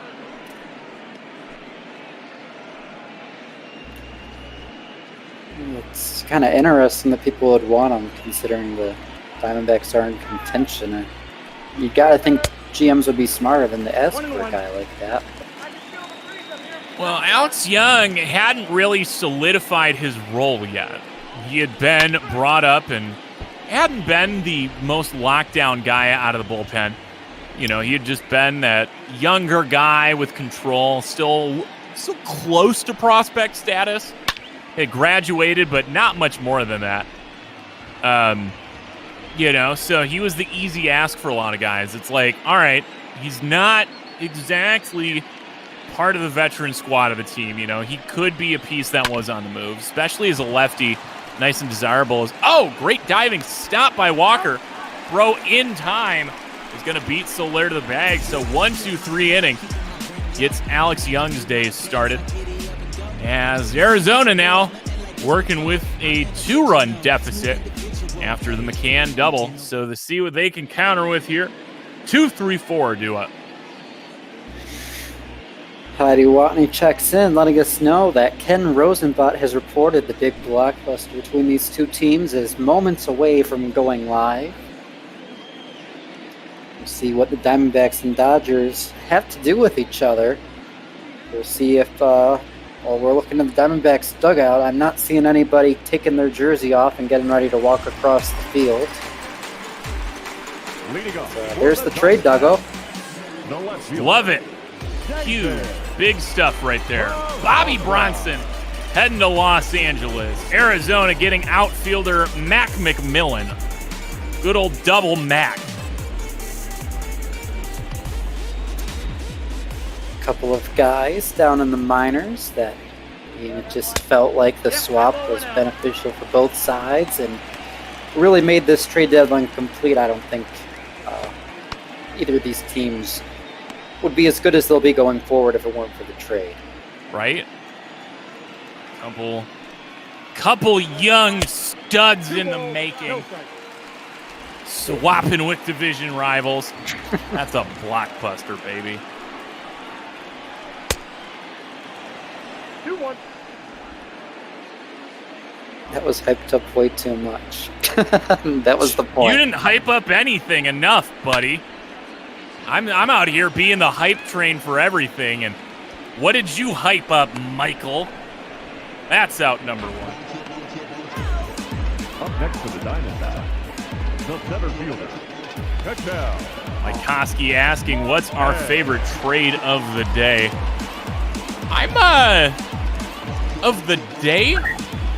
I'm fairly partial to shedding Andrew Chafin off the 40-man. Oh, that's out. That's got some lovely implications for myself, so I can dig that. Yeah, I gotta say, for me, it's probably the Jonathan Scope trade I'm most excited about, sending a nice young piece back to Detroit. But that could be usurped if I put together something here with Milwaukee at the end of the day. Let's see, what else went through today? Cameron Maben as another backup piece in Chicago. I can dig that. You know, that means the Cubs able to put together a bench of Nico Horner and David Bodie on the infield. Cameron Maben and Billy Hamilton, two new additions as their backup outfielders. I can dig that, man. There's a little bit of a defensive slant there. Cameron Maben, no slouch with the bat. So a little bit of added veteran presence as Ketel Marte goes down swinging. Quickly 2 out. Now batting, third baseman. Yeah, I was big on that Maben trade as well, because that means now we kind of open up some spots in Detroit. I'm hearing, well, there's not many Detroit people watching, I'm sure, but a large number of their top prospects are expected to be coming up later tonight, including Dowell Lugo, Isaac Paredes, Jake Rogers, Daz Cameron, Troy Stokes Jr., Alex Faedo, and Matt Manning. So the future's arriving in Detroit tonight. They're going to get to work here the last 2 months of the season to try and get ready to maybe try to be better than the Royals in 2021, because let's be realistic, the way the AL Central's looked, they're not going to be better than the Sox or the Twins. It's going to be a bloodbath, man, you know. Especially, it was really fortunate that went down today for the White Sox, able to get Jonathan Scope, as Yohan Moncada going down with an injury today allows him to slot straight into the starting lineup for them as a 3-2 count, and Ed's going to pop that one up on the infield from 3-0 to 3-out. Nice quick work in the 5th by Alex Wood. I'm half asleep here, and I'll say it's only 8:30, and like every time you start to speak, it's just like you're about to fall asleep, man. well, I just am. It's been, I don't really know. I didn't do anything today either, other than try to make the most unrealistic trade of all time. Probably part of it, honestly. Like, you know, there's something to be said about getting up and getting around going and moving about. You know, when you're just sitting there doing nothing, there's no reason to have any sort of spike in energy. You're just there. I should have a spike in energy calling this game, but, you know, I'm not really feeling it tonight. I mean, obviously the Dodgers are up, but I just feel like there's no hope in this team passing Arizona in the standings at the end of the day. And, you know, I got school coming back, I got work coming back, and I just see the Dodgers fizzling and the world crumbling around us all. It's not a very exciting day to be a human being here on the 31st of July. Oh, we haven't had an exciting day to be a human being since about March, Cookie. Is this just settling in? No, but it's just withdrawn today. You know, I washed some carry-out containers, or some leftover containers I bought today. That was a pilot. As Mookie Betts works a nice walk. Or Cody Bellinger. Now batting. I was about to say, like, that is the whitest Mookie Betts I've ever seen. Alex Young in his second inning of work out of here, the pen. Gives up a lead-off walk to Bellinger. Bellinger now 1 for 1 with a single and a pair of walks. Brings up somebody who also is decidedly not Mookie Betts. Justin Turner takes strike 1. That's one of the most majestic beards in all the land, though. I'm not sold on it, man. As somebody who's been growing beards since he was 15 years old, and some quality beards at that, I don't know, man. Something about Justin Turner just rubs me the wrong way. That's exactly what I like about it. Is that it makes me angry? No, it's a weird beard, man. It's not. It's just, it rubs people the wrong way. I don't know. It's unique. It's very red, too. I mean, yes, it is clearly very red as he strikes out swinging here. It's like he's breathing fire. We've been over this, but you never watched Game of Thrones, did you? No, that show is about people getting hurt. No, he definitely, Tormund from Game of Thrones and Justin Turner, I swear to God, are the same person. Wait, I just called it Game of Thrones. Do you need to, like, go take a nap, buddy? No, I will tell you, though, everyone in chat, Cole, EB, Michael, NP, no pizza. I will call all 4 of you out. Thank you for watching. I'm about to, like, refuse to step in the booth with you until you discover what delicious goodness marinara sauce on top of a nice dough with some mozzarella on top does for you. Well, Duggo, it's been nice. I hope you enjoy the rest of your call, and I will. All right, how about Calzone? Like, we talked about that one. We almost. Oh my God, he left. 1 and 2 here, and that's swinging out of Jock Peterson. 2 away. The batter, number 9, shortstop. Maybe it was just not his day. I cannot tell how much he's joking and not joking here. As Gavin Lux steps up.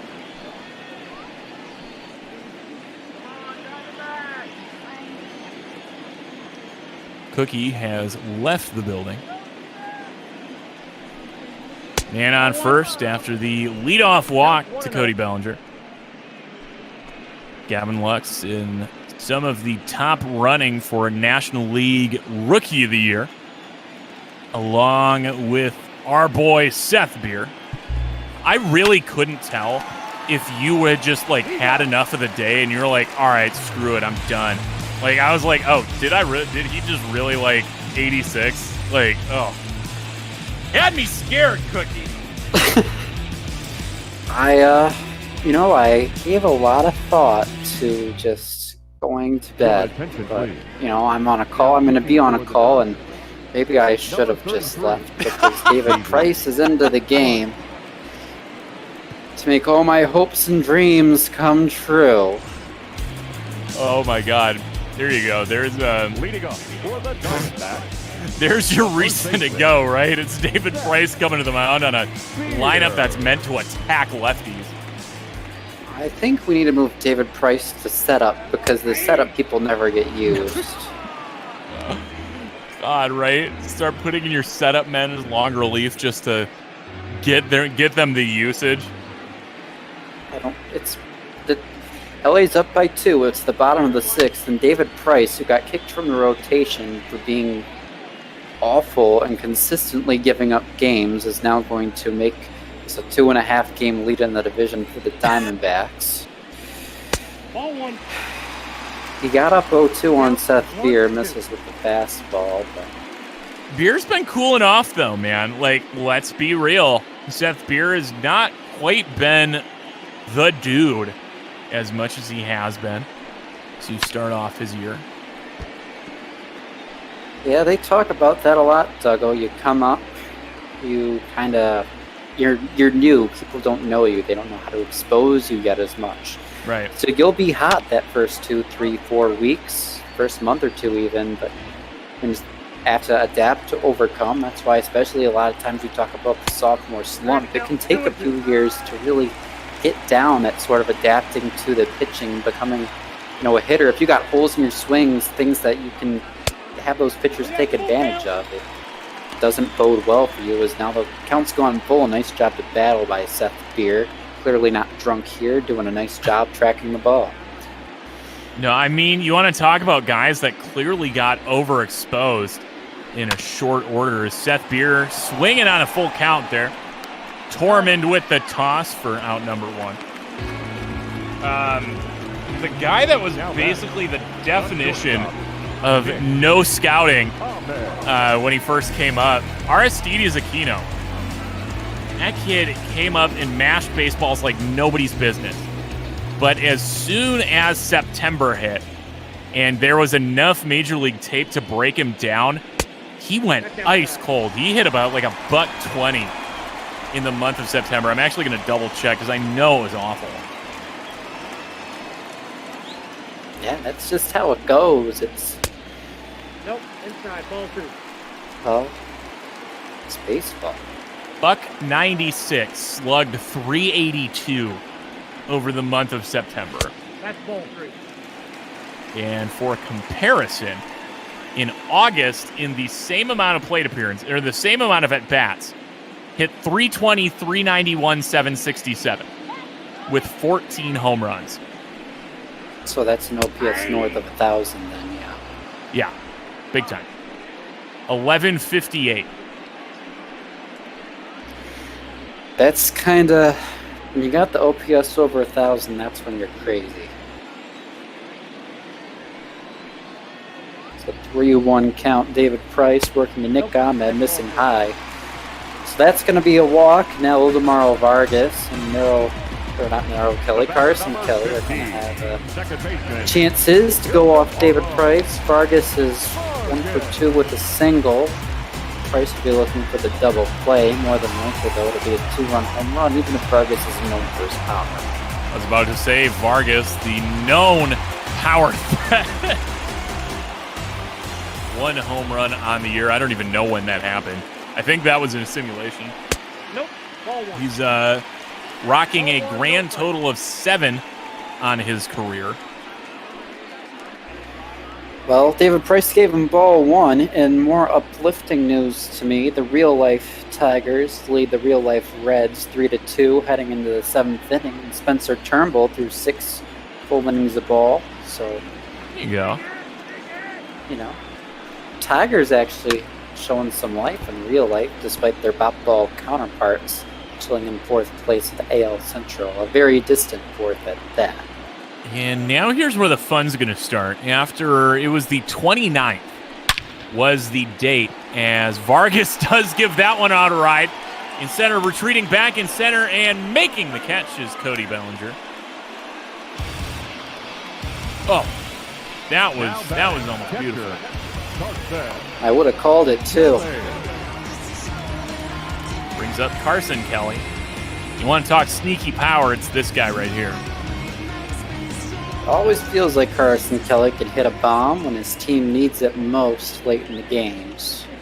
And boy, they could use it right here. That would tie it up. And man, the way I've been doing in this game and the way Duggo's history's been, the last thing we need is a 19-inning affair tonight. Pedro Baez and Keon Kayla up in the pen. Well, you know, if this stays a save situation, and, you know, we look at this the same guys coming up in the 9th, Carson Kelly's career numbers versus Kenley Jansen.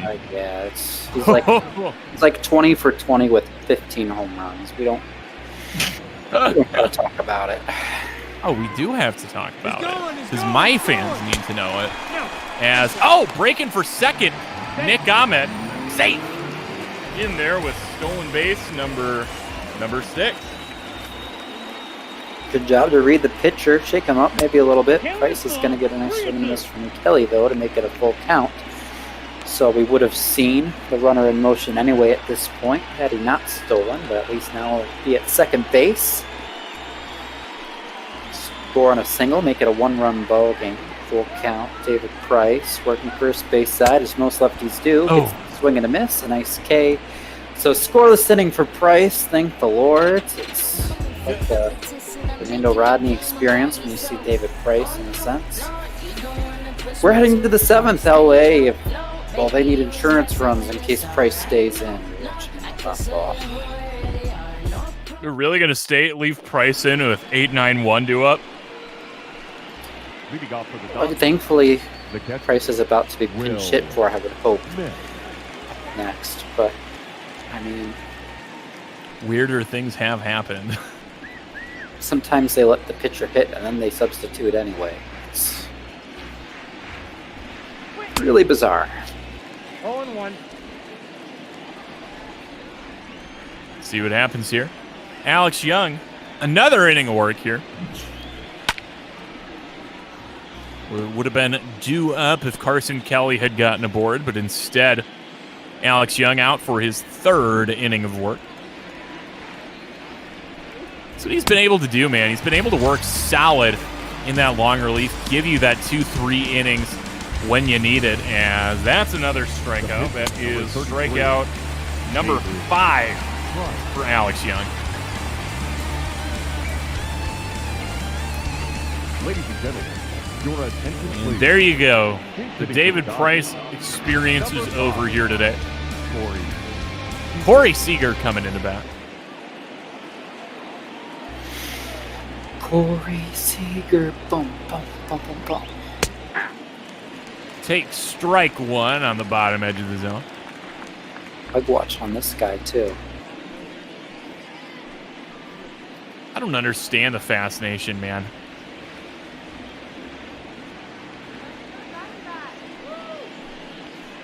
Been all right, but it seems like his body's already starting to betray him.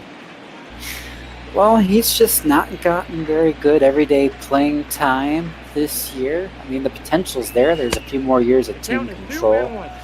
He really still has it with the glove, too, but the bat, it's just, he's been underperforming so far in 2020, and you gotta know, with the right hitting coach, the right manager, the right lineup, the right clubhouse, he still is something special. He was a Rookie of the Year way back when he got MVP votes his first 2 years in the league. There's a lot to like in this player.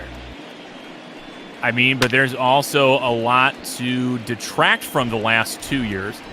Unable to stay healthy. 26 games in 2018, only 134 in 2019. Though he did lead the league in doubles in 2019 with 44. He'll work the walk, so shows the eye. Now batting, right fielder, Mookie Betts. Always good to see a guy coming off the bench and able to do something productive. Look back at that leadoff shot by Mookie Betts, reminiscent of opening day for the Dodgers.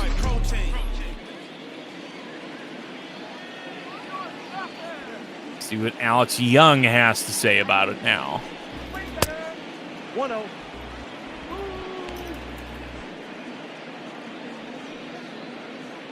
Torey Lovello, always reminding me how bad he manages a bullpen. No, that's down. Come on, open your eyes. Beard, what are you going on? Oh my God. Beardy Buddha is just on one today.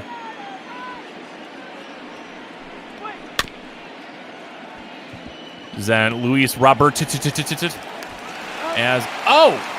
just beats him to the bag. A little dribbler, basically a swinging bunt out of Mookie Betts. Ball beats him to the bag, says Blue, and that'll be 2 outs as the runner moves up. God, what am I doing a Sox game tomorrow? Nope. Yeah. Oh, okay. Shows how much I pay attention. Oh, tomorrow. Yep, there it is. Cleveland and Chicago. I'll be bringing it to your lovely earballs. Yeah. As you'll be taking this one alone tomorrow. I might see if Special will join me, or I might toy with. No, we'll probably go with this one. Yeah. No, that's no. You can dig it. 2-1 the count to Max Muncy. The more exciting game, but part of me really wants to do the Detroit game since we'll have so many guys making their major league debuts. Ooh. Alex Young able to beat the bag. Max Muncy makes out number 3. Another scoreless inning passes as it's stretch time here in the desert. 9-1-2 due up after that. Taking up to the ball game. Your attention, please. Now pitching for Los Angeles. So Adam Kolarek making his 9th appearance coming into pitch, the 2.45 ERA. Really good in the small sample size. We'll see if we can keep it going. Working against the 9-1-2 hitters, starting with Christian Walker. His reverse splits will not be in favor facing the lefty here. See what happens, man. So you got to face him sometime. Probably just gonna be a strikeout. Well, you never know. There's crazier things that have happened. Bartolo Colon hit a home run. It's true, and it ruined James Shields' career. Walker looks at strike one. Ball one high, just by a hair. Alex Avila hitting home runs. That's the stuff I love. Oh! Talking about home runs, Christian Walker does it. 4-3 ball game. Christian Walker says, screw your splits, puts it in the seats anyway. Yeah, that's it's a bomb.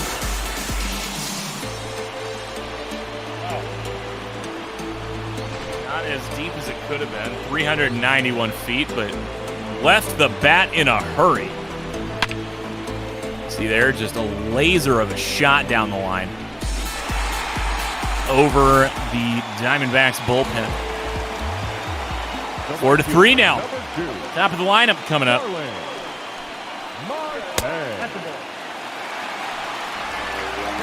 Starling Marte. Yeah, so 1-2-3 coming up against Kolarek. 1-run ball game. Things are close. Baez and Jansen presumably will be pitching the 8th and 9th.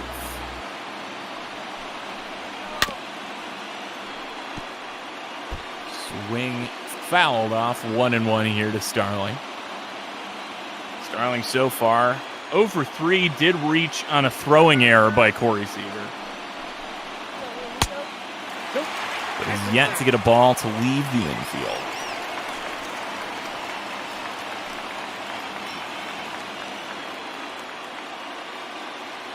Oh, God, I have a double header coming up next week.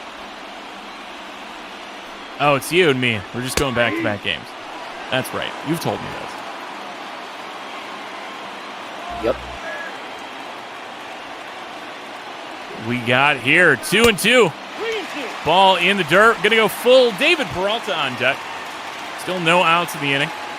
Christian Walker with the leadoff home run.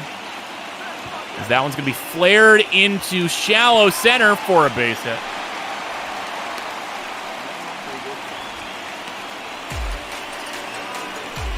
Now batting, left fielder. So Kolarek giving up back-to-back hits to start off the inning. Not ideal.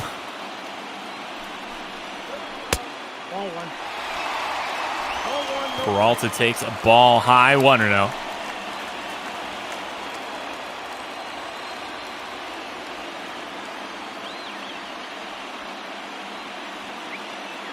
So we're coming up on the hour. Should be bringing you a different game here soon, but we'll have to wait till this one finishes. It'll be Mike and EB taking you away to start off the evening programming. Washington Nationals at the Atlanta Braves. Braves, as we saw, making a huge addition at the deadline as Starling's breaking for second. And he moves himself into scoring position as he does so well. Stolen base number 27. Trails only a man from Washington, Trey Turner in the Nationals.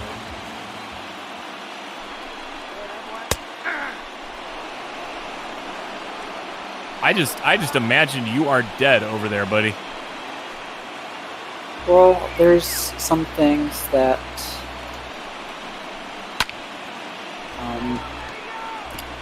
need tending to in the next hour. That's fair. See what happens now. Now the Marte in scoring position. Peralta taking the full count, hacks. As that one's off the bat and dropping in front of Jorge Soler. They send the runner. And David Peralta has just tied this game. It is a brand new ball game, folks. 4-4 here. The bottom of the 7th. Freight train tying it up. You're not supposed to be excited. This is a bad thing. No, it's really not. Because that means Arizona's going to win this one, be up 2.5. Keela's going to come in the pitch now in a tie ball game. My will to want to do pop ball continues to go further down the drain. 5.38 ERA. Great against righties, not so much against lefties. Dodgers are at least my favorite team. Legend Joe Kelly's warming up in the pen with Baez now. That'll get past Will Smith the first pitch. So always a good sign when the first pitch you throw out of the bullpen is a passed ball.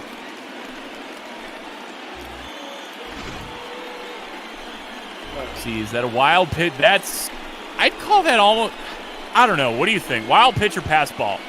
Should Will Smith have been able to get there? I mean, if he was a good catcher, yeah, but I think it's on Keela for Keela, how he'd say it. That's fair. Either way, runner moves up. Peralta at second with Ketel Marte at the plate. Yadier Molina would have got that. Salvador Perez would have got that. Well, yeah. I mean, how many neck tattoos does Will Smith have, though? I don't know. I don't exactly look at his neck. There's a catcher mask in the way. Exactly. He has no neck tattoos. Do Salvador Perez or Yadier Molina? Yeah, Yadi Molina famously has a neck tattoo. It's actually in the game. Like, I know a lot of guys don't have tattoos in the game because there's a lot that goes, like, the argument is the licensing of the tattoos. Like, is it the artist's work, or does it belong to the player that it's on their body? But Yachty is actually one of the only guys in game that has a tattoo. As that one's flared into left field as well, Soler will get to this one, as that is the first out of the inning. The third baseman, number 5. Yeah, Jorge's got, well, he's been busy out there and left, obviously. It hasn't been exceptional, but isn't awful either. Eduardo Escobar looking for his first hit today, steps in here. We have a brand new ball game. Alex Young doing a good job of keeping the runs off after Merrill Kelly allowed 4 earned in his 4 innings of work. Escobar almost takes that one. That would have been a good thing. Would have put the double play in order. We'll see if he goes there again. Maybe a little bit more off play. Instead, he'll go to the other side, drop those 4-seamer in. More like a sinker to me for a strike. Torrey does not look happy about that one. He's like, Eduardo Escobar, you're benched. I mean, he's moved down. I mean, you saw last night. He's, batting 7th against righties now? Yeah. Swing and a miss, 1-2. Swing and a foul. Stay at 1-2. Update on the Tigers game. They're up 4-2 now. Austin Romine with the RBI single. And there's 2 runners on now in the bottom of the 7th. Cincinnati's going to their bullpen. As Ed goes down looking. The batsman, the first baseman. Kayla giving us the hard time, starting it off with the wild pitch. Has settled down and has now retired the first 2 batters he faces. First 2 outs in the inning. After Kolarek giving up 3 hits, including a home run, to tie the ball game. Seth Beer still looking for his first hit today. 0 for 3, kept them all on the ground.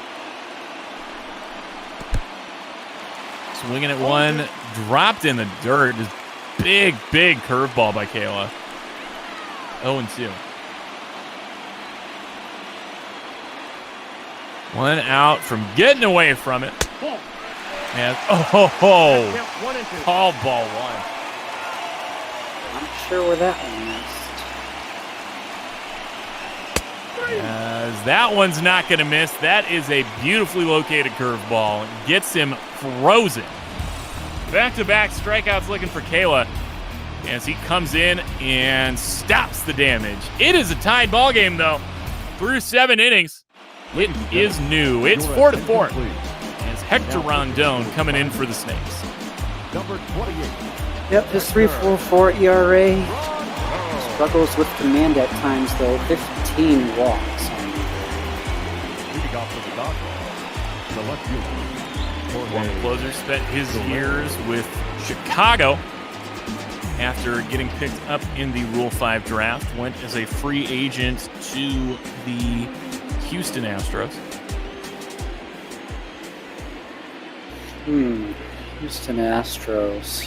Oral Hershiser. Just a good line the other day calling the game. Dodgers and Astros. Guessing is harder than knowing. Jose Altuve swinging strike 3. I think that's the truth, isn't it? Who was it? It was 3 of the big names when a combined 0 for 21 in that series. Was it I'm trying to remember now. I don't know. I didn't really pay that close attention. I've been busy calling bop ball, but I know the Dodgers in real life are doing a lot better than they are in bop ball. As are the Tigers. And that's all I can ask, is that my teams do it where it does go to the history books, I guess. Altuve, Bregman, and Springer went 0 for 21 against the Dodgers.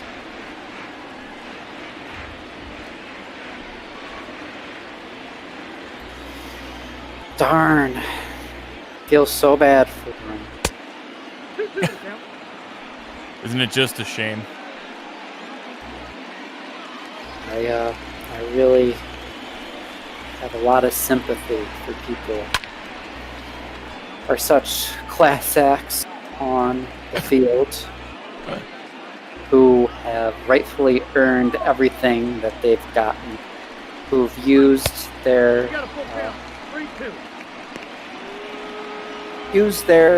opportunity to play at the highest level to do so many great things to help better baseball across America and give it such an outstanding name.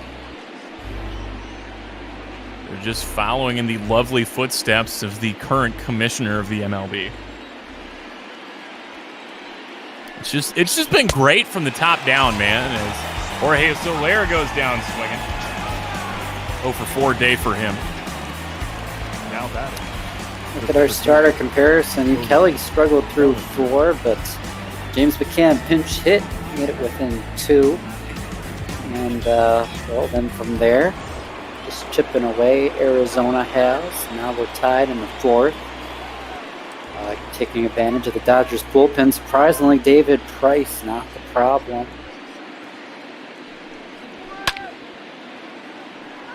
Of course, now we got 4-5 coming up. Bellinger Turner for LA, trying anything to break this tie, send us home happy.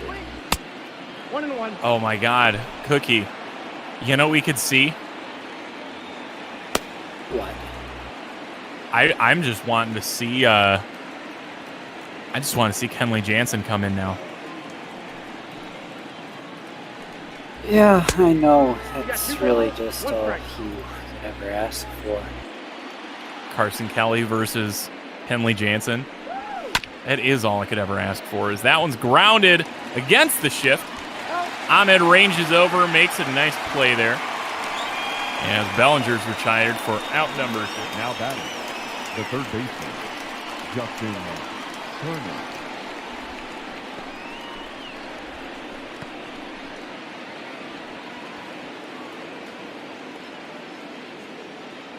Justin Turner also 0 for 3 today. A couple of the big bats so far held silent for LA. As that one's just as bad as the call last half inning. High heat goes for ball 1. Swing and a miss, strike 1 now. Turner 0 for 3. Muncy 0 for 4. Soler 0 for 4. But they have gotten it where they need it out of Mookie Betts, Jock Peterson, and Will Smith. It's the joy of being so deep, though, man. Pretty much no matter what you do, something's going to come up big. And, you know, and it's not just like 1 or 2 big bats that you're counting on every day. You can go cold for a day. You can have that 0 for day. You know, and it's not the end of the world when you got 7 other bats that can make it happen. As right on cue, Justin Turner puts that one into the gap. And that will be a stand-up double for Torman.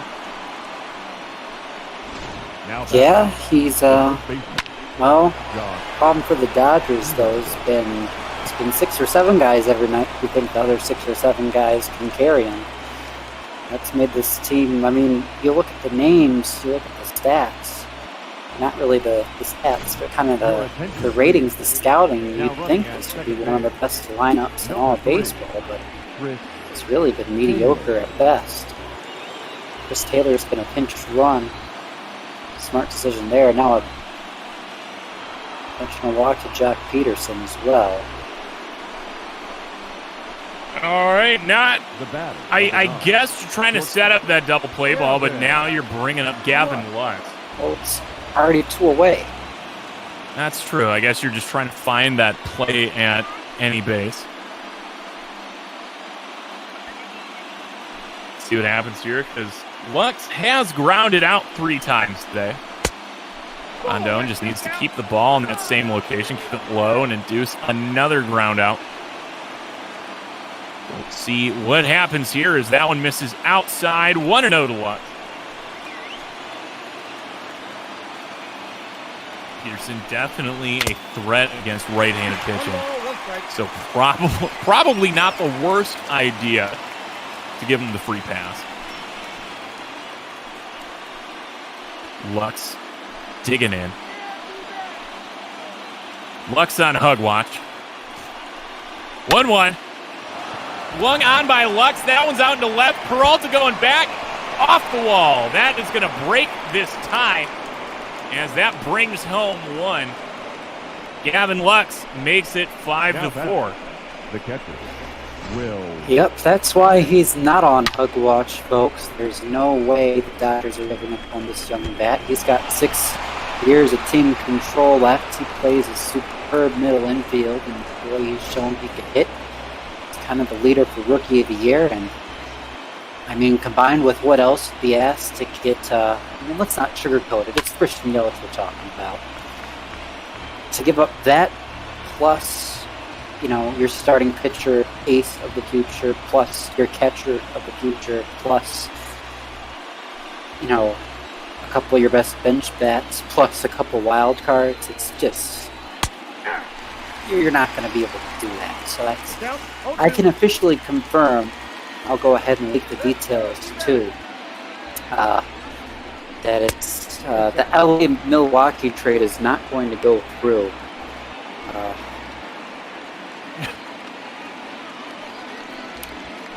So the trade was for Christian Yelich, a late announcement from his good friend Don. Let's see if we can find what the actual proposed deal was we submitted at 3:59. Take you guys behind the scenes. Doug will interrupt me if something interesting happens. I'm not looking. That's the end of the inning. I missed it too. Will Smith apparently makes it out, but not before the Dodgers pick one up on a clutch double by Gavin Lux. 5-4 now, heading into the late inning. Now playing third base, number 3. So yeah, it was Dodgers get Christian Yelich and a player to be named later. And Milwaukee was getting Jock Peterson, Dustin May, Dylan Floro, and Scott Alexander. Which I really didn't get at the time. Those two AA leaders initially proposed Peterson, May, and Ruiz, and it was kind of Peterson, May, Ruiz, and maybe Corey Seager was talked about internally and somewhat in inter-team discussions. But at the end of the day, when Justin Turner's contract's up soon, Corey Seager could slide to third base long term. Dustin May is a nice depth piece at starting pitcher. I mean, Austin Barnes, love to see him go on for Keibert Ruiz at some point. And you already got Jorge Soler, Cody Bellinger, and Mookie Betts in the outfield. And Jock Peterson, I mean, Christian Yelich is nice, but is he worth 5 prospects to upgrade from Jock Peterson to Christian Yelich? I'd say that's a hard no. So that was the trade. I broke all the laws of being a front office executive on that one, talking to you about it all, but screw it. The deadline's done and over with. We're not going to talk about it ever again. So Christian Yelich will remain a Brewer for years to come, and the Dodgers will roll with still, I'd say, the best outfield in all the National League going into the final 2 months of the season. About to say, you've got a little bit of time, so you're officially 86ing the deal. Yeah, I mean, I'm not willing to give up more than 3, maybe 4 guys. They're asking at least 6. That middle ground's not being made up. No, indeed. So they will stay just Jorge Soler, Bellinger, and Betts. Ooh. Terrifying. Pedro Baez on here to pitch. Nick Ahmed finally puts one in play today after walking 3 times. But that one's playable for Soler out there in left. 1 away. The batter, number 15, second baseman,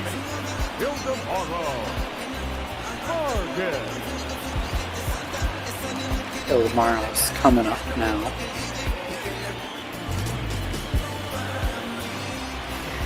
But yeah, I mean, it was going to be an interesting trade because the thought was you'd have to move Mookie to second or Cody Bellinger to first to make that happen, because obviously all 4 of those guys would play every day. I mean, Max Muncy, Jock Peterson, and Gavin Lux, and Corey Seager off the bench. I mean, that's still not a bad group. Yelich, I mean, that's just another name that would give this team probably 3 of the 4 best outfielders in baseball, but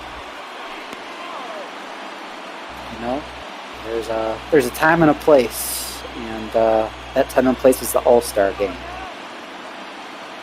I mean, could you imagine the world, though, if that trade goes through and you still fail to win a World Series?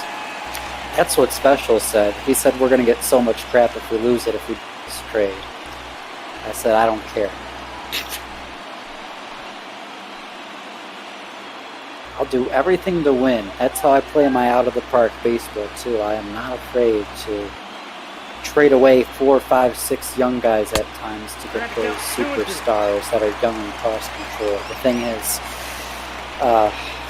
this team doesn't have the depth I usually build up in my out-of-the-park baseball, and they've already dealt for a superstar starting pitcher and a superstar outfielder. So for this year, it's hard to make many more moves without making this farm system the absolute worst in baseball. They don't have the depth you usually have. It's one of the best farm systems in baseball with probably the best 1 through 9. Oh my God. What do you think a baseball team is supposed to be? Well, when I play, when I'm a general manager, typically, it's very, very good. I'm a very number-based guy, by the way. Well, yeah. I live by the numbers. I win with numbers. One of my online leagues, playing out-of-the-park baseball this year, I think almost all my minor league teams won their respective championships. Jeez. My major league team, I think, is just going to be the first wild card, though, but that's not the point. And we got sustainability for years to come, and anytime I want a guy, I have to ask that second go get that guy. Carson Kelly up after Vargas goes down swinging. Quickly behind 0-2 to Pedro Baez, who has actually been a lot quicker working this year than he has in years past, which has been great to see. Yeah, he's known for making fans wish they didn't stop selling beer after the 7th inning. Of course, Dodger fans don't relate. They're usually already back on the road back to LA at that point.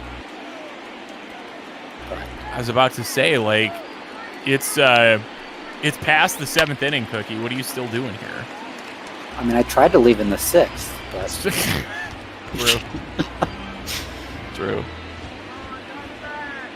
2-2. Kelly's been battling here. You got Carson. Another foul ball. I'll take it. I will say, though, Dodger fans, I don't get why the rest of you all leave games early, because, I mean, I guess I've never been to a Dodger game other than when they've been at Comerica Park, but when I go to a baseball game, I'm there 1 through 9. Traffic. Yeah. The good thing, though, is with the Tigers nowadays, there's no traffic. So. hard to have traffic when there's only like 5,000 butts in the seats. Well, maybe 10,000. That's fair. Yeah, it's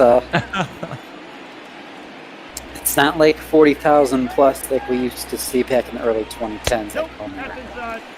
Yeah. Oh, Carson Kelly gets a called ball for. Baez misses inside, so now Rondon's spot in the lineup comes up. Big. Oh, it's Joe Kelly time, folks.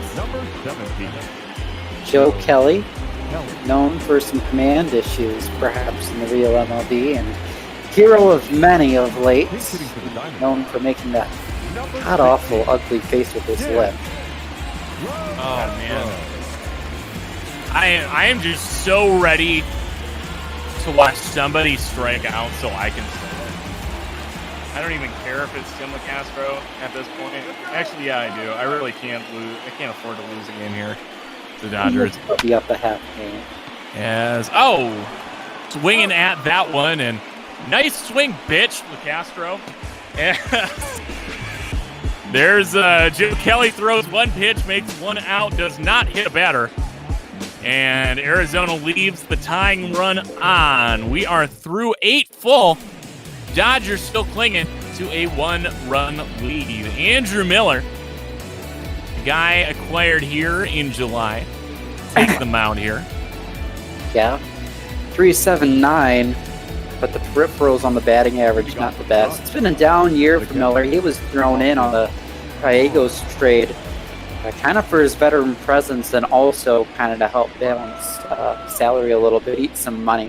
And, you know, they're hoping he can give them some nice things out of the bullpen, too. He was a big part of Cleveland's run in 2016 and a big part of the Yankees' pens before that.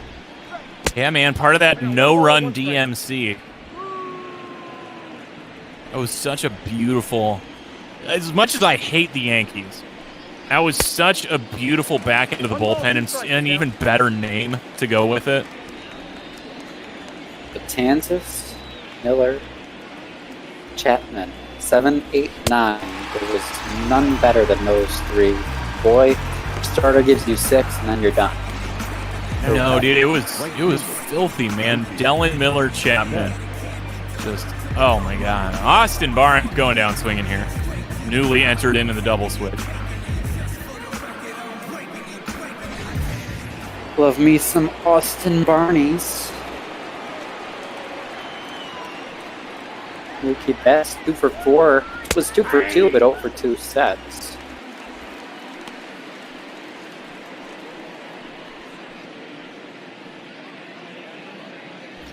Encourage everybody, tune in for me and Duggo on Tuesday at roughly 9 o'clock-ish. We'll be playing a doubleheader against each other in our broadcaster league, which isn't really officially announced. I guess I should probably do something about that, open up some public discussion so y'all can see the results and stuff and kind of follow your broadcasters as they'll play each other. There's 12 of us in our league going right now, including me and Duggo. I beat Duggo and robbed a home run from him last night, so... Rude. Dude, that should have been the game tire. That should have been it right there, but no, you just had to take it back from over the fence. Oh, filthy. That was just game 1 of our 3-game set on the season. You'll see games 2 and 3. We'll see them on Tuesday, so tune in for those. We'll have an official announcement again coming soon, and there'll be games in the 7:15 and 9 o'clock time slots, both on Monday and Tuesday with a bunch of other guys. P. Mr. Hines, Jake Zimmer, Jeremy Goldstein, Jaden Becker, J.D. Gregory. I'm trying to think. There might be some others, but a lot of people will be playing, and it'll be a nice change of pace from the regular MLB action. Full count now to Mookie Betts. Miller fires it. Betts rips it, but rips it foul.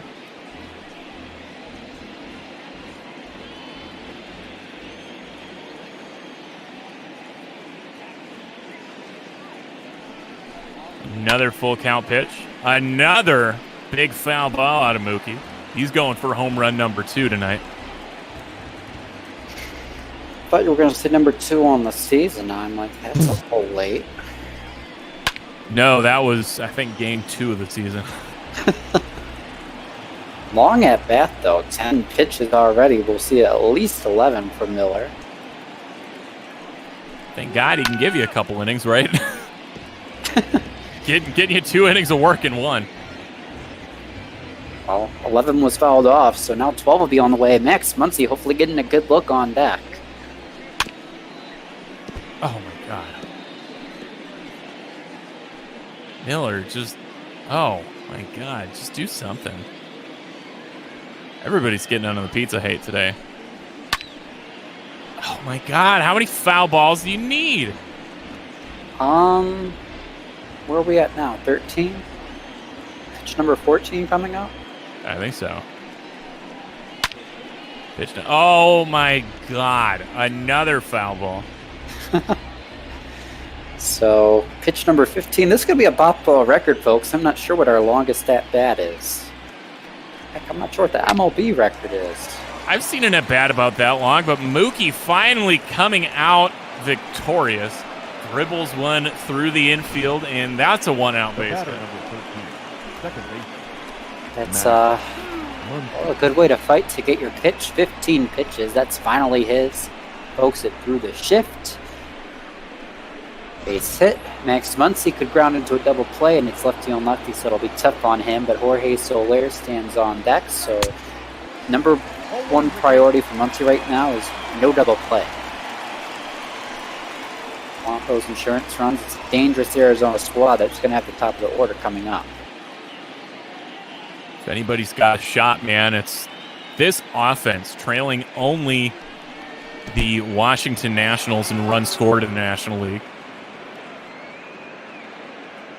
I've always got faith, man. Like even down by 7 or something like that, I can still feel like it's not always the most out of reach. Granted that like after Dark Call the other night, after going down 4-0 in the first inning, it was just like, nope, all right. But in the back of my mind, it's always there, whether or not I want to believe it or not. Whew, yeah, I feel that. As Muncy, oh my God, gets a hold of that one, that should bring Mookie home. If Cattell ever wants to get the throw in. I think that could have been closer at the plate if Cattell didn't take such a lackadaisical time getting the ball back in the infield. Jorge Soler. So, there you go, Muncy.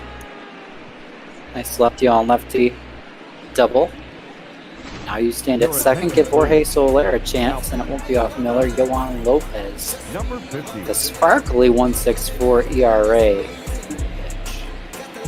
Lopez has just been a stud ever since getting the real call last year. You know, sub-2 ERA last year, sub-2 ERA here this year. See what Yohan Lopez can do to Jorge Soler. Dot in the corners is what he can do. Gets called strike one. Love those dotting in the corners. I will Gooberific, I guess. Maybe not feeling left out after I shout at everyone else. You know, trying to get me pizza earlier, saying he has a hot, fresh pizza. I said in chat, but I'll say it out loud too. No. And, you know, I talked to Beardy Buddha too. He wanted to send me a bunch of pizzas to my apartment. I said, Beardy, you're wasting your money. One ball. Don't do it. 2 strikes. Calzones. Can we at least get you to have a calzone sometime soon? How about insomnia cookies or carry out Chinese? No. Those sound good. No, I don't care about your thoughts on cookies or Chinese or whatever, but that's almost a very slick double play. Now that. Instead, it's just Escobar. Yeah, right? Escobar flashing the leather here. See that again. Just a line shot off Soler, and boom, right there is Mighty Mouse. Almost has the toss in time to beat Mookie back to the bag. Also heads up by Vargas to try and get there. Right, cover the bag that quick. So they will intentionally walk Bellinger to get to the right-handed Turner. Probably the right move. Oh, last time they intentionally walked, didn't the guy after hit an RBI double? Chris Taylor. Let's see. Yes, that did happen. So Chris Taylor came in the pinch run for Justin Turner, and he scored the untying run to make it a 5-4 game. It's now 6-4, and he gets his first at-bat of the day with 2 on, 2 out here in inning number 3 squared. Ball 2. Doesn't have the same ring to it as just inning number 2.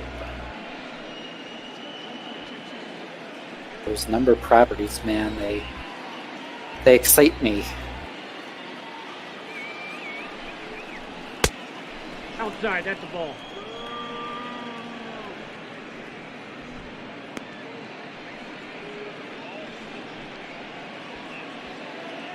Peterson's on deck. Lopez has some control issues here, Duggo. Being up. I mean, I'm surprised that he's really biting around Chris Taylor, of all people. Forgot that it's Taylor and not Turner, but 4-pitch walk offered up here. Loads the bases.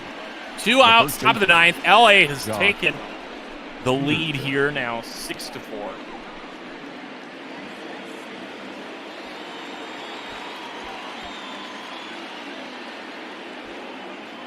Now Jock Peterson coming up.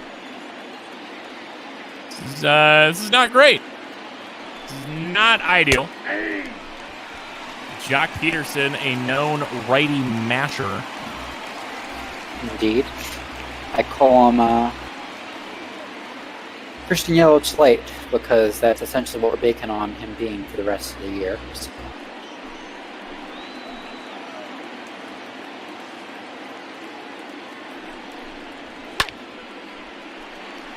Off. It is worth noting, too, I think a lot of people were kind of freaked out. Christian Yelich trade, the possibility of that to LA, what it would do to their payroll. It's worth noting they haven't signed Mookie Betts to a 12-year extension in this universe. That is true. That one's going to be a swing and a miss, but a pass ball. That will allow run number 7 to score. Big insurance runs here. Max Muncy. He was running, and nice job to get there. Strikeout wild pitch. Not everybody see those. And after those elusive 4 strikeout innings, I don't think Lopez has gotten 2 strikeouts to go with that 3rd one there.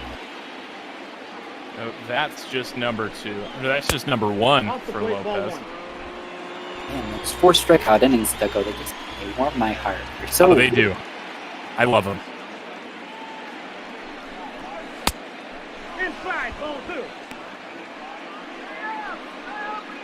See, now still not firing strikes here is Lopez. 2-0 the count here to Lux. It was Lux's big double that broke the score, the tie. Made it a 5-4 ball game, and that's going to make it even worse. Diamondbacks had a chance to come back in the 9th, but now meltdowns out of Miller, and now Yohan Lopez have made it a 5-run game. Yeah, it's base hit back up the middle. Scores 2. Gives Dodgers, kind of like you said, breaks it open. It's not out of question we could see a comeback yet, but it's not the most likely thing either. Archie Bradley, former closer, going to come and pitch. We haven't seen Archie in a while, so see what kind of nonsense he can get up to. It's just trying to get one out, man. All you're trying to do is get one out. Matt Beatty recalled to take, who was it? TJ Peters' spot on the roster. Just hitting.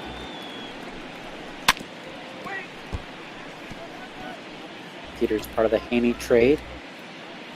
Gonna have to work on night moves tonight, see if I can straighten out that rotation so everyone's not starting on 3 days rest.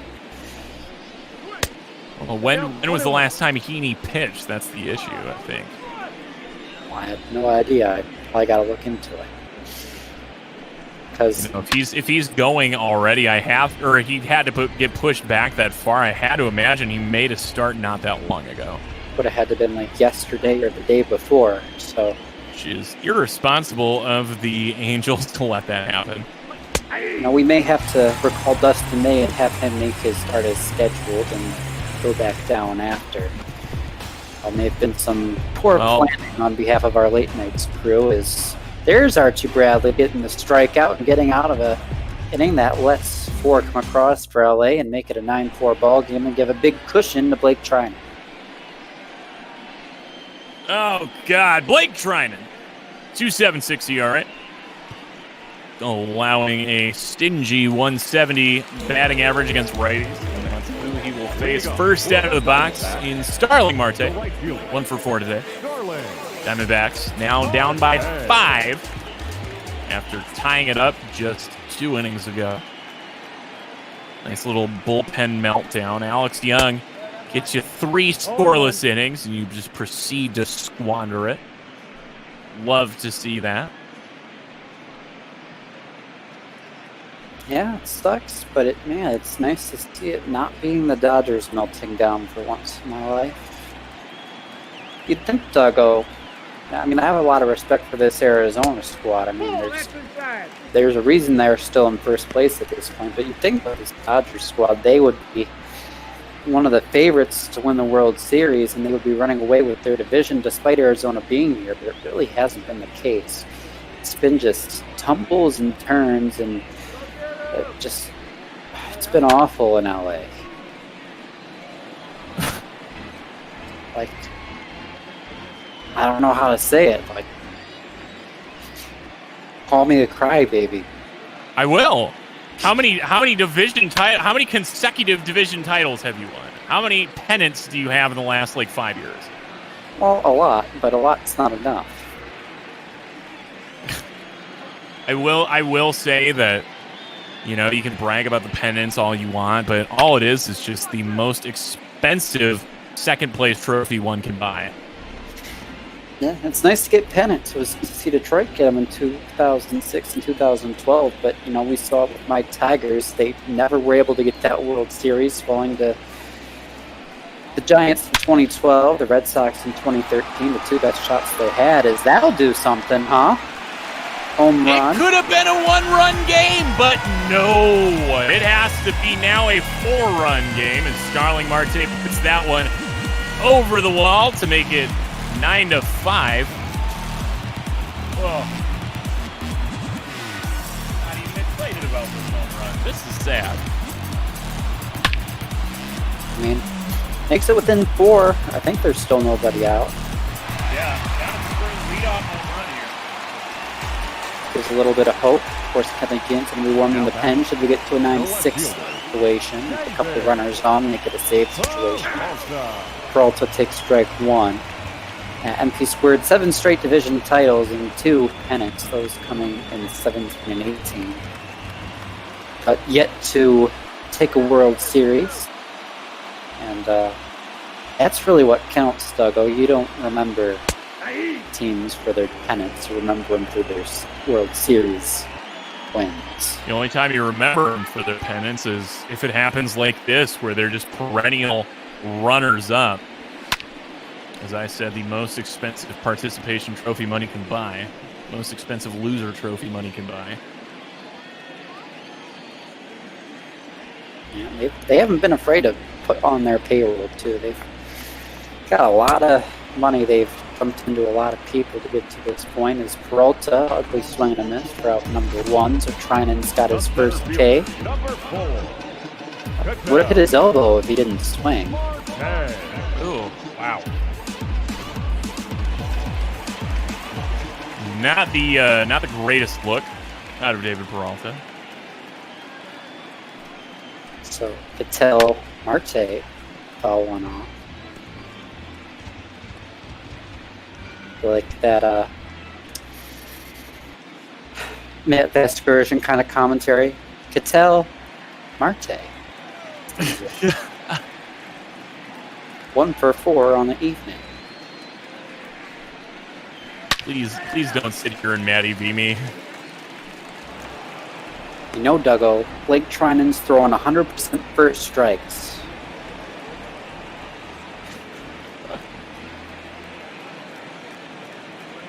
It's no surprise he's done well so far into this game. Jesus. 0-2 count here to Marte. That's a ball. Stone cold take 1 and 2. No, he would say, didn't miss by much. It's ball 1. See, this is why I turned off my announcers ages ago. I just couldn't take it. And great little stop over there by CT3. That's out number 2. Now back. Maybe some Chris Taylor for out number 2. I just recently stopped listening to the commentary in the game just because now I play on a monitor where there's no speaker, so unless I plug my headset into my PlayStation, I don't get audio. It's kind of relaxing just to listen to music, hear Matt Vespersion, Dan Pleaslack say the same 5 things over and over. Oh man, I can't do music with the game. Just do something light, nothing too crazy, nothing like. No, that's down. Oh my God, what do you consider crazy, Cookie? I'm so ready for this. Crazy, like I don't know. You're like nothing metal, too crazy. rock What band, would you? Or like metal, death metal like golf, teenager, screamo. Oh my God, Cookie, are you 55 years old? Listening to you trying to explain music is hilarious. What? Okay, like, now I'm curious. As Eduardo Escobar takes a walk, there's a little bit of life left in this team. But before we get out of here, break me down your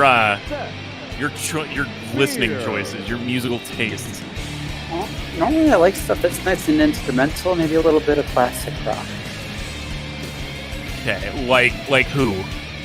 Like Bob Seger, Kansas. Okay.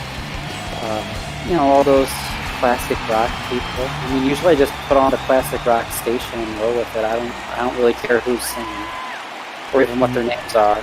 But now, please tell me you do it on AM radio as well. No, FM radio. AM radio's crap. Oh my God! I swear to God, if you said you listen to a classic rock station on AM radio, like. I'll just start paying you out Social Security, like, right here and now. FM radio is nice, although I listen to FM radio on my Alexa. I don't actually have the FM radio. Oh my God, you're on your personal government listening devices. Oh, well, that one gets past the diving Cody Bellinger. This one suddenly got a lot more interesting. And staying at second is Seth Beer. I think he could have had his second triple of the year. That's exactly the kind of play that nets you a triple. A diving just whiff out of Cody Bellinger in center field. He tried to be the hero. It wasn't even a dive. More he leaned down and then stumbled when he didn't catch it and did a full barrel roll. That'll make the save situation. Kenley Jansen will try and make his 32nd save. 2 ERA. Batting average is low all around, and he's going to have a runner on second. Still 2 or 3 runs to work with at this point, but you don't want to let this get away. You want to get back within a half game. Give yourselves a chance to, give yourself a chance to get Karsten Kelly at the plate with Kenley Jansen pitching? Is that what I heard? Because that's what I heard. Well, I was trying to think ahead to the next 2 games in the series. If they win tonight, the worst they could be at the end of this is 2.5 games out. The best they could be is a game and a half up, so. Fouled off. The win tonight, Dodgers will crawl within half a game of the division lead. See all this AM and FM radio talk. It reminds me of Mr. Mosby from Sweet Life on Deck teaching London to drive. Why don't we just relax, turn on the radio? Would you like AM or FUM? Of course, talking about Prindle. London tipped in the well-known airhead calling the gear shift the Prindle because it's labeled PRMDL. So it makes sense. Meanwhile, my fancy new whip doesn't even have like a real shifter. It's just got like a knob. Or no, it's almost like a shifter. It's like almost between a shifter and a knob. I like press it diagonally to get it into drive or reverse. And I can hit it down to engage traction braking. There we go. That should do it. Oh, fancy glove work there. Max Muncy, you slide dog. There's your ball game. 9-6 as LA takes game 2. Muncy acting like he's flipping onto the pitcher there, so he was playing first base. Of course, Jock Peterson somehow doesn't field as well as a pitcher would more often than not. But there you go. Game's over. 9-6 LA. They grab the win. They get back to within a half game in the NL West. And we'll see, we'll see these teams maybe back at it again tomorrow at 7:15. Maybe we'll see Tigers showing off some new young prospects. The world may never know, Duggo. I feel like you can't you can't sleep on Game 3 of this. Because this is huge, man. It is. They're both really big games. I mean, the game tomorrow could change the leader in the NL West. At the same time, we're looking at potentially as many as 4 people making a major league debut for the Tigers. So it's very tough. CK Kayla with the win, Hector Rondon the loss, Kenley Jansen the save. Player of the game goes to Milky Betts 3 for 5, the home run and 2 RBIs. We'll see the highlights now. 16 minutes. Yeah, started off there. Very first batter. Mookie Betts goes yard. Set the tone for how Merrill Kelly's day was going to go. That was a big jump. That was a very big jump, actually. Bottom of the 7th, score has drastically changed at this point. Christian Walker makes a 4-2 game, 4-3, coming off the bench, pinch hitting. Inning would continue, and Peralta would get some runners on, take a single that drops in front of Soler to tie it up there in the bottom of the 7th. And it ended in disappointing fashion. Seth Beer just took a lights-out curveball looking for strike 3. Man, as soon as, who was that, Kayla that came in after Kolarek? He looked great. Yeah, did a nice job, killed the rally. And the Dodgers here in the 8th, luck double after an intentional walk and a runner on second. Drives in a run, makes it 5-4, and then they managed to get out of that mess, but they left runners on second and third, but LA wouldn't let that bother them. Next, Muncy, RBI double in the 9th, another intentional walk, and then some more action. It ends up becoming 9-4 by the end of the day. Of course, that would be by the middle of the 9th. At the end of the day, it'd be 9-6, starting with Tay's home run to center. Gave these fans a little bit of hope. Made it 9-5 with no outs. Yes, there you go. There is 9-6 as Seth Beer gets himself on the board past a diving Cody Bellinger. Could have been a triple, but no. Seth Beer does the smart thing, doesn't make the third out of the ball game, the last out of the ball game on the base pass. Takes the stand-up double, and Nick Ahmed finishes it off as Max Muncy with the cute little glove flip. Kind of rude, but there's your ball game. Go get it out of the ocean if you want it. So, yeah. We got EB and Michael joining in the booth. How are you boys doing on this fine afternoon, on a Friday evening, actually? We are doing good. We're ready for, it's going to be a great pitching matchup. We had Soroka and Scherzer and another close division, just like the one you just called. So it's a key game for both teams, and I'm very excited to call this one with EB. Max Scherzer, Tigers legend. Just got to pull a TARDIS there. Yeah, EB, you got anything you want to say? No, I'm just happy the Dodgers won, and I hope that you stayed awake. And I know you were kind of you got nervous there when Price came in. So we do got a few D-backs legends in this game, so that should be fun, and a few Yankees legends and a few every team's legends. So that's gonna be very fun to call. Well, Doug, I really got nothing to say other than go Dodgers and look forward to most likely Game 3 of this series coming up tomorrow at 7:15. So go ahead, say whatever you got, and go ahead and take us away, Doug. Man, I'll be looking forward to watching that one from the comfort of my own home, not behind the mic, but I will be taking it away with some AL Central action myself earlier in the afternoon. P. Mister and myself, Indians and White Sox. But it's National League Baseball here in front of us. The Washington Nationals and the Atlanta Braves. Should be a good one. Mike and EB, I trust you guys to do us right here. And have yourselves a good one, folks. Thank you, Duggo. Thank you, Cookie. And we got the Braves and the Nationals. This game played at Truist Park, home of the Atlanta Braves. And just some quick numbers, the Washington Nationals are 66-44 on the year. and the Braves are 62-47 on the year, so the Nationals lead the NL East by 3.5 games. In terms of best record in the league, they are 4.5 games back of the Chicago Cubs and 2.5 games ahead of the Diamondbacks. Meanwhile, in the wild card, the Braves are 2 games back of the Reds for the first wild card, and now with the Dodgers winning, they are tied with Dodgers for the second wild card. So a big game for both teams tonight. And in terms of records, Atlanta is 30-23 at home, and Washington is 31-22 on the road. I am joined by EB from Toronto, and lots of stuff to talk about. We could talk about the pitching matchup. We could talk about all these great hitters. We could talk about some key trades Atlanta made this day. What's on your mind right now for these two teams, EB? Well, first of all, I want to say that this is a huge series for both teams. If you talked about the Braves being 3.5 games behind, if they sweep these 3 games, they'll be just a half game behind. So, huge series.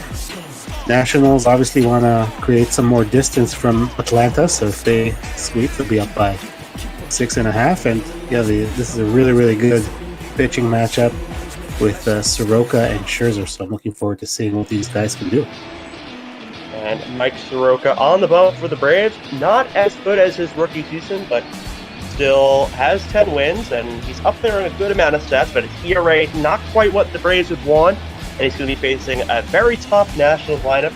The Nationals lineup is first Trey Turner, then Adam Eaton, Juan Soto in the 3-hole, Howie Kendrick cleanup hitter, Kurt Suzuki batting 5th, Colin Moran batting 6th, Ryan Zimmerman batting 7th, and Victor Robles batting 8th, and Max Scherzer batting 9th, as we're getting ready for some ML ball. Braves Nationals as Trey Turner steps into the box. Mike Soroka, native of Calgary, Alberta, Canada. Always like to point that out. So lots of great Canadian players, and Soroka, one of them. Probably wouldn't say he's the best, but definitely make the World Baseball Classic team whenever the next one happens, or the Olympic team whenever the Olympics happen. Hopefully next 2021, but you never know.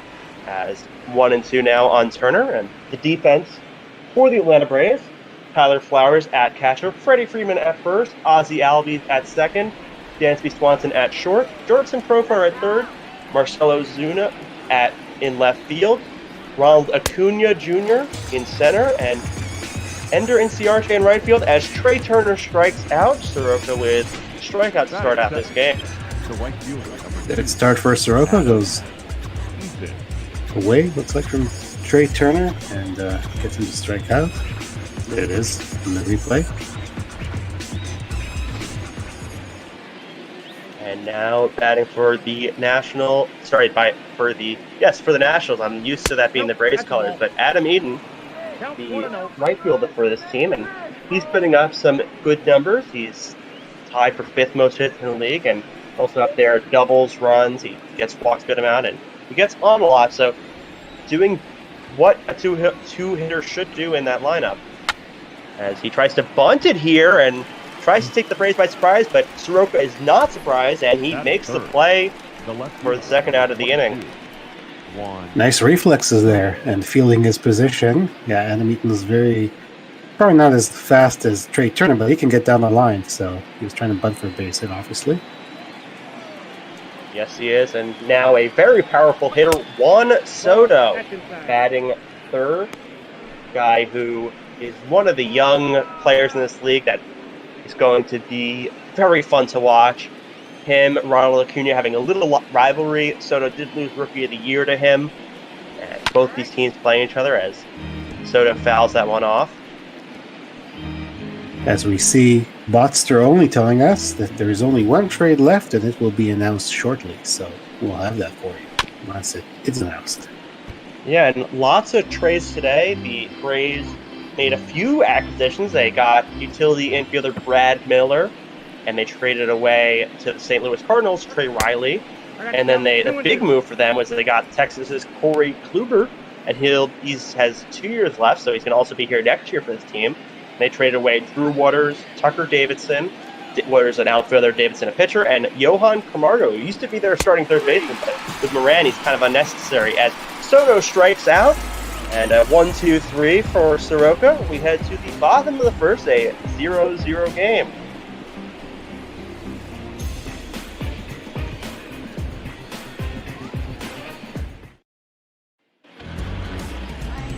Max Scherzer for the Nationals, and so many accomplishments in his career. It's hard to name just a few, but Cy Young's All-Star appearances, one of the best pitchers in this league. Not having the best year so far, but still lots of strikeouts. Still a pretty good whip, but ERA and his win-loss, not what he's used to. You see Ronald Acuna Jr. step in and line up for the Braves. It's Acuna, Albies, Freeman. Sorry, I mentioned the Atlanta lineup, so I'll mention the Nationals one next inning. But Scherzer on the bump is 1-0, and the deal for them, though, is Suzuki, Zimmerman, Ryan Zimmerman at first, Howie Kendrick at second, Trey Turner at short, Tom Moran at third, Juan Soto in left, Victor Robles in center, and Adam Eaton in right field. 2-0 now on Acuna. High 3-0. Not the greatest start here for Scherzer, falling behind Acuna. And you mentioned the ERA a little higher than what we're used to seeing from him.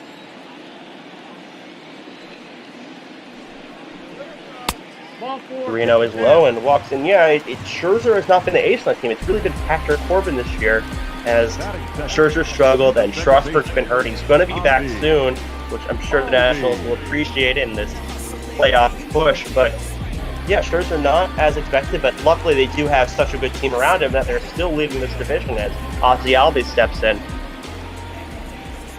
You mentioned the Braves being very active, trying to catch up to the Nationals and perhaps even pass them. Yeah, and they also have that fight for the wild card. I mean, the Dodgers are... I can't imagine the Dodgers not making it, but right now they would be competing with the Braves for that final spot. Very close in the West, very close in this division. Central, not as close, but the Reds could catch up. And it's all very close in the National League, and we still have a long way to go, so anything really can happen. 1-1 now on Albies. Acuna could run here. He has a good amount of speed. He's a 30-30 player, but no signs of him going yet.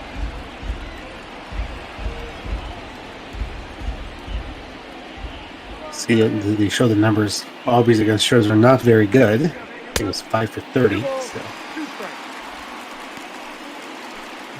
For some of those young players against those experienced vets, they kind of know how to fool a young player. But Albies getting more mature and getting better as his career proceeds, and fouls that one back. And you saw him and Acuna, very young guys, and the future of this Braves team.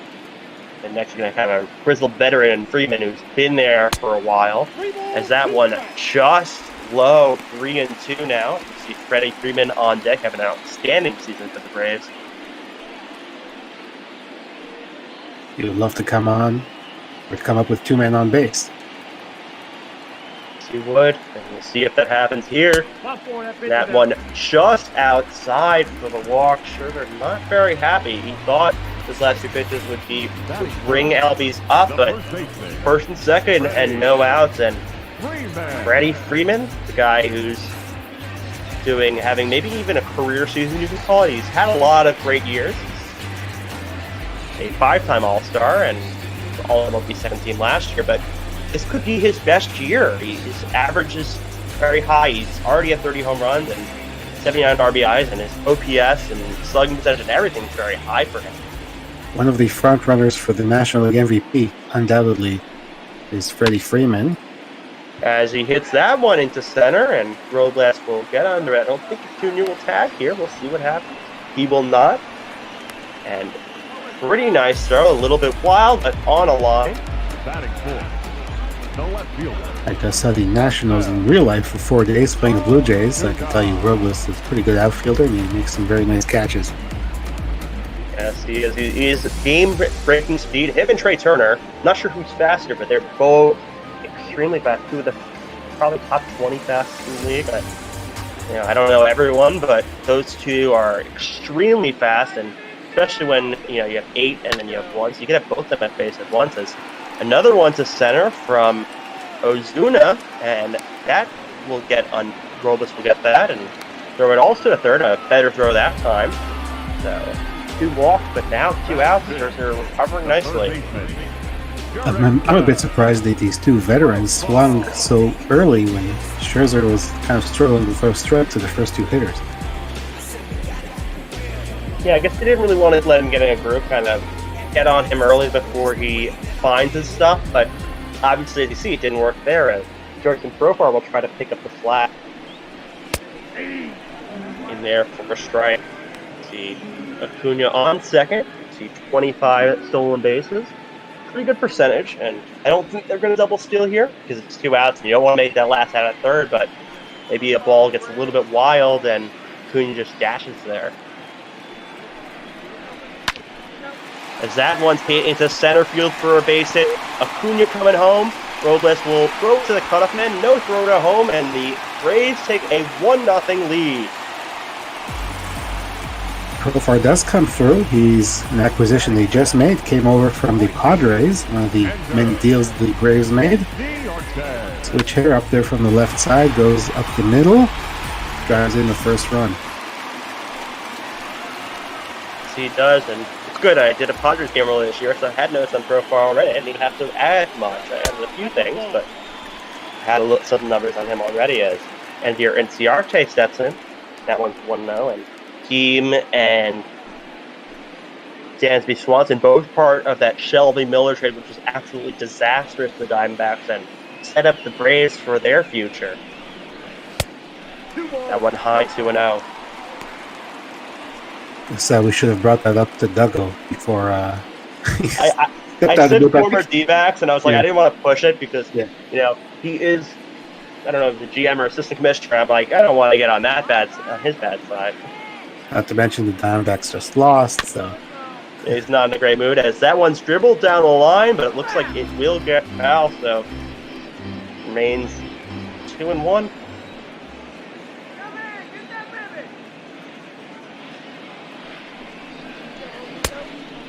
Outside 3-1, Scherzer in danger of walking his 3rd batter of the inning, and the catcher Tyler Flowers on deck.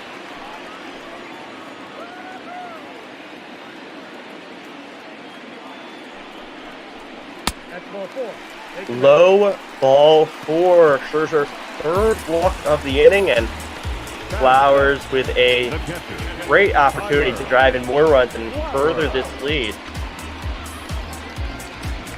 not too often do you see Max Scherzer walk 3 guys in 1 inning. Doesn't have his command early on. Braves need to cash in as much as they can. Yes, they do. Soroka not a shutdown pitcher, really. He's had some great games. He had 2 complete games, but he's not going to really shut down this Nationals lineup. As you see, Flowers just needs 1 RBI here, and 1 home run here, and he'll get 100, and it'll be a grand slam. I don't know how often that is. I'm sure it's a very common where that 100th is a grand slam, but because so many people get 100, I'm sure a few have done it. As that one swung on and missed. 0-2. See more balls and strikes from Scherzer so far, and Flowers looked like he was going for that 100th home run with that swing.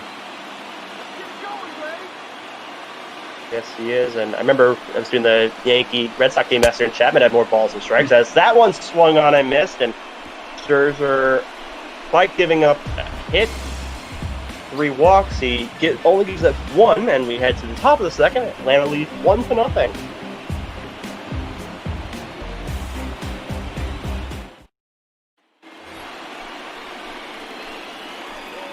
Leading off for the Nationals, Howie Kendrick, the second baseman, steps in, and because of the fact they got rid of Anthony Rendon, you have Kendrick in the 4-hole. Usually you think it'd be Soto or Rendon, but Soto in the 3-hole, and Kendrick, who had some very clutch hits last postseason in there. He had that grand slam off Joe Kelly in extras, and he also had the go-ahead home run off Will Harris, now his teammate in Game 7, made the lead 3-2, and they ended up winning 6-2 after a Rendon 3-run home run.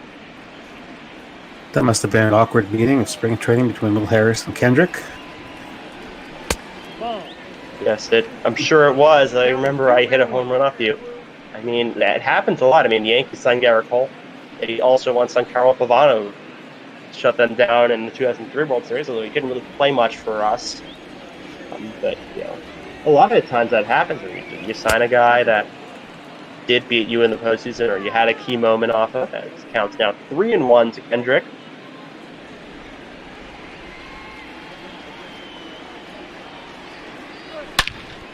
And that one swung on and hit deep to left field, and that one is gone. Howie Kendrick with the home run, 21st on the year, and ties it up 1-1. We were just talking about his clutch home runs, and he had a 3-1 count from Soroka. Knew that he would get a strike, waited for it, and hammered it. You see 99 exit velocity, 417 feet, and no doubter right off the bat.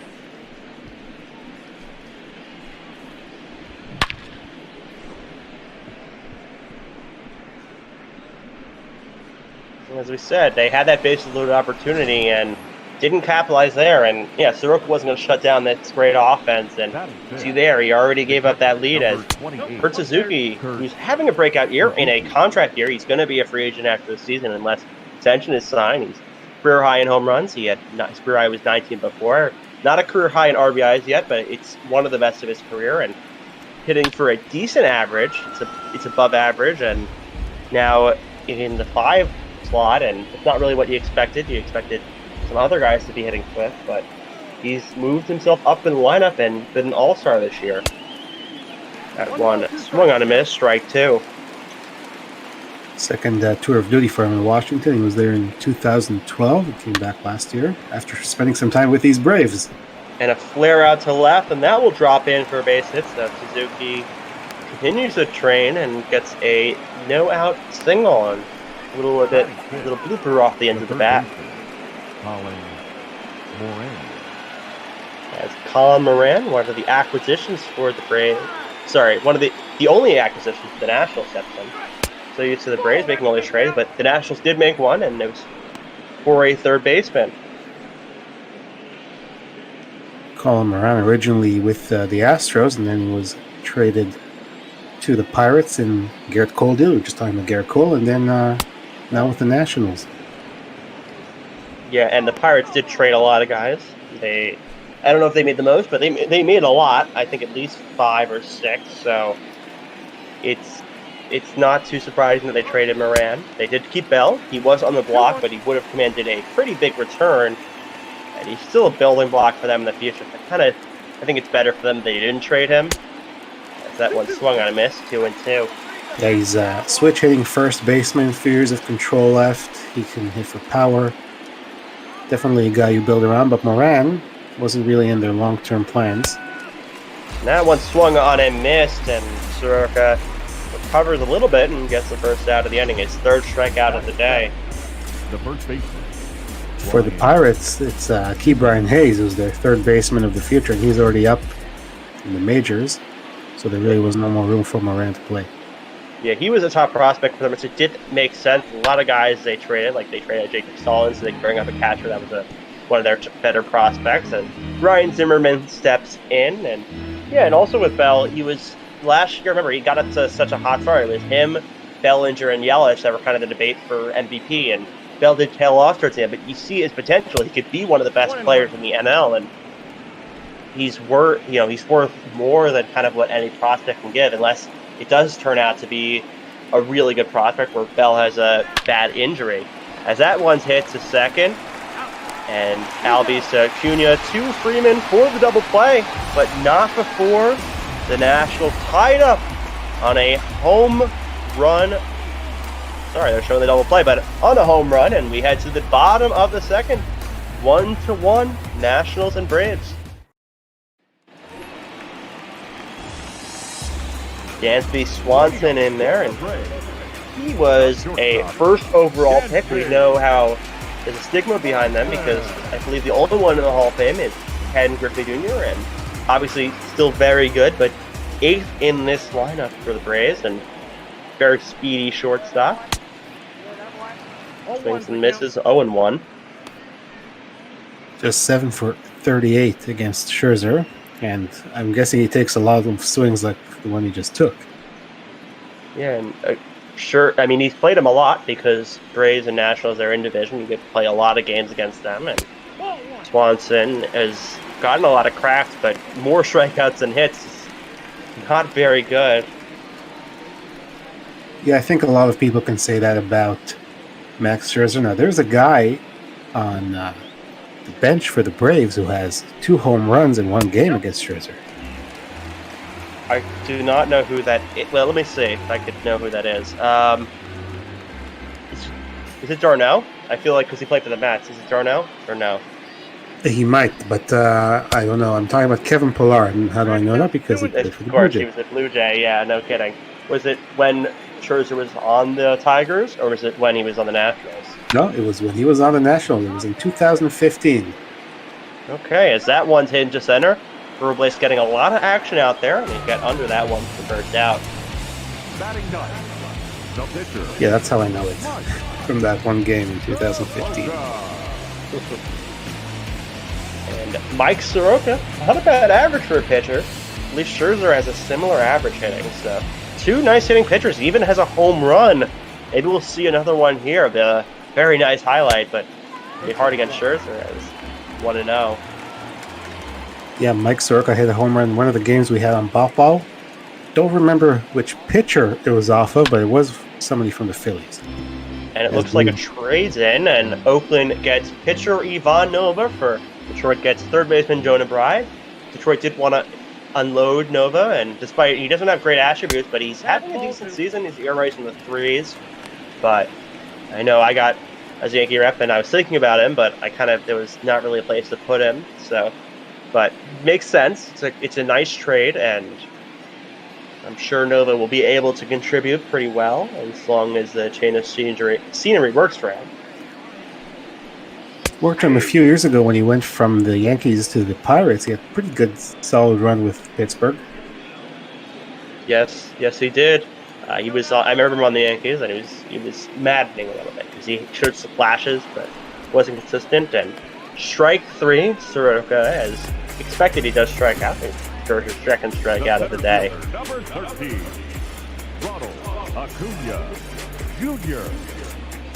It's possible. It's with the Athletics, right? They have Fires and they have Manaea, but after that, it's a little bit of a question mark. And Nova, maybe he becomes that third starter for them. Maybe they just use him in long relief. I really don't know, but we'll see how Oakland decides to utilize him. As second time the Braves lineup has been up, Ronald Acuna Jr. steps in. There's definitely use for Nova as either a starter or as a long reliever. Although, as you know, I'm not a big fan of the long reliever in ball, just because of the way they're used. But he does have value in either role. He can give you innings, and that's very important. Well, just to prepare you for that, each team has 1 long reliever. The Nationals have Fred Kramer, and the Braves have a guy you may know, Sean Newcomb. He starts for them in real life, in the bullpen for them. Has 2-2 now on Acuna after he swings and misses. Hovering around the 300 mark. If he gets on a little bit of a run, he can get over that. And that one's high and inside, 3-2. In danger of walking Acuna for the second time today. Or no, he didn't walk Acuna. He walked Albies, I believe. Oh, he walked both of them. Yeah. He walked both of them. Yeah, a lot of speed on that basis. As this one goes up the middle, but Turner gets it. Throws on the first and just gets Acuna. What a play. And we head to the top of the third and a 1-1 game.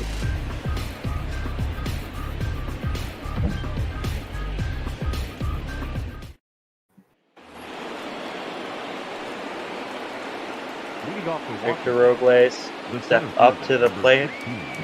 Very fast guy, as I mentioned earlier. He only has 11 stolen bases, but that's still 10th, tied for 10th in the league. And I'm sure if he got on more, because he doesn't really have the best average, only 270, he probably would be stealing more, but also being 8th in the lineup a lot, he's going to get bunted over. He doesn't really need the steal, as he gets that one to right field, and a dive, but not able to make the play is Inciarte, and Robles will shunt on to second for a double. The pitcher, number 31, Max. I want to see the replay of this. Let's see.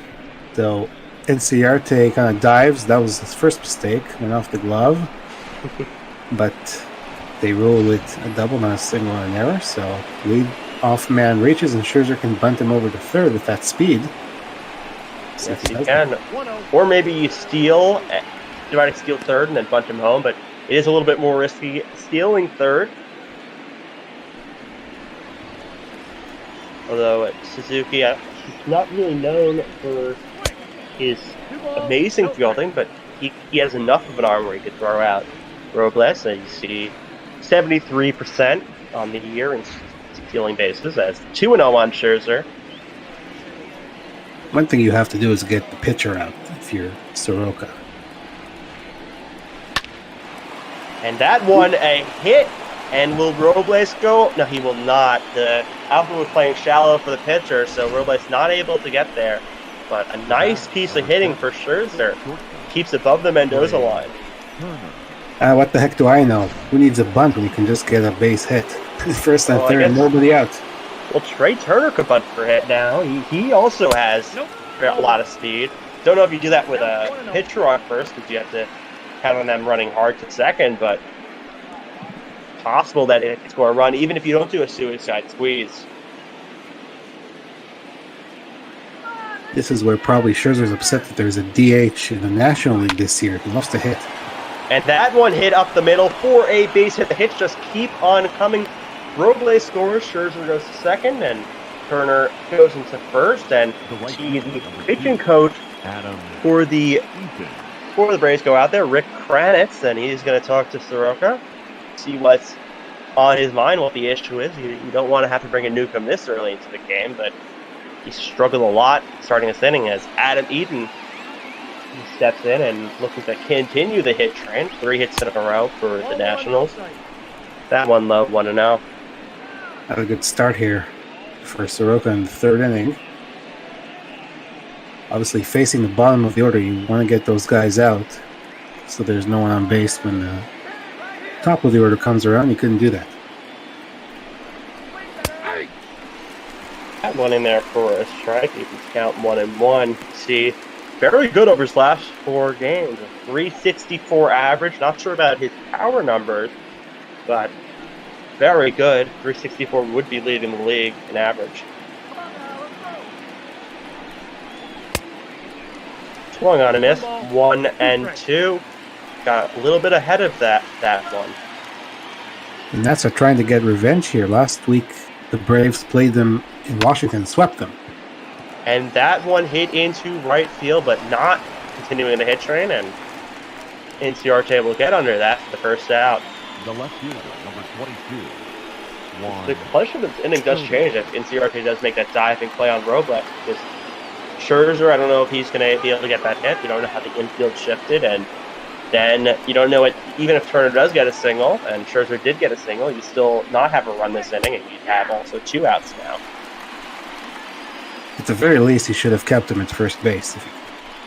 Yeah, I get the wanting to make that play because you see it, you think you can get it, and you don't want it to also short hop you, and then maybe you lose it behind you, or it gets up in front of you, and Robles could still get second anyway.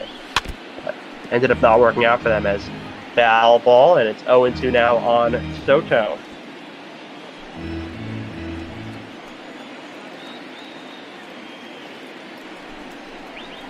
Whoa, that's down.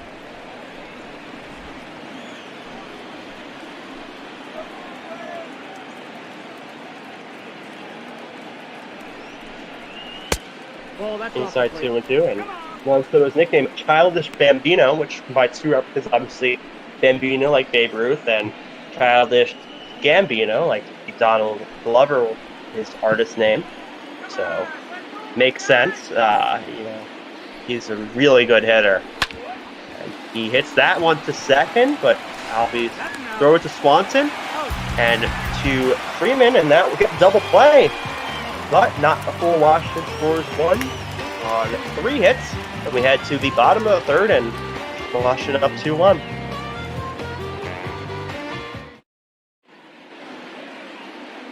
And just a reminder that our charity this week is Meals on Wheels. It supports more than 5,000 community-based programs across the country that are dedicated to addressing senior isolation and hunger. This network serves virtually every community in America and enables America's seniors to live nourished lives, independence, and dignity. And we do this all for charity. We're not getting paid. We do this for fun, and we do this also for a good cause. We do different charities every week or every couple of weeks. And if you're able to make a donation, please do so. It's for a good cause. Ozzy Albies steps in there against Max Scherzer. See pretty bad numbers against Scherzer. Walks his first time up. In there, strike one.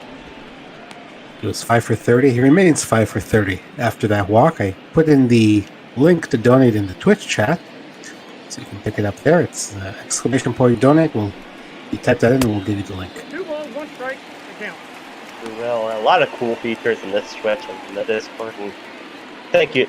Such great botting and all the GMs doing this. It's very impressive how this is all being done. Where me and EB are hundreds of miles away, and we're still able to call this game together as 3 balls and 1 strike on Albies.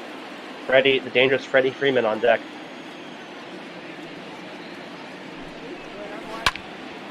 And that one hit into left center field, and a lead by Soto, but he's not going to be able to get that. And Albies going on to second, and he'll remain there for the leadoff double. 24th on the year, and it's in the top 10 yet, but he's getting up there in terms of cracking the top 10 for doubles. So that was right over his head, and he kind of stopped and let Robles back him up there.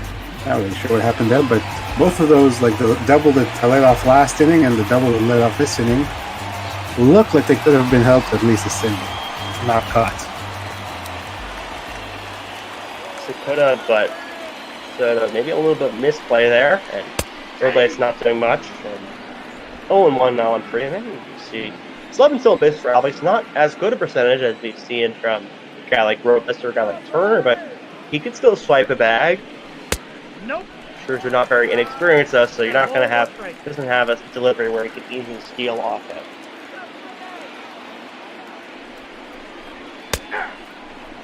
That one in there, 1-2. Didn't look very close. I'm a little surprised that it's called a strike.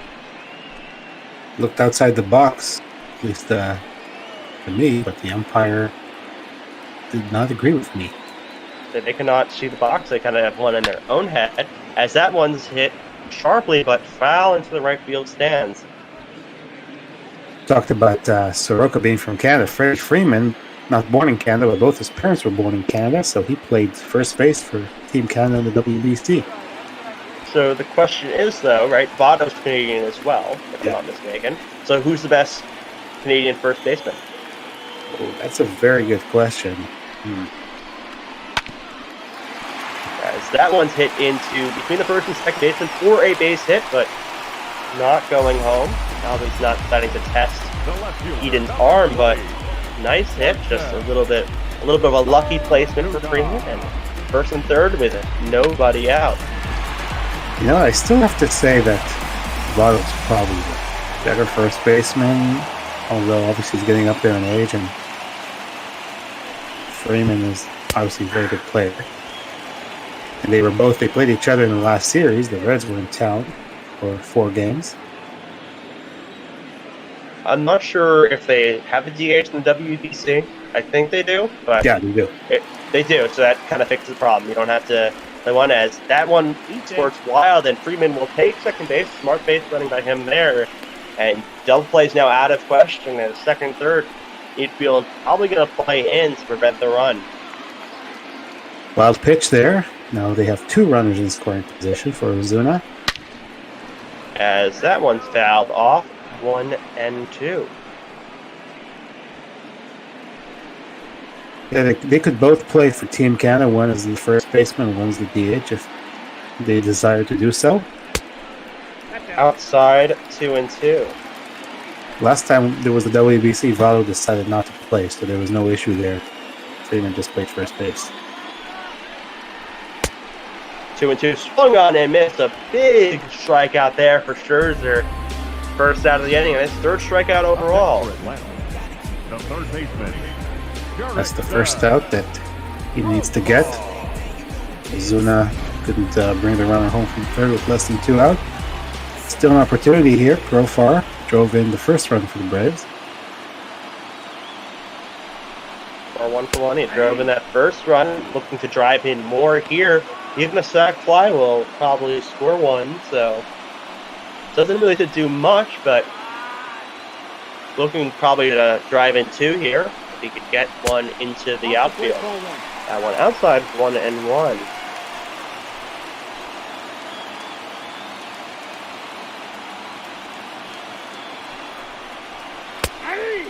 1-1 pitch, just hit the inside corner. 1-2. Profar was a top prospect with the Rangers for a long time. Played with them, but was injured a lot. Yeah, he missed 2 seasons from shoulder surgery, and he was the youngest guy when he got called up, but that obviously hurts you.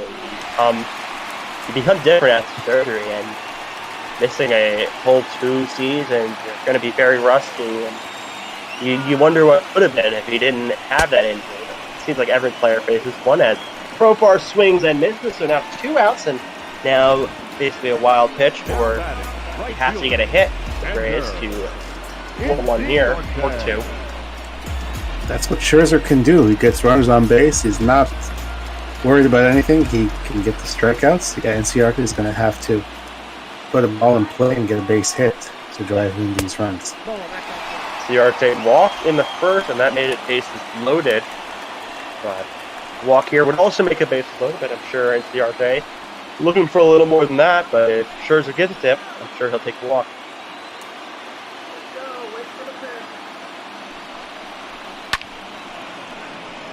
That one hit foul. Nice swing on that.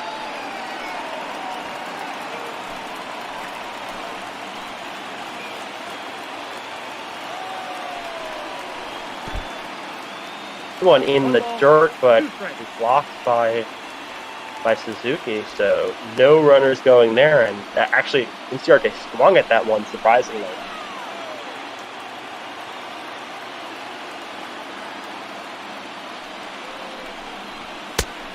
And swung on and missed. Scherzer recovers from the 2 base runners, and the Braves will leave 2 on as we head to the top of the 4th, and it's still 2-1 National. Pretty big outing there from Scherzer, striking out 3 in a row after the first 2 reach. Leading off for the Nationals, the second Indeed it was. As Howie Kendrick steps in, he hit a monster shot in the second, and Soroka's got to be careful pitching to him.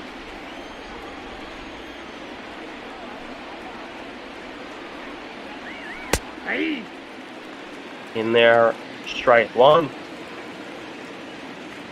Kendrick's currently tied for 8th in RBIs coming into this game. Going to move up a little bit now that he did hit that home run. And still a lot of ways to go to maybe even further that total. He's first on the Nationals, as we saw in that graphic, with 77.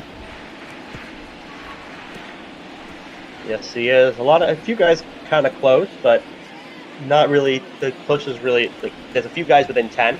Or close to within 10. There's like 4 or 5 guys, but it's a little bit. They need to go on a hot stretch to catch Kendrick for that team lead. There's 1-2 now on him. And that one hit towards the second base side, but Albies will get it, and he'll throw it to Freeman, and that'll be the first out. And you see the difference. This time, Soroka got ahead, and was able to get him. The first time he fell behind 3-1, and Kendrick got him for the home run. So it is always key to stay ahead, although it doesn't always mean success. It kind of means you be more selective with what pitch you throw. Now Kurt Suzuki steps to the plate.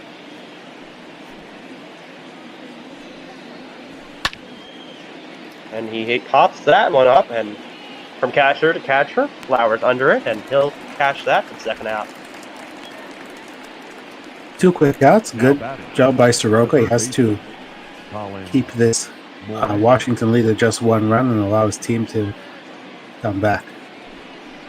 He does, and also the Nationals had an off day yesterday, so they're going to be a more rested team, so they're going to have more bullpen arms they can use. Atlanta, they did play a game yesterday, so they're not going to have their entire bullpen available. As Colin Moran in for the second time. That one just low, 1-0.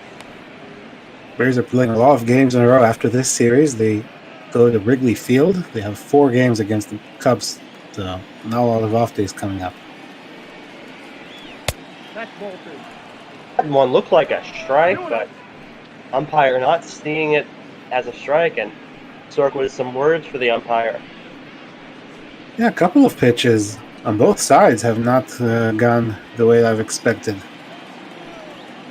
Yeah, the key is being consistent. So as long as he's consistent with this, it's going to be okay, as that one's first strike on Moran. But yeah, if he starts getting inconsistent with it, where maybe he's calling that strike from one team and not the other, it's going to cause some words at least to be thrown that way. That's what players always say. At least be consistent. And I know some of the hitters say, don't give him both sides of the plate. You know, like when he goes a couple of inches off the plate, don't do it from both sides because they can't hit that. And that sharp hit ball, and that'll get into right field. Not going to try to throw out Moran, and he'll get a single. I'll be hitting. A pitch that was elevated. He's able to get it into the outfield, and now Ryan Zimmerman will try to keep this inning going for the Nationals. And Zimmerman, he's been with his team for a while as he grounds that one to short. And bounce or to Freeman, but he'll scoop that up, the third out. And to the bottom of the fourth, still 2-1 Nationals.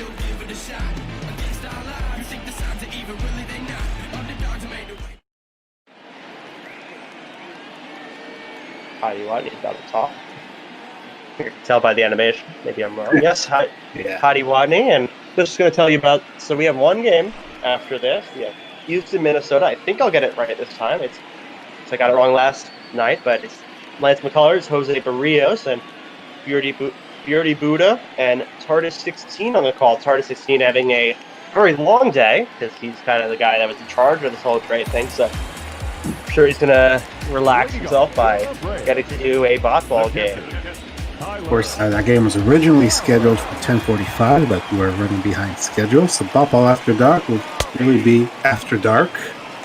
I guess maybe not on the West Coast still, but yeah, I mean, our game's thrown about 45 minutes late, so give or take, it'll start around 11:30, but you never know. This game could go extras, and I'll be up till midnight, but we'll see. We'll see what happens. Yeah, I'm in the same boat as you, same time zone, so. And that one swung on and missed. Nice strike out there by Scherzer is 6 on the day. I say, you said the fourth game of the Dodgers D-backs, because Dogo was on the West Coast, and he's going to have to get up at 9 for his game. He's going to have a 9 o'clock game for him, but it's noon here. So that should be a fun game. Usually D-backs are at night, but that one is going to be an early one. Oh my god, I'm just looking at some MLB stuff, and Mets blew a 10-4 lead or something like that. Really? Jeez. To Atlanta. Yeah, they're bullpen. That's going to be fun. I literally knew that, like, they're, with Jalen Batanzas to give 4 runs in the third of an inning, and every reliever gets runs. Lugo did, Shreve did, Sewald did them. They didn't even bring Diaz in, so their backs are against the wall now. Well, I know that the Braves got off to a pretty quick start in that game against Porcello, and then the Mets went ahead big, and then I didn't look at the real scoreboard because obviously we were preparing for this game, but oh boy, poor Mets. I mean, the bullpen is that one's strike 3. I kind of ignored that entire at bat, but 7th strikeout is 2nd of the inning, and fires it right by him. This is his 5th strikeout in a row already. He struck out the last 3 in last inning, and now 2 more here, and could get another one because he's got the pitcher now. I wonder I don't even know what the record is for that. I'm curious because you've had 20 strikeout games, so I'm assuming that's probably one of those, like the 19, 18 strikeout games. I don't know what the record is for that. I'm sure someone can pull up that info and all those consecutive strikeouts. I guess it's like 7 or 8. I don't think 5 is the record, honestly. Soroka up and Scherzer's behind him 2-0. I don't know. I think Tom Seaver for the Mets had. I don't know if it's a Mets record or if it's an MLB record for most consecutive strikeouts, but he had. It's up there. Scherzer's not there yet. I'm sure he's not, and that one's swung and missed. Yeah, but at this pace, maybe. I mean, he's facing a pitcher now, so could easily strike out Soroka. Although Soroka, we saw he has a little bit of pop in his bat, even though he didn't show a lot of pop his first time around. That one in there, strike two, and a nice cutter, just nipped the plate. One home run for Soroka on the year, as I mentioned, the game against the Phillies that we had here on Buffalo.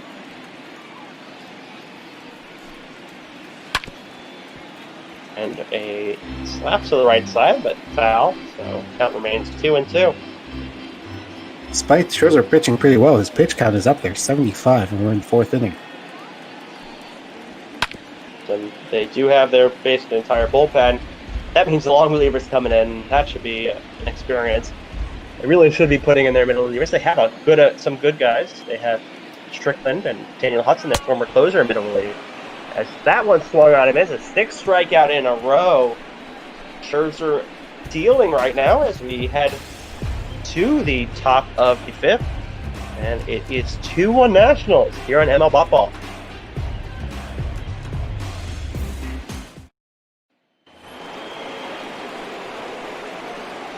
Leading off He had a double and scored his first time. So I looked it up quickly between innings, and it was Seaver. It was 10 batters in a row. And so there's a couple of guys with 8. It was Blake Stein, Nolan Ryan twice, Ron Davis, and I guess Blue Jays legend Roger Clemens, and many other teams' legends. Yeah, makes sense. Those are guys who got a lot of strikeouts. Now, do you know, did Clemens do it with the Red Sox, the Blue Jays, or the Yankees, or the Astros? I don't know. I would guess it's like with the Red Sox, at least for one of them, but I don't know that exactly. But I never heard of Blake Stein or Ron Davis. I heard of Ryan and Clemens, obviously, and Seaver. That 1-2 on Robles. Soroka had a very tough 3rd inning, but he did much better last inning and looking to get a few innings. Only got 61 pitches, so he's a little bit of better situation pitch-wise than Scherzer. Inside 3-2, the pitcher Max Scherzer on deck. He's 1-for-1 this game. Yeah, Soroka is trailing, but lower pitch count than Scherzer, but he does have to get the bottom of the order, like I said last time. And that one hit up the middle, and Albies cannot get to that one, so that's a base hit for Robles. His 2nd on the day. A lot of speed on the bases. The pitcher, number 31. Yeah, just up the middle, and at least they kept him to a single this time. Now we'll see if Scherzer does bunt this time for runner at first. Yeah, he's now up to 225 average, so I feel like that's better than some guys on this game. I'm going to quickly check my lineup, see if it's better than anyone in their team. It is not. It's better than Jan Gomes. It is better than their backup catcher's average. So. I gotta tell you, 225 is higher than Kevin Biggio on the Blue Jays. I'm sure he's pretty sucky this season. Yeah. He'll get better though. He's very young. And that one in there, 1-1. So Scherzer not showing a sign of budging yet. And it looks some signals from the manager, Dave Martinez. So maybe a steal here, maybe a hit and run. Let's see. Maybe Soroka saw that as well. He's trying to pick off Robles, but not even close. It's going to try to keep him close, obviously. So if he does take off, that Flowers has pick off there. And that's into foul territory, but that does drop. Nice swing by Scherzer, but it's 1-2 now. Can't really bunt here. And check swing, did he go? First base umpire says no, he did not go. So 2-2 now.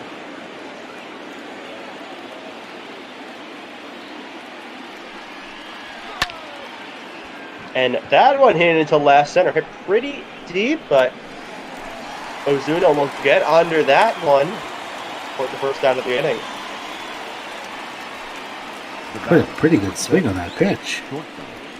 Yes, he did. I mean, he has a few homers in his career, Scherzer. So he could hit a Yabo, but not common, obviously, and he doesn't have any this season. It's Trey Turner up, third time around for the Nationals. That one just low, 1-0, and you see Turner second on the Nationals in hits, and also 11th in the entire National League. He's also first in triples. And that's the thing he leads on, and first in stolen bases as well. So, and he's up there in other categories, but he's eighth also in batting there. So he may garner some MVP votes as a pitch out, and do they get Robles? They do not. I don't know what happened. He picked it up and then tried to tag Robles and did not get him. He is just very speedy. He was on the base before the tag was put down, so that's going to be a stolen base. Yes, it will be a Robles blinding speed, and now a single will definitely score him. And Turner hits that one to the right side, and that'll be through for a base hit. Robles coming home. The throw by Inciarte cut off by Soroka, and no throw at home, and the Nationals take a 3-1 lead. Speed kills, and Turner celebrating at first. Scherzer couldn't advance the runner, so he just decided to do it himself. Robles steals second and scores on that base hit, and that's 3-1 Nationals. And a pitch out there, thinking the same situation, but not going, yeah. I say speed kills. You think of a guy like Billy Hamilton. He doesn't hit very well, but when he got on, he'd steal second, steal third, and a wild pitch, he could steal home. So that's like huge, because it turns from, okay, I just need to not give up another hit, to I can't give a ball, I can't even let a ball go to the outfield. I can't throw it wild, and I can't give a sharp ground ball where they're not right in front of it. Makes it much more difficult for the pitcher. It puts pressure on them. Yeah, speed is huge, and you see, or at least we saw that Turner on the show is 99, so pretty fast runner. You see some action in the bullpen. Shane Green, AJ Minter, lefty and righty. So neither of those guys long relievers, surprisingly, but we'll see. I mean, Green used to be a starter. He doesn't really stretch out to go really multiple innings, but he could. He used to. Minter also a middle relief pitcher, so it makes sense they're warming some guys up, and Soroka is favoring a little bit, but it's a little bit of bad luck as well on his part. And that one, a sharp ground ball to third, and a wild throw to second, and Turner will go to third. Pretty bad throw there by Profar to Albies, and Albies had no shot at that one. I felt a little bit of pressure there with Turner's speed. He had to get it there quickly, and now it's first and third, one out. And talking about that bad luck with Soroka, and another one there. That's not really his fault. That's Profar and also Turner's speed. So that ought to be an error, obviously, because you had at least a play at second. Yes, they would consider it a fourth out. They wouldn't consider it a double play. You can't call that for an error. They would say one out would have happened. So if there's one out and still a run scores, or if a home run happens, I think all those runs will end up being earned. Sorry, if a home run happens now. If a home run happens 2 outs, they consider it unearned. They got the strikeout there. That was pretty quick, but recovery strikeout there. Soto chasing, and 4th strikeout for Soroka, and now it's going to have to face the dangerous Howie Kendrick. Solo home run this game. Looks like in the Mets game, the Mets have first and second 2 outs. Let's see what happens with them in real life, but in this game, it's first and third 2 outs. I mean, the Mets had one earlier this week, with bases loaded against the Red Sox, and they couldn't come through, so that's just struck out Cano in a loop to the outfield, but Bogarts was able to get it. That one's inside, 1-1. There are so many things happening in the real games, and every game counts when you're only playing 60, so a lot of pressure on a lot of teams to get off to a good start. And nicely hit there, but fouled by Kendrick, 1-2, Soroka. 1 strike away from limiting this damage to 1.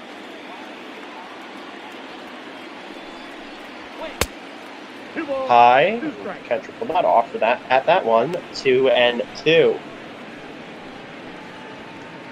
He's had to work hard this inning. I think probably should be over. So he's up to 83 now. He was up to like 60 going into the inning. I was like, oh, we could go a few more innings. Now he's up to 83. So maybe his last batter, maybe they pitch him 1-0. But now 3-2. So the runner from first will be off, and Single could actually score 2 possibly. First is Adam Eden, then he has some decent speed. The 3-2 is hit into right field. It's Yarde coming in, and he'll make the play. So the Nationals able to score 1 on a Trey Turner single for Victor Robles. And we're going to head to the bottom of the 5th. 3-1 Nationals, and middle of the Atlanta, or top of the Atlanta lineup coming up. Lots of great hitters.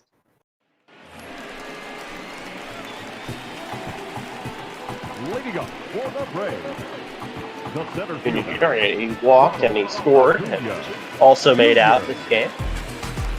He's still below that 300 mark. He needs to string together a couple hits to get back up there. You're also first in batting WAR in the NL, first in the AL. It's surprisingly Mike Trout, despite the fact he leads in 0 statistical categories. It's literally Alvarez for most of them, and still Alvarez in second for some reason, and Greg is, I think, third or something like that. Either way, now 0-1 on Acuna. Trout's always leading in everything, it seems, even when, as you said, he's not actually leading. He's still a very valuable player. He is just not. It's weird because I don't know how it's calculated exactly, but you think you have to lead in something. Be up there in something, but considering Alvarez is leading in like almost everything, besides size and speed stats, and maybe like triples and doubles, like it's a little bit surprising. It's now 1-2 on Acuna, and that one high and not offering it. That one 2-2. I did Angels Blue Jays game earlier this week, and Trout hit 2 home runs, so sort of fresh on my mind. That's true, and 3-2 now. As the Albies on deck, Scherzer had a little bit of trouble control, but he did have 6 straight strikeouts. Looking for number 7 here. See if he can get it. Fouled off. We'll have to wait another pitch.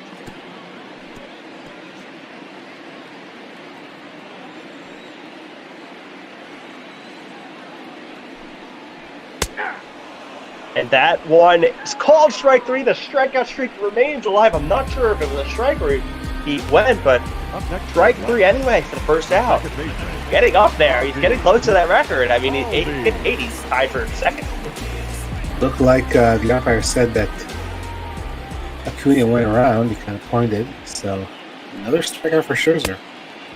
That one swung on a miss. 0-1. Yeah, it's going to be hard to strike out all these guys. There's a lot of good guys right now, but we'll see. We'll see. He's looked like the Cy Young trick. He's looked like the guy we saw in the playoffs, the guy we saw win 3 Cy Youngs. Not like this year's version, because this year's version has struggled a lot, but maybe this is a turnaround point for him. But 0-2, he's in control of Albies. Gonna possibly get his 8th strikeout if he gets one here. Maybe I'll call some history. The ball history will never count in the real record books, but in the ball record books it will.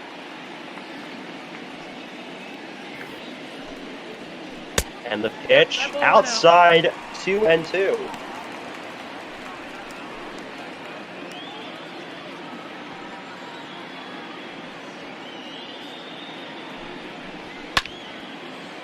And that one fouled off, so the count remains 2-2. Looks like in real life the Mets lost. Ross had 2 runners on, they flew out, so the Mets lose 11-10. Another crushing loss for them. They've had like 3 of those in a row. Oh, goodness. They almost stole a win with Parcello pitching. It's been pretty bad for them. He got traded to the Red Sox today in Bothwell, so he's back on his former team. Yeah, that's a bit of an odd trade for the Red Sox. As that one's foul, almost ended that strikeout streak, but not in fair territory. 2-2, and don't know. I mean, Scherzer's up to 91, so I don't even know. He may not even get a chance, because even if he strikes out everyone this inning, he'll have 8 as he'll have 9 as he gets to 8, so tied for second all time now. Scherzer moving up in the record books. Strikes out Albies there, and now facing Freeman. I think Martinez will put him in next. He's looking so dominant, and he could pitch over 100, but you never know. They may try to pinch hit for him or do a double switch if it ends up coming to his spot in the order. As Freddie Freeman up, he singled in the 3rd inning and made out in his other at-bat. Yeah, Scherzer is a guy who will give you 120, 130 pitches if you let him. He's not afraid to go out there and just pitch and pitch and pitch. Yeah, especially in a huge series like this when the Nationals obviously trying to put some distance away from the Braves in the standings. Yeah, you don't want to use him too much because you don't want to get him as that will not be a strikeout. That will be a single from Freeman. So the streak ends at 8, but he'll be tied for second of all time, and that's probably the Nationals record. So if they at least has that, he may have that already. I don't even know. You see his totals, pretty good ratio of strikes to balls after struggling with that early in the game.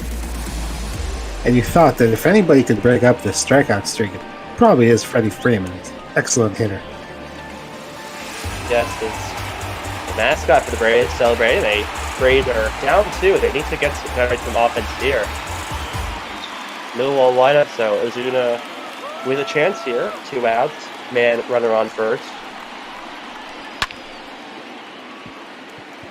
That one popped up to Zimmerman, and he's going to head under that. So not a strikeout, but an out, and Scherzer with a relatively unscathed 5th. He gets 2 strikeouts, gets a single, and we head to the top of the 6th, and it's still a 3-1 game. As Shane Green, Yankees legend Shane Green, comes in as part of the Didi Gregorius trade.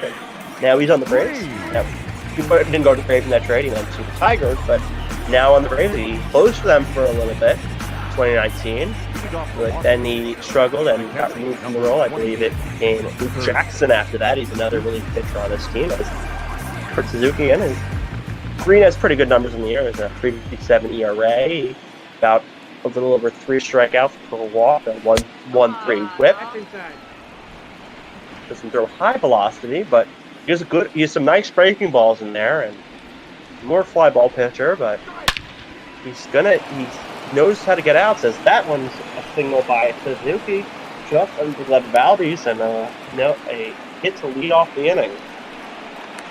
The numbers there showed that Suzuki was 0 for 8 against Shane Green, so now he's 1 for 9. Leads off this inning with a single. Green traded over here to Atlanta at the deadline last year from Detroit, and as you mentioned, was a closer for a while. Now he's one of these middle relief roles. Will Smith was signed to be the closer.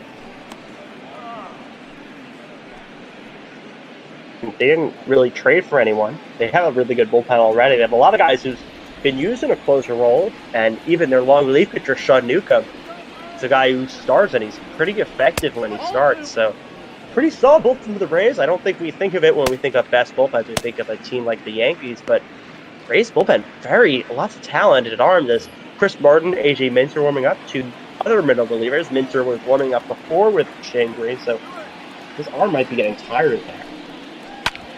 2-0 now, and that one hit to Alves, on to Swanson, on to Freeman, and that's a double play. 4-6-3. 2 outs in the inning. Just what Green needed after giving up that base hit to lead off the inning. Nice double play. He's got 2 outs. He can get Ryan Zimmerman, and he goes back to the dugout. Definitely get out Zimmerman. He kind of quick at that last time that I was mentioning. He's been with this team since 2005, so he's kind of been with the ups and downs. The team used to be good, and then they were pretty bad. They signed some guys to try to get good, but now they're actually good. And I don't know how long he's going to be there. I mean, he's so old that he was on an AAU team with BJ Upton, David Wright. Like, those guys are old. Yeah. He also was on a showcase team with both Uptons and Wright and Mark Reynolds. As that one's hit into left center field for a base, so not able to retire Ryan Zimmerman, and Victor Robles was up to play.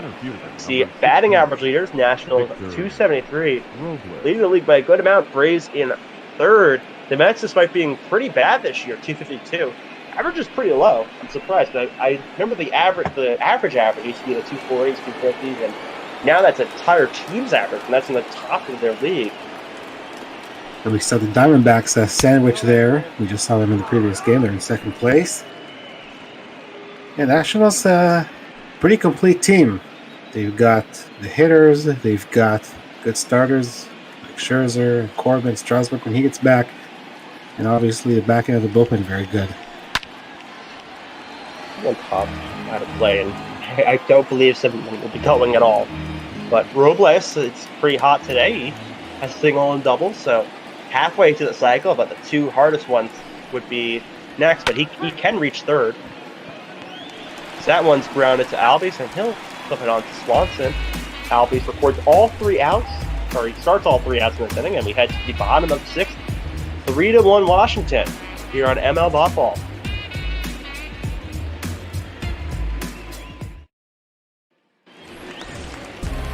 Jurickson Profar in, he's 1 for 2 on the day. Singled and drove in a run.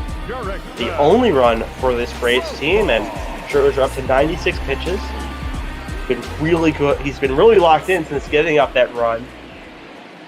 Maybe his last inning, maybe one more after this. I haven't seen anyone warming up. It's really nice pitch there. Oh, now this guy's warming up. As just as I say that, Daniel Hudson, Ronis Elias is warming up. Both middle relievers for them.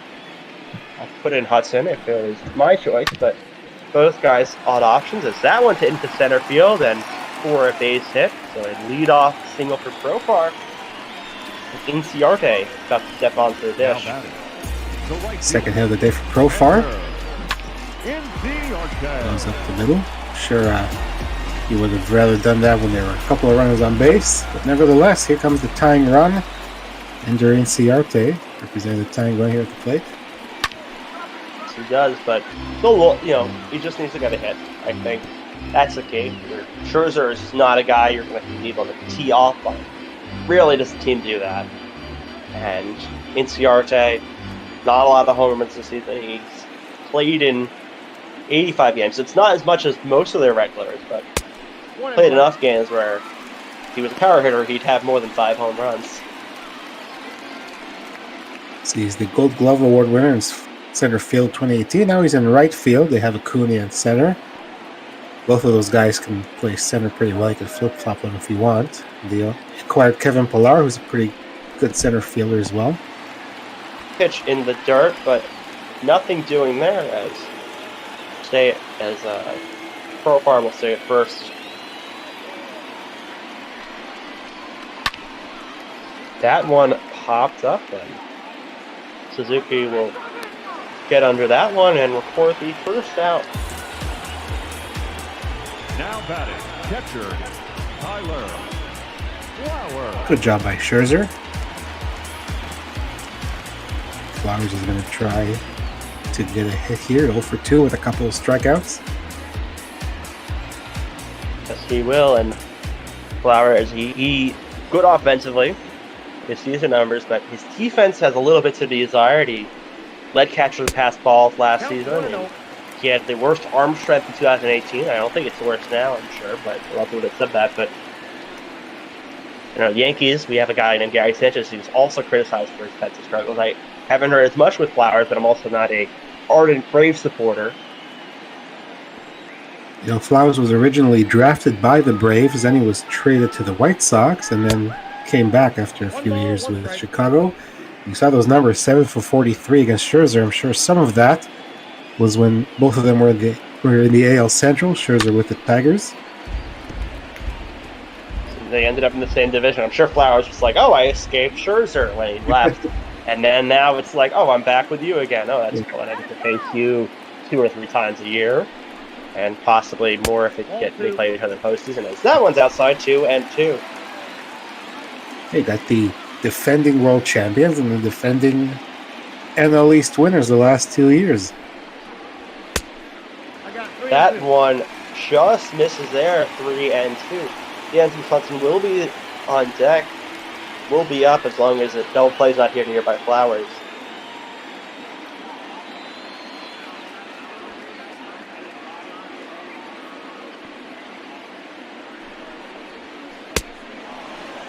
On and miss. A big strikeout there. He's 11th on the day.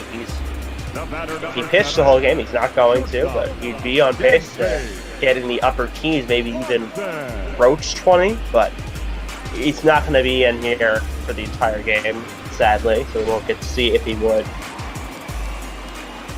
I would say this is most likely his final inning because he's up there and pitched at 108. Of course, he does have a 20 strikeout game against the Tigers a few years ago.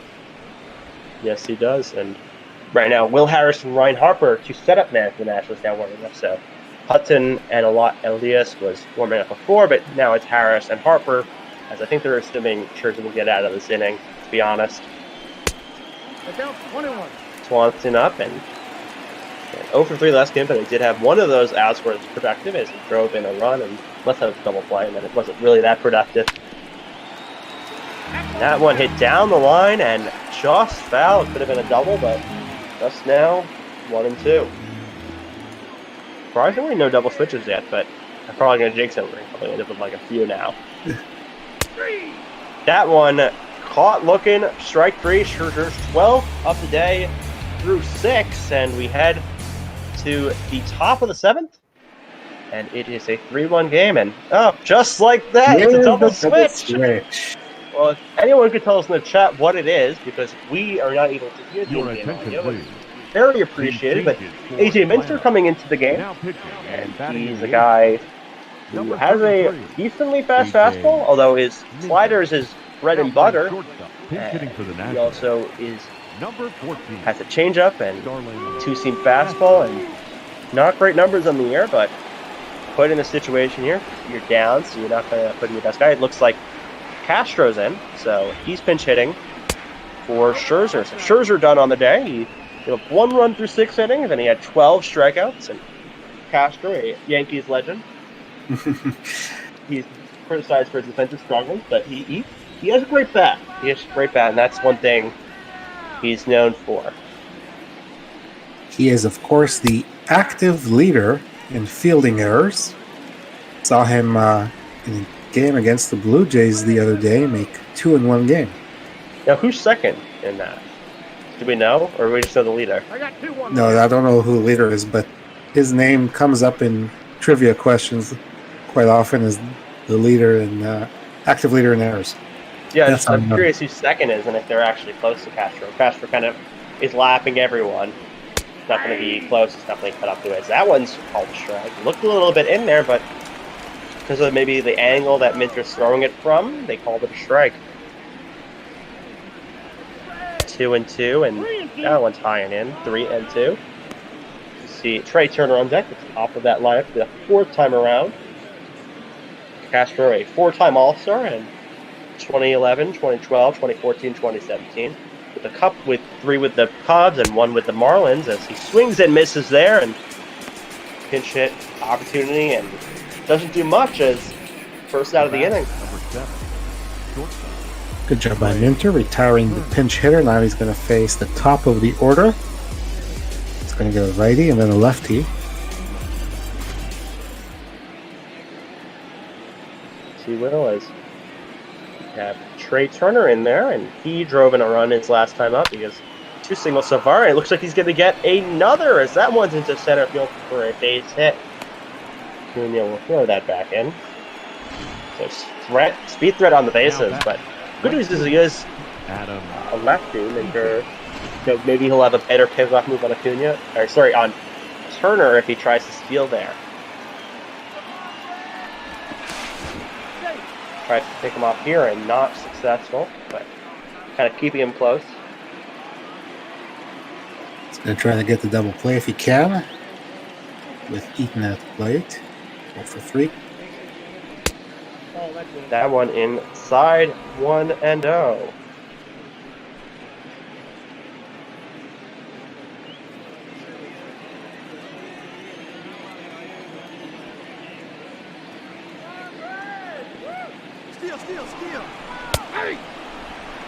And a steal attempt by Turner, and he'll get in there pretty easily. They didn't pitch him out, so he's going to get a steal there, and that will continue. That will extend his lead, and he has now 35 on the year, 35 for 38. Not even close, as you saw there. Flowers had no shot. That one's hit into left center field, and a weird slide there by Ozuna, not even close. And Turner will motor home, and he'll get there.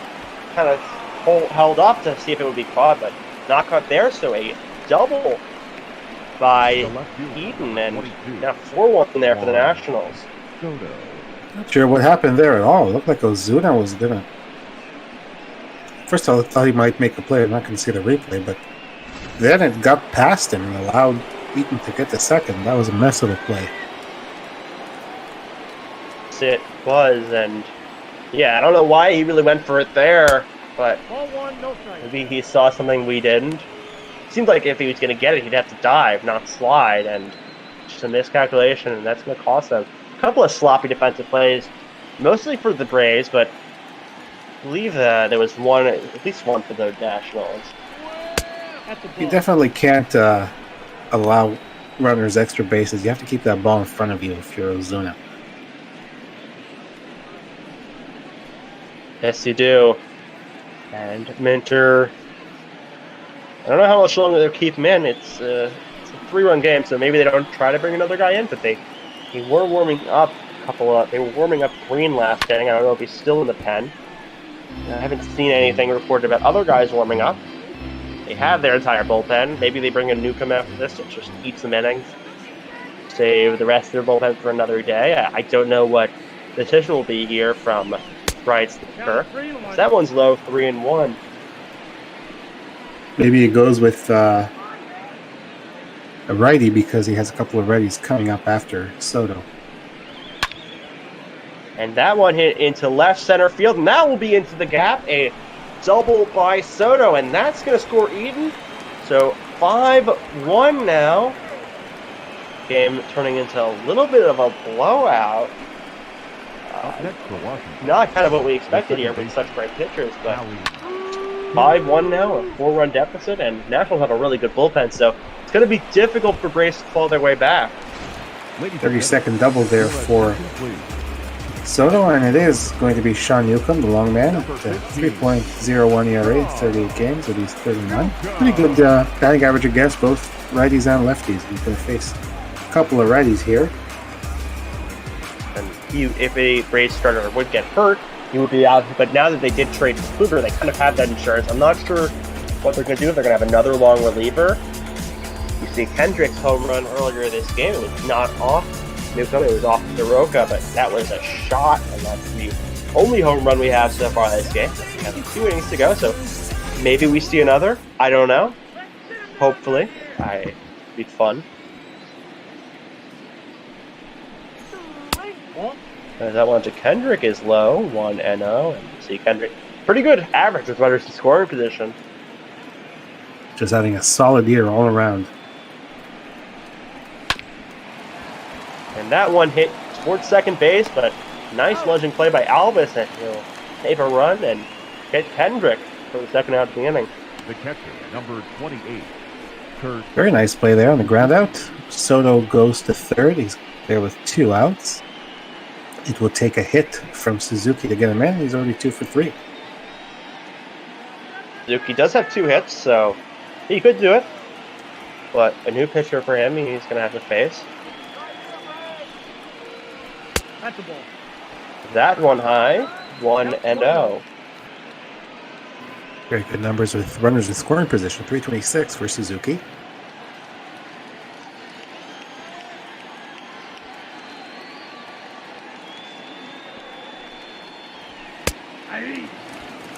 One just in there, so 1-1 evens the count.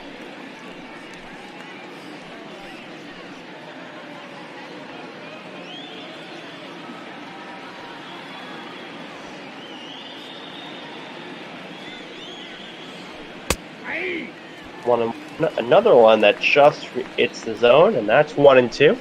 Newcomb 1 strike away from getting out of this inning. Our umpires really enjoying making the borderline calls today, I see. Yes, they do. Lots of pitches. They're testing this umpire today. I'll be honest. Don't know. They didn't say who the umpires were at all. I don't think they ever do. As that one's hit into right field, and NCRJ chugging over there, and before the final out of the inning, but not before the Nationals score 2. Makes it 5-1 as we head to the bottom of the 7th. There's our answer. Hechevarria came in on the double switch. Not sure which position, though. Probably one of the infield spots. Your attention, please. Yes, and Now, Daniel Hudson steps in, the former Nationals closer. Not exactly sure why he's not closing for them this year, but middle relief pitcher and not terrible numbers. Not his best, but definitely a useful arm out of this bullpen as Adani Echeverria steps in, one of the harder names to pronounce in the MLB. Had a cup of coffee with a lot of teams, including the Yankees, so another former, I think we've seen all former Yankees this game. No, we have not seen Shane Green, but we just see him in the bullpen. We didn't see him in the game, but... And Echeverria came in a shortstop, as the graphic said, so now we know that. So that would mean they took out Swan. That makes sense. Swanson was the 8th hitter. So the 8th spot is not a pitcher. So by the time they may not even get to him. So, and if they do, I would guess I don't know who they pinch at. Maybe Pete Pilar. Maybe Riley. I don't know. Riley did used to start for them for a couple of games. But Echeverria, he also does start in some games when there's not a lot of these times, but if you're against a left-handed pitcher and they have a DH in the lineup, you have a Danny will start, and you just start in the field, and they just move one of their fielders to the DH.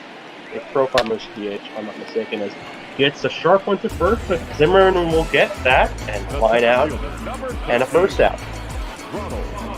Sure, he has a very, very good defensive shortstop. He plays third sometimes, as you mentioned, and he's solid defensively. Doesn't always give you too much with the bat. He's earned his reputation on defense.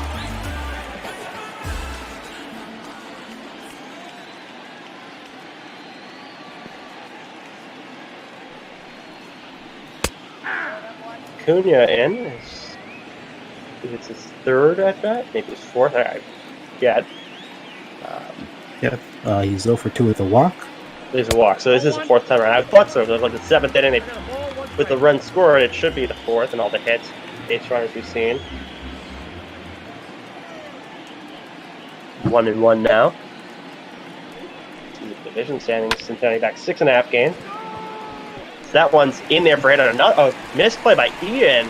Similar to what happened with the other inning with or with Ozuna, and a triple there for the pretty speedy.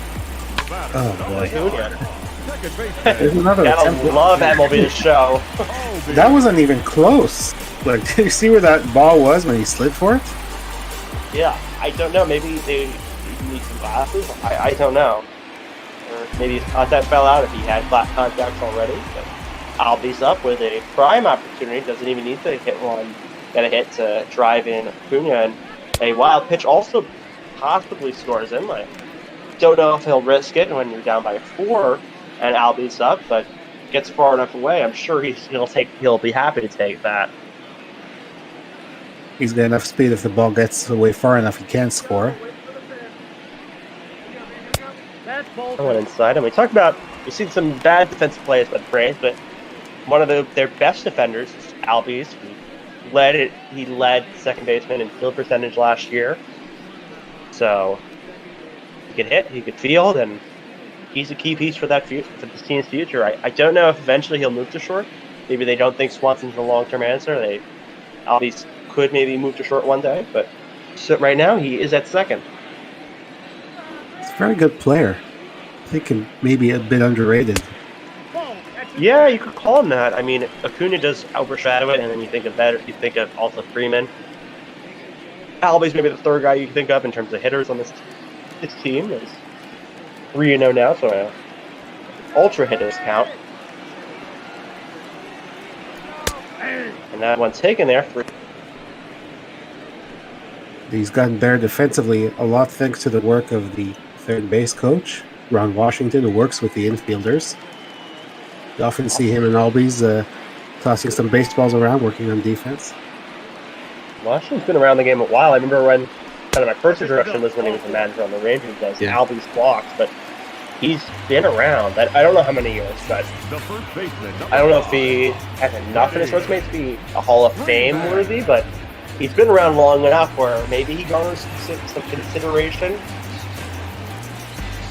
Yeah, solid manager and solid coach. He was in Oakland before he went to Atlanta, and he helped Marcus Semien, the shortstop there, with his defense. He doesn't he didn't win a World Series with the Rangers, but he was very close twice.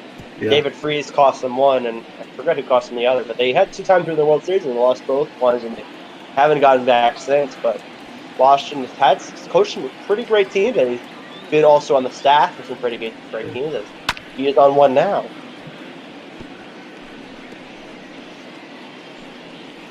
Freeman fouls it off. 0-2 now on Freeman.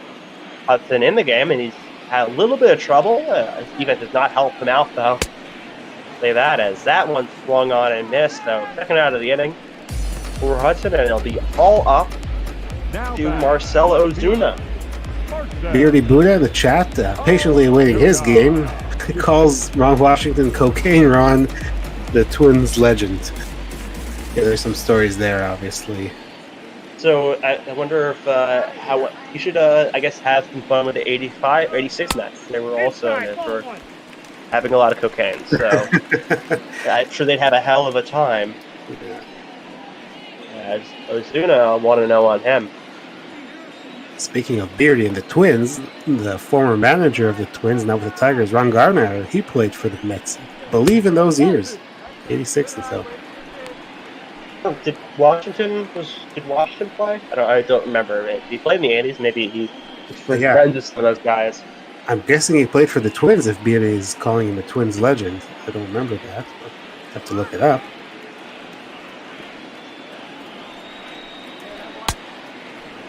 That one swung on a miss, so 2-0 becomes 2-1.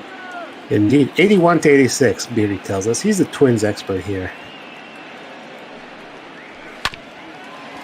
And that one hit into second, but a nice launching play by Kendrick, and he'll throw it to first. Zimmerman, a nice scoop by him, and some danger for Hudson, but still 5-1 as we head to the top of the 8th. And I missed taking us to the ball game, but after doing play-by-play yesterday, I don't think I want to do extra thing. Yeah, I did the Red Sox-Yankees game yesterday. That was a thriller. A near comeback for the Red Sox in the 9th off Chapman, but Yankees did hold on and snapped a losing skid. Took a 3-game lead in the division, and that's a close division. And they won again today, the first game that we had. Yankees were kind of struggling there for a while. They lost, I think, 4 straight. They lost 2 to the Red Sox, and then the Mets swept them in that mini Subway Series, but they bounced back the last 2 nights at the expense of their rivals, the Red Sox, at Fenway. As you see, Chris Martin, Justin Wilson warming up. Wilson a setup man and Martin a mid-relief pitcher in case they need a guy. And strikeout there for Moran. Moran, the second and maybe the second most famous red beard in the majors. And you think of Justin Turner's obviously the most, but you can't think of a lot of guys with red beards in the major leagues. Gotta love the red beard. Yes, you do, and that one's just how I want to know it.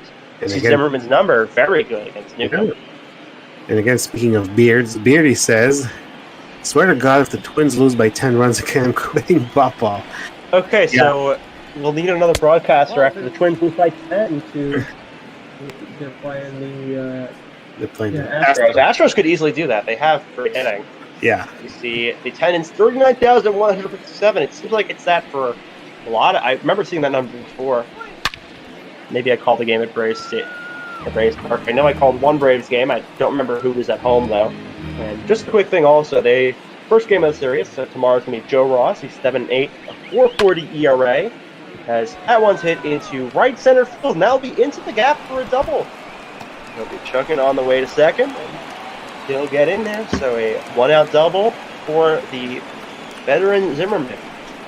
But just quickly with the games, so Joe Ross, 7-8, a 4.40 ERA versus Felix Hernandez, who's kind of having a little bit of a resurgence, 9.44 ERA, and then you have Patrick Corbin, not 12-7, a 3.61 ERA, against Michael Walker, 9-9, with a 3.42 ERA. Michael Walker pitching on Sunday, another one of those trade acquisitions by the Braves. I think they fly out to center field. Originally sold by the Mets, but the Mets has had an awful season, partially due to some injuries in their pitching staff, partially due to just underperforming by their hitters, as Second out of the inning. A fly ball to second to Cunha, and a pinch hitter. It looks like Asdrubal Cabrera. Yeah, it's Asdrubal Cabrera.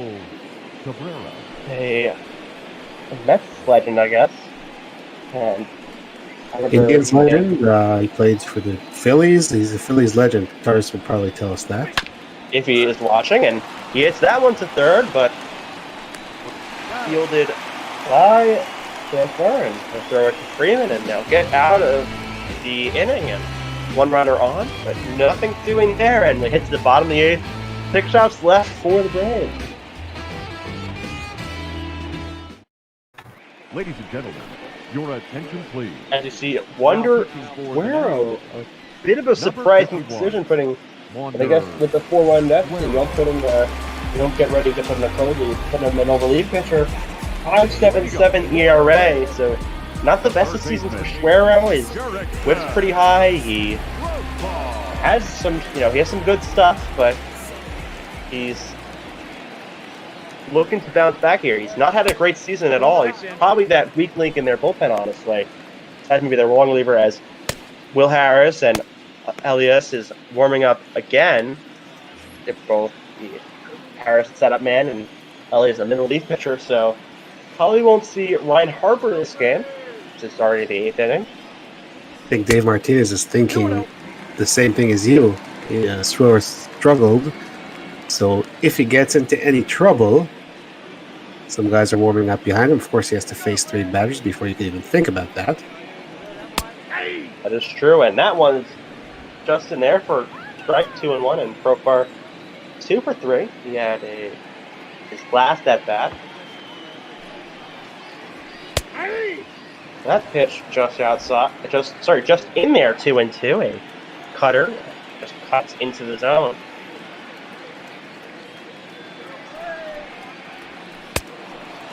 That one swung on a miss. Would have been ball 3, but chased there by Profar and 1 away. Now batting, right fielder. Not sure what he was looking at. I mean, that was high, elevated. The other batter's box. But he swung right through it. Ender Inciarte steps into the box, and we're looking good so far, but a little bit, 2 outs to go.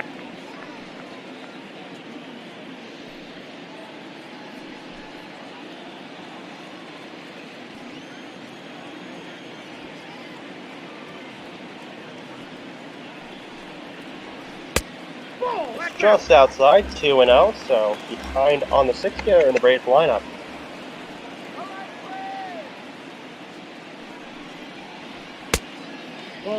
One outside, 3-0. Tyler Flowers, catcher, on deck. So Atlanta, and their 8th hole is their pitcher, so they're probably they may have to use a pinch hitter this inning. 3-0. Lazy pitch and not swing, so 3-1 now.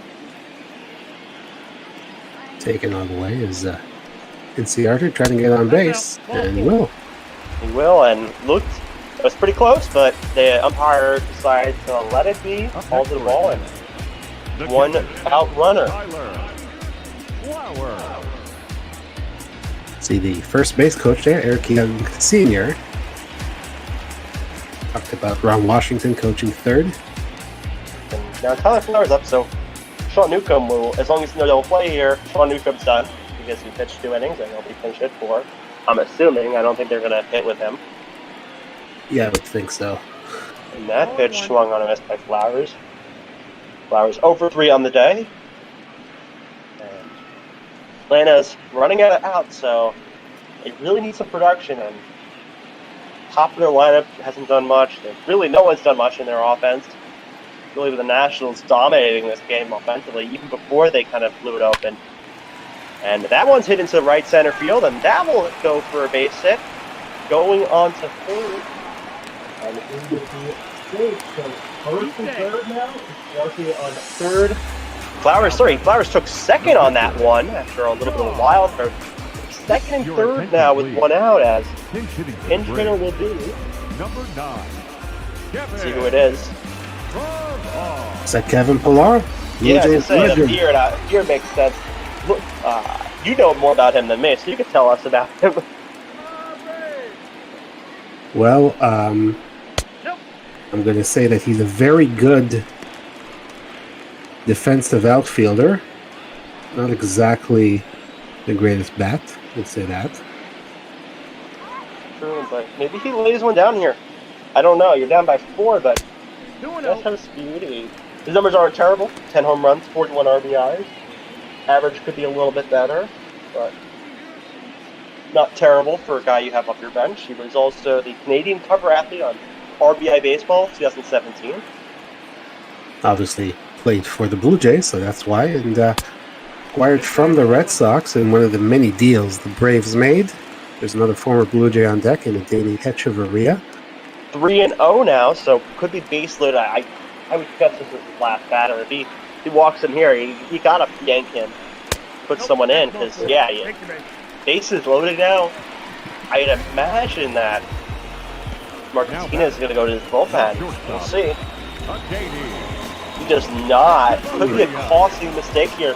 Echeverria not known for power, but a double makes it a 1-run game. And the Grand Slam ties it. So very curious decision here by Davey Martinez, sticking to Suero, who is struggling and only got one out. Echeverria has 3 home runs on the year, so not known for his power, but against Suero he may be able to, as that one's a little 1-0. But his numbers, the runs scored is not very good. I said it was going to start at 11:30 next game. I am wrong. It's starting at 11:25, so do not think we'll be starting the next game. Maybe even go at least an hour late. After dark. Yeah, we had one where it went really late. It went to like 3 a.m. or something. Yeah, I was on that call a couple of weeks ago with Justin Rock. And I think I had the game the next day also. So that one's a key one. That's hitting to right field. No one's going to score there.